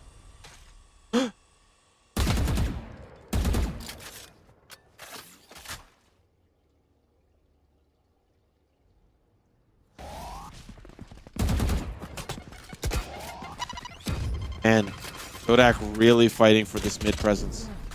They just want to find some picks. The paranoia is going to be good. There's a flash as well.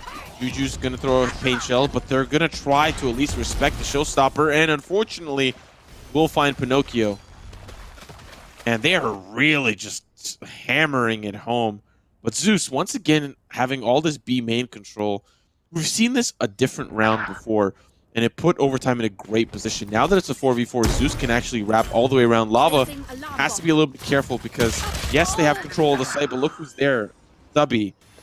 Zeus coming in from the defender spawn. What am I watching? Brazilian Valorant? How is this happening?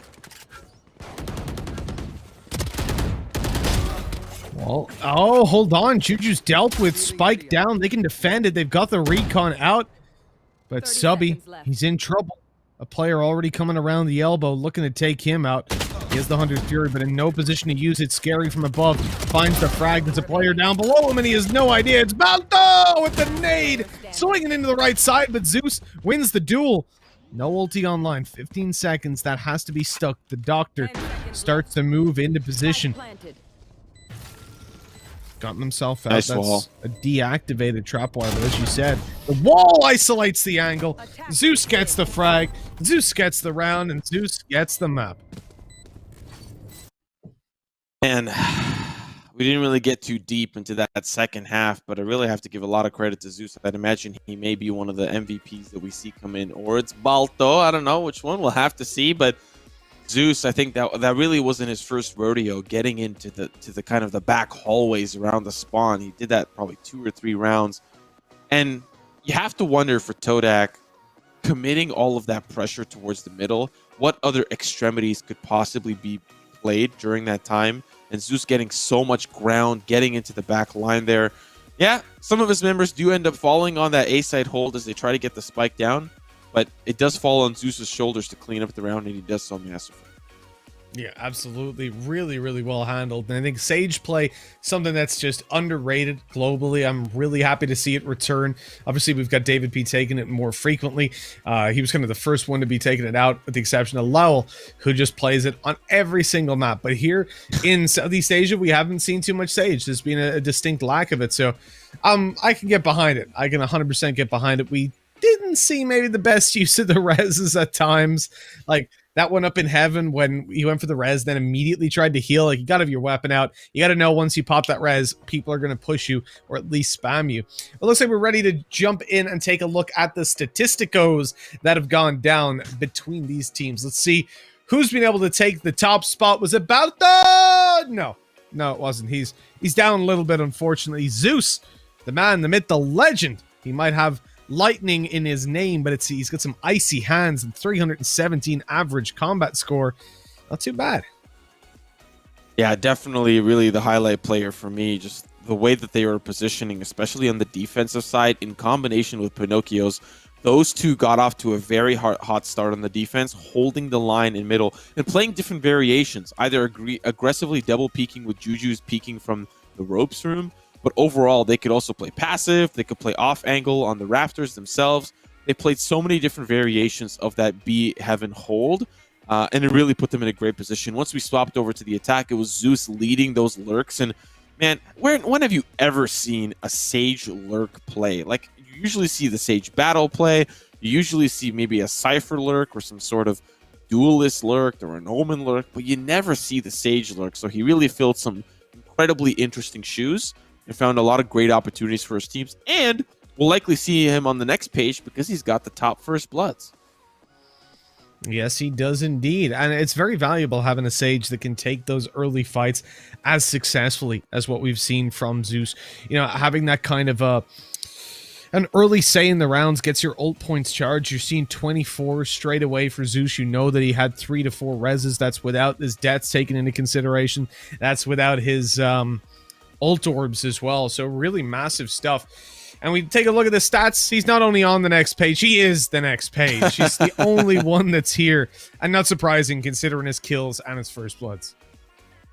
Yeah, I also have to just highlight 13-7 is a very convincing win. Usually when you look at a half like that, at that second half, you would think that Todak would find some sort of momentum moving into that second half, the defense, where they'd probably feel a little bit more comfortable. But that first half, 9-3, it's not a bad half by any means, especially the defense. It's just the second half that they lost the pistol. They couldn't capitalize on anything else after that third round. And really just put them in a tough spot moving forward. So solid stuff coming out from overtime. Definitely don't want to discredit their win. And really, it does kind of, for us, boil down to what this next map pick looks like, because they didn't win their first one. They get the second chance. Guess who gets to pick side selection? Guess who gets to have their lay of the land? Guess who gets to feel their own comfort on whatever map we end up going to? And if we look at the map pool for overtime, we're going to be going to stuff that potentially they favor. If it's Haven, they're going to be a little bit more comfortable. Bind, Ascent, probably would like the stats a little bit better, but, you know, we'll have to see what is going to end up being that second map. That we will. You know, when it comes down to the map pool at the moment, we don't have Icebox in play, obviously, so there'll be none of that messing about. But what I'd love to see is if we jump over onto, I think what we've seen all the maps today, right? I mean, 3 BO3's gone by. We would hope this was so. The first split that we've seen, but yes, outside of that, we have seen all the maps. Yeah. So there's nothing that we kind of need to fill our our broadcast bingo. I guess I'm down for a little bit of bind. I think it's always fun to see some bind in play, but it's up to the teams. You know, they get to decide. Sadly, I don't get to pick. I wish I did. We just play 3 splits in a row. Yeah, I think North America would hate you for that. That's probably why we don't bring you over. We don't associate with Mitchman in NA because man, teams hate splits so much, and you really saw some of the teams being exploited by the teams that decided to get really good at split in North America. But some of those styles were just blitzcrank styles. They would just hit sites really fast, and teams that couldn't really defensively hold properly would just get overthrown and overpowered. And of course, we still don't really see the Viper being used on split, which I'd imagine can be used effectively if in the right hands. Especially, I've seen some combos where you've got like Viper and Killjoy holding a site together with a different utility, like one holding Heaven, one holding site, like with Nano Swarm and Alarm Bot. A lot of different ways to hold with Viper and Killjoy, and of course any other Sentinel that you want to slap down there. But whatever map we do end up going to, you know, I doubt we'll see a Viper. We'll probably see the same kind of compositions we've seen already. Yeah, all my homies in NA, they hate split. That's just kind of the way it goes. That's fair. That's fair. You know, I'm against them. I think Ascent is the worst map of the pool by quite a bit. Get rid of it. Get it out. Get it out of here. Are you serious? Are you serious? I hate it. Yeah. That's NA's favorite map. Most teams in NA love Ascent. It's their favorite map. I used to think Haven was NA's map, but they kind of slowly transitioned to Ascent being kind of the favorite. In EU, it's Bind. In EU, it's Bind. And speaking of Bind, I don't really know where we're going to next. We'll likely either see the game is ready or the map pool is ready. One of those two is coming up in a little bit. We'll see what after this graphic. It's going to be Bind. Ooh, an interesting one on the other side. We're staying away from that toxic North American style. Going over to Bind. That's what I'm here for, baby. Let's do it. Asia's got my back. I think, you know what? You're talking to me about triple duelists. You're talking to me about Ascent being the favorite map.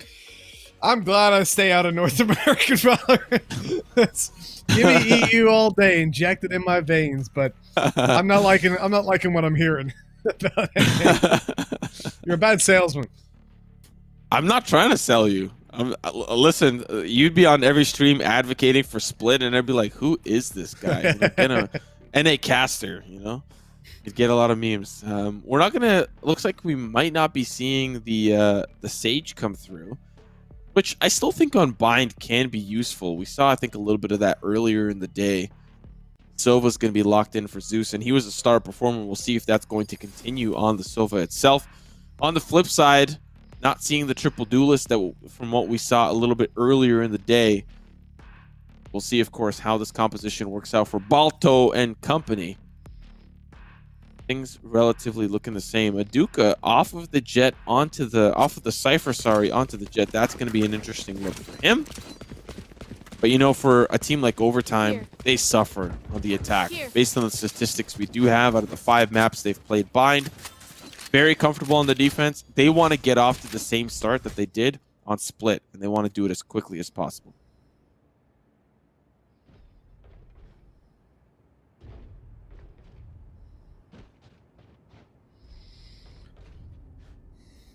Well, I don't know about you, Simo. I'm having a couple of issues with the feed. I'm just going to quickly give it a refresh.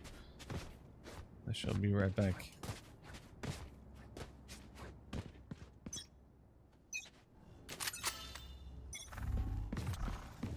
I do have to say, though, all this Brimstone is making me a little happy.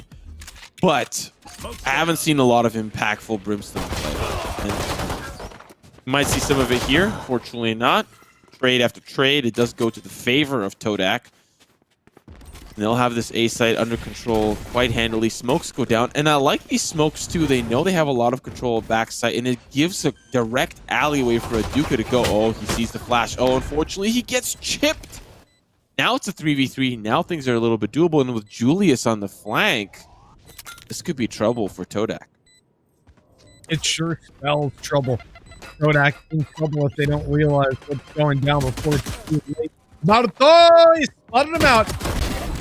And even with the ghost in hand, He's able to get the frag, leave it down to a 1v3 and fade away with this low HP, happy to allow this one to resolve itself. The teammates over towards bathroom, more than enough in play for them to take this player down whenever he comes around that corner, and there we go. Senna, the one to close it, as Todak, they were in a bit of hot water, but they managed to jump out pretty quick. If there's a map to turn this back around, it's going to be this one for Todak. Likely, if this does kind of go to that third map, we'll probably be seeing Haven over time have a horrible stat record for Ascent. So Haven will likely be the last map. So you don't get to see NA's map. You don't get to see Ascent very likely. But it does boil down to Todak closing this one out. I am getting a little ahead of myself, but hot start off the pistol is definitely going to be a huge confidence booster, especially after losing so many rounds in a row in that first half on split. I hear the sound of a guardian ringing out in the background. The doctor, he's got the weapon in his hands. He's got the skins to put them in the bins. We'll see if he's going to be able to do that and take the trash out. For now, overtime are just tucked away. You never really see teams push towards hookah on a round like this because you know you're up against weaker weapons. Even if it's just classics, the right click up close is just too damn dangerous. But that flash, they might think about it now.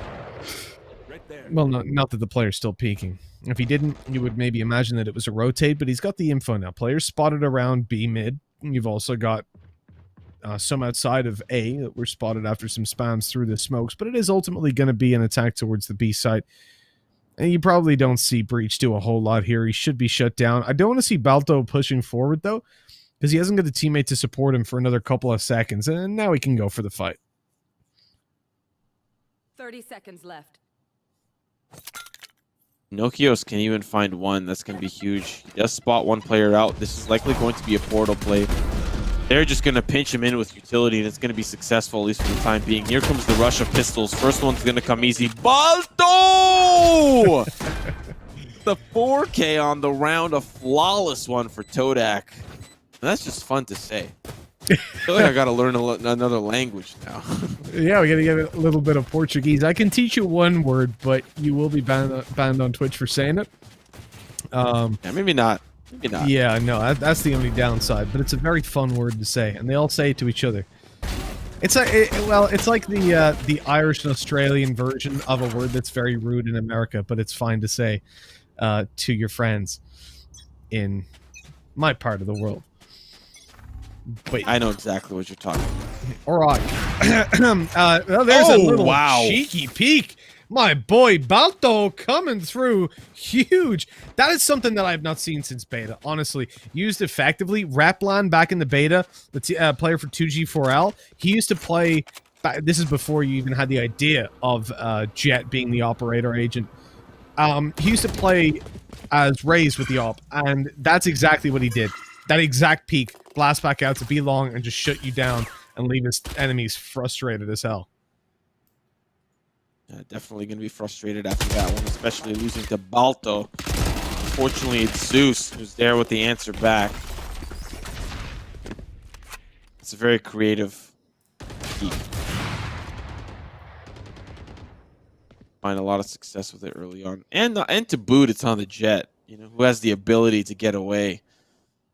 But not quick enough. So far, this gun round for overtime really has just been slowly falling apart. The 3v4 is still doable. It does kind of really depend on the Cypher hold here. Tailwind onto site. Bike now slowly starting to make its way. Camera's gone, but he does get a tag and he's traded away. Okay, so 3v2. Bike being planted and Aftershock won't land. Gonna be a tough retake for overtime. Flash out.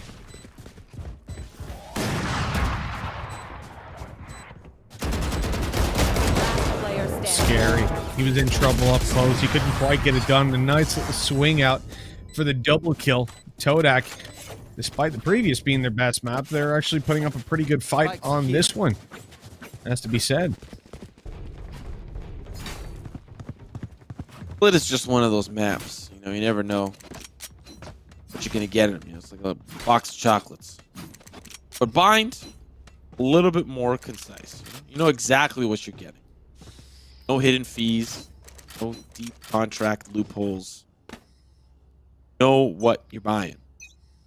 And for overtime, they're struggling to figure out what they want to purchase because they are down 3 rounds. They lost the gun round.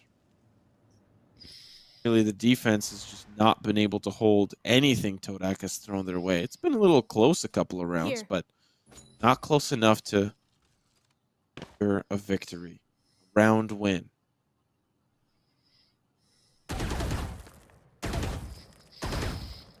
Now Bucky in the hands of Juju's looking to repeat the success of some of the previous gameplay, but the opportunities are not presenting themselves. Todak have a really patient default that they've been running pretty much every time they're against some form of weaker buy. They're not allowing these Buckies to take any form of advantage. Pinocchio's gets caught on a longer range duel. Zeus is thinking about swinging. He wanted to do it, but it looks like he's decided against it until that smoke went down. Again, pushing through just a little bit too risky. This is like it's a game of chicken. You know, who's going to make the first mistake and scary? Well, he's managed to evade both of those flashes, but he's only good for 1 kill. 30 seconds left. Zeus on the eye does get taken down as well. Spike being planted. Looking at round number 4 here for Todak. Team members going to pinch in from both sides. Bringing in some rusted spoons to the potluck. There's an upgrade. Golden spoon going to find frag on Subby. Oh, one of those blast back shots. Oh, Juju. 1v2.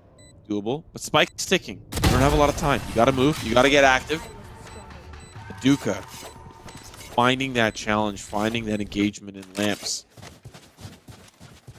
4-0 start, and it does look like we'll still be able to buy here for overtime, but the economy is going to break right here, right now. They will not be able to buy effectively in the round to come. So you win here for Todak, and you find yourself at a 6-0 start. That is where you really start to kind of get a little bit afraid for overtime. But we also have to consider that they've got a match in the bag. They can really afford to lose this map if they really want to. Which they don't. They don't want to. But you can't help it sometimes. I mean, that is the big factor, right? The fact that you, at any point, can see overtime just bouncing back because they don't have any sort of negative mentality to fall back on. They've got the lead. They've got everything they could possibly want. But if you're Todak, you've got those 5 ults to really just secure you. You've got 4 ults to secure you the round. Because Hadouka's just been Hadoukened. He's out of it. He's gone. He's been set ablaze. And look, the attempt at pushing into hookah, you've got no control now still. It's the slow default that we've seen again and again. And there it pays off. Balto able to shut down Zeus, pulling it back into a 4v4, and they're slowly going to move their way and make their way towards that B site where only a solo Cypher remains.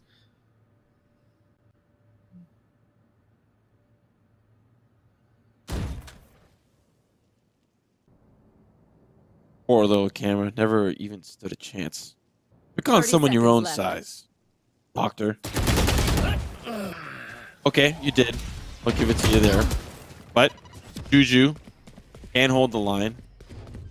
And that's going to be a save. OT, they know that the economy's broken in the round to follow. They also have to realize that they are not going to get a lot of credits because they are saving their weapons. They're only going to get, was it 1900? Both of them. So we'll see if they decide to force up or buy for a player. But I don't think they'll be able to afford it. They do have their armor still intact. And 5-0. Tough place to be in if you're overtime. It's just 1k you get, no? For surviving.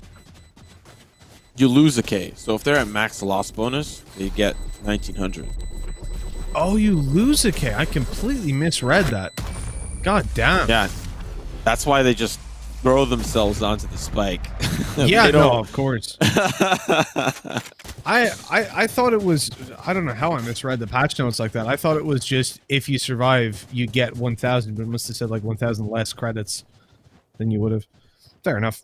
That's not as punishing if you're on max loss bonus as I thought. It's still pretty bad. Yeah. You're putting yourself back down to the first loss bonus. That's pretty much what you're doing.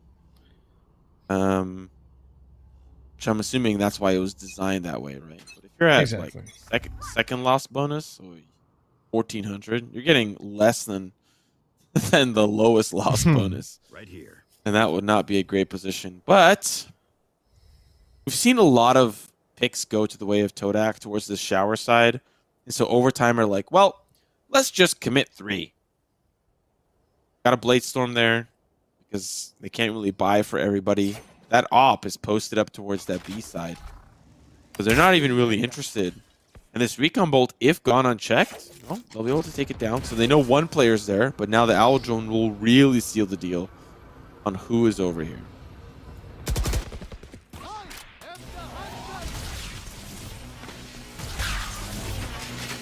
Well, there's the 100 Fury at least finding the kill. Oh, Senna wow. in with another, and these frags just swinging in Todak's favor so quickly. And it's all about how much they have to commit towards it as well. Basically nothing. 100's Fury, you've still got 4 ultis online, and overtime are just being torn apart. Aduka up close. Scary's putting in a lot of work into this round, but he's low HP. He's trapped. He's not long for this world. It all has to be done by Cypher. Not the most useful of ultis to have. No body, no corpse to even use it on. Instead of giving him a corpse, he's going to be looking for another one. Looking to drop one, but I don't feel like this is going to go his way. Beacon here. The fact that we see so much Stim Beacon use really warms my heart. Really makes me happy to see. When we saw a lot of Brimstone in the early days, you never saw Stim Beacon. If you did, it was to break Haven doors. That's like the only time you saw Stim Beacon. That's the only time. But they're using it to like frag. They're using it for the rate of fire to seal the deal on early frags. And I like that. I like that. Just pair it up with the Odin, and you're my favorite team in the world. I can get behind that message. That's for sure. And I think it's something that is very much down to the changes that we've seen being made by the devs. It was necessary again to give it that little bit of a buff up to about 15%, and then obviously Reyna's ultimate got taken down. Without that, it was like the Stim Beacon didn't offer you that much value, and the Reyna ult was just insane. Like the spray control, that good luck. But now you're in a position where both of them, I mean, you can still handle the weapon, but you get a pretty good position to actually grab some extra bullets out if you're not hitting the headshot. If you're just body shotting, you can still get the frags.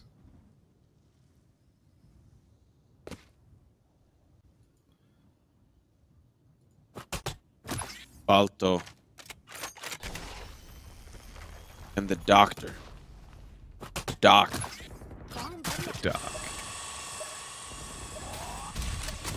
This is a very scary buddy system, but they both survive.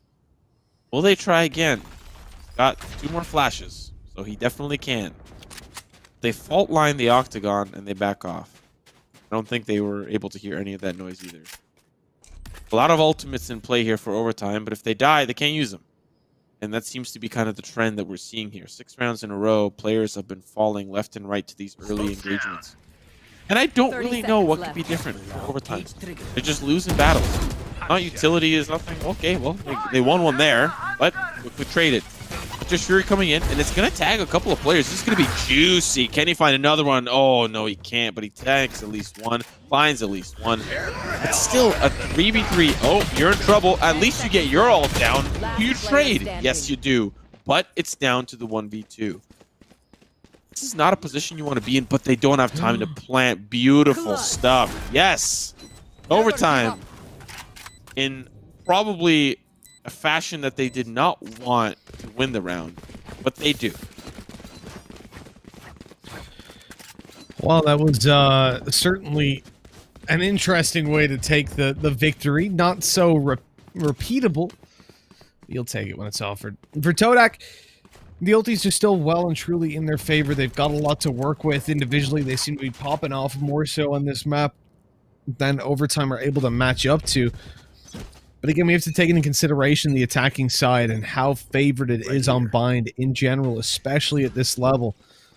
If you can see Overtime approach up to 5 rounds, they should be good, but that is a big ask, considering they've struggled so much so far. Juju's able to open this one up, though, and Duka caught in the open. The angle of Juju's not quite expected on the close left, and the cage went down that little bit too late. So the man advantage does go to Overtime, and the question is, what are they going to do with it? Here's those smokes we said were missing on the previous bind, the one-ways that Scary can't really capitalize on, but his teammates on site can. I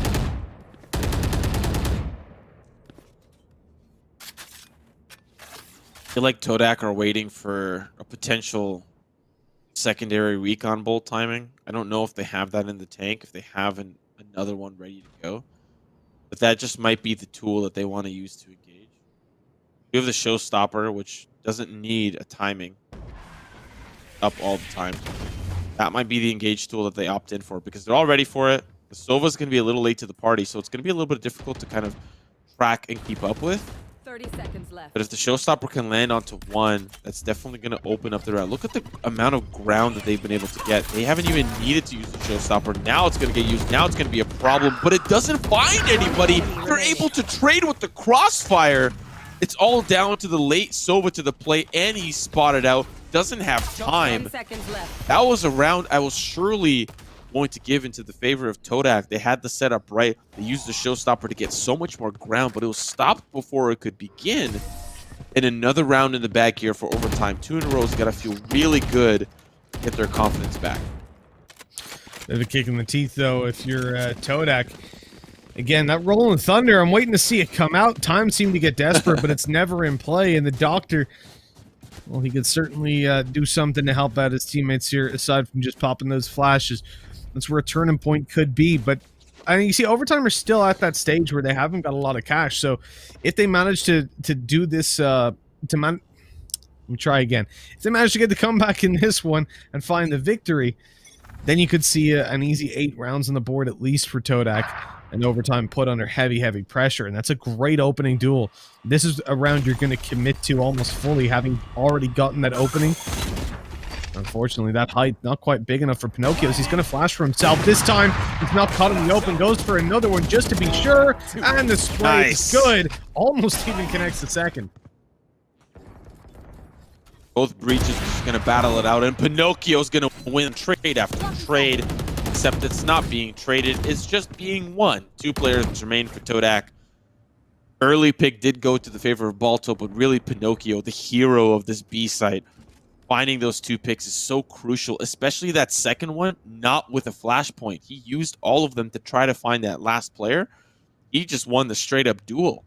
And then, of course, we panned over towards the short side, where an op battle did go to the favor of Juju, sorry, who played aggressive in the cubby early on, got that space early. So now it's just down to 2 final players, which it's still possible, but considering how much ground and how much value Pinocchio has found in these picks, it's going to be difficult, especially with 4 players. But it's doable. Never mind. But it was doable. It was, for sure. It was. It was. It's gone now. Well, that's a shame, but that's how the cookie crumbles. 6-3 despite a good opening. That really nice refrag from Breach, pushing out on long. Really what gives them a road back into that round. I'm going to give big props to Pinocchio's, but guess what? Rolling Thunder is still online. It's going to be online for the next 10 years on Todak. Yeah, I feel like at a certain point, because he's held onto his ult for long enough that he would have it again already. If he popped that, and this is what I want to see from teams, is going, okay, we've got this ultimate to play off of. Let's just use it. Let's go A. Let's pop it out on site. Clear it last. Easy stuff. If he died and didn't get to use it in this round, I think I would have lost my mind. Because that means he's getting max 1 ult per half, which it's just not good. And they've managed to stinger open. That's quite an entry. They used a lot of utility to get it, though. Aftershock, fault line, smoke. I think they used the fault line. They may have not, but they still used utility to try to push off the angle. And by the way, I thought Was that a stinger open? I thought there was a Bucky in the hands of Aduka early on, but let's pay attention to this entry. Cage trigger. Or a short pushing in. Lava alongside Scary. No orbital strike, no Molotov, nothing in use here for Scary to try to deny this push for this plant. Lava in a little bit of trouble, and he's going to get taken down. Round slipping away from overtime. His Juju company have made it to the site. Unfortunately, they're just falling around left, right, and center. Balto's got an op of his own. It's going to be a solid hit for Todak. Really, overtime just did not find the right footing. Answer back with frags of their own.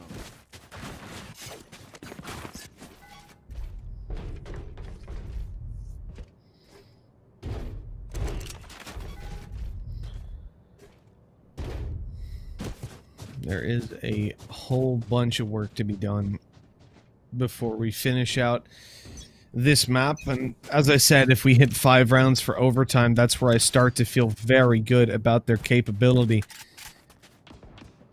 Right now I'm noticing a Rolling Thunder and an Orbital Strike positioned on opposite sides of the map. And these two ultis, again, they can do so much for you. Especially when combined. You're guaranteed essentially to clear out lamps and get a kill if there is someone there. Doctor takes a frag. That's an ult point. Oh wait, he's had his ult for the last 10 hours. Will he use it to execute the B site though?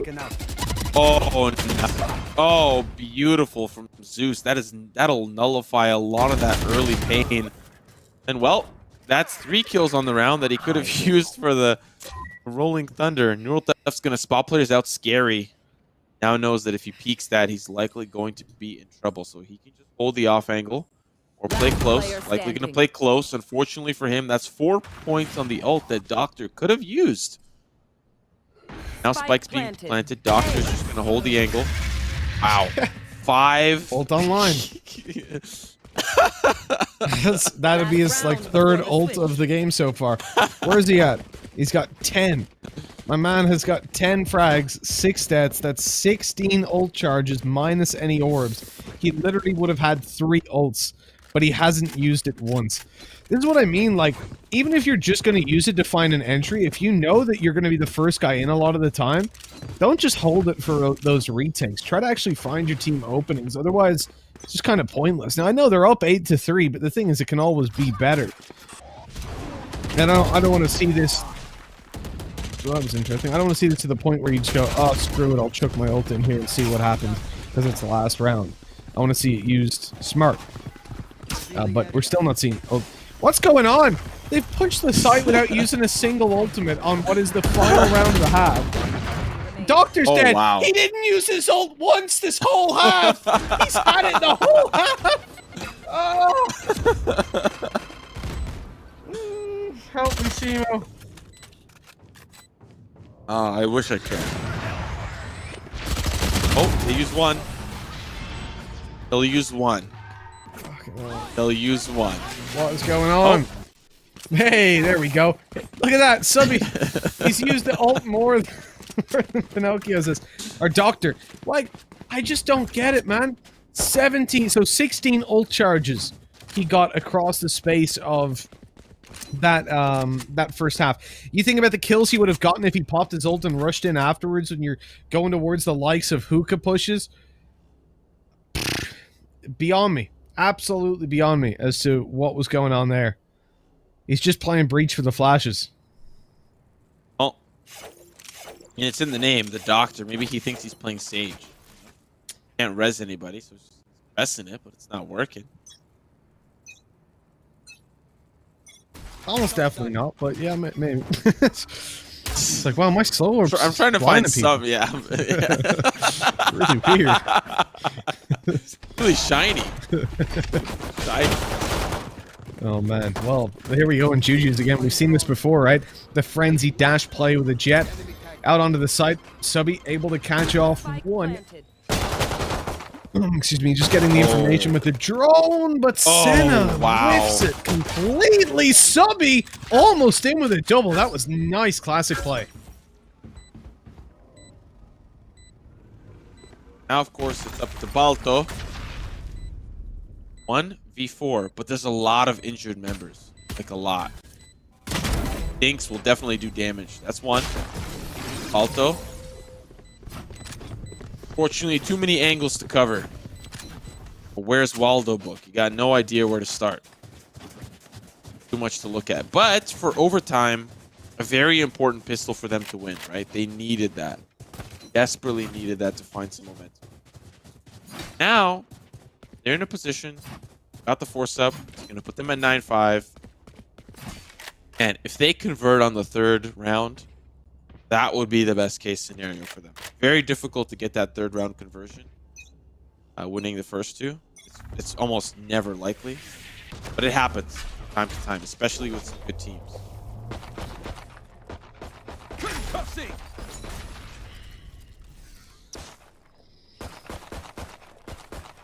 We said about the attacking side. We said about swapping over overtime. Definitely a team. Whoa, he dashed out of it. Very nice. Deploying drone. If he pushes this owl drone. No, he's not going to. Nice, that's one. There's a player right. Oh, right through the door frame. Gotta get those door frame structural integrity checks all good. Pinocchios and OTs. Looking like a flawless round. There's one player remaining. And he's in lamps. Unfortunately, he can only see darkness. Oh, he's going to find one with the classics. Still a couple more members remaining. He was the last player standing last time. He could not find his way out. They know where he is. They know where he's located. Here he comes.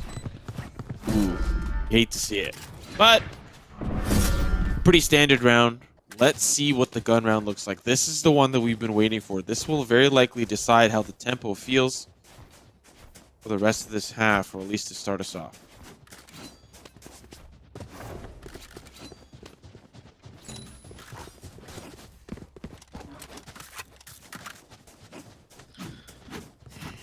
I mean, in terms of the buy, overtime aren't even in that bad of a spot. They've got a Bulldog, a Vandal. Ultimately, it's just that like a handful of players need to perform. There can be no slacking if you want to win a round like this, and generally you will not win it. It's a very standard recon. The shock darts, not so much. I'm not finding anything for them this time. They're conscious of a player being towards the defender spawn. Little do they know, there's actually been a full rotate around towards elbow. Juju's clears the site, finds it to be completely free. But at this point, they have to worry about that elbow playing. Even if they suspect one, I doubt they expect two. Oh, good tags. And the Roomba doesn't get any information. It's still very doable.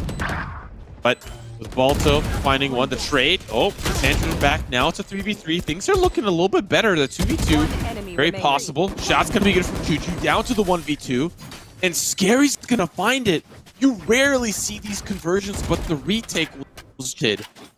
They could not push through the smoke. They were afraid to push through the smoke. Balto tried to find some value, hopping up onto that little ledge there. But wow, that's actually going to put overtime potentially at 9-7, really narrowing that gap against Todak on this map. Yeah, absolutely. The gap is starting to close in bit by bit. The 9-6, 3 rounds between them. Overtime, get their ultis online. Let's see if they save them for the entirety of the half. And Todak, we know they certainly will. The cam out, doesn't spot anybody, and look at that recon. It's absolutely terrible. It lands behind the fountain. It gives you no info. In fact, it gives you fake info because you think that it's clear. You think that they couldn't possibly be this close already. And oh no, the timing! Juju's catches a player with his knife out but doesn't realize. Dash out. 1 and 2. There we go. The opening to that round is lost. And that side is lost, I should say, off the back of that horrendous recon dart. 1 little whiff and the round's done. Ooh. Knives are going to connect, but they can't retrieve that weapon. At least for the time being, they kind of can, because there's a smoke kind of in their way. See what the maneuvers look like. There are blades here. Doctor is sprinting for it. He wants that Vandal. He wants an opportunity, because a 2v4 with blades and a Vandal, very, very possible. It all does boil down to a Duca. How can he pop off? And he's got no mobility. No updraft, no tailwind, no cloud bursts to get him onto site, and he's being sprayed out. He's got to worry about the 50s as well. Scary was in a great spot there, just in case things, of course, did get kind of hairy. And they did. Of course, Lava will find the elbow player before it gets traded. Scary will find another one as well. Look at that. Balto back on the op. Senna back on the Odin. And they're on the defensive side. Well, not back on the Odin, but this op is going to be deadly for Balto. Especially on the defensive side.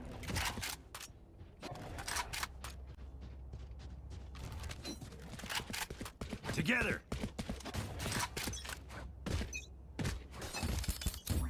Stim beacon here.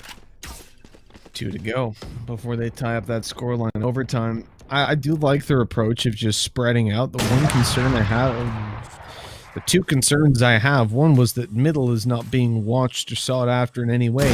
Second is that they're running into an operator, but apparently Phantom beats operator. There you go. It's like a messed up game of rock, paper, scissors.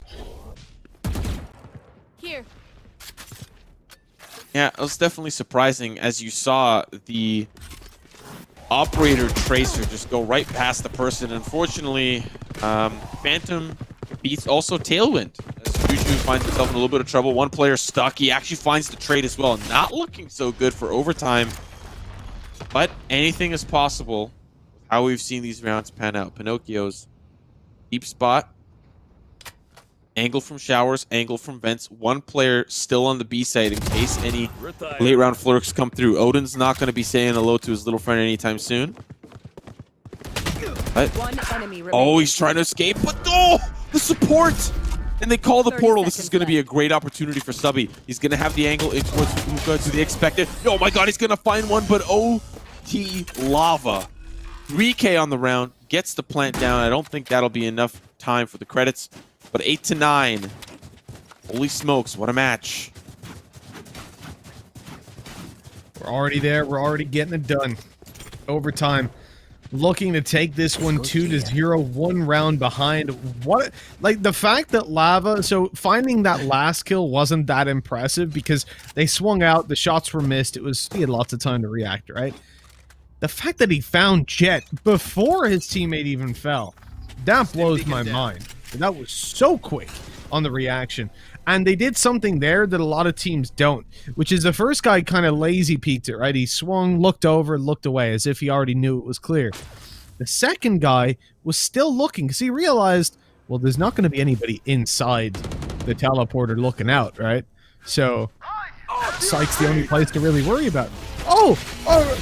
Is that a rolling thunder on the attack? I didn't know that that was possible. This overtime have popped one, but they have lost a player in the meantime. Well, side control for Juju's looking to be manipulated into a couple of kills. One already found. And the rest of the players just locked out by the smokes. Oh, this player in elbow, Pinocchio's needs to come up big. Really nullify that Hunter's Fury, and he will. He's going to find it. 3v3. Things have been nullified down. Of course, a lot of this utility. Here comes the showstopper, but if you already lost a player, that's going to be a player hopping into the site. It's the Raze, and another Rolling Thunder's being dropped out here, but Pinocchio's, he's got the flank. He's got the positioning now, but it's being diffused. He needs to be careful. There's one player, one more player behind the tuna can. It's traded away. The Doctor is in! As he finds the two-piece, and Todak will regain their lead by 2, putting them up 10 to 8. You know what's even more exciting than this, though? More exciting than Valorant, full stop. The announcement has gone out. That was last night. I didn't even see it. Maybe you will have seen it. Hayden Christensen returns as Darth Vader, joining Ewan McGregor in Obi-Wan Kenobi. The original series begins 10 years after the dramatic events of Revenge of the Sith and is coming to Disney+. Here. Wow. Are you sponsored? You, got a Disney sponsorship package that I should know about? An NDA you signed or lack of signing? No, I'm just looking forward to getting another cheeky hello there. That's what I'm here for. That's payment enough for me. Ooh, okay, little Molly, little head peek afterwards. Juju's has been spotted. There's the old, oh, now you're in trouble. Spotted moving out to the left, but Juju's, he dashes right after, avoids some extra bullets in from the spawn. And actually peeks out afterwards, but the spray not going to connect as that player has already crossed over to go deep elbow where Pinocchio's will take the fight. Stun out. Perfect timing by Subby And a man advantage no more lies in favor of overtime. Juju has been playing so aggressively on these sites, and now as they start to come in, he's going to worry about the players funneling in. That's going to be the two-piece for him. There's still a raise at play, and he's going to find it as well. Juju really putting his team on his back. I imagine shoulder day was yesterday because he is carrying them hard. There's still a Cypher in play, but an ace. Juju has been insane. If there's going to be somebody that is going to put overtime in this 2-0 victory, it's Juju. He's 5 away from the 30 bomb, and he's making Balto look incredibly weak. I don't even want to yell it with the accent anymore. I'm just going to say Balto because Juju is showing up big. Look at his teammates as well. Everybody's on 9 or 10 kills. Juju's is just absolutely insane. Even the decision making here.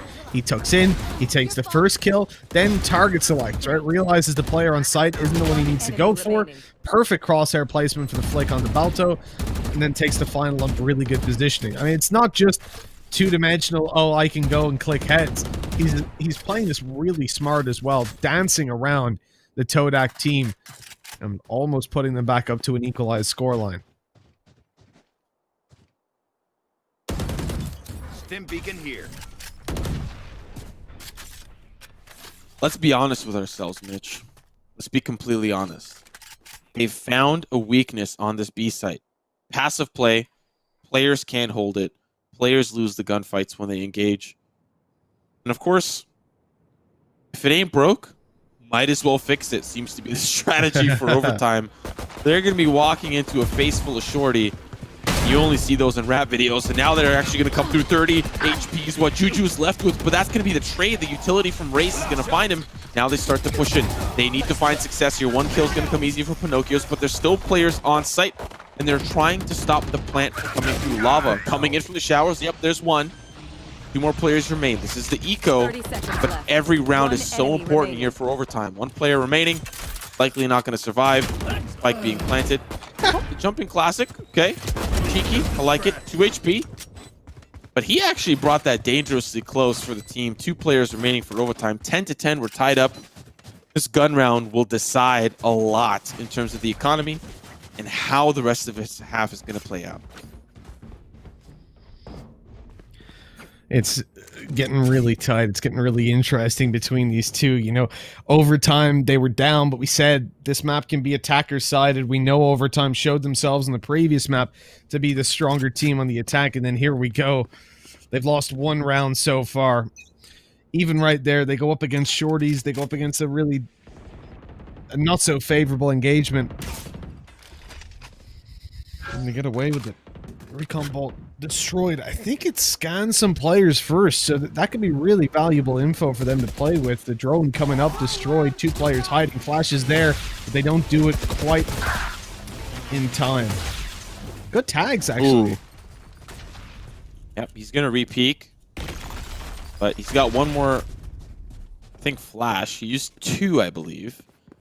Look at all this action towards the A site. They're fast moving in. Jujo's gonna lead the charge. Oh, you see the player in lamps. HL's come through. With Juju repositioning. Oh no, that's so unfortunate. Senna gonna take him down. A little too aggressive, a little overzealous. But now Lava's in a great spot. Has a lot of the control of backside, but they have to worry about this raise. Yep, hello, hello. Oh my god, how do you lose that?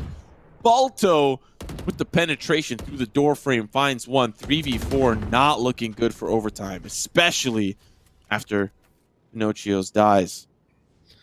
And Balto, Wow. he's just doing the heavy lifting right now.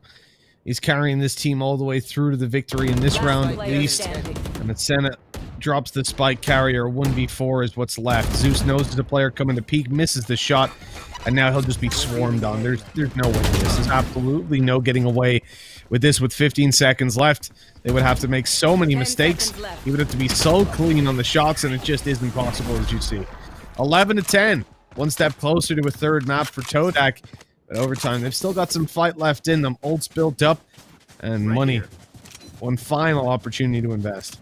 They lose this, the map's over. Yeah, 2,400 is what'll come their way. If they win that 3,000, they'll bounce back. On the opposite side, they'd get reset on the loss bonus. And to be fair, they're also not doing so great. There's going to be a couple of players on the defensive side that aren't going to be able to buy Blade Storm is not available, but the showstopper is. Todak, Aduka is one away, which is why I'm imagining the force up on the Spectre. Want to at least try to get some damage to get that last point.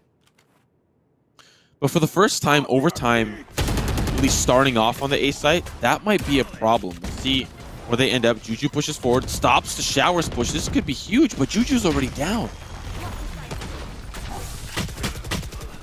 With shots ringing out, you give Todak that man advantage yet again. Pinocchio's trying desperately to pull it back, but he runs into a one-way. And so it's all down to Lava, who's shut down immediately by Aduka. This is looking like 3 maps is set in stone for us at this point. As overtime, they just haven't got what it takes to push it across the line from what we're seeing so far. Here. I expect nothing less than a shorty buy, but he has the Blade Storm Orbital Strike as well.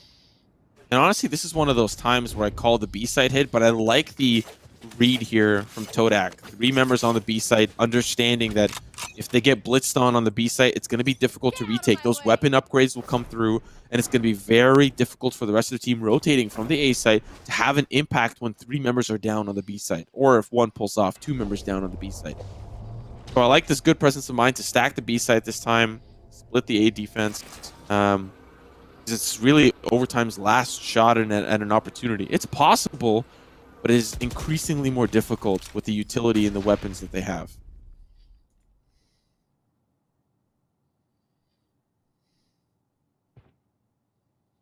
Prepare for hellfire.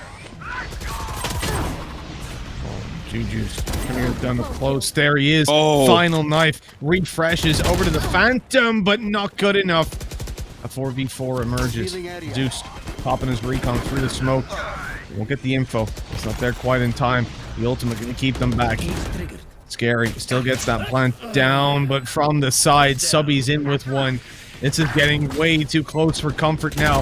Pinocchio's traded back as well. Scary shot in the behind, and Doctor closes this map out. It's not the series done and dusted yet, though, because we are going to be going to map number 3. What a close map. What a close map. Overtime, so narrowly almost had that. Really climbed back, clawed their way back on the attacking side. I wish I could see the timeline again. I think it was like, they were able to string together a lot of rounds on the attack. Of course, it was tough. There was one kind of like intermission round. I think it was round 4 or 5 where Todak were able to get some sort of cheeky win. But then after that, it was still domination once again. A close map. And considering we only have Haven and Ascent in the pool, both teams are statistically not so great on Ascent. So it's likely that we'll be seeing Haven. And maybe we'll even see the triple duelist come back. That's something that I think works decently well on Haven, but then you also have to consider you're sacrificing some of that Sentinel utility, potential to stop flanks or really play a ward style where you just have a player watching the flanks themselves and sacrificing potential power to push. But let's have a look at some of the stats and see really who really topped the charts for us and who really made an impact on both teams. Well, taking a gander at this, I think it's no surprise that Juju's is up there towards the top of the scoreboard. 26 kills on the board. This man was absolutely insane, popping that ace towards the end of it. But it wasn't enough. Not this time. And I think we hinted at it during the game. You know, a couple of his teammates, they were all down amongst the same band. He had to win some of those last rounds almost by himself. And you can't really have that one going down. Meanwhile, over on the opposition of Todak, look at how much they've got to work with. 24 kills on Balto. Senna and Doctor also fragging. They were in there for opening duels far more. So yeah, Juju's had 7, but then look at the rest of his team.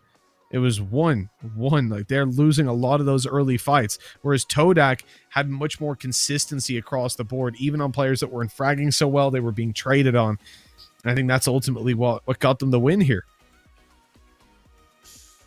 And Juju has to be feeling so bad. You highlighted in an earlier matchup that it's very rare for the losing team to have an MVP performance, but Juju really was dragging his team every tailwind, every blade storm, every frag to open onto the B site.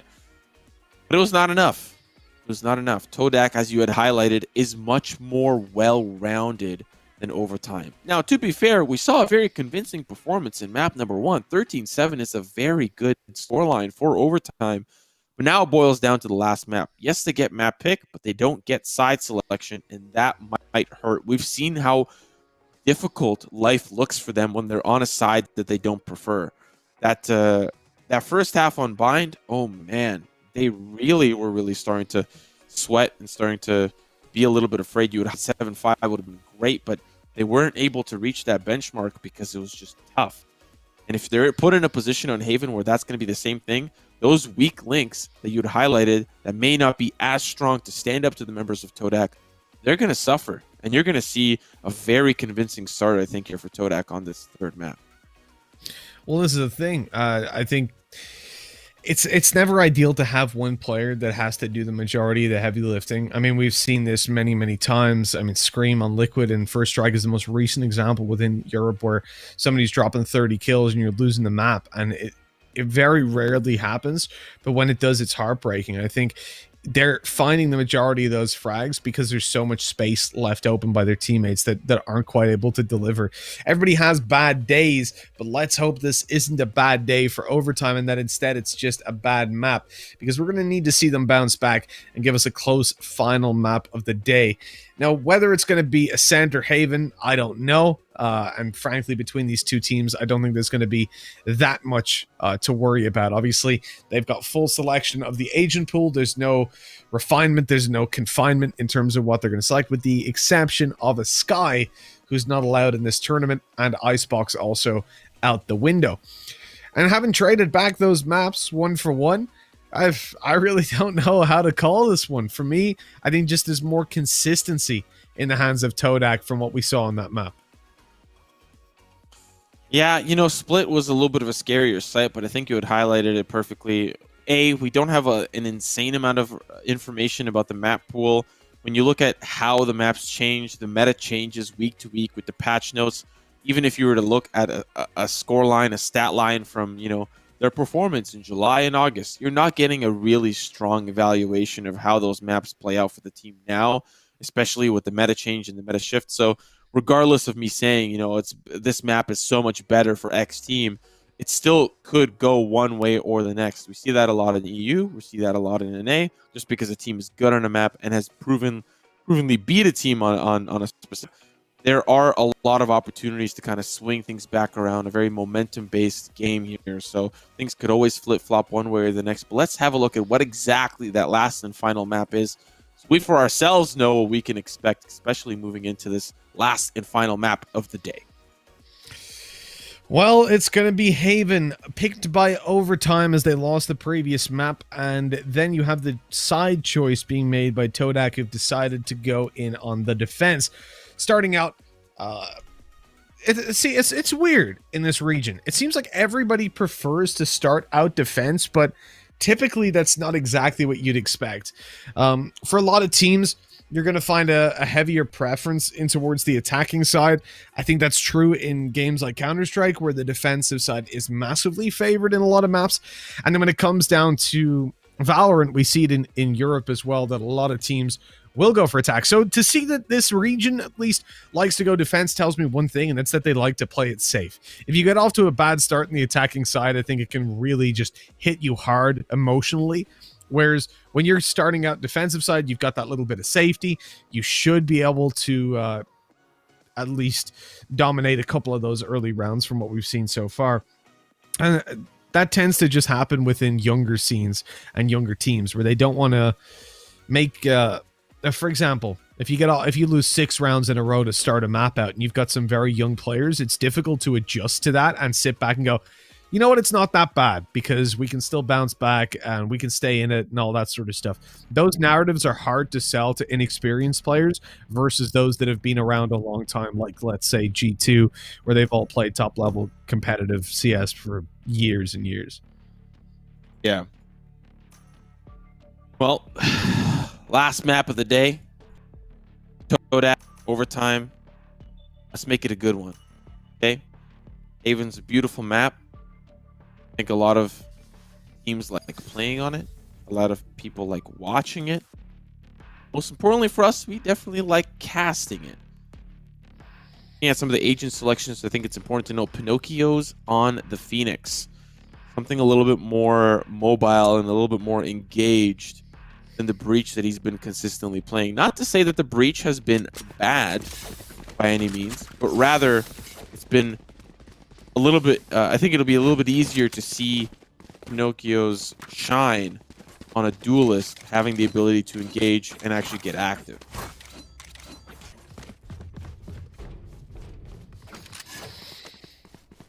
The duelists are here, and Overtime are going to look to take them down over on the Todak side. It's the final map of this best of 3, the final map of the day as well, as we see Todak, as we said, on the defensive side start. They're going to have a Killjoy playing over towards the C site. Utility down to play reactively if she gets pushed. You'll be looking to swing out and catch the frags on players you know are there. A little bit of a pre-fire with the Ghost. But the aggression for both teams is focused towards the A site, where a long-range frenzy fight almost cost Saduka his life. He's able to get back to the site and tuck in on the corner, or at least he... Oh, no. He's going aggressive. He's pushing down. He's looking to get some serious damage done.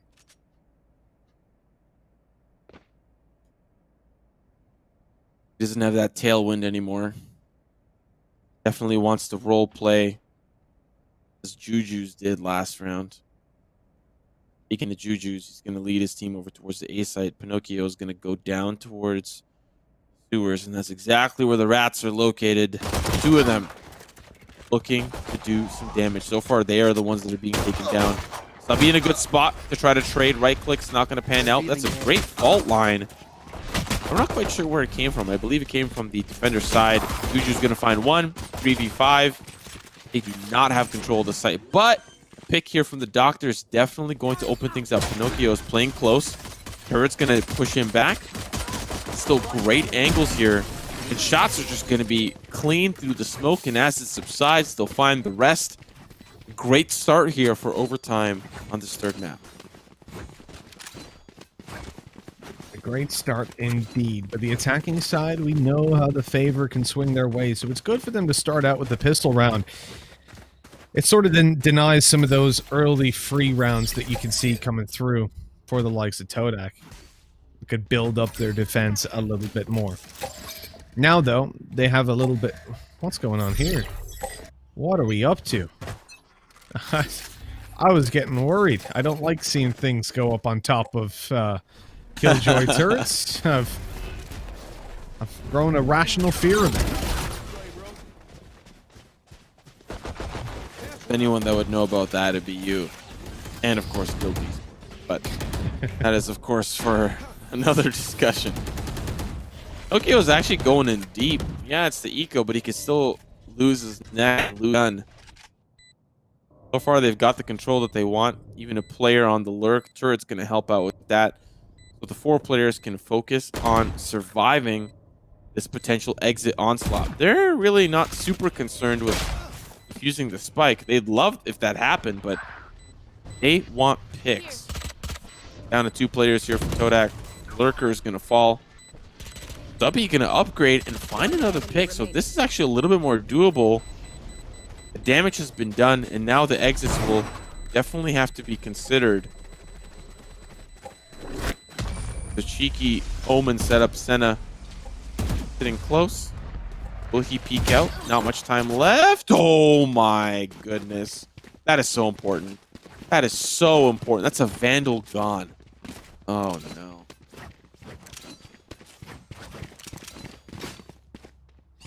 Not nice to lose a weapon. Not at all. Especially when, you know, saving it over would have certainly helped your bank account a little bit. So it would have left you in a better position. But what can you do? If you're Todak, force bind is what you can do. They're going in for all the weapons they could possibly afford, but there are going to be some weaker weapons alongside it. I mean, what's the name on over? What was that? Juju's has got the biggest balls or the smallest brains. You can decide on that one yourself. Dashing into B, 3 players staring at him. Probably the easiest opening duel that Overtime or that Todak have ever found. Yeah, scary. Last man standing. unfortunately, there's no Saving Private Scary movie. That one got caught in the multiple Steven Spielberg reels. For Todak, they convert on a pretty standard round, but if I'm going to be honest, it wasn't so standard as overtime just kind of handed them the victory on a silver platter, especially when Juju's... Yeah, I mean, it worked on Bind, but they really had a great crossfire on that B site. And anybody that came in was just really lambs to the slaughter. So, looking at this round, overtime are back with the weapons. Todak, a pretty standard spread. A lot more utility and a lot more membership towards the A site. That is where overtime is headed, at least to start.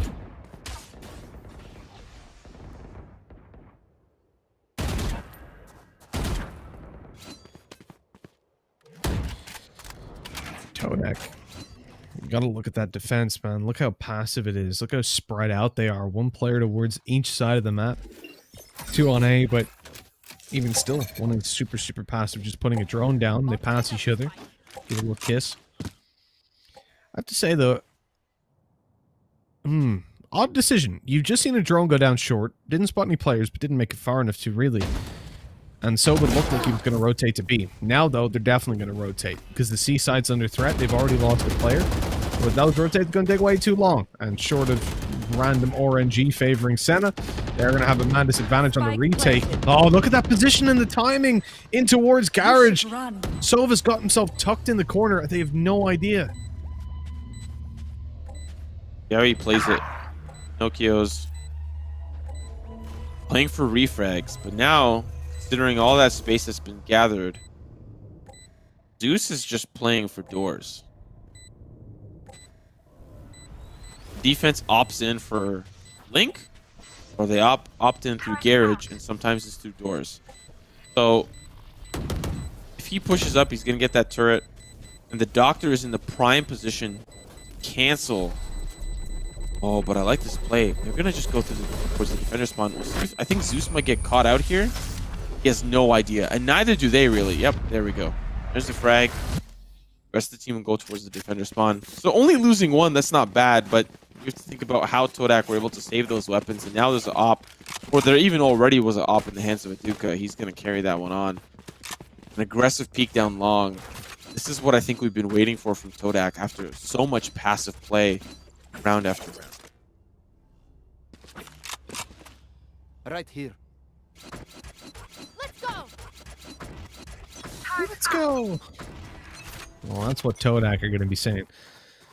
They're trying to get back into this. 2 behind. Recon comes over, destroyed instantly. That operator play by Aduka. So I like even tucking in a little bit further to the left. Oh, okay, the flash didn't catch him. Explain how that worked. I swear I saw it pop, but he didn't apparently. Yeah, I might need to call the devs. Hello, devs. I know you're working on all that great community stuff, but look at this. See this? Spicy.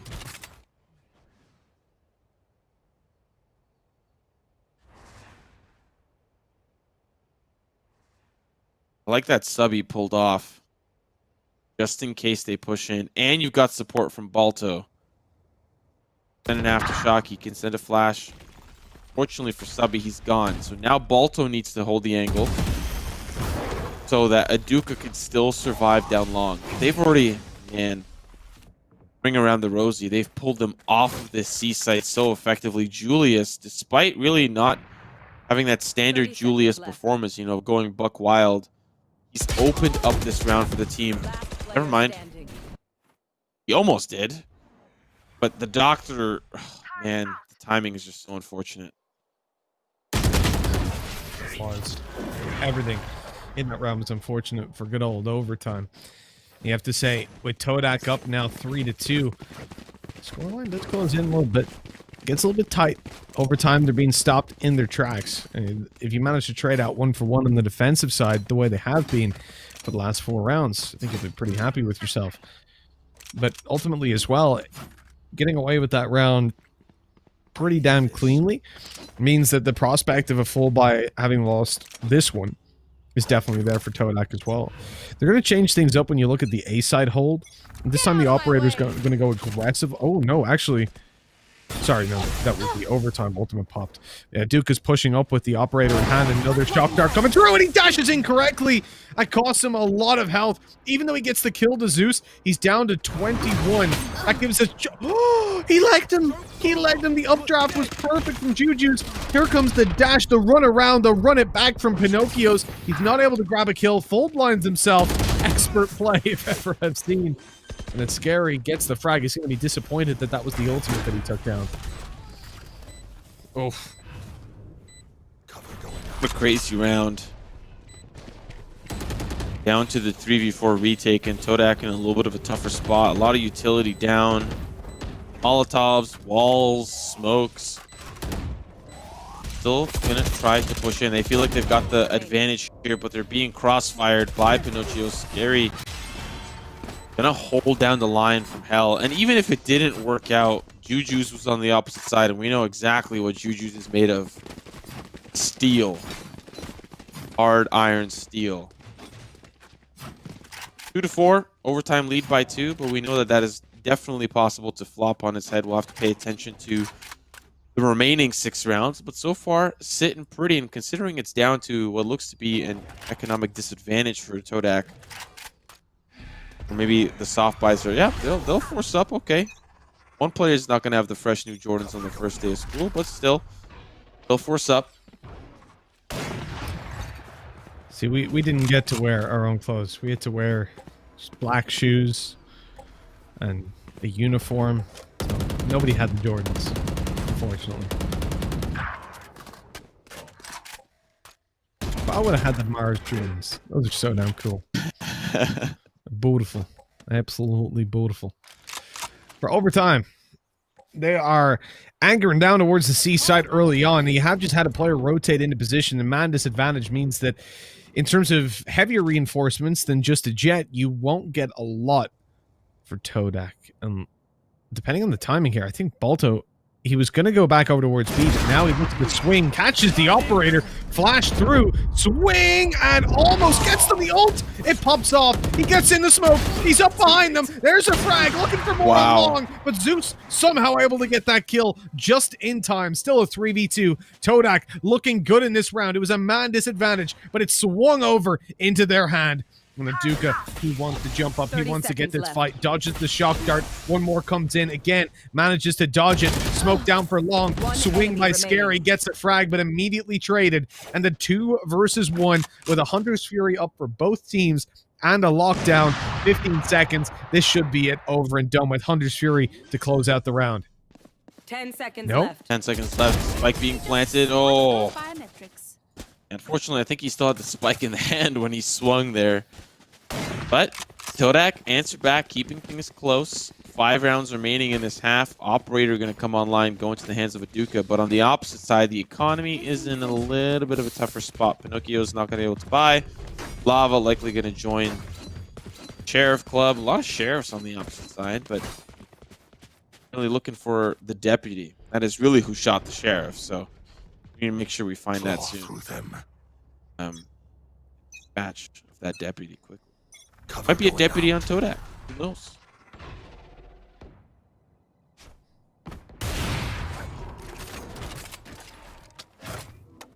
Here. I'm feeling pretty good for Todak's current scoreline. Their trajectory is definitely setting them up for success. What I'm surprised the most about, though, is how passive of a defensive side this is. You've got a Killjoy set up on A. Nobody B, just a very passive hold. And that's acceptable. If anything, that's favorable. The B side, very easy to retake if you have control of both C and A. But the difference for me is how they just don't tend to push down C long. They don't tend to make any plays up through middle or double doors. It's just sit on the site and wait, and for the most part, it's been working when it comes to the buy rounds. But here's where you see the problem, right? The pressure being applied, the numbers advantage comes into play, and the rotates took a while to get in. So by the time your team is here, you've already lost the A site. Spike planted. Clone kill.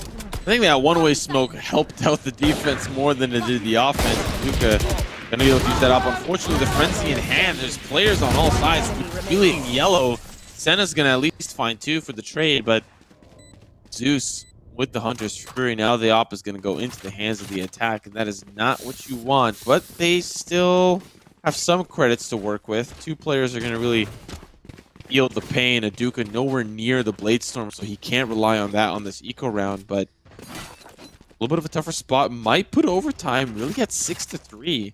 I mean, you had highlighted this is gonna, you know, set them up for success, but every time, at least for this series, we've seen overtime get off to a hot start. They usually finish strong too. Good flash, good dash, and all the way through, but unfortunately, it doesn't look like there's a whole lot that he can do. Those cloudbursts really blocking a lot of vision, so the pistol up close is ultimately dealt with. Pinocchio's wants to get up here, wants to deal with this player. Here's the reload and goes out. Quick headshot, and the seaside is theirs. Molly through to make sure nobody pushes into window. And on the back of that, this will be a spike plant in a 5v2. Nicely handled, really well done up against the pistols, minimizing risk and maximizing reward. Couldn't have said it better myself. Doctor. Not sure why. I feel like it was pretty easy to anticipate this C hit, especially with all the action, but sometimes we see those early picks and then just fast rotates to another site, so I understand maybe why holding the A site was a necessity, but you've got 2 players. You don't really have a lot to work with, so I'd imagine it can be difficult to make a decision. Okay. We might need to check the PC after that. Scary smoke kills, always very cool to see happen, but scary in the bigger picture. No pun intended.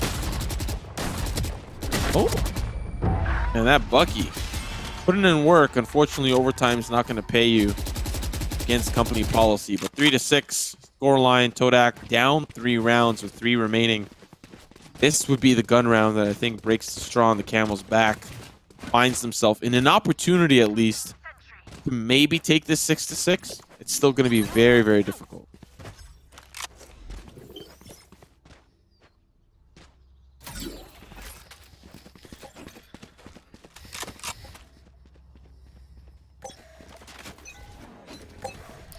I do sometimes despise the wait times between rounds. You know what I feel like we should have is like a vote where would that make sense? Yeah, in comp, teams can vote to just like skip the buy, not skip the buy phase, but make it 10 seconds or 15, let's say. I feel like something like that would be fine to get you in position, get your util set up quickly, and you're good to go. It will probably never be used, but it's the standing around. It's the suspense it builds. Can't take it. I can't deal with it. The Todak, they're now in that same position though. They're sat down, they're waiting. The bot has been spotted by Pinocchio, so he'll destroy that, and that signals the push. They're going to start to move towards the A side, and Pinocchio's just wide swings, takes down the Killjoy, and, well, never mind her utility. Here's the ultimate, forcing them back. Good flash around the corner. He doesn't clear the left, though, not with a flashbang, so he will be taken down. That's the armor gone. So it does come with a cost, but it's not that high. Not that high of a cost at all when you're in a 5 versus 3 with everybody else having full utility due to how fast this execute was. And Todak having empty bank accounts and going in for a save. At least 2 of the members are. Aduka maybe looking for exits. Scary gonna try to find some of these weapons and take them out of the hands of Todak. Scary's gonna be the first responder here to the crime scene. Angle being held on the opposite side. Battle does go to the side of Scary. The breach probably starting to feel the pain, feel the pressure. Oh, there's the jet. There's the battle, and it does go to the favor of Aduka, but now the Sova is starting to wrap around. Balto wants to get involved. Zeus, you don't want to lose this op. Scary's already gone. Nice headshot onto Aduka. That'll take the weapon down. Todak, as you'd highlighted, a little bit of a tough spot. They have a decision here. Do they save and gun round last? Do they gun round, save? Oh, well, you can't really save in that last round, but you got some options here. They're looking like they're going to force up. Hunt them down. By the way, have you seen this this thing as a quick side note? Obviously, Cyberpunk just came out. A lot of people been playing it, and there's been some complaints about glitches and bugs. The best complaint I saw, though, was about a manhole cover in the middle of the road, which was DIN 4271. That's the classification of a manhole cover. They're only approved for usage on the sidewalk, but they had it in the middle of the road, and someone made like a big tweet being like, come on, come on, immersion's broken, this should be a B125. It's like, the level of detail. I just like to think about people when these games come out, walking around and looking at every piece of text going, I'll find your mistake. You made a mistake. I'm going to tweet it at you. You should run. It's fantastic. That's why I love Steam reviews. Those are so funny. You'll see like a bad review for Dota, and you know, this guy's got like 5,000 hours in it. It's just like, I've given my life away. I hate this game. I've seen it for like 5,000 hours. I've seen it for Counter-Strike where they're like, they've got 10K hours and they're like, it's okay. It's like, yeah, I guess that 13 euro game's okay. Fair enough. And look at this lockdown coming into effect. I mean, we've all heard that in recent days and weeks and months, but this time it's a good thing. At least it is for the defenders who are pushing back into the site. We're about to see all those players push back. They go out, they re-seize control. But there's a problem. These overtime players, they're way back. Do they have something planned? Is there utility? Have they got some sort of shock dart lineup? What's happening? No, they're swinging through. They're looking for kills. You've got to swing on that diffuser right now, and there's no time. What? After the lockdown, why did nobody move? Player standing. Last round. I think they were afraid of getting peeked down banana, and I mean rightfully so. There was a player that peeked down banana, but they wanted to get their weapons back before they re-peeked, especially Juju, who was right up and close and personal right by the double box. But yeah, tough timing. I always hate those scenarios. I think that is probably the least favorite thing that my least favorite thing about Valorant is when smoke's down, someone's defusing, the team's trying to ping out, and they just can't land the shots. Just get in there. Just save some utility for that scenario, because I feel like 9 times out of 10, teams don't win that battle. They try to spray through, they try to ping, but they don't win the battle. They always get the defuse, like always, 9 times out of 10. And they just can be frustrating to watch. You're just like, oh, come on. Just throw a shock dart in there. Just throw a molly. You'll get it. You'll be fine. Like that for me is how you feel about the door, honestly. Don't talk that is how I feel about those scenarios. That goddamn door. Yeah. Well, look, we come into this round, the drone put through. Zeus is trying to follow up and move through Garage with his teammates, but they haven't checked close right. They haven't cleared a Duca, so he's good for 1. That's all he'll get done. The wall goes up. It's a wall of fire. Pinocchio's going to make sure that they fall into it as it keeps on getting higher. Blocks off, Spawn, Senna in with 3, and this may just be Todak getting their 5th on the round. No 1v4 to be 1 out. Okay, Zeus has got the position, he's got the flank, but now they're checking it, they're worried about it, they're thinking about it. Swing and a miss as the doctor takes him down. 7-5 at the halftime.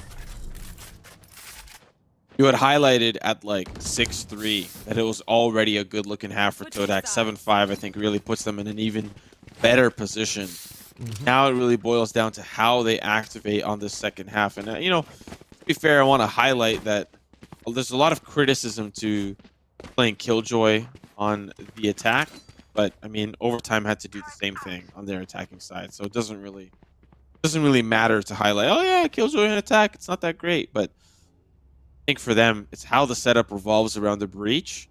And the Jet is what I'm going to be paying attention to, especially since they're already paired up at the beginning. Duca and Balto looking aggressively down towards that long side, while the rest of the team, they're honestly just going to play contact.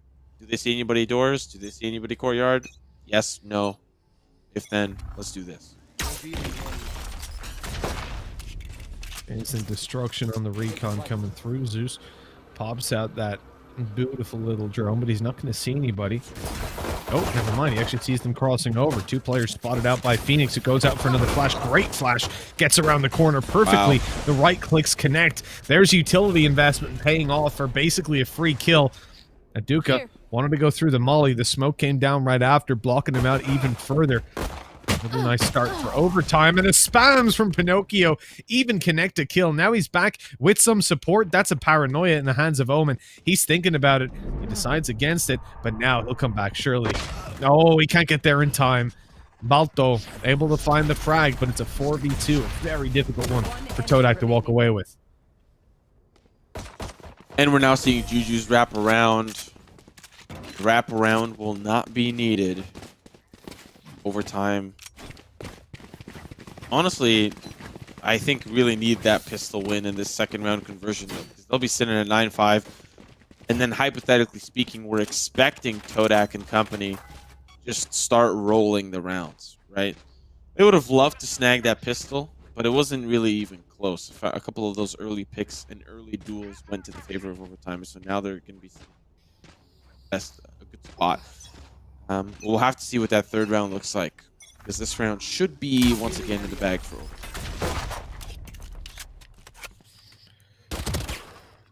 You never know in rounds like this. It can get topsy-turvy pretty quickly. A lot of players have been hurt outside of this side. I'm not surprised that Pinocchio's is putting down his molly, his hot hands, and just getting out of there with some hot heals. As Todak, they look for some control on long, but Pinocchio's, well, he's going to give them a fight. He's going to swing through, does some damage, flash in, but no kill, because that smoke's gone down. It's not blinded the Jet. It's still just tucked up in the corner. Flash of their own goes through just to allow Jet to fall back, and she's made it back to her team now to try and look elsewhere for some of these pushes.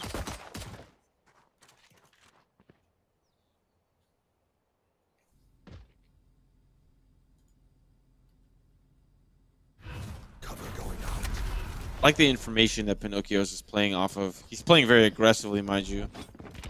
Little to no information.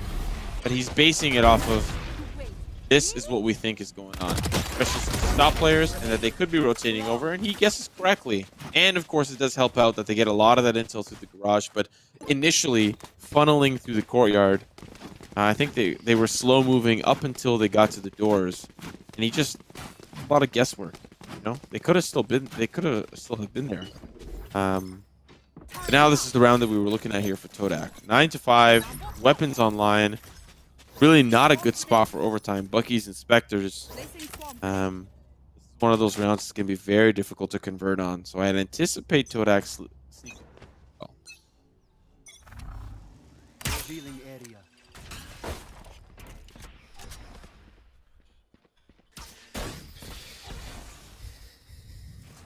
I feel like the little position that Pinocchio's is in. We've seen this backfire before when players just go out and give away the fact that they're tucked up close. Here we go, flash, but the timing is terrible. It works out horrendously because he blinds his own teammate. Allows Senna to take the kill and the sight. That is a failure. I've seen one and even a Bucky kill for Juju's. It just seems to be in love with that weapon. Jeez. Cover going out. Yeah, it's tough. There's so many weapons in this game. I know that Scream has this thing where, you know, they talk about my one-taps, but there's so many weapons in this game that I think do a great job of being really scary with the one-taps, you know? Vandal is one of them. Can be sprayed, but... And if you just put your crosshair at the right spot, you can just tap away. You don't need to spray down.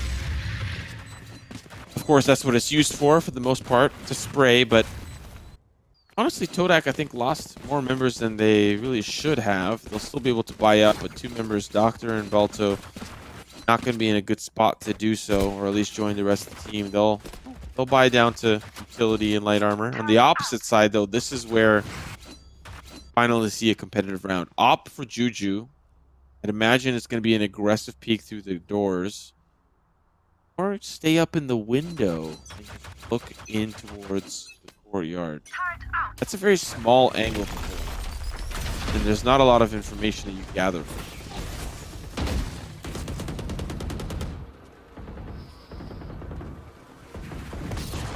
Enemy tag. Chubby spotted one out with the drone. I think Todak are just poking in towards this A site. Doesn't look like their intention is to go there just yet, but to force a fight. They know they need to clear out those close corners, and now that that's achieved, Now that's cheap. What are they going to do? Because Baldo's pushed up close. To me, this is where a player, based on the positions they're in, is going to swing. I think he's just playing anti-flash in case they come around the corner. So they are going to commit towards A. At least the spike is moving up. There'll be a flash through or stun to clear out this close corner. Most likely a flash. Stun wouldn't get the entirety of the corner. Right there.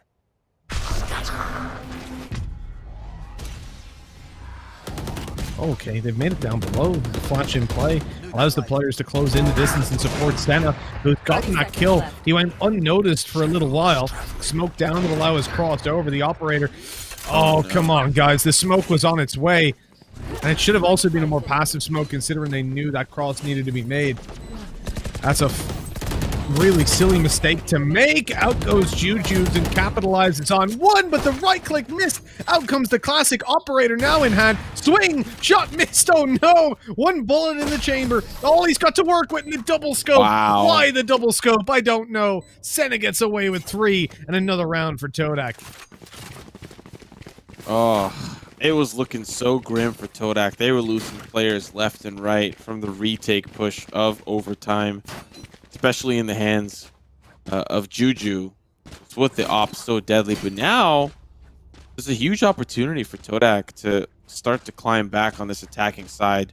Likely going to be 8-9 here until we get to that gun round later on. But, and ring around the rosy around the box always feels so bad, especially when you end up losing it. But on the defensive side, I don't think Spike was planted. They could have played for that, but I don't know. There's so many different things that could have happened there. But Senna, kudos on the 3K, putting Todak within range of this deficit against overtime.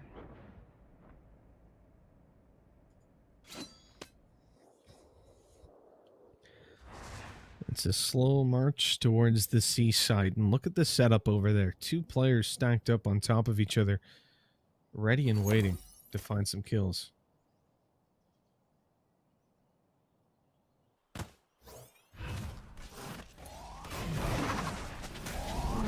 Sheriffs don't get the first. Perfect paranoia. So well handled. So you've got a player up close from the dash to capitalize and trade out. The paranoia to cover the players that are pushing up. The timing on that, so perfect, so well drilled. This is what I love, man. I love seeing teams in this region come out of nowhere and all of a sudden be like well-oiled machines. And that's exactly what Todak are looking like. That paranoia right side is also so standard. And to pair that up with the craziness of Juju, we saw the theatrics on Bind. It's no secret that this player knows exactly how to play the jet entry role and is willing to sacrifice themselves for the greater good of the team.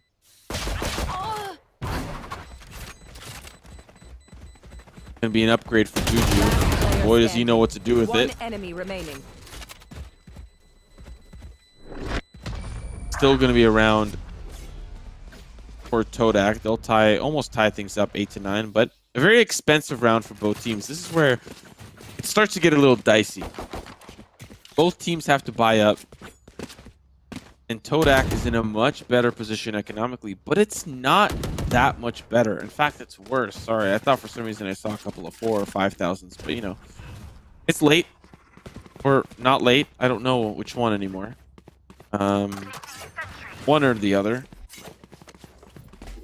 And for Todak, it's gonna be a little bit of a tougher round. And the timing of night and day is just lost. I mean, I have blackout curtains, so I have no idea when, what, or why it is.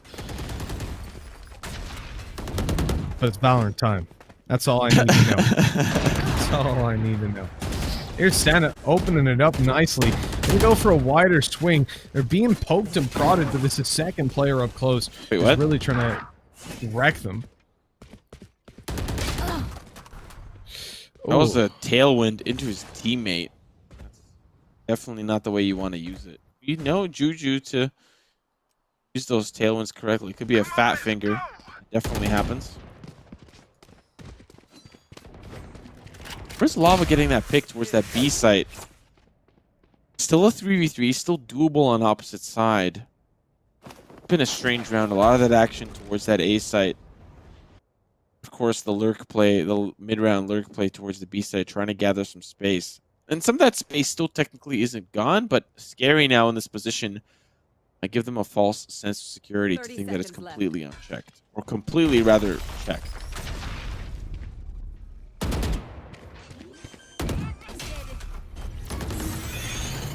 Spike planted.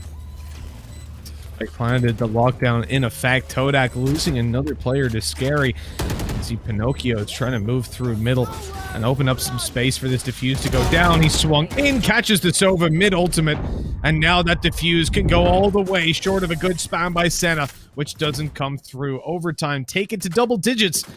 It's not over yet. We're getting that tight game.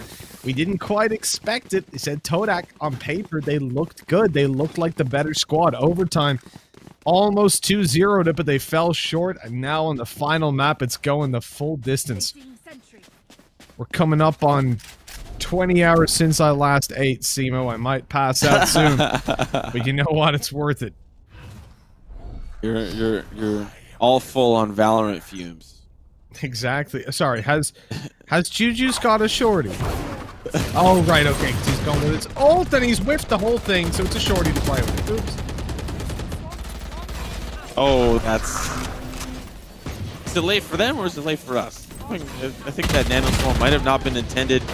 Unfortunately, hopping the turret puts him in a tough spot. Aduka just goes in, cleans up the cubby frag. Scary. Can hold the line here, but unfortunately, it's going to be a little bit difficult. Anticipates a player pushing up around the box. I think to some extent, I like that. Spike planted. Only for the sole purpose of just expecting the timing of the jet to be on the opposite side. You also forget that there's other players in the lobby, not just Jet, and that they also could be coming into that long choke point. It's all down to Pinocchio's. Fortunately, it will not be very fruitful for him. Todak's still hot on the tail, not letting overtime find too comfy of a lead.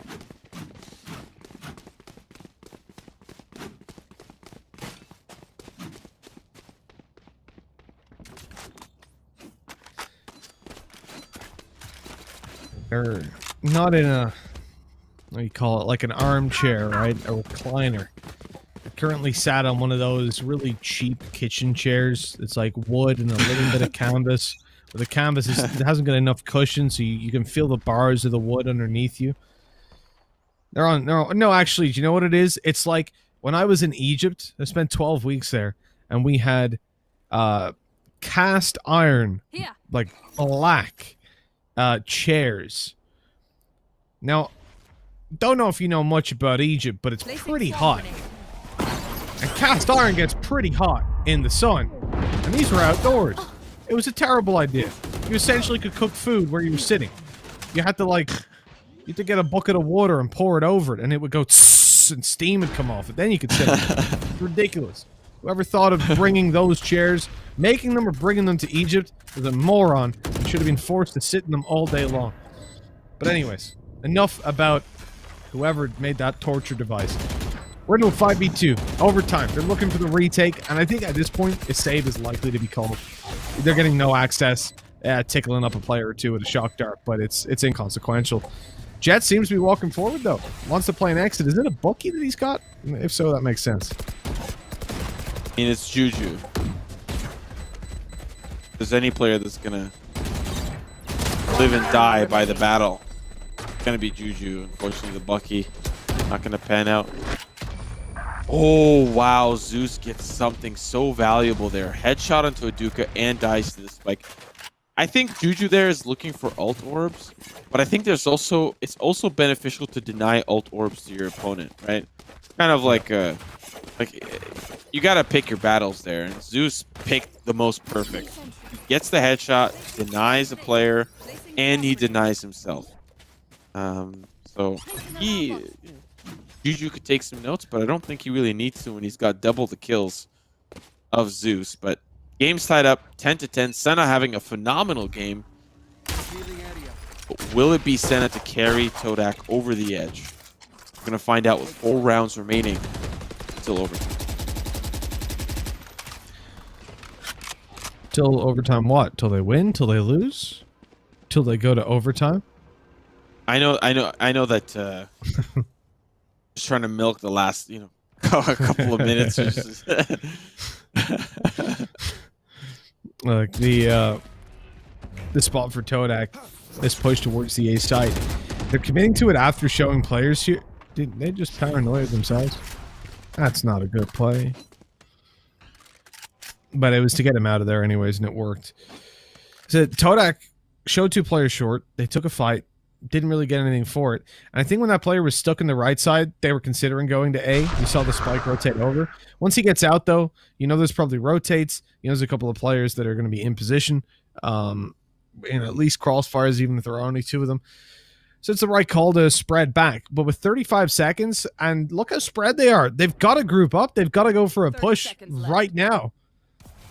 The fake smoke over towards right side B keeps the Killjoy in position, and this should be a nice clean hit to see. The problem is, look at those nano swarms. I think they could win this on time. I genuinely think this could be a time alone one. The spike's going to get to site. Nano swarms activated, causing damage, keeping them back, but they've managed to go through it. Bunny hopping all the way. Hunter's Fury not going to connect. Oh, yes it will. Zeus onto 1, and now this retake is going to be very handy for overtime. Red carpet's rolled out. Will it find some value? There's a lot of smokes down, so vision denied, at least for the time being. And ultimate nullifies it. There's a player that's looking to peek inside and find some value. It's Balto, and he will not. Player after player, they will fall apart. Overtime now lead by 1, 11-10. They're on the precipice of closing out this series and moving on. A team that you really had put Todak as the team to win here in a 2-0 fashion, but it really started off with a 1-0 start for overtime, the comeback for Todak combined, and now here we are, the possibility of overtime moving on over Todak. Still a couple more rounds left, but overtime in a good position. It can sneak around one more round.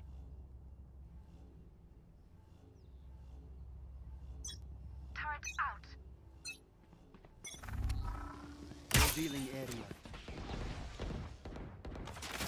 Here we come, Bolt destroying straight away at the beginning of this round. Zeus stands out as drone. This has been a pretty consistent play for them. Phoenix is being spotted out on long. They heard the dart be shot, so they know that at this point Sova's in play towards A. You also know that Jet is quite frequently here, and they'll spot her now in just a second. So now that they've got that info, 3 players towards the A site, start of the round. I'm quite surprised that we're still sticking 4 players towards A.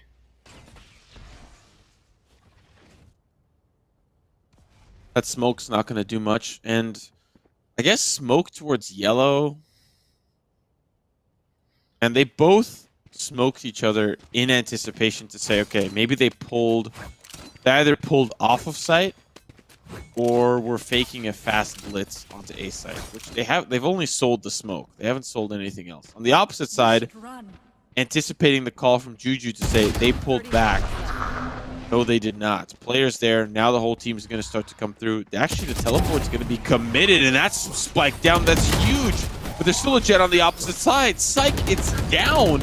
Nokio's providing so much value. Ascario will now join the fray as well. 2 players remaining. Spikes down in hell, and that's exactly where Todak feel like they are. Hell. Fire all around. Danger, torture, and sorrow. That is what they feel right now. A difficult round to lose. In overtime or at match point, they're at series point, and it's feeling real tough here for Todak. For a second, I thought you were describing my feeling when it hits 24 hours since I ate. I feel like I'm on the keto diet, but without any reward of actually trying to lose weight. I'm just being forced into it by life. But you know what? Big pepperoni pizza after this. And it's not a Berlin pizza. And what that means is the toppings will actually arrive. Simo, let me describe to you the Berlin takeaway system. They forget half your order. It's not a joke. They forget half your orders. It took 89 minutes to get Burger King from 5 minutes down the road. Again, not a joke. That was the estimated time, and that's exactly how long it took. It was a little bit longer, actually. I think it was like 95 minutes. We ordered pepperoni pizza. It came without pepperoni. We ordered Burger King. It came without chips and without drinks. Like, what the hell is going on? You know, I'm a fat man. Don't mess with my food. It's a very simple concept. Bad things will happen. But look, overtime, bad things will happen if they win this, at least for Todak, because it is 12-10. 1 round left to pull it across the line, and they are just getting kill after kill. Out goes the drone. Juju's, now they know there's a player on site. He's spotted. He's being tagged up. No ultis, but they can dash through and take the frag. Juju's beautiful work, leaving just the one, and he's stuck out on ball. Down to one final player. Senna can't get the job done. A spectacular performance coming out.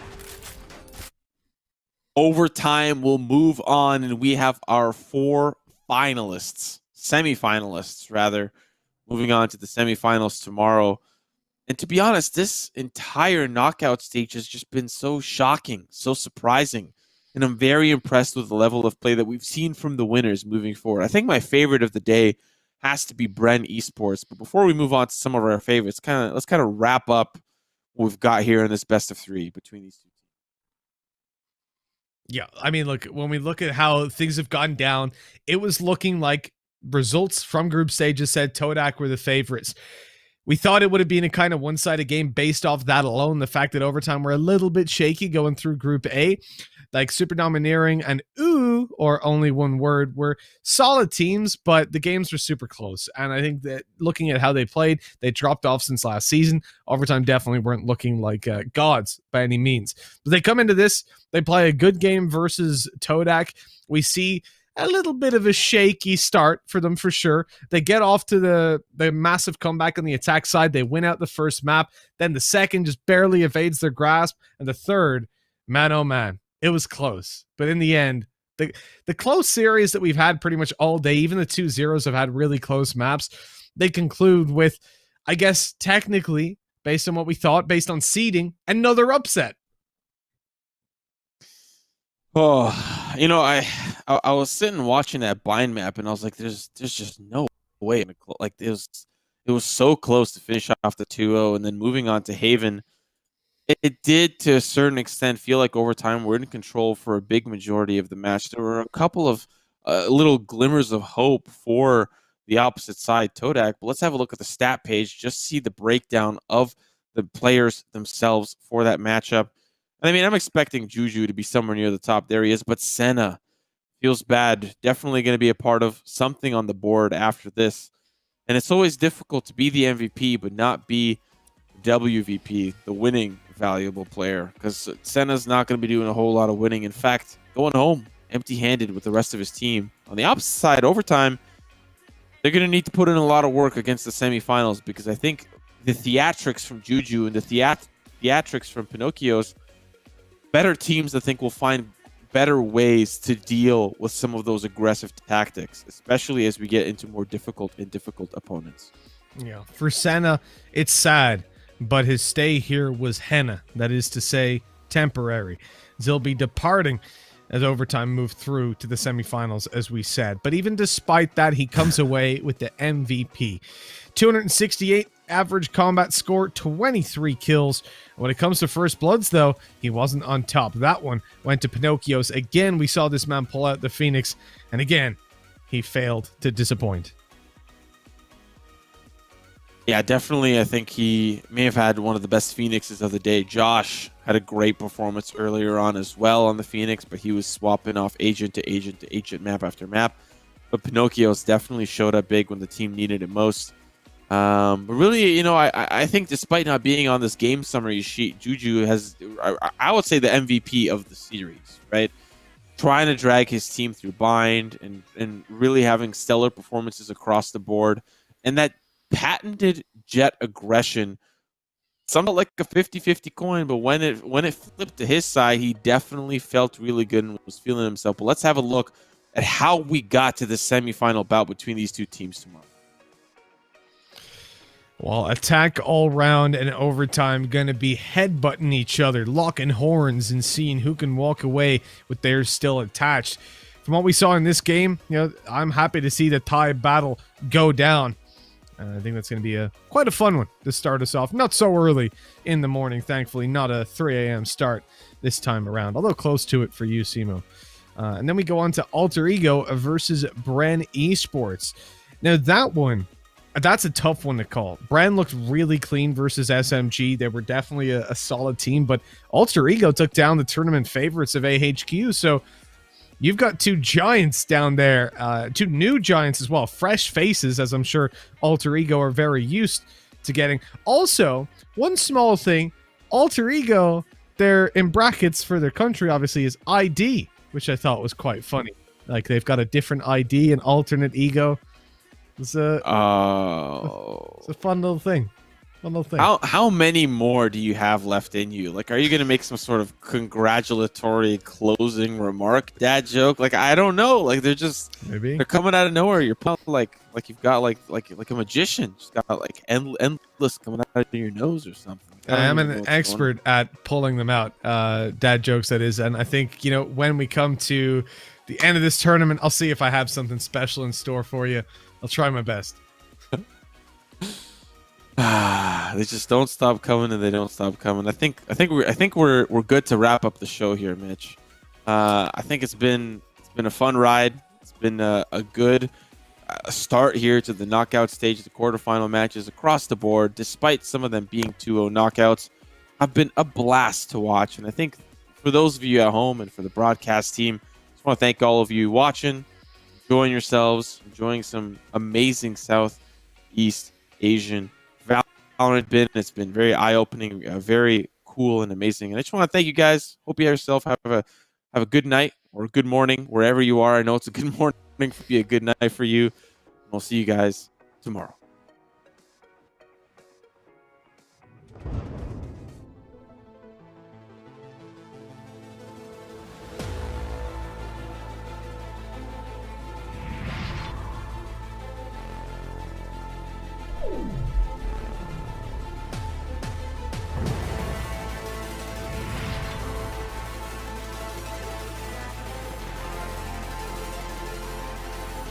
Enemy remaining.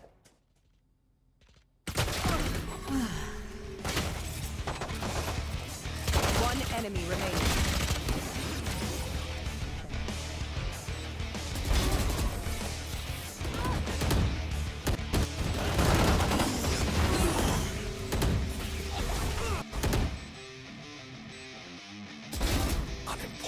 One enemy remaining. No charges. One enemy remaining.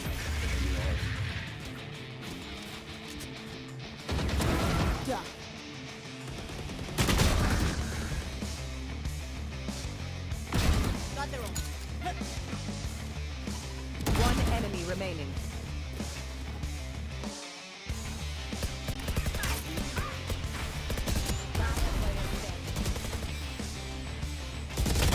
One enemy remaining.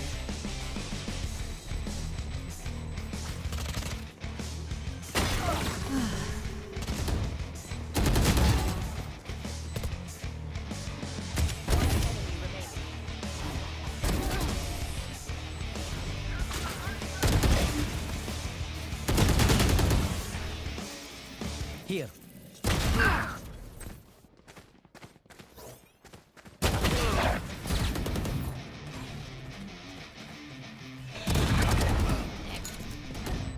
One enemy remaining.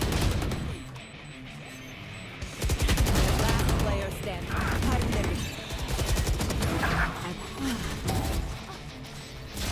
One enemy remaining. Last player standing. Win.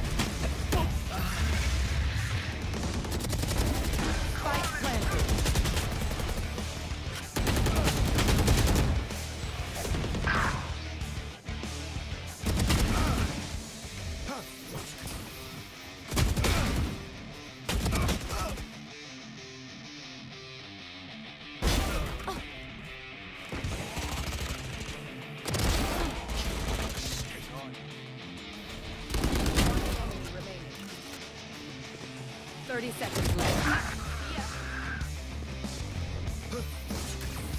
One enemy remaining. Flawless. Go. Nailed him.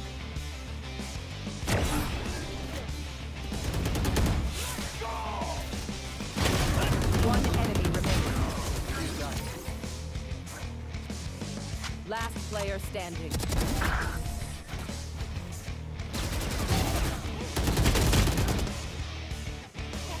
Where? 10 seconds left. Last player standing.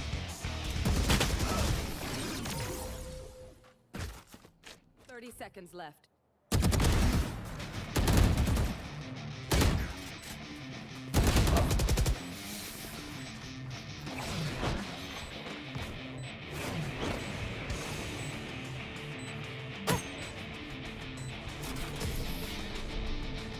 Defenders win.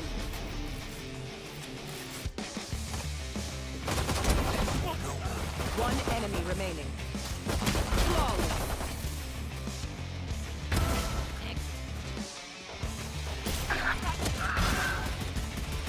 One enemy remaining.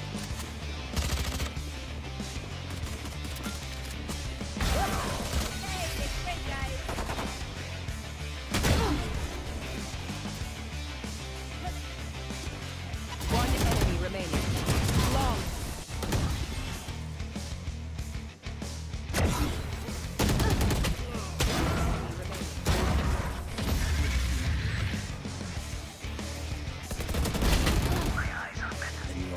One enemy remaining.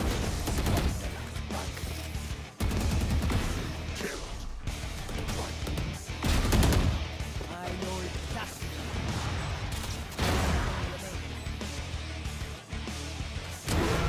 Planted.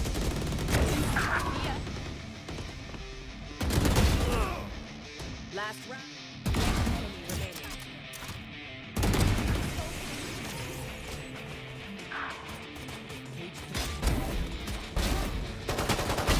One enemy remaining.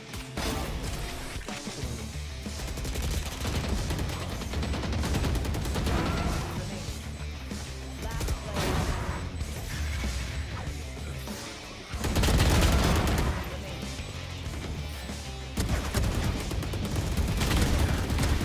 One enemy remaining.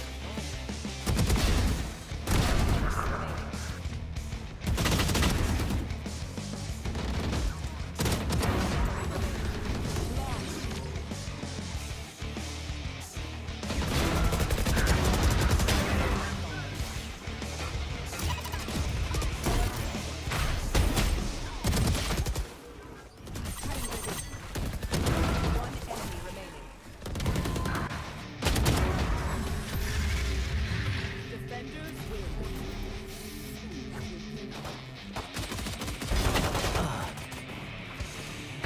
One enemy remaining.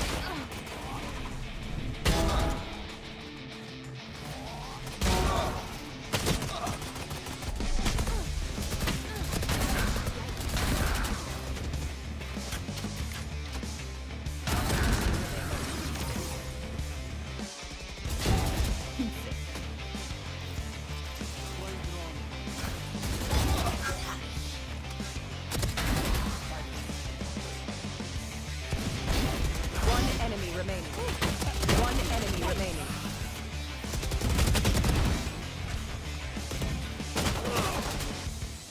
One enemy remaining.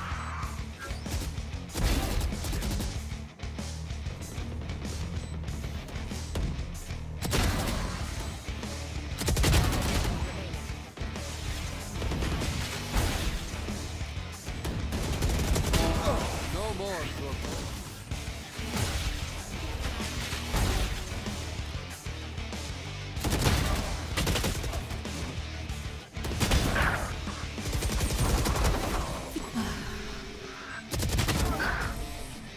Be grateful. that Attackers win.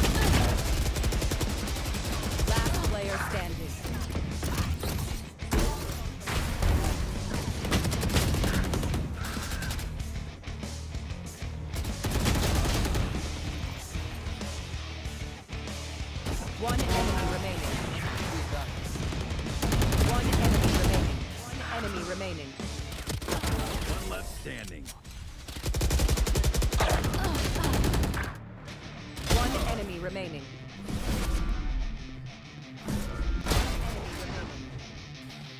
One enemy remaining.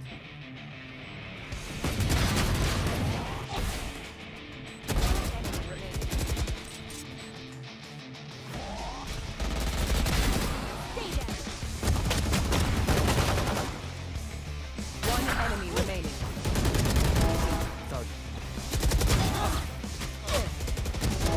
Down.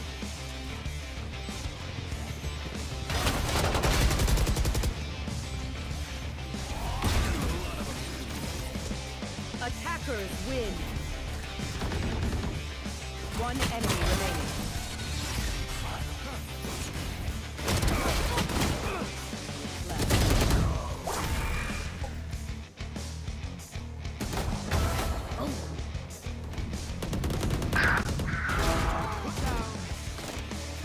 Spike planted.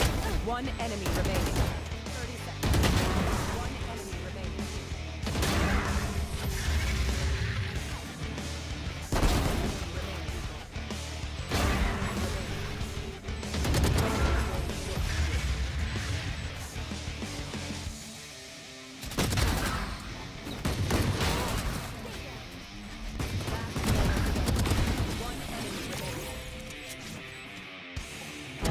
Enemy kill.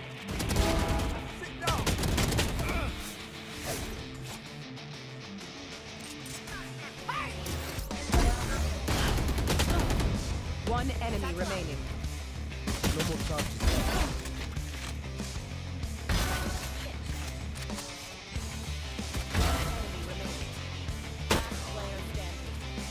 One enemy remaining.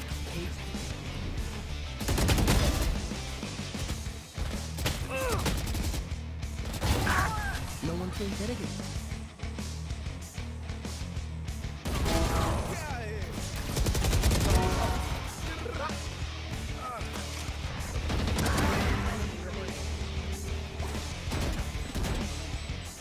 One enemy remaining.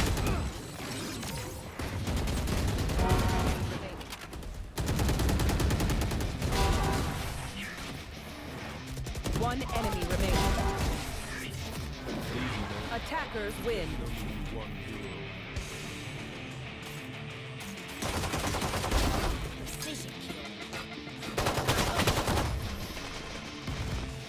One enemy remaining.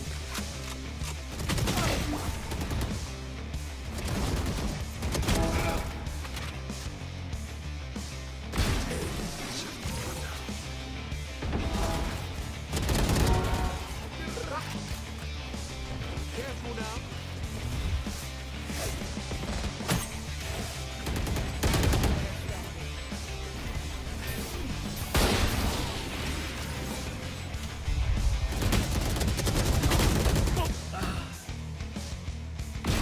Pitiful.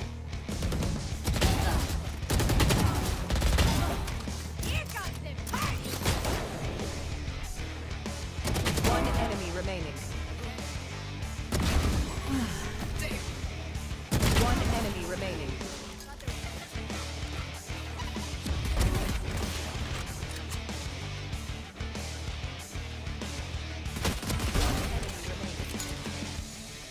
One enemy remaining.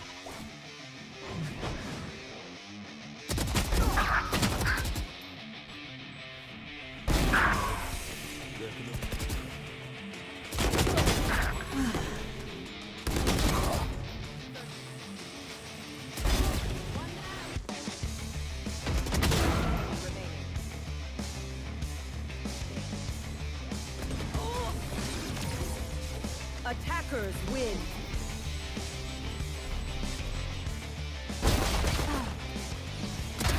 Thanks, Poppy. 30 seconds left. One enemy remaining.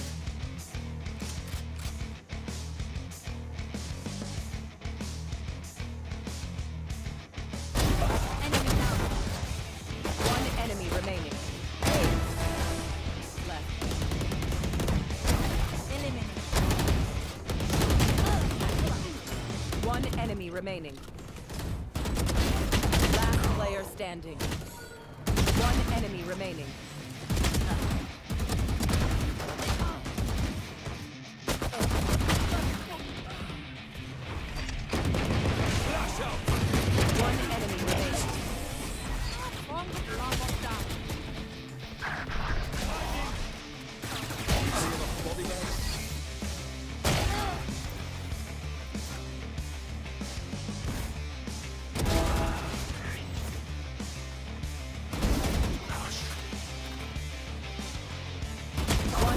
remaining.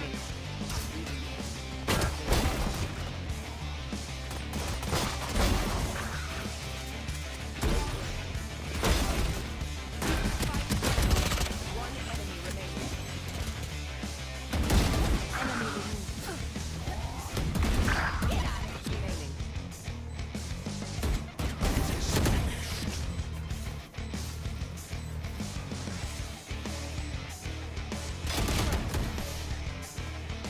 Attackers win.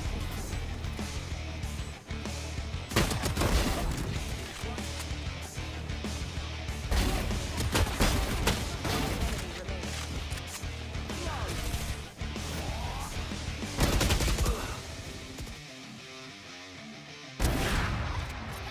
Cage trigger.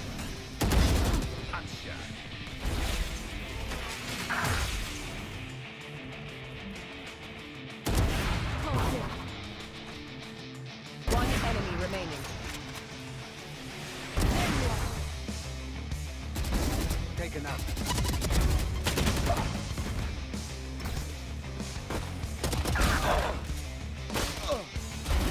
Neutralized.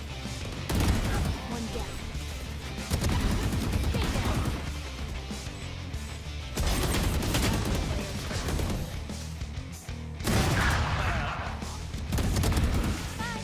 One enemy remaining. Last player standing.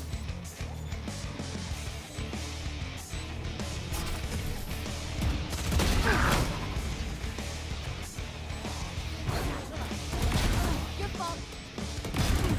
3. One enemy remaining.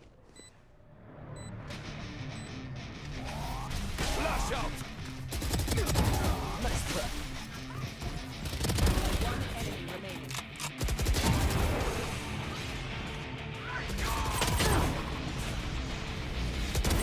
Home kill.